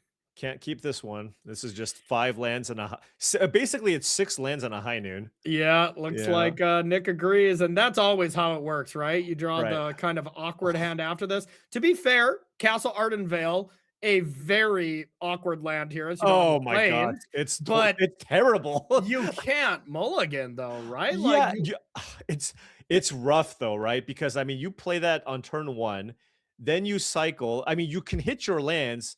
And I suppose you can cycle and keep up Stern Scolding, but on the draw, that's not even as good. Yeah, there's already going to be a Tameo and a Frog in play. So yeah, this is brutal here for Nick here. Just given the fact, I mean, if that Ardenvale is a Plains, this is a snap keep.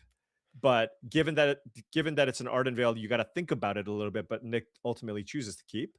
I feel like Nick has to top deck a blue source to be in this game to counter the Frog. And even then, Tameo on the play here up against a deck that doesn't have any ways except 2 Prismatic Endings to deal with it. I mean, that's that's not a blue source, but at least you can play it untapped to Lorien Revealed. But yes, you're dealing with a turn 1 Tameo, turn 2 Psychic Frog on the draw. That is not something that the Azorius High Noon deck is very well equipped against. Now, he does have outs. He did bring in Prismatic Ending, right? Yeah. So that's certainly something that he can find after he goes turn 1 Iganja Castle into Island Cycle. And to be fair, can just automatically, Arna's going to play the Frog. It's not really a question of if, but, when he's going to play it, pre-combat or post-combat, Right. And after that, Nick can untap, Soul Partition the Frog. The Frog will cost 4. You can have that Stern Scolding to interact with it in a few turns. So you have that avenue, but it's still not great. Yeah, I mean, you're still just kind of down resources, right? And you've already mulliganed because Soul Partition isn't a hard removal spell. And the issue is the Tameo, right? Like you're doing the Soul Partition on the Psychic Frog, but the Tameo is still just getting in there every turn, just creating additional clues here to get Arne further and further ahead. So the counter spell was pretty interesting because you do now have the ability to just hold that up and sack the clue if you don't need to counter something. And Arna just got absolutely wrecked by High Noon. So leaving mana open to deal with the turn 2 possibility of High Noon does make sense here. So I take back everything I said about Psychic Frog for sure coming into play. If the counter spell wasn't there, the counter spell I would bet we were ready to go. Yeah. So here comes a sack of the clue at end step, and now you're in this squeeze that the Dimir mid-range deck, we can basically say Dimir control puts you in, and that is, you're not going to do anything? I'll just sack a clue. How long do you want to play this game, Nick? Right. Is what Arna's going to keep saying. And it's like, okay, and I guess Nick is going, well, just make your clues. I'm not going to fight you from that angle. Yeah. And let's just continue playing this game. Might cast a Soul Partition at end step to be able to just straight up deal with the Tameo to stop the card draw engine. But man, those cards are good, Paul. Those cards are good. Look at that counter magic. Mystical Dispute, Spell Snare. I imagine Arne is going to want all of these cards. And I got to say, just a little update, we saw the standings. There was 8 players or so that were at that XM1 record. Jesse Hampton was another one, and Jesse and Arna on the same list. So the Dimir mid-range players looking quite good. Believe it or not, when they're in the hands of some of the best players in the world, that helps too. Yeah, I believe that. I do believe that. Land 3 and pass to Arna. Yeah, and Arna with that backup Tamio. So even if this one gets soul partitioned, he doesn't really care. He can just fire off the other Tamio in hand. Yeah. This is interesting. So Nick is doing that and has access to a Stern Scolding, but Arna, of course, we also know has a mystical dispute to fight on that angle as well. I mean, Arna can play Psychic Frog and still have a mystical dispute to fight through that Stern Scolding if he wants. Yeah, or just play Tamio. two Psychic Frogs. One of them would resolve. Like Arna could kind of close his hand or close his eyes and just kind of like, playing cards at random here, and he's gonna end with a good creature on the battlefield. Right. There's not too many. You can argue about what the sequencing is, but there's not too many super incorrect things that can happen here, given the nature of Arna's hand. And this is bait here, Nick. Sparky doesn't bait you too often, but does not fall for it, which is really, really awesome. I can't get over the fact that Nick started playing 4 years ago. That's so impressive to be at this stage, to be 5-1, beating a bunch of great players and playing great against, one of the best here in the world. So talk about learning the game fast. Yeah, absolutely. It's kind of funny because when you think about most games, 4 years is a good amount of time. But when you're comparing it to the context of Magic, it's but a blink, right? It's almost nothing. Yeah, no kidding. 4 years into playing for me, I was still playing 80 card decks before Yorin was a thing, So I was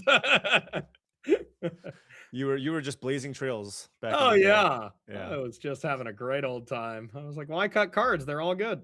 Yeah, and this is rough. Tamio has Tamio on the battlefield and Nick with no actual way to deal with her, and Arna just with a full 7 right now. Yeah, full 7, and the major thing is, there's no 1 mana way to deal with it. There's no fragment reality as the clean answer. So how does this Tamio get off the battlefield? I don't really foresee how it's going to happen. All right, and it looks like Arna is happy to perhaps get into a little bit of a counter war here for Nick. Yep, and we'll see where Nick wants to start. Definitely going to play something. Right. I mean, it's very, very tempting to just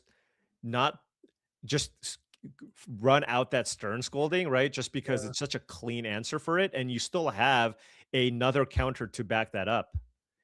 And I really like starting with that Stern Scolding. You recognize disputes are aplenty, and you got 3 mana to pay for it. Right. And I like that Arna immediately was like, if this happens, no big deal. That frog waits there until its buddy Luris picks it up here in 10 turns. Yeah. And Arna also choosing not to fight over it, right? He had the ability to kind of run out that counterspell, but chose not to. And also happy with the Aven Interrupter resolving, because that Interrupter still can't eat the Tamio. Yeah, no, it cannot. Tamio with 3 toughness. What a phenomenal card. And Aven Interrupter gets in for 2. Another reprieve is picked up. And now we're going to see the card advantage from clues to continue. Right. And, if Arna's going to blink first. That was a great card. Yeah. Yeah, I just feel like every time Arna draws something, we're like, oh, that's a really good card. Turns out when you sideboard 8 cards in a matchup, when you draw something, it's probably a good card. Yeah, and just the fact that, just looking at this Dimir midrange deck, every card is amazing. So maybe we're biased as this is the exact kind of Magic you and I both love to play, but this deck list is a work of art.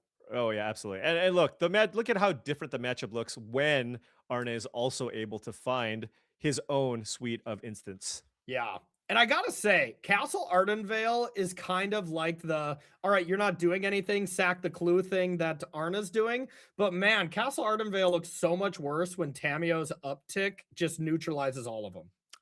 Right. Make an army of 1/1s that will never do anything. Exactly. Right. So Psychic Frog comes down, counterspell on Aven Interrupter, and a bunch of reprieves when, the problems are already on the battlefield. Leads me to believe we're heading to a game number 3. Right. I mean, Nick is missing land drops here. Arna is just so far ahead on cards because of that turn 1 Tamio that's been able to generate 3 or 4 clues throughout the course of the game. Nick drew, into the Flood Maw to slow things down for maybe 1 turn, but really not going to matter very much given the fact that Arna can replay the Psychic Frog with 3 counter spells to back it up. You gotta think, like maybe sideboarding, we're gonna reevaluate that a little bit because I don't see how Into the Floodmaw is gonna help a lot. Where if that is a fragment reality, at least it's gonna deal with a problem. Right. So I don't know. I don't know. Yeah, yeah, it's tough. Yeah, the thing is, if you compare Into the Floodmaw to Fragment Reality, I mean, Fragment Reality might just be better, right? Yeah. Even just because I understand shaving some number of it, but it is still super important to be able to handle the Tameo. Agreed. And removing some of those answers can be problematic here because that is one of the ways you lose this matchup. The entire texture of the game has been revolving around the turn 1 Tameo. It just forces Nick to blink first. That expression of no matter what, Arna knows this, can just sit back and say, if you're never going to do anything, I'm going to draw 2 cards a turn. Eventually, I'm going to bury you in card advantage. So Nick has to do things first. And Nick's deck historically wants to do things second. yeah. And I mean, this is just so tough. I mean, Nick just at this point kind of knows. You can see he's kind of talking to himself a little bit. He's like, all right, well, what can you have? I mean, at this point, it's just not going to matter. They're just Arne just has too many cards, too many counter spells, and an instant speed removal spell. Now he goes, you know what? If you want to fight over this, this is fine. Like I don't really care what happens. I mean, if anything, he's thinking if you play a 3-mana card here, I am completely okay with that. Wow, doesn't play one of the 3 reprieves. Why? Yeah, that's interesting because why wouldn't you play it at this point? Yeah, agreed. And also, there's no 3-mana cards in Arna's deck. It's all 1s and 2s, which is just awesome. Like that is just an awesome deck if I've ever seen one. Yeah, he's like, all right, I guess I'm going to bounce your Psychic Frog end of turn. Get that frog out of here right now. Yeah, and Arna's going, yeah, that's fine. My board is still superior. Yeah. Just there's the Throne Guard that is just never going to resolve. Now Arna just has too much of a mana advantage as well. Yeah, and he's even got that. Yeah, he's got that Mystical Dispute. If Nick ever just tries to just run it out, he might just because he's desperate here. I mean, Arna can just go Mystical Dispute. Yeah, right now Arna's not sacking clues just so he doesn't have to discard to hand size. So not bad. Yeah, not a bad place to be at all. And now keeping Tameo back, you can block the Aven Interrupter. Yeah, recognizing, hey, this is the only way I'm going to lose. I got enough cards. Right. And the one thing that is kind of funny is you never truly discard to hand size when you got a Psychic Frog out there. You always just get to grow it instead. That's right. That's right. And we have seen Arne be aggressive with the Psychic Frog in the past. So picking his spots. But in this type of matchup, it's not really about closing out the game as quickly as possible. It's just trying your best to control what's out there on the battlefield. A little strange to not attack with Tameo since it's going to flip right now with this being the 3rd card, but whatever. It's minor.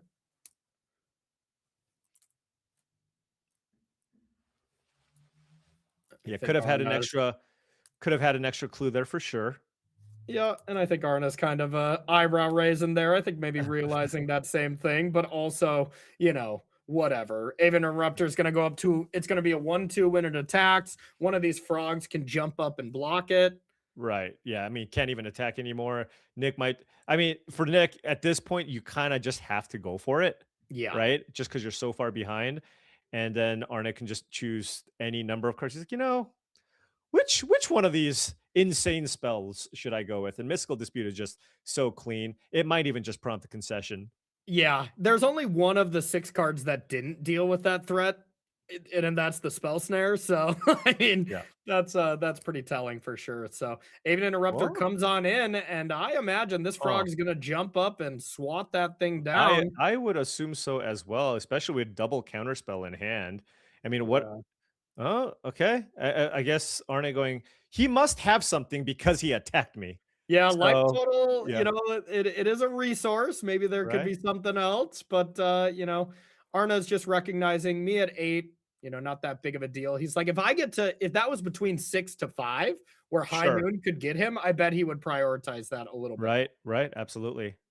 Arne sacrificing the Vista first. All right, and looking to clear the Aven Interrupter.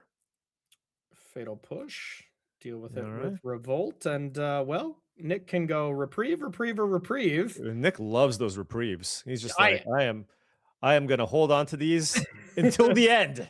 They will be joining me in sideboard together. And here is the two frogs drawing 3 cards a turn. Tamio's ticking up at some point. You know, you can just close the game pretty quickly by discarding. But hey, look, another counter spell. You know, now I think Arna might have this one. Yeah, just now. He needed that third counter spell. Really. Is Nick going to cast one of these reprieves is all I'm wondering. You know, he's like, I'm losing. I don't want to give away information. Maybe he heard you in that previous round. Yeah, absolutely. It's like, you know what? Why cast reprieve when I can make 1/1 tokens? Honestly, not bad. Too bad they are 0/1s when they attack. Yeah, right now they're maybe looking to block. I mean, we're getting close to the point where Arne might start getting aggressive with the Psychic Frogs, right? He's got so many cards to work with. Stern Scolding is amazing. It literally counters every creature in Nick's deck, so it makes sense to keep that one. It counters every creature in both players' decks. Right. Yeah. I mean, it is absolutely incredible here. Yeah, Stern Scolding, a premium removal spell. There we go. Okay. Looks like Nick has had enough.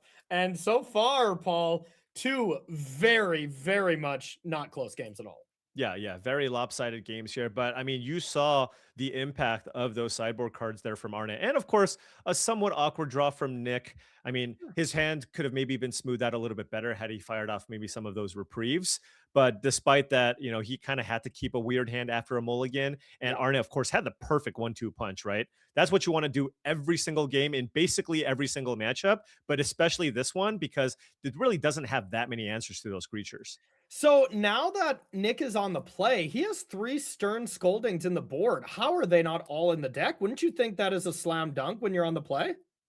I mean, I would have just expected them to just always be in over something like an Into the Flood Maw, right? Yeah. So if he does truly have 3 copies in his sideboard, I am a little bit surprised that at least a second copy doesn't come in. But it looks like maybe Nick is comfortable with the 1 Stern Scolding and the Prismatic Endings as a way to deal with the creatures, and perhaps likes some of the other options he has instead. It even counters Luris. Oh, hey, I think it's great. Okay. But we are, of course, just trying to get inside Nick Arnold's head and see kind of what his thought process is. Fair enough. Now, the most important thing. Nick is on the play. Arna doesn't have the ability to just play turn 1 Tamio and just ride that to victory. So it's going to be a bit of a different game. And, well, Nick kind of has his version of Tamio as well. The Hydroponics Architect with a Prismatic Vista in hand. That's what I'm talking about. That's a nice hand from Nick. Yeah, I mean, now you're completely flipping it around where Nick has the great curve out hand, and now if you look, Arne is now playing the role of the control player here. Doesn't have either threat in hand either, but I mean, he does have the Fatal Push, right? So the Fatal Push will be able to get the Architect here, and then he can follow that up with double Thoughtseize. Yeah, I think this is a must-keep hand, even though it's a little awkward. It's actually going to play out pretty well against Nick. I feel like Arna has to Fatal Push this. Like, I totally agree. Sure, you know, Nick could top deck High Noon, play it, whatever. I think you got to take the risk, but now Arna has nothing. Yeah, Arna gets to rip apart both of those creatures and leave Nick with just a Stern Scolding. Looks like Nick took 2 damage here, just as a little bit of bluffing equity. I suppose, sure. Life total largely doesn't matter from Nick's side, so I actually like it. Yeah, and now if you're on Arna's side, you're like, all right, well, it's basically top deck wars. It's basically my Luris versus your Stern Scolding, right? Because Arne most likely will be able to fire that off. But yeah, we are now basically in top deck mode. This is really interesting. Nick draws Lorien Revealed, but now that he's at 4 lands, it's possible that he's going to just look to cast that Lorien Revealed if he can't find any action. That doesn't look like Lorien Revealed to me. That looks like Ancestral Recall. Okay. Just a little slow Ancestral Recall. So, all right, now Arna has the choice of do I play or do I just buy Luris or keep up Mystical Dispute for whatever could be played from Nick. So this is the respect that Arna, I think, is showing to High Noon. The last turn, he could still counter it. Right, absolutely, and great draw from Nick as well. Aven Interrupter here, but I mean both sides drawing impactful interactive spells here. Ooh, puts Lurrus into hand, but you can just run out Aven Interrupter here if you like. It does not get Mystical Disputed. Yep. And most importantly, that Lorien Reveal does get countered by Mystical Dispute. As long as there's Right. another island, I believe Arna's list is what, 3 and 1 as far as basics. So should Right. be fine to fetch up an island here. So Nick, for Nick's sake, and for Nick fans out there, Nick does not want to actually draw an untapped land. Right. Okay, drew into the Floodma. Again, a little bit interesting, just that card in particular. Yeah, I don't I'll love be it. curious to see how that ends up actually playing out. Now, Yeah, Arne, and it's yeah. not even your own stuff you can bounce. I was thinking, does this Right, have you can't save utility your for thing. yourself? But yeah, Yeah. it's only to bounce Arna's stuff, and Arna largely doesn't want to put permanents onto the battlefield at all. Right. No, absolutely. Yeah, Yeah. you can't use it to into the Floodma your own thing. Arne does have a removal spell here, and Nick doesn't have counterspell here. So this will be a dead Aven Interrupter. It is sacrificed. Oh, God, and the best draw for Nick, basically at any point this game, would be that Castle Ardenvale. My goodness. it would be. It would be on this wreck spot. it this It game. would be incredible, yeah. Because Arne is not casting that Lurrus, not going to be looking to cast that Lurrus anytime soon, given the fact that he knows about that Stern Scolding. Although I guess he does have counterspell to fight through it if he needs. Yeah, there's nothing to bring back though yet. This Right, is the yeah. perfect card to draw. Flow State is awesome. And now Aven Interrupter almost assuredly is coming down. That would warrant a counterspell fight. Right. If I'm Arna, I think this is going to work out great. That was probably the best draw. Yeah, no, absolutely. And Arne will absolutely win this counter war here. Now you just decide which one do I want to play here, right? You can just spend 3 mana, but going You for the counterspell here. can. Yeah, you can. I guess, yeah, there is no Mystical Dispute on the other side, so it would have been safe. Yeah, But I love keeping the Mystical Dispute just in case there's land 5 and Lorien revealed. Of course, absolutely. And wow, I mean, look at this flow state. Baleful Strix, fantastic creature in the matchup. You're just not going to have to worry. First of all, you want a threat anyways because you have that Lurrus in your hand. But secondly, just the fact that it replaces itself and makes it so Nick can't just attack you and trip you down with a random flash flyer. Yeah. This is not going to work. Not going to work. Not going to work. Literal fist pump there as he has the dispute to clean that up. And Nick is tapped out. Yeah, you can see what a huge exchange that was there for Arna. He felt it. He absolutely felt it. Baleful Strix comes on down. And for us boomers, wrong art though, right? Yeah, well, you know, he probably just auto-imported that in and here we are. Yeah, that's and fair. actually Arne going, you know what? I don't want to fight through that Stern Scolding. I'm just going to play out this Lurrus because I'm at 9. This is a 3/2 lifelinker. If you play a creature, I can snuff it out, right? So what are you going to do to my Lurrus? Are you gonna fragment reality it so I get a psychic frog? I'm okay with that. Yeah, no kidding. Has the soul partition to kind of just exile it for now, and probably is priced in to do that and try to Stern Scolding it on the crackback. Right. And then the pressure's gone. Yeah, I mean, casting a 5 mana Lurrus is really, really rough here. So Arne won't be able to do it here. If he has the ability to do it with 7 mana, he might go for it then, right? Because then you can counterspell the Stern Scolding. Sure. But now he's just gonna hang out here. But yeah, just little reactive hand here from from Nick, and not that much pressure here from Arne. Yeah, definitely not. The pressure comes in the hand size. Right. And just Arna top decking more creatures, more flow states, that kind of thing is brutal. But now you have a psychic frog, and you literally have 4 counter spells to back it up. Or excuse me, you literally have 3 counter spells to back it up. That is incredible. Right. Yeah. And this is one of those where Nick probably has to go for it here and hope to draw another counter for Lurrus. And this is a fight that Arne is very, very interested in fighting. Particularly because he also has that snuff out if Nick plays out a creature. And even if he somehow lost that counter war, we knew it wasn't going to happen. But if it goes to the graveyard and Nick saw a lot of counter spells, then Lurrus comes and brings it back, and it makes it even worse. So that's the squeeze you get when you play against Lurrus of the Dream Den. And hey, that's why it got banned in a couple of formats. It's one of the most powerful cards ever printed. Yeah, absolutely. I mean, if the card proves itself to be way too powerful, it would be one of those cards that would be a candidate to getting rebalanced. That's how powerful Psychic Frog is. Honestly, it makes sense to me what we see right now, rebalancing it to cost 5. I think, hire me for the...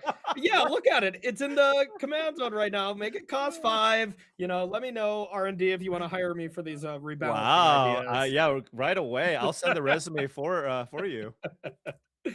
Psychic Frog comes back to hand, gets replayed, a land off the top, and that just has to be... We see a little smirk from Arna Hushenbeth. Can really feel that this is going to be an absolute killer heading into day number 2. And the rest of the 15 players honestly can't be happy about that. No. I mean, again, like you mentioned, one of the strongest competitors in the field here. And Arne, locking up that slot early means that he will likely be into play in some of his matchups, which is very, very big going into day number 2, especially in a format as fast as this one here. So yeah, this is good. And Nick playing out that last land, almost like a land of concession. Yeah. At this point, you don't need to play more lands, but just kind of running it out here. And on Arne's side, you're like, okay, well, I'm feeling great about this. I mean, I don't even know if Nick has a draw here, right? To get out of this. I mean, even if Nick would go back-to-back high noons, Arne's got a spell center for the first one. Yeah, Lorraine revealed to start. That's what it has to be for sure. It has to be draw 3 to start. And even then, that does not look great. And this will be the one turn that he can do it because Tamio's going to tick up and then it can tick down to pick up counterspell. And we're just locked out after this. Yeah. This will be the one hand or the one for turn. Counterspell. There it is. Lock it up. That is Arna Hushenbeth almost assuredly heading into our top 16. And in some impressive fashion, we saw him as our first feature match of the day, completely dismantling the Is It Breach deck and kind of doing the same here in his last match. Really impressive stuff. Yeah. And of course, if you've been following Arne, it should not come as a surprise.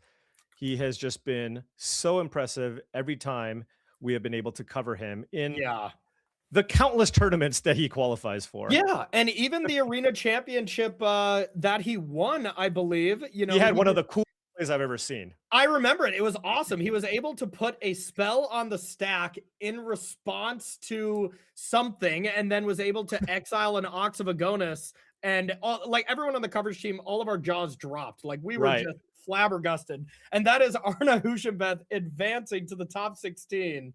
Big congratulations to him. That was really awesome stuff. Yeah, absolutely. Now remember, 3 losses and you're out. So Nick Arnold still, of course, has a shot at making it into day number 2 in the next round. But of course, Arne proving, it's like, yeah, I can play all the formats. I can play all the tournaments. I can cover all the events. I can also make content. I can just kind of do it all, and it's okay because Magic is my thing. Yeah. And I mean, you think about it. I mean, we literally saw him at the Pro Tour 2 weeks ago. Last weekend, he was commentating the regional championship. Where do you find time to test for this event, Paul? It's incredible. It's incredible. The man is a machine. But when you play that much Magic and you're just always dialed in, sometimes you don't even necessarily need to put in as many hours just because you've already kind of built up all that muscle memory playing so much Magic over the last 5 years, at least, that he's been playing at this level.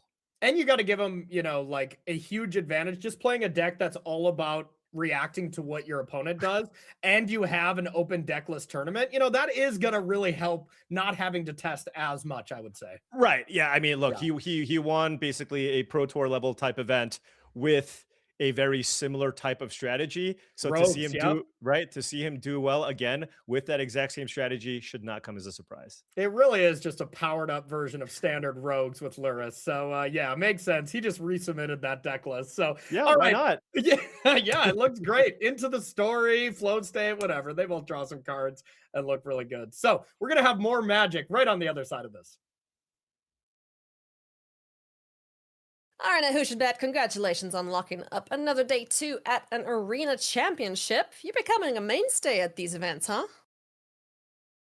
Yeah, I mean, I love playing Arena. It's so much fun. I love playing these Arena qualifiers, and somehow I just keep on finding myself here. Very lucky to be here. Tell us about this matchup. I was keeping an eye on it at the corner of my eye while we were doing other things, and I could see you like emoting to the camera a little bit, you know, doing a couple of this. What happened in that matchup? Yeah, I mean, game one, I had a bit of an awkward draw. I drew a bunch of lands, and when I was doing that, I was like, my opponent could have already played their creature, but they were playing around Fatal Push. They could have like dealt me like 8 damage already. I was sort of, they played around my stuff, but it was a pretty harrowing position because if High Noon hits the battlefield in this matchup, they could certainly get you and win against you. But if it doesn't, and overall, like my deck is so efficient and cheap, it just plays this counterspell game much better than they do. So I think I'm ahead in the matchup. Yeah. Tell us a bit about your deck list, because you're playing Lurrus, one of my favorite kitties in all of Magic, and I'm pretty sure all the Eternal players will agree. But why did you decide to play Dimir in this competition? So it was tricky to prepare for this event. Shout out to my testing group.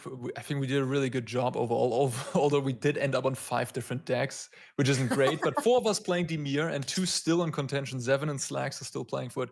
So why Dimir? We didn't really know what the metagame is going to be shaping out to be, but Ruby Storm and Phoenix and all that stuff sort of we expected a lot. And also the High Noon deck we thought might see some play because, you know, people want to try to beat those combo decks, and High Noon is like the obvious one. And then the Frog deck is great against combo. Main deck Graveyard Hate makes the Phoenix matchup pretty solid.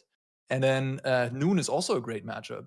So you're covering like all these angles. Yeah. And then it turns out, which I didn't really was aware of, but the black matchups and all those green decks, Samwise, Birthing Ritual stuff, Yakmoth, they're actually pretty close, if not favorable as well. So it turned out to be maybe the best choice in the tournament. I don't know if you can say that yet, but it turned out to be really good overall. Yeah.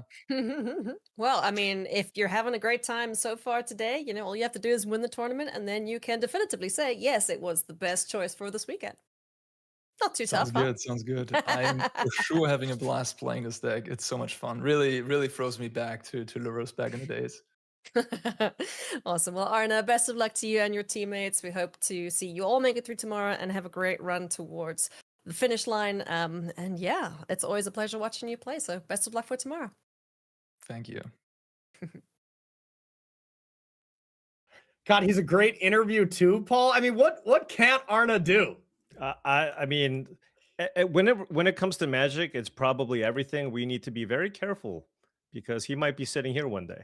Oh, if he wants our job, he's got it, Paul. We got to Here you accept go. that. And we know we can't be day 2ing these events, or at least I can't be. We can't flip it where we're the one making it into day 2 and top 8 events. So yeah, no, we'll just be watching. We'll just be watching fine. these events That's on fine. the couch. That's for sure. So, Yeah. all right. It sounds like we got ourselves some more winning in Magic here this round. This is going to be really exciting. Let's check out who we're going to be seeing this round. So, we got Hattori on the left. We got Nicholas on the right. We got Samwise Gamgee here up against Azorius High Noon. Wow, what a win percentage here. Anything at the 65% range and higher is great. 72 is elite level, huh, Paul? That's absurd. yeah, that is ridiculous and something you very rarely see. I mean, is that right? 72% in 22,000 matches? That seems almost impossible. Right? Yeah. Just even the highest tier of player will get to kind of the upper 60s, like Nicholas Boney's win rate, for example. That's something that a lot of good players are striving for. So this is super impressive to see from Hattori. I have seen one other win rate that high at these online events, and it was Jan Merkel. And I mean, well, we know how amazing of a player that is. So, yeah, 72 really stands out with 22,000 games. Really awesome stuff. Okay, so let's jump on in. We got Nico actually up a game here with the Azorius High Noon deck up against Samwise Gamgee combo. I don't think we have actually seen this matchup in action quite yet, Paul. How do you think this works out?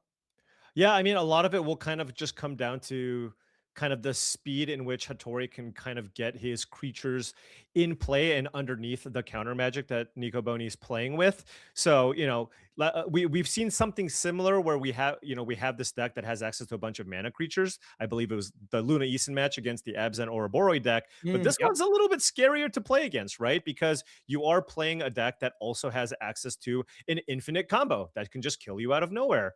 And additionally, there's some really good creatures for the matchup. Voice of Resurgence is a card that I want to highlight. If you can kind of sneak that one in, right, underneath the counter spells, all of a sudden, if that stays on the battlefield, that will provide nightmares for the Azorius High Noon deck. So, Paul, anyone who's just joining right now, walk us through what the Samwise Gamgee combo is.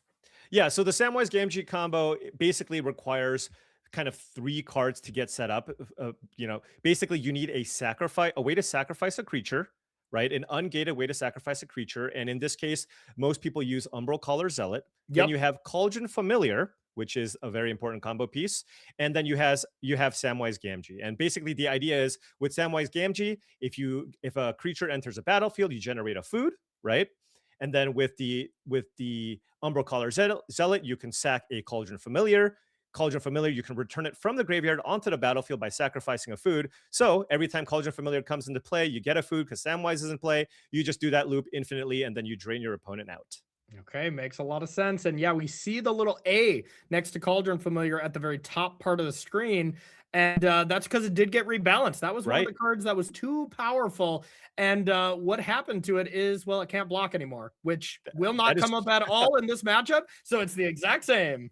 Yeah, and that's huge, right? Because, we used to see, for example, the Witch's Oven sacrifice decks see a lot of play and have it be really nice. And, one of the biggest defensive things that you can do was just block indefinitely with Cauldron Familiar, buy you time to be able to kind of stabilize. Well, that's no longer a deck, right? That's no longer a thing that you can be doing because Cauldron Familiar simply can't block. So now Cauldron Familiar only really kind of slots into these combo decks as a vital piece to be able to kind of infinitely drain your opponent out. Makes sense to me. So we see the Juggernaut. Peddler here takes out one of the cards, as well as a Thoughtseize to clean up another spell, leaving Nico with a less than exciting hand. Just a Juggernaut, the Fragment Reality, and a Sink into Stupor.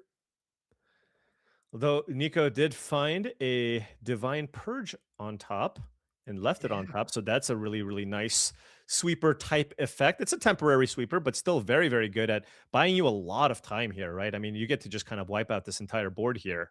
Yeah, let's take a look on that one on our graphic there. Really just exiling everything, and then they all cost two more. So, I mean, that's as close as a 3-mana Wrath as it gets, right? Like, yeah, I mean, absolutely. Temporary Lockdown, we've seen that kind of card in this slot, but hey, that is vulnerable to enchantment removal. This one, another card that's specific to Alchemy because, well, it's so difficult to keep track of cards perpetually gaining something.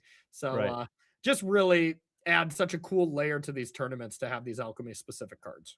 Definitely. And now Hattori considering whether or not he wants to just sacrifice the Cauldron Familiar, just put that into the graveyard, possibly. Yeah. Now, playing out a Juggernaut Peddler, you're still pretty happy about that, right? I mean, you can still play it for 4 mana, but still a nice piece of interaction if you can get it in play next turn. Yeah, I don't think there's any reason to sacrifice the Peddler, but Cauldron Familiar makes perfect sense. Absolutely. But I'm with you, Paul. I think 4 mana Juggernaut Peddler here looks great. Let's see what you got in hand. Well, there's a Sink into Stupor and a Fragment Reality. Certainly going to let the Juggernaut kind of stay in the hand here. I mean, to be fair, if you're not going to take Sink in the Stupor or Fragment Reality, take the Juggernaut for the memes, right? Right. And then if you're on Nico's side, is it time? Oh, I think it's Ben time. It's Ben time. It's Juggernaut o'clock. That let's pull Juggernaut up on our graphics here. Do we need to look at this masterpiece? When is Juggernaut originally printed? It has to be one of the OG Magic cards, right? It's I mean, I remember playing it in core sets way back when. Now that's the Foundations art, but it's been printed way before that. Amazing. So Juggernaut will have to attack. It looks like this is an alpha card. Okay. Okay. So yeah, that's pretty old. That's pretty early on in the game, I would say. Definitely. I bet that card was busted in alpha, huh?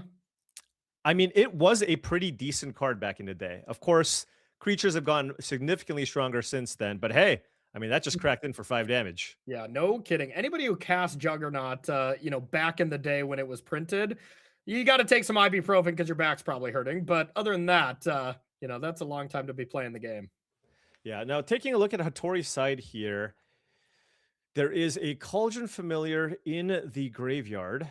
With the food in play. There is a food in play. You can get that into play, and then you can cord for 2 if you Mhm. need. That can get you the Samwise Gamgee, right?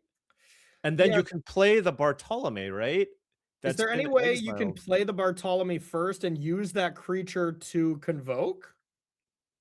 Okay, it looks like he's found another Court of Calling here. Wow. So as far as I can see, you could play the 4-drop, and then you could bring Cauldron Familiar back, and then you have 5 creatures. And then you convoke for then you Court of Calling for Samwise, but you won't have the food in play, right? Nor do you courting- have 3 green creatures. That's the other limitation.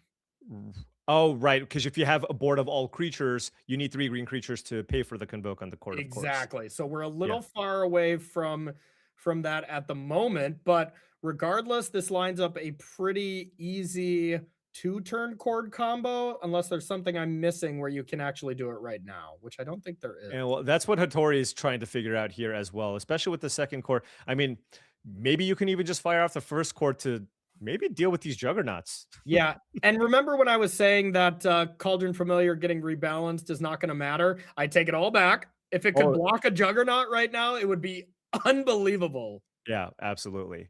Now, noting the Voice of Resurgence, pretty easy creature to kind of put in front of one of these juggernauts here. Yep. And I mean, Nico is very close to winning the game straight up right now. Right. If you have 2 removal spells, I guess you are short 1 mana of sinking and anging something, but bouncing some blockers and winning the game via Juggernaut, that's something on my bingo card we haven't seen yet, Paul. There's not been a lethal Juggernaut here, but I mean, we've been wanting it since round 1. And if any time it's going to happen, it's going to be this game. Yeah, sure. I mean, it's already done a good amount of damage, and then now Nico can maybe look to try to close it out with, the flyers. Because I don't know that the actual juggernauts are going to get it done from this point on. It could. It definitely could, but I mean, those flyers will go a long way. Now let's see. Do you always just sacrifice this? Right. Juggernaut doesn't trample here, so you just get that extra counter on the Bartolome. Yep. And now you make get a 4/4. At any point, you can kind of, at least throw that in front of the Juggernaut. But no matter what, Juggernaut, there's no way to give it trample or anything to win the game outright. And then Nicholas looking to Throne Guard the token. That's a really nice target. Is it? I feel like this is leaving yourself very vulnerable. What I mean is it feels very juicy. Actually, going for the Bartolome. Ooh, this is actually a really heads up there, just because remember that thing perpetually costs 4 more mana. Oh, yeah. So when you bounce it, Hattori still needs to pay 4 mana to get that thing in play. So now we need 2 more combo pieces, but we do have 2 Court Callings, and the Cauldron Familiar can come back. So is there any way that we can cord for Samwise Gamgee and then cord for the Umbra Zealot? That feels like it's just too much, right? Yeah, it feels like it's a very similar situation to the previous turn, right? But if we top deck one of those pieces, it's got to be GG, right? Well, yeah, if you can if you just naturally draw Umbral Caller Zealot, then you should have the mana, yeah. That is not the case, and it has to be about the worst possible thing, a Golgari Guildgate off the top. Yeah, and as you mentioned, that triple green on the Court of Calling with this suite of creatures is really making it difficult. Yeah. And now are we on having to chump a bunch of Juggernaut mode? Paul, I you know what? As crazy as it is, I believe we were literally 1 untapped land away from winning here. Because you get to bring back the Cauldron Familiar. You would use the 5 lands with the land you top deck to cord for a green creature, which would be Samwise Gamgee. And then you cord, 5 creatures, you'd be able to cord for 2. We were an untapped land away from winning there. And yeah, I mean, this was basically the same scenario from the previous turn, right? But he just couldn't find it. Yeah, I guess so. So there is the Juggernaut Peddler coming on in. And now the other wrinkle of this turn, of course, you still have the Juggernauts to deal with, but you also have a Restless Anchorage plus the Throne Guard, which equals a lethal airstrike as well. Now there is the Goose plus food, plus you can generate food and bring back Cauldron Familiar. So the math gets a little murky here. Oh yeah, absolutely. Because if you're on Nicholas's side, you go, oh well, I have Aang and Sink in the Stupor. I can, bounce a couple of your things and maybe try to go for lethal here. But given that Nicholas knows about that Bartholomew that he could have cast, you have to basically anticipate. I mean, this is almost as close as a face-up Court of Calling as you can get. Yeah, no kidding. I think if I'm Nico, I am just looking to attack all, hold up my 2 spells, right? And cast them both to try to not die and win on the following combat. That would be my plan. Right. Yeah. I mean, look, these counter spells are so strong against Court of Calling, right? Just you're basically tapping out every time you try to cast one of these things. Oh, and Aang is actually unbelievable against Cord because you airbend it out and no longer can you pay X. It basically just counters it. It does, right. yeah. Okay, so this will not kill Hattori because that would put him down to 1.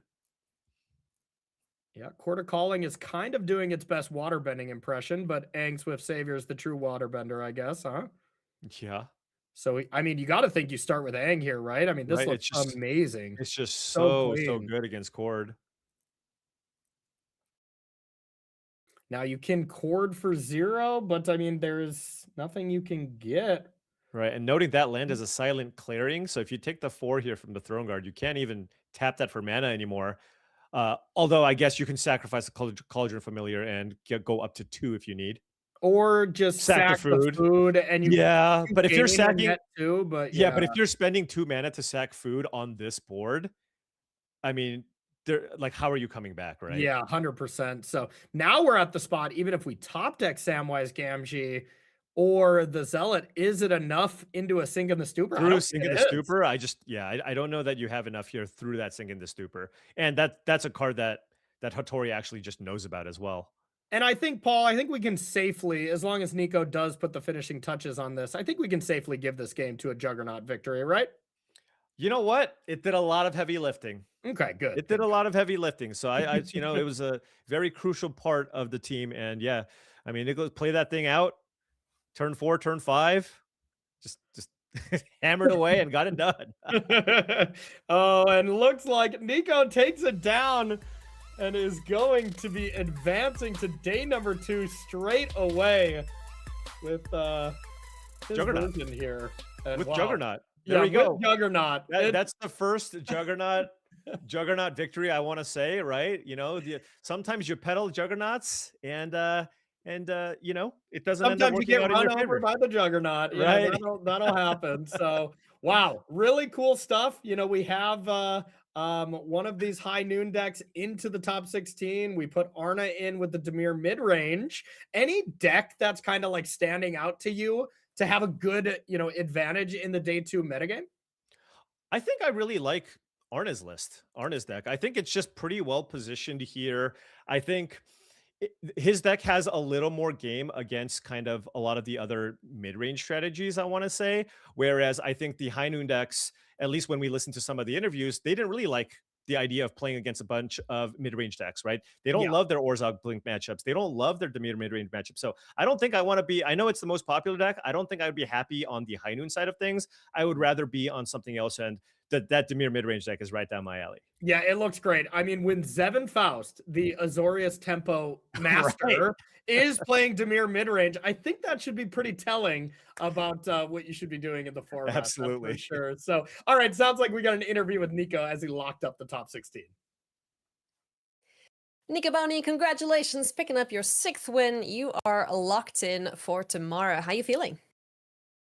Good, and pretty tired as well. It's pretty late here in Switzerland.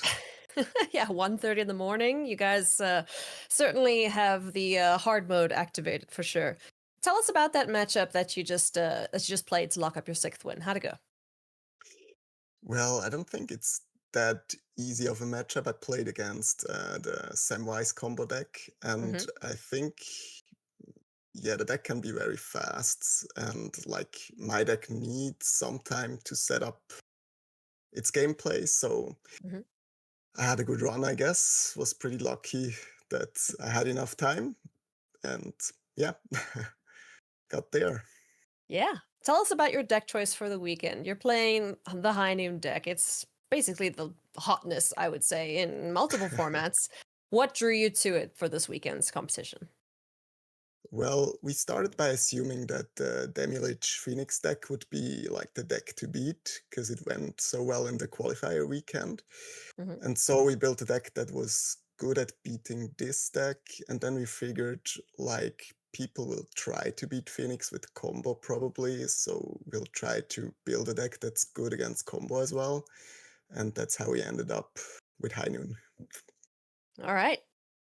Now, still happy with the deck choice? Is there anything else you considered playing?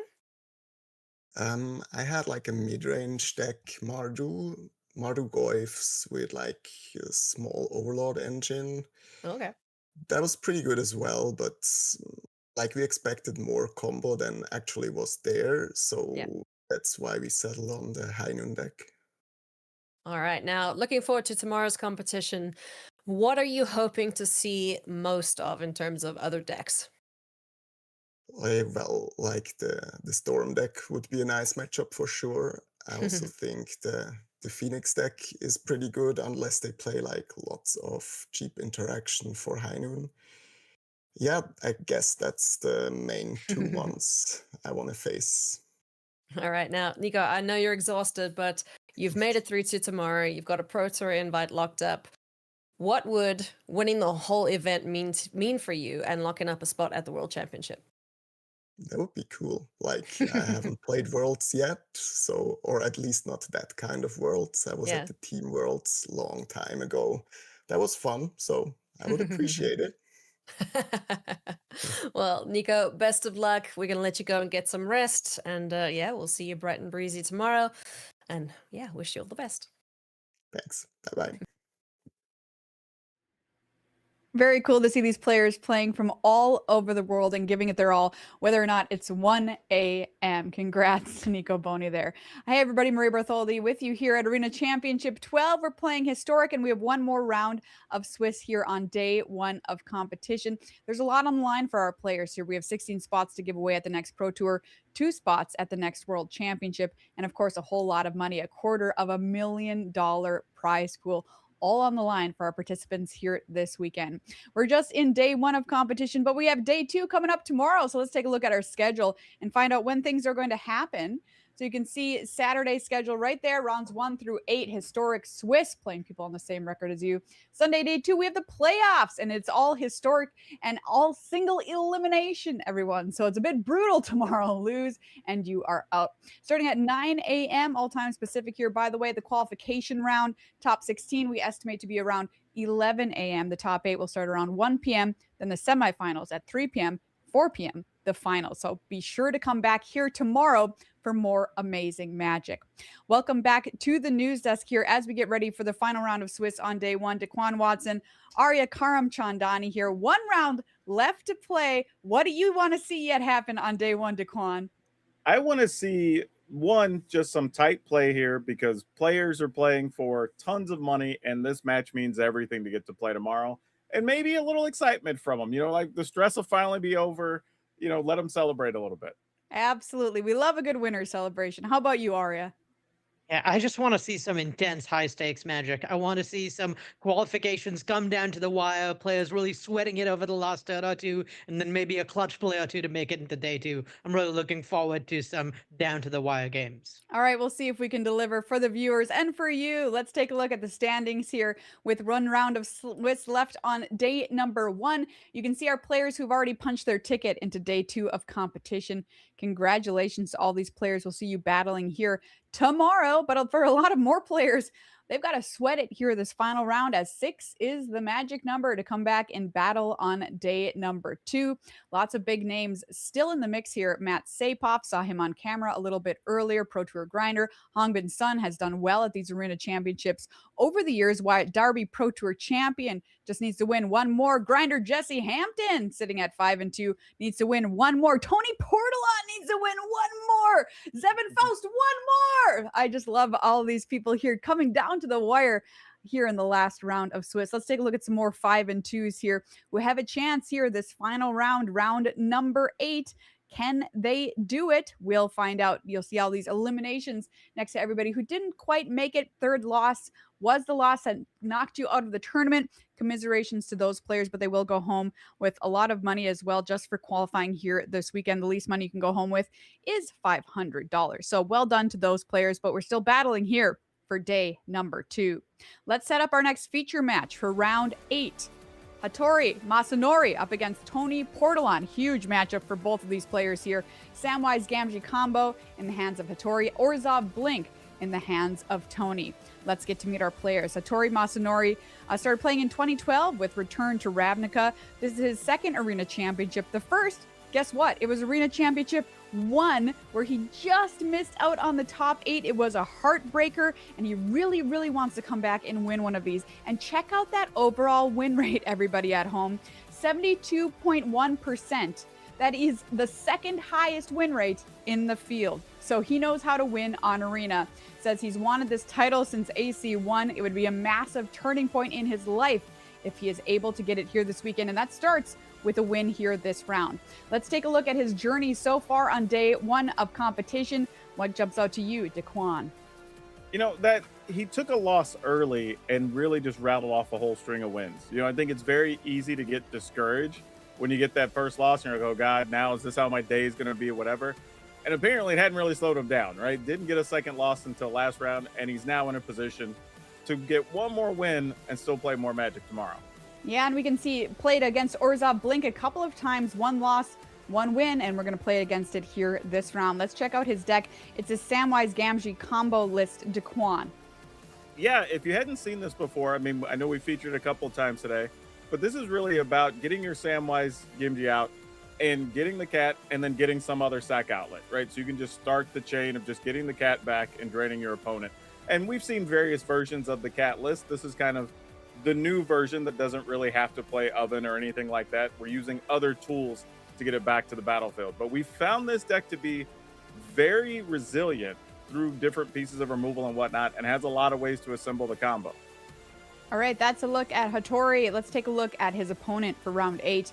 Tony Portalon, playing Orzhov Blink, started playing Magic in 2003, was 3rd in last year's Player of the Year race. What does that mean? That means he wins consistently at the highest levels of Magic. I feel like there's no tournament where Tony Portalon is not at least in the top 16. What would winning mean to Tony? He says, quote, "It would confirm that I am decent at Magic," unquote. Well, Tony, I can confirm that for you right now. Yeah, decent is an understatement. You are at least decent, my friend. I would go so far to say you are great at Magic. If he's decent, I'm just straight up trash. I'm just like, that's just all there is to it. Can just go home. Absolutely. Let's take a look at his road here on day 1 of competition. Arya, what stands out to you here? The thing that stands out to me most is that we haven't actually seen Tony play against another deck like this Yawgmoth deck. I mean, we're at a high stakes tournament. We're seeing Tony play. Obviously, he's going to be live into the last round. He's literally one of the best players in the world right now.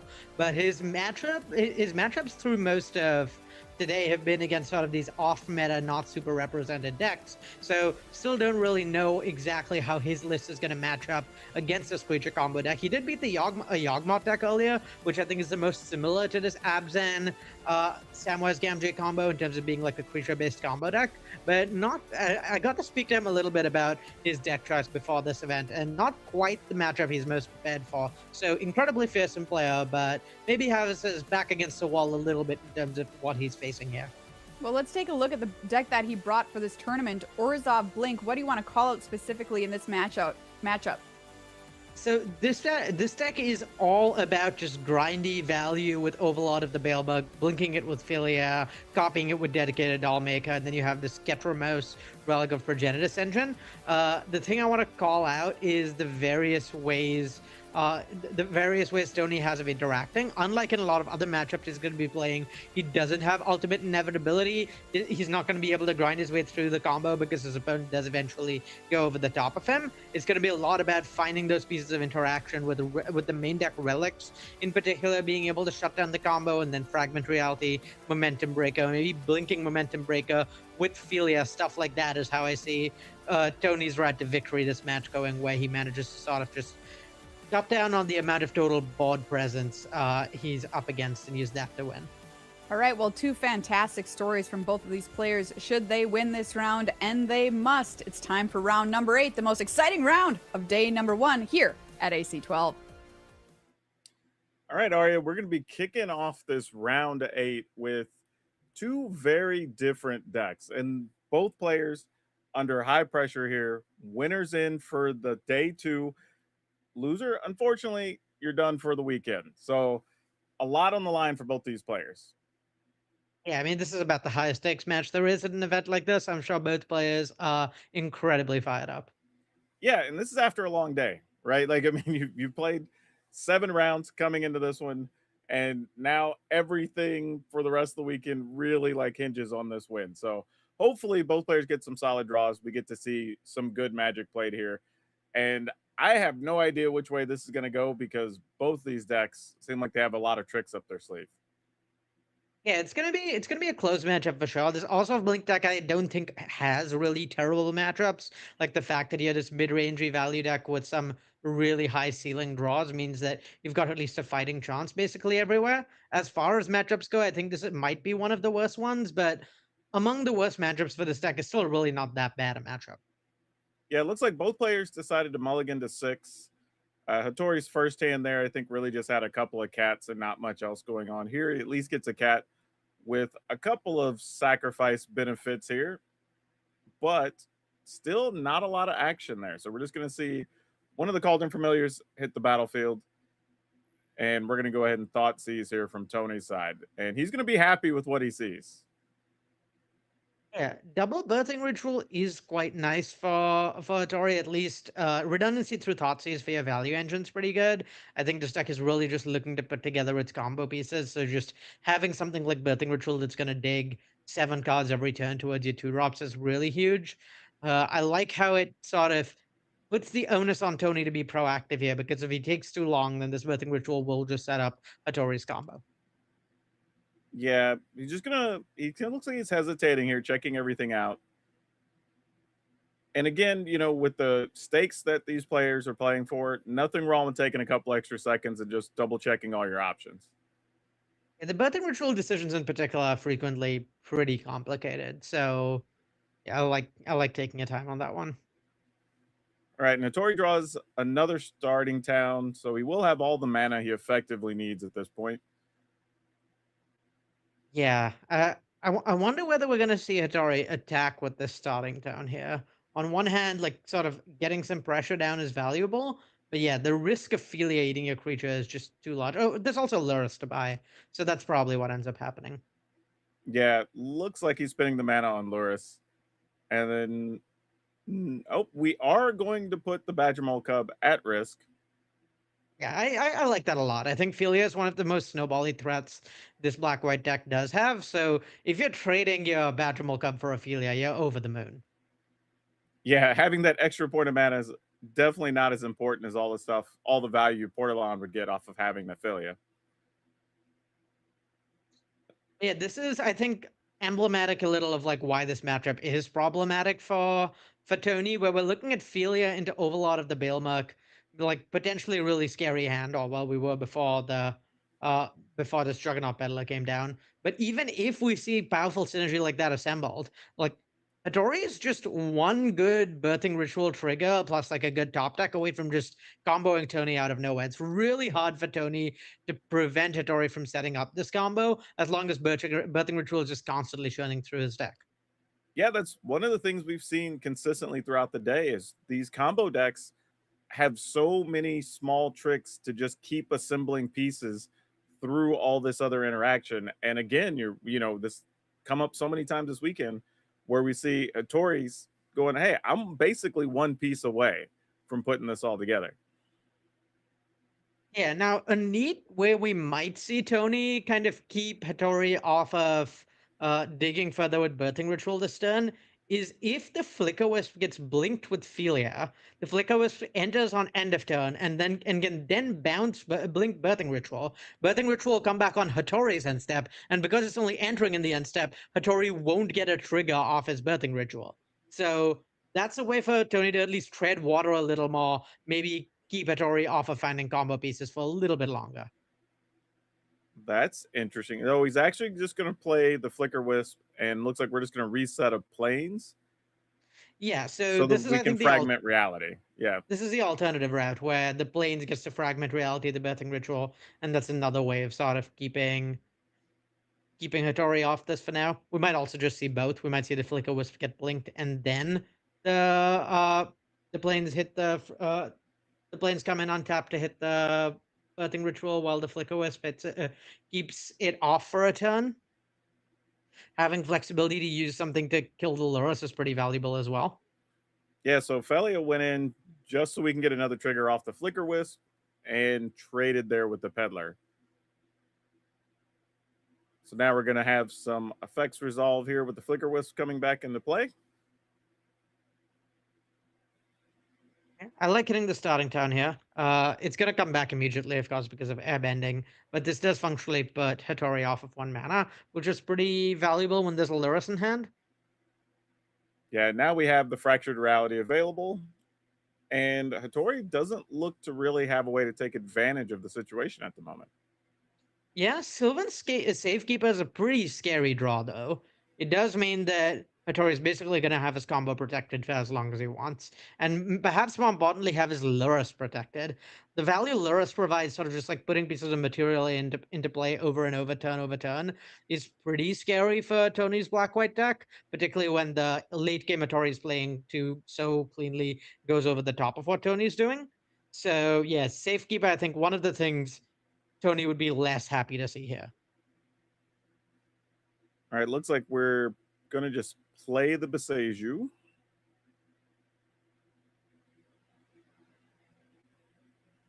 And play the Safekeeper. And if the birthing ritual gets fragmented reality here, I would expect Lurrus to come down. Honestly, Lurrus will very likely come down either way. Yeah, and this is a little bit of a tough situation when you know your opponent also knows about your cards. So it's like, okay, now I'm trying to figure out how much they value certain things and when they're going to play their cards. Yeah, and all the like little creatures, the 1-drops that Hattori is getting in this spot are really adding up to provide a lot of value, which is somewhat problematic. Like Tony's life total is pretty low. His creatures are not the best defensively. There's these cats in Hattori's deck that are slowly going to drain Tony out. And I mean, part of the problem with this Lurrus Sylvan Safekeeper issue is because there was a birthing ritual Thoughtseize on turn 1. We could see a birthing ritual come back before too long. The right now imagine Flicker Wisp blinks Lurrus out of play on Hattori's turn, so he never gets an opportunity to cast something. Yeah, Sylvan Safekeeper can protect from that depending on just how highly Hattori values his 1 Lurrus trigger. Yeah, that looks to be the play, and also leaves 2 Flicker Wisp back to block. So pretty good from Tony's side to make sure you can buy a couple of turns and your life total doesn't get too low. Yeah, buying some turns here is nice, though. Like the Flicker Wisps are really bad blockers here. These are not trades you want to be making, so pretty tough spot on that axis. All right, did give up a land there to the Safekeeper to protect Lurrus and keep it on the battlefield. And now it's just how much do you want to block with those Flicker Wisps? Yeah, no easy choices here for Tony, particularly because without something like Ophelia out or a Dollmaker in hand, he doesn't really have top decks that are going to get him out of this or like start his engines churning on their own. And yeah, he has like a turn or two before the combo just gets sort of accidentally found by this birthing ritual digging through Hattori's deck. Yeah, Esper Sentinel probably doesn't matter too much at this stage, but maybe a potential card over the next couple turns. Yeah, more than anything, it's just a 1-mana creature that can turn into a 2-drop with Birthing Ritual, and that's really big. Yeah, that might be what's about to happen here.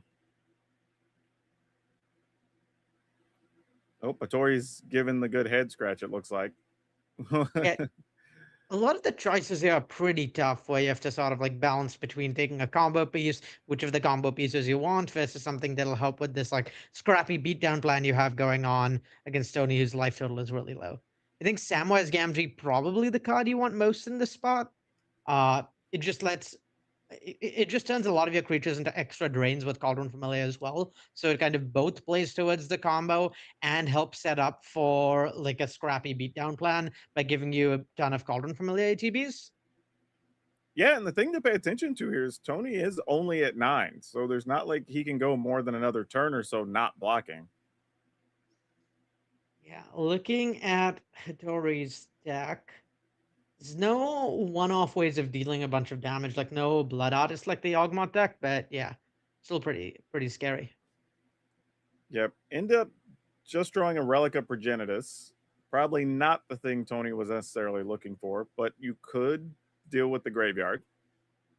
Yeah, dealing with the graveyard at least shuts off the Lurrus, which is kind of nice. At least there's not going to be a spellcast next turn. Getting rid of both these Cauldron Familiars is pretty big. It means that Hattori is multiple steps from comboing, but at the same time, this beatdown plan is looking scarier and scarier. Voice of Resurgence, if it gets sacrificed to Birthing Ritual, is just going to be a gigantic creature. And we're just going to be seeing that turn over turn thanks to this Lurrus. Also, talk about old school cards. Voice of Resurgence finding a home in the format. That's some good stuff. Don't tell me the Voice of Resurgence is old school, Daquan. That makes me realize just how long I've been playing Magic for. Oh, I'm sure there's many people watching that probably had to go look that up. Like hitting the command in chat, you know. Yeah, Sage of the Ancient Lore. That's exactly what we are right now. All right, the Juggernaut did come down. Will get to block for a turn and then has to attack per its text. Yeah, the fact Juggernaut Peddler is pretty awkward. Juggernaut here is pretty awkward into Hattori's board. It's not like you can really block this Voice of Resurgence. I mean, it probably will get blocked just because Hattori prioritizes life total. But it can then just get recast with Lurrus, and if it doesn't get blocked, then it can get sacrificed to the Birthing Ritual. Like one way or another, there's going to be a Voice of Resurgence trigger happening. And I think that's going to be a struggle for Tony, particularly because there's no longer the relic to clean up these Cauldron Familiars if Hattori chooses to bring back a Juggernaut Peddler. Or alternatively, a Cauldron Familiar in play kind of provides some of the same problems. So Relic's no longer clearing it away because it's in play and not going to get hit by the Relic trigger. Yep, and then we're going to have another ritual trigger here and just see what Hattori wants to sacrifice. But I think it's going to be the Voice of Resurgence, which it is. And there's Samwise Gamgee. And this is actually setting up to be just about all you need with Tony only at 6 life. Yeah, at this point, we're one step away from the combo. There's a probably lethal amount of creatures. Most creature draws are just going to let Hattori rebuy the Cauldron Familiar again, which is pretty huge. So yeah, not really good options. Yeah, already got one cat that you can kind of cycle through. You have Samwise to make the food. Juggernaut here attacking just because it has to. Yeah, and I think a testament to just how well this Abzan Samwise Gamgee combo deck can grind. I mean, a really impressive showing here. With between Lurrus and those Birthing Rituals, you do just kind of get to keep digging forever. Like this is what we talked a little bit earlier about how these decks you can't just wait these decks out. You don't have inevitability unless you interact a bunch early. They're going to have the ability to just eventually find their combo, and you do need to close out the game in a reasonable pace. And this is, I think, a pretty good example of that. All right, so Tony has potentially 2 blockers. You attack for 2, 4. I mean, I guess if you just want to risk getting it all in there, though Tony does have 1 unknown card. Yeah, this is technically lethal. I don't super think it's pretty close as to whether or not it's worth risking because you do have the Sylvan Safekeeper to protect from removal. So what you've got to be thinking about is what can Tony have here that gets me in trouble? Ophelia lets Tony block 3 times and trade with Lurrus, trade with Gamgee, jump block the token, leaves Tony going to 1. I don't think that's a winning line, so I think Hattori's pretty safe to just go for it here, one way or another. And this makes sense too. I think there's a lot of times people say, but you could have attacked, you could have done this. Like, yeah, but these players are playing around as many cards as they can think of that makes sense under the circumstances. And now Hattori goes, okay, obviously you don't have anything. You have to find something on this turn or it's game. And Or we're that's just the gonna combo, assemble the dude. Just, combo. Yeah. clearly necessary here. Definitely a game that was not going to go Hattori's way without going infinite. Yeah, he kind of just had all these, as they like to say. So yeah, that went pretty well for Masanori, and Portalon here is kind of up against it a little bit, and it's going to be just how many pieces of interaction he can bring in, because his deck does have some tricks, but he needs time to use all those pieces together. Yeah. I think in this matchup, you just want to bring in hate pieces, take out the clunky stuff. So the Ketramos, Relic, Monument Prick, and Thoughtseize is coming out. And yeah, just the hate pieces, the sideboard hammers and Siren Conqueror and Containment Priest that match up really well into what Hattori is doing. And then Fatal Push is a cheap interaction.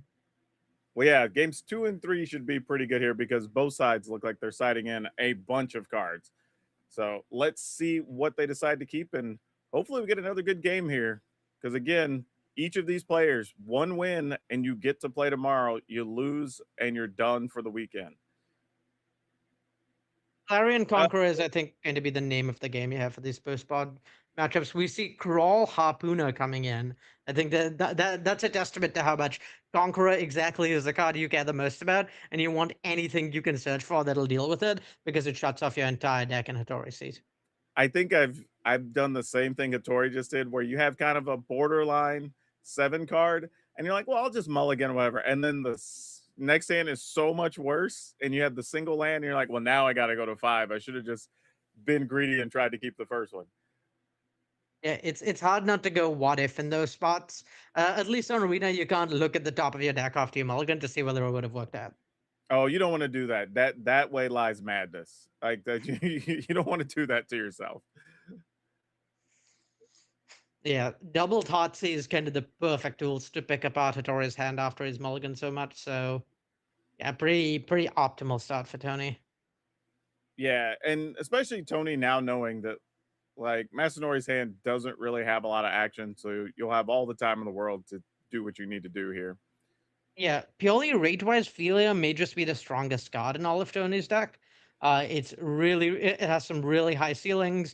Can combo with Containment Priest to just exile your opponent's creatures forever. Can combo with Overlord of the Bilmark to get you some really overstated creatures, or even with just Flicker Wisp to set you up to sort of have a bunch of really efficient turn-over-turn interaction. So yeah, I think in Tony's spot, I'm thrilled to see the Ghost mostly-ish clear for a turn 2 Philia, and then hope to find other stuff to let that turn the corner. Yeah, and I think to your point, right, he didn't play the other Thoughtseize. Just saying, hey, it's more important for me to try to get the Philia onto the battlefield, and this is the one time I know my opponent's not going to have anything. Yeah, and even if, like, Hattori's here is leaving up the Abrupt Decay, which I like. That makes a lot of sense. Philia is really scary and can snowball, and you need to answer it. But in the world where Philia gets Abrupt Decayed, at that point, there's no answer for the Clarion Conqueror, so you're really not very happy Abrupt Decaying the Philia either. There's not really any good options here for Hattori. Yeah, Hattori's given it a long think of, like, do I try to get the Voice of Resurgence down? Is there even any value in that?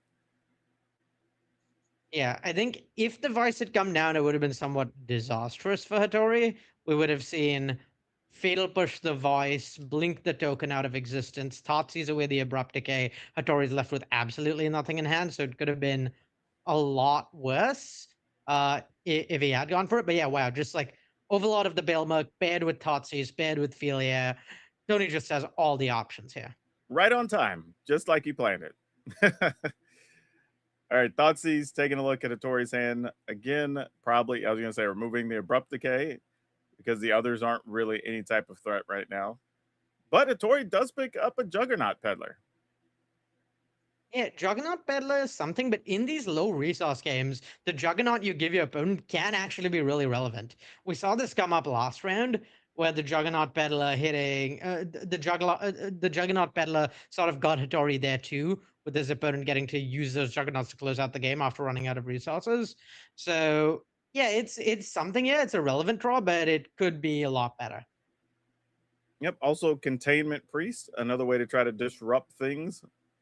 So yeah, Containment Priest plus Philia is huge because that just means it's going to be a murder every time Tony decks. You just get to blink out your opponent's creature, and that doesn't enter. It can't enter from the Philia blink because of Containment Priest. So Philia just reads attack, exile target creature. Yeah, that's just a brutal 2-card combo.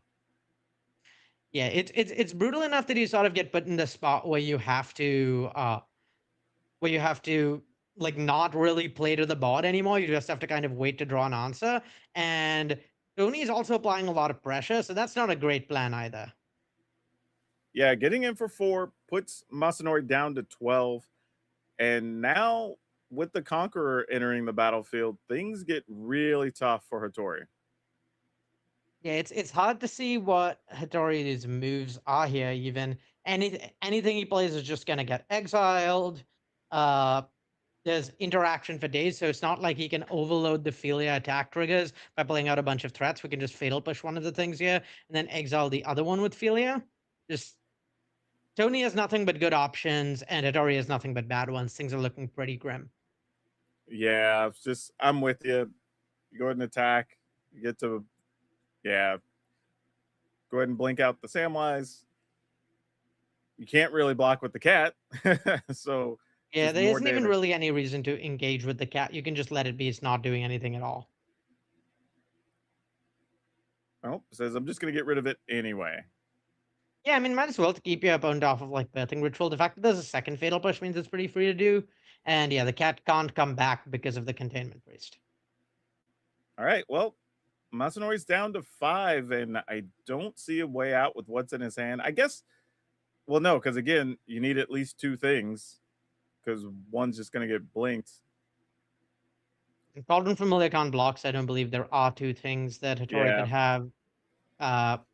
This game looks pretty over. Pretty clinical performance from Tony. I mean, showing off, like we said, some of that really high ceiling of this black-white deck, where you assemble these powerful 2-card combos and pair that with disruption, and it's really hard to beat. Yeah, such a different outcome from what we saw in that first game, right? The first one was Masanori kind of systematically like piecing everything together and really never was at a disadvantage. Didn't even really need the combo. This time, Tony did exactly what he wanted to, locked up the board, and then Masanori just didn't have a way out. And it largely started with those 2 Thoughtseizes. Yeah, double Thoughtseize on a multi-5, pretty brutal. Pretty hard for most decks to beat. Particularly hard to beat when paired with Philia Containment Priest. Well, you know what that means? We have a game 3 for all the marbles. And they are starting fast and furious here, hitting a Gilded Goose. And it looks like we kept 7 on both sides. Does have an answer here with the reality or fractured reality. What, my goodness, I have that so backwards. Reality Fracture is a set that's coming at the end of the year.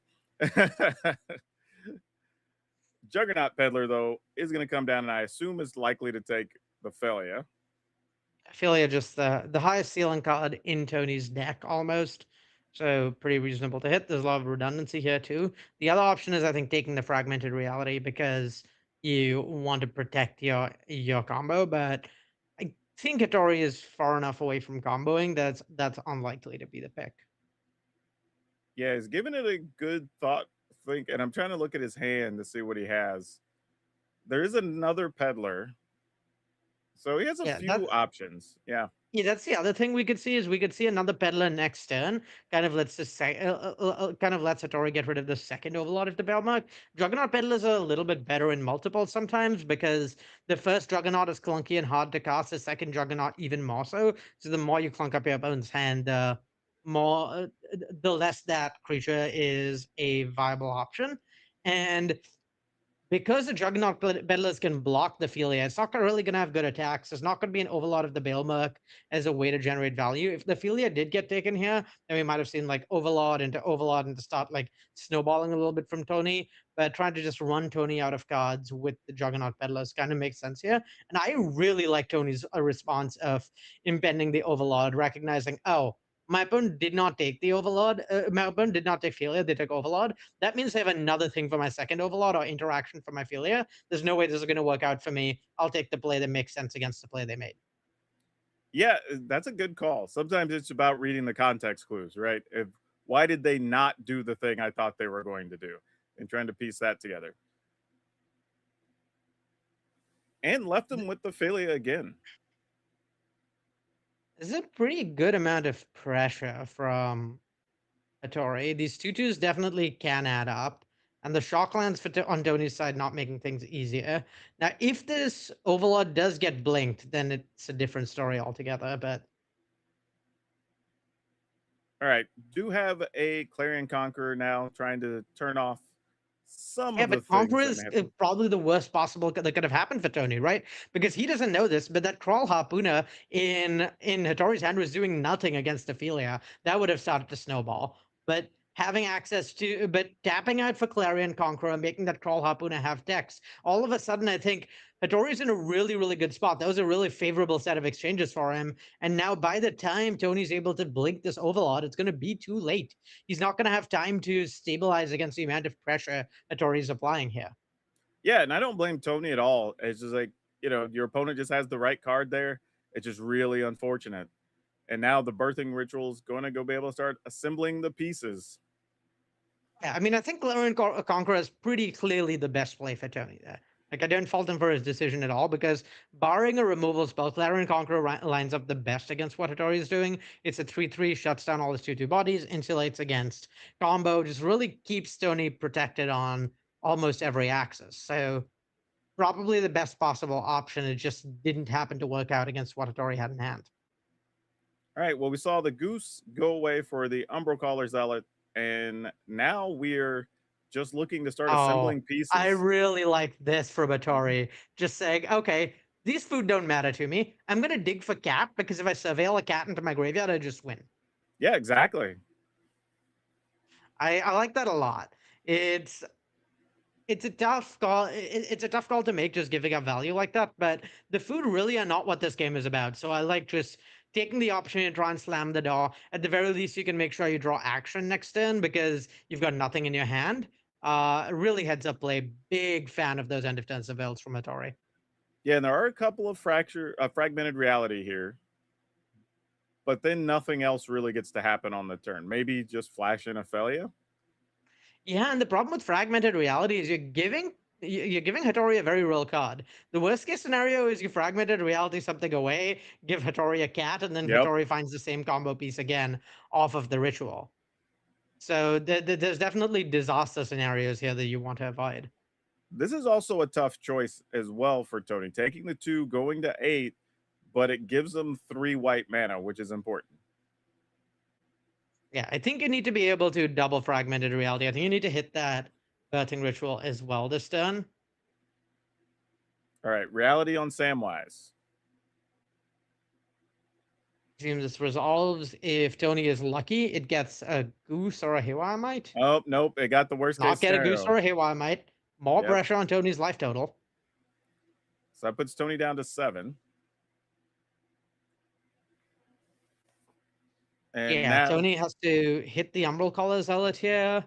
We're looking at taking 4 down to 3, sacrifice cat down and get it back down to 2. There's a lot of pressure here. Yeah, you could flash in the Ophelia to block a Peddler, I guess. Yeah, we could see a. Oh my god. Oh, a Samwise. Look at that. Well, that works out very nicely. Yeah. If you're Tony, you kind of can see the writing on the wall from here, I think. Yeah, and now all Hattori needs is to find a all Hattori needs is to find a sack outlet in the top 7 cards of his deck, and he just wins. And even barring that, he's so far ahead here. It's hard to imagine Tony coming back. It's not like Tony has board wipes or other such tools in his arsenal. Yeah, especially looking at Tony's hand, right? We know that 2 of the cards. Well, actually, I guess Masanori actually knows his whole hand, so he knows there's nothing to worry about right now. And that was really quick. That looks suspiciously like a sack outlet to me. Yep, there you go. And now we start sacrificing cats and putting them back on the battlefield. Yep, and there's the GGs from Tony Portalon. And you know what, Hattori, celebrate, buddy. You earned it. Like, 6 wins, gets to play on Sunday. Like, that's nice. That's nice. That's a good feeling.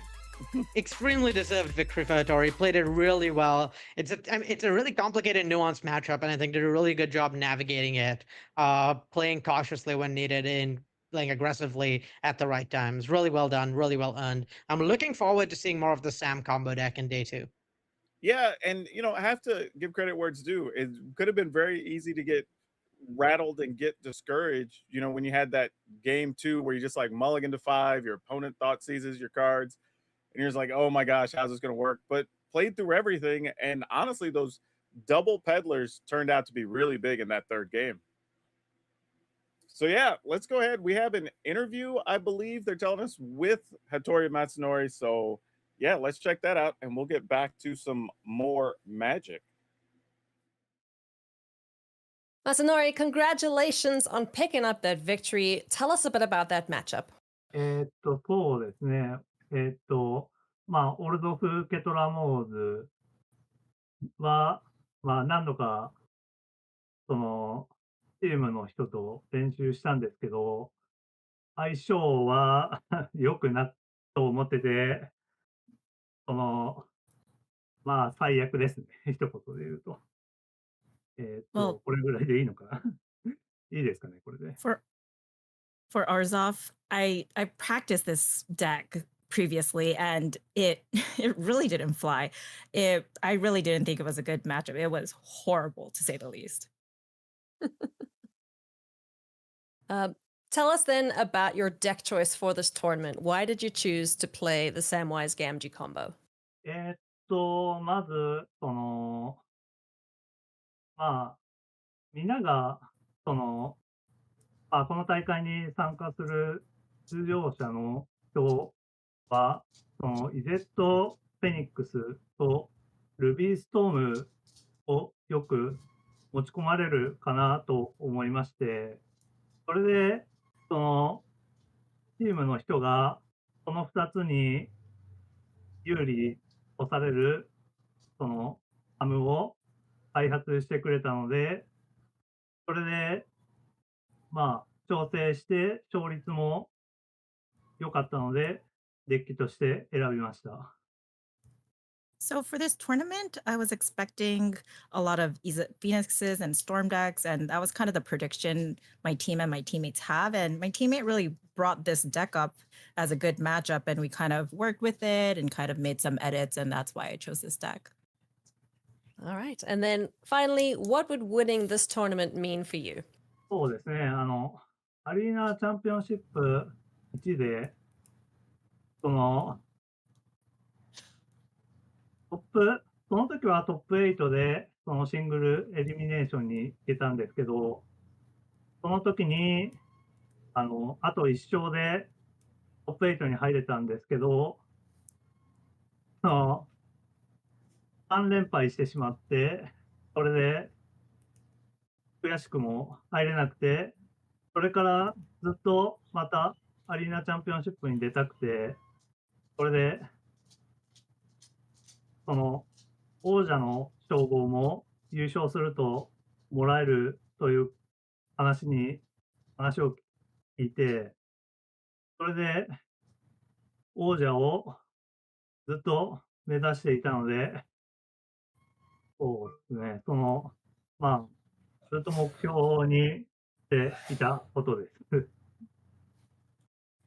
So, well, at Arena Championship 1, I was about to get to the top 8, to the single elimination step, and I lost 3 times in a row, and it really stung. And since then, it has been the goal to be part of Arena Championship again.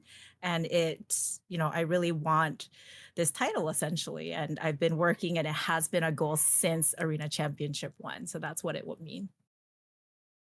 Awesome. Well, Masanori, best of luck, and hopefully we'll see you tomorrow. Thank you so much.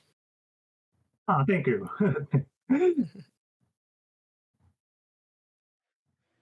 Well, Hattori has earned his spot into the top 16 to play on Sunday, but we still have more slots to award, and we have another match where the winner is also going to get one of those seats.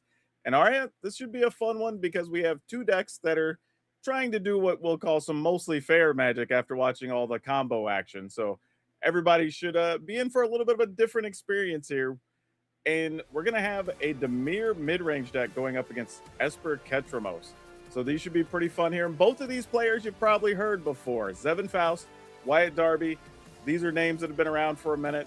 obviously have a lot of wins here on Arena with 18,000 and 17,000 respectively. And they both finished really high on the ladder. So not a surprise to see both these guys here at this stage. And there's a lot to play for here, Arya. Yeah, I mean, these players are no strangers to high-stakes Magic. They've already got a lot of their qualifications locked up, but I mean, playing for Worlds always matters, and I'm sure these players are as pumped about it as anyone else. Yeah, and we're going to be hopping right into Game 3. They are one game apiece here, so this is another all the marbles type matchup here. Game 3, winner's in, loser goes home. There's a lot to play for. Yeah, pretty high stakes matchup and pretty interesting matchup too. Like we talked about, it's pretty like long grind. These are both like pretty fair decks, trying to play these grindy long games. And to me, it's a lot about whether whether the Dimir deck is going to be able to sort of get under the Esper deck, sort of leverage the efficiency of its threats and answers, or whether in a longer game the Esper deck is going to sort of grind the Dimir deck out with all of its powerful late game synergies. Yeah, and it's kind of interesting because both sides have a lot of removal, trying to play a bit of a longer game. So this could end up being a little bit of a grindy situation for the third game in the matchup. Yeah, and we're already at a little bit of a decision point for Darby here on just turn 2. Yeah, interesting spot. I think this is like, it's a pretty awkward spot for Zevin at this point because none of what he has lines up well at all into this Quantum Riddler out of Darby's hand. But yeah, I really like playing the quote unquote stronger removal spell and end the hunt there rather than Fatal Push, because next turn we can look at Riddler plus Fatal Push. Oh, well, now there's Ron Felia plus Fatal Push. And yeah, that's a pretty high upside play. So I like holding on to the ability to double spell this turn. If something like a Psychic Frog came down this turn, it would have been must answer. And so being able to answer that plus develop something pretty good for Wyatt and pretty strong choice overall. Yeah, that's a good call. Sometimes it's about managing your mana over the coming turns and not even just the current one. We're just going to play a land and pass from Wyatt, and this makes sense because you can play everything at instant speed that's necessary. Yeah, you really want to set up Felia plus Quantum Riddler if possible. It's unclear how possible that's going to be. If Zevin leaves up interaction, that's not really going to work out. But also, if you just interact 1-for-1 a bunch and then play Quantum Riddler when you're almost hellbent, that's a pretty good spot to be in as well for Wyatt. So things looking up for him, certainly. Yeah, it turns out Quantum Riddler's a hell of a Magic card, isn't it? And I really like the respect for Felia here, recognizing, oh, Felia plus Quantum Riddler could just end the game right now. So I do not want to play out this Baleful Strix. I'd rather hold up interaction for Felia. All right, so Wyatt found another Thoughtseize. We're going to fire that off and kind of force some action from Zevin's side. Yeah, Thoughtseize is a really good hit here, because you can take the Baleful Strix. The Strategic Betrayal and Fatal Pushes are not really doing anything against the Riddler. The Strategic Betrayal will eventually hit the Riddler, so I could see taking that as well. But yeah, taking the one proactive threat, then being able to Warp Riddler, draw 2 cards, because Wyatt will be down to 1 card in hand. Next turn, you're going to be able to Hot Gust Riddler most likely and the draw 2 cards. Pretty good spot to be in. Yeah, this just sets up nicely. You get to warp for 2, leave a mana up for the Fatal Push. Felia's gonna get removed here with Fatal Push, but that's totally all right. You get to draw 2 more cards, and I think Wyatt can live with that on this turn. Yeah, getting to play out another card from hand is huge too. It makes it more likely that Wyatt is able to get is going to be able to get Riddler value sooner rather than later. Yeah, just getting extra. Anytime you get just those extra cards off Riddler, even if it doesn't survive, it's just so good letting it replace itself with extra value. Yeah, like at this point, Riddler has already drawn 2 cards. He's going to draw at least 1 more on the way back, possibly 2 more when it comes down, and then has to be answered on top of that. So just a massive haymaker for Wyatt here, really helping make up for that sort of companion advantage this Dimir deck naturally has, where Lurrus lets you grind away other decks can't. All right, Zevin's now starting to move to be the aggressor. Yeah, I think you really need to be proactive and advance your game plan against this Riddler, but it's certainly awkward in how things line up. And a Prismatic Vista doesn't do a lot for Darby here, other than being another land you can play, maybe setting up a turn with Fatal Push and still be able to cast a Riddler next turn. But Yeah, otherwise, not a lot happening. It's pretty awkward. The fact that there is a card to cast off this Thoughtseal sprites is pretty relevant. Like, I would not be surprised at all to see if Wyatt were to main phase a Fatal Push, I would almost expect Zevin to Fatal Push his own Thoughtseal sprites in response. Hey, tough times. You do what you got to do. Yeah, a reason perhaps to wait until Zevin's upkeep to Fatal Push the Thoughtseal sprites. Though honestly, if Zevin goes down to pseudo Hellbent to hit that Thoughtseal sprites ability, that would be pretty good as well. Yeah, looks like we're gonna go ahead and Fatal Push and just pass, and then looks like Faust has decided he wants to buy the Lurrus this turn. Yeah, buying the Lurrus makes sense. You just really want to. You just really want to set up for a longer game here, be proactive. But yeah, the relic is pretty problematic for that whole game plan. It's going to be hard to both develop something that gets you value off of Lurrus and have it answered all before the relic goes off. All right, we found a Ketramos, so things can start going the way that Darby wants for a long game. And that's actually beneficial because it looks like Strategic Betrayal is probably going to get used to remove the Riddler. Oh, Yeah, well, never mind. There's a Thoughtseize. It's rare that there's a spot where you're not cracking Relic into a face-up Lurrus here, but yeah, getting rid of the Strategic Betrayal for the Riddler is just huge. You're going to be Ketramos plus Relic is going to be a card draw engine that this Dimir deck really can't keep up with. So I think Wyatt very firmly in the driver's seat here. The interaction in Zevin's deck not very good at hitting Quantum Riddler, and whatever gets played off of Lurrus here, at the end of the day, that's only going to be one card for Zevin, and really going to struggle to keep up with this Ketramos, particularly given the value is going to get turn over turn with Relic and how Relic is going to shut down Lurrus for the future. I was just about to say, and there's a Baleful Strix, but Darby, just being Johnny on the spot, drew another Fatal Push. Yeah, I wouldn't be that surprised to see the Fatal Push sort of go after the Lurrus this turn. Like, we could see Relic, exile something from Zevin's graveyard, draw 2 cards thanks to Ketramos plus Riddler, exile the rest of Zevin's graveyard, draw another card off of Ketramos, maybe respond to that with Fatal Pushing the Lurrus, and things are quickly slipping out of grasp for Zevin. I think it's going to be really hard to keep up with, particularly because blue and black are not very good at answering Ketramos. Indestructible is a tough keyword for that combination of colors. That barely seems fair, that you get to exile stuff from the yard and draw 2 cards. Rough. But yeah, this decision, Darby really didn't settle immediately on getting rid of Lurrus. I think he might have been thinking how many turns he wants to try to attack, or even not attack, with the Riddler. Yeah, I was going to say that the Lurrus doesn't matter all that much because if there's no creatures in the graveyard, but it's at least like a slightly scaring of a long game card. So I understand the appeal to, while I understand like thinking about the Baleful Strix, just to get an attack with the Riddler, I do enjoy the decision Darby eventually made to get rid of the Lurrus. I do think that was correct. Also, obviously, you could just draw the Fatal Push and a second Fatal Push and have everything covered anyway. Yeah, exiled the graveyard, got his hands on a bunch of extra cards, one of them being a Fatal Push. And that's going to be all they wrote. And Wyatt has just the stress relief look there. Just finally. Oh, look at that. I went over, got family in the background. Good for you, dude. Oh, look at that. Hey, it's always good to have somebody by your side, right? Well earned, impressive performance, and really well navigated by Wyatt, just like seizing every single slim edge he could from that game, down to literally Fatal Pushing the Lurrus with the Relic of Progenitus trigger on the stack, maximizing every equity he could get, even if it ended up not mattering because he won by such a large amount. Well played and well deserved. I look forward to seeing him in day 2. Yeah, he just drew so hot at the end of that game. But you know what? He gets to relax. He gets to set up for day 2.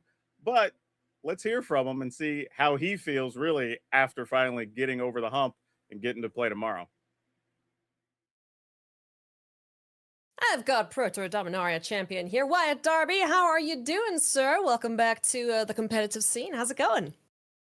Excellent. Yeah, good to see that I still have my fastball after 5 or 6 years on the bench. So no, it's been an amazing day. Talk to us about that matchup. You're up against Zevon Faust there, playing a really sweet Dimir mid-range deck. How did that matchup go for you? It went pretty well. It's a deck that actually was one of the last things that I got to in testing, kind of like running through the gauntlet. And it was pretty bad for a while. We just could not beat it. But it was a lot of like the Quantum Riddlers and the Kaitos and Baleful Strix that were the problem. And thankfully for us, Zevon only had the Strix in the sideboard. So it was a much more favorable kind of construction from him. And I guess I can still draw well. I still got that too. Always helps to get a little lucky sometimes at the top of the deck, huh? So talk to us a bit more about the deck that you chose to play here, Esper Ketramos. Why did you choose this deck, and was there anything else that you were considering? So I have a unreasonable bias towards midrange. I don't want to win easy. I want to win fair, and I want it to be like 12 turns. So I started with Jund, and then I kind of felt like, oh, the format's really attacking me from a lot of different angles. It's hard to cover everything, even with, Thoughtseize and Inquisition. So then I tried Mardu, basically just black-red Goyfs with white for the crazy good, hate cards. And then I realized, I'm actually kind of like breaking a fine deck to get the things that I want. So maybe I can reconstruct it from top to bottom. It's a very graveyard-centric format, so I wanted to be able to justify main decking Graveyard Hate and Relic of Progenitus. And Ketramos plays pretty well with that card, I found, after not knowing it existed maybe a month and a half ago. So yeah, it was really just I want to be able to hate on the format, kind of with more of a cudgel than a scalpel. I wanted to have a lot of cards. If they hit play and do their thing, give me a really strong chance to win. And the deck's not perfect. It's a little clunky. Mana could be better, but it was good enough today. Awesome sauce. Well, Wyatt, thank you so much for your time, and good luck again. Congratulations on a really sweet win there up against Zevon. And yeah, hopefully we'll see you some more tomorrow. Yeah, thank you. I hope so. Welcome back to the News Desk. Maria Bartholdi, your host for the weekend here at Arena Championship 12. Great to see Wyatt Darby on top again. It's bringing back some memories of him winning Pro Tour Dominaria and his great winning streak that he was on back then. So congrats to him on making it through to day 2 of competition. Let's welcome back to the News Desk as we wrap up day number 1 here. We've got Daquan Watson, Arya Karamchandani. You just called the last round. You've been here all day seeing all of these historic matches, the first big historic tournament in nearly 2 years. What's your biggest takeaway from today and seeing all the action, Daquan? I think just the variety of decks and the way they were all winning, right? We saw various combo things. We saw decks using the graveyard. We saw decks just doing the beatdown thing. We saw piles of Goyfs. Pretty much if you have a style of Magic you enjoy, you can probably find a deck to play in Historic right now. How about you, Arya? What's your big takeaway from day 1 of competition?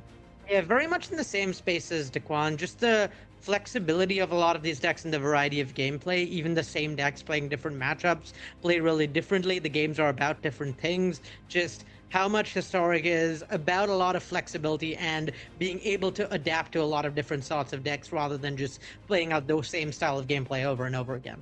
Absolutely. There's a deck for everyone here in Historic, so it would seem. By the way, before we go, I want to show you a thing that's happening on Arena next week that I want to make sure you don't forget about. The Arena Limited Championship qualifier is happening next weekend. Mark your calendars. You can win cash prizes up to $2,000 per entry, and also stamp your ticket to the Arena Limited Championship, which is going to be held next January 16th and 17th in 2027. If you do well enough at that tournament, you can qualify for the Limited Paper Championship coming up in 2027 as well, which will be very cool indeed. Cannot wait for that.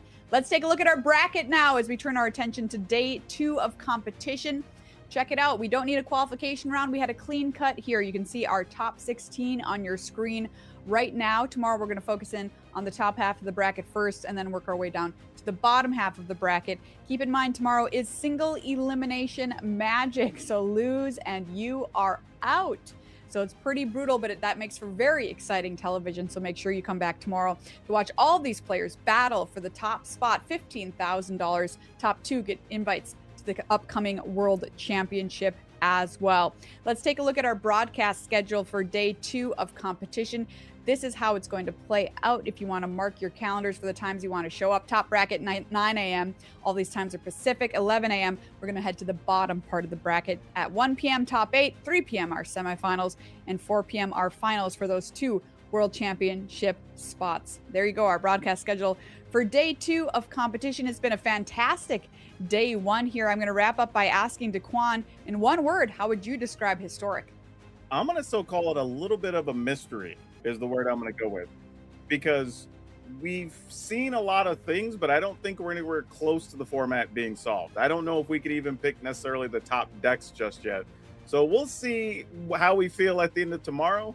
But yeah, I feel like there's a lot to still discover in this format. I love that. Mystery. How about you? Historic in one word, Arya. I'd say dynamic. How much these games matchups turn on a dime, how things shift within a turn or two, and how each game is suddenly all about something new. That's really the defining feature of Historic to me. That's part of what comes from having this powerful card pool with such a vast variety of playstyles represented. Absolutely. It's a huge pool, more than 14,000 cards. Almost every single card on Arena is available to you to build with. If you had a choice now after seeing day 1 of competition, this is something, a luxury the players didn't have about what deck choice they would have coming into the weekend. Now with the knowledge from day number 1, what would you pick up and play moving forward, Daquan? Oh, I think if I wanted to play combo, I'd probably play the Yawgmoth deck. But man, part of me really wants to attack with Goyfs. But I think I would be on Yawgmoth though. If I'm really playing to try to make the money, that's probably where I'd be. All right, so Yawgmoth or some combo deck for Daquan. How about you, Arya? Yeah, maybe some sort of Phoenix deck that's set up with interaction for the high noon cards.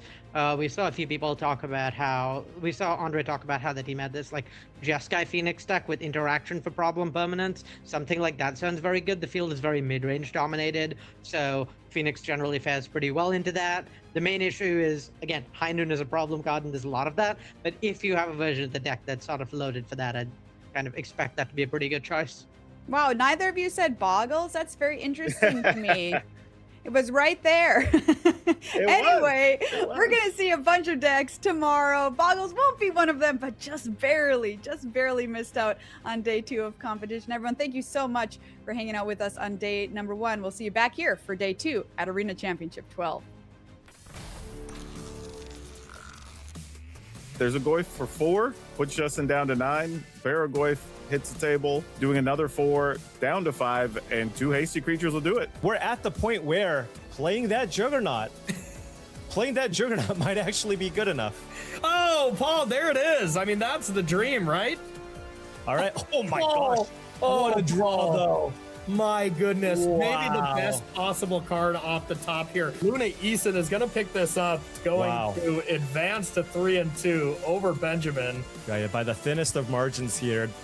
3 triggers, not even using anything out of the graveyard, getting in for 8 damage that goes unblocked, and that is going to be it. Ivan goes to 6-0 and is qualified to play tomorrow. And that's going to be all they wrote, and Wyatt has just the stress relief look there, just finally. Oh, look at that.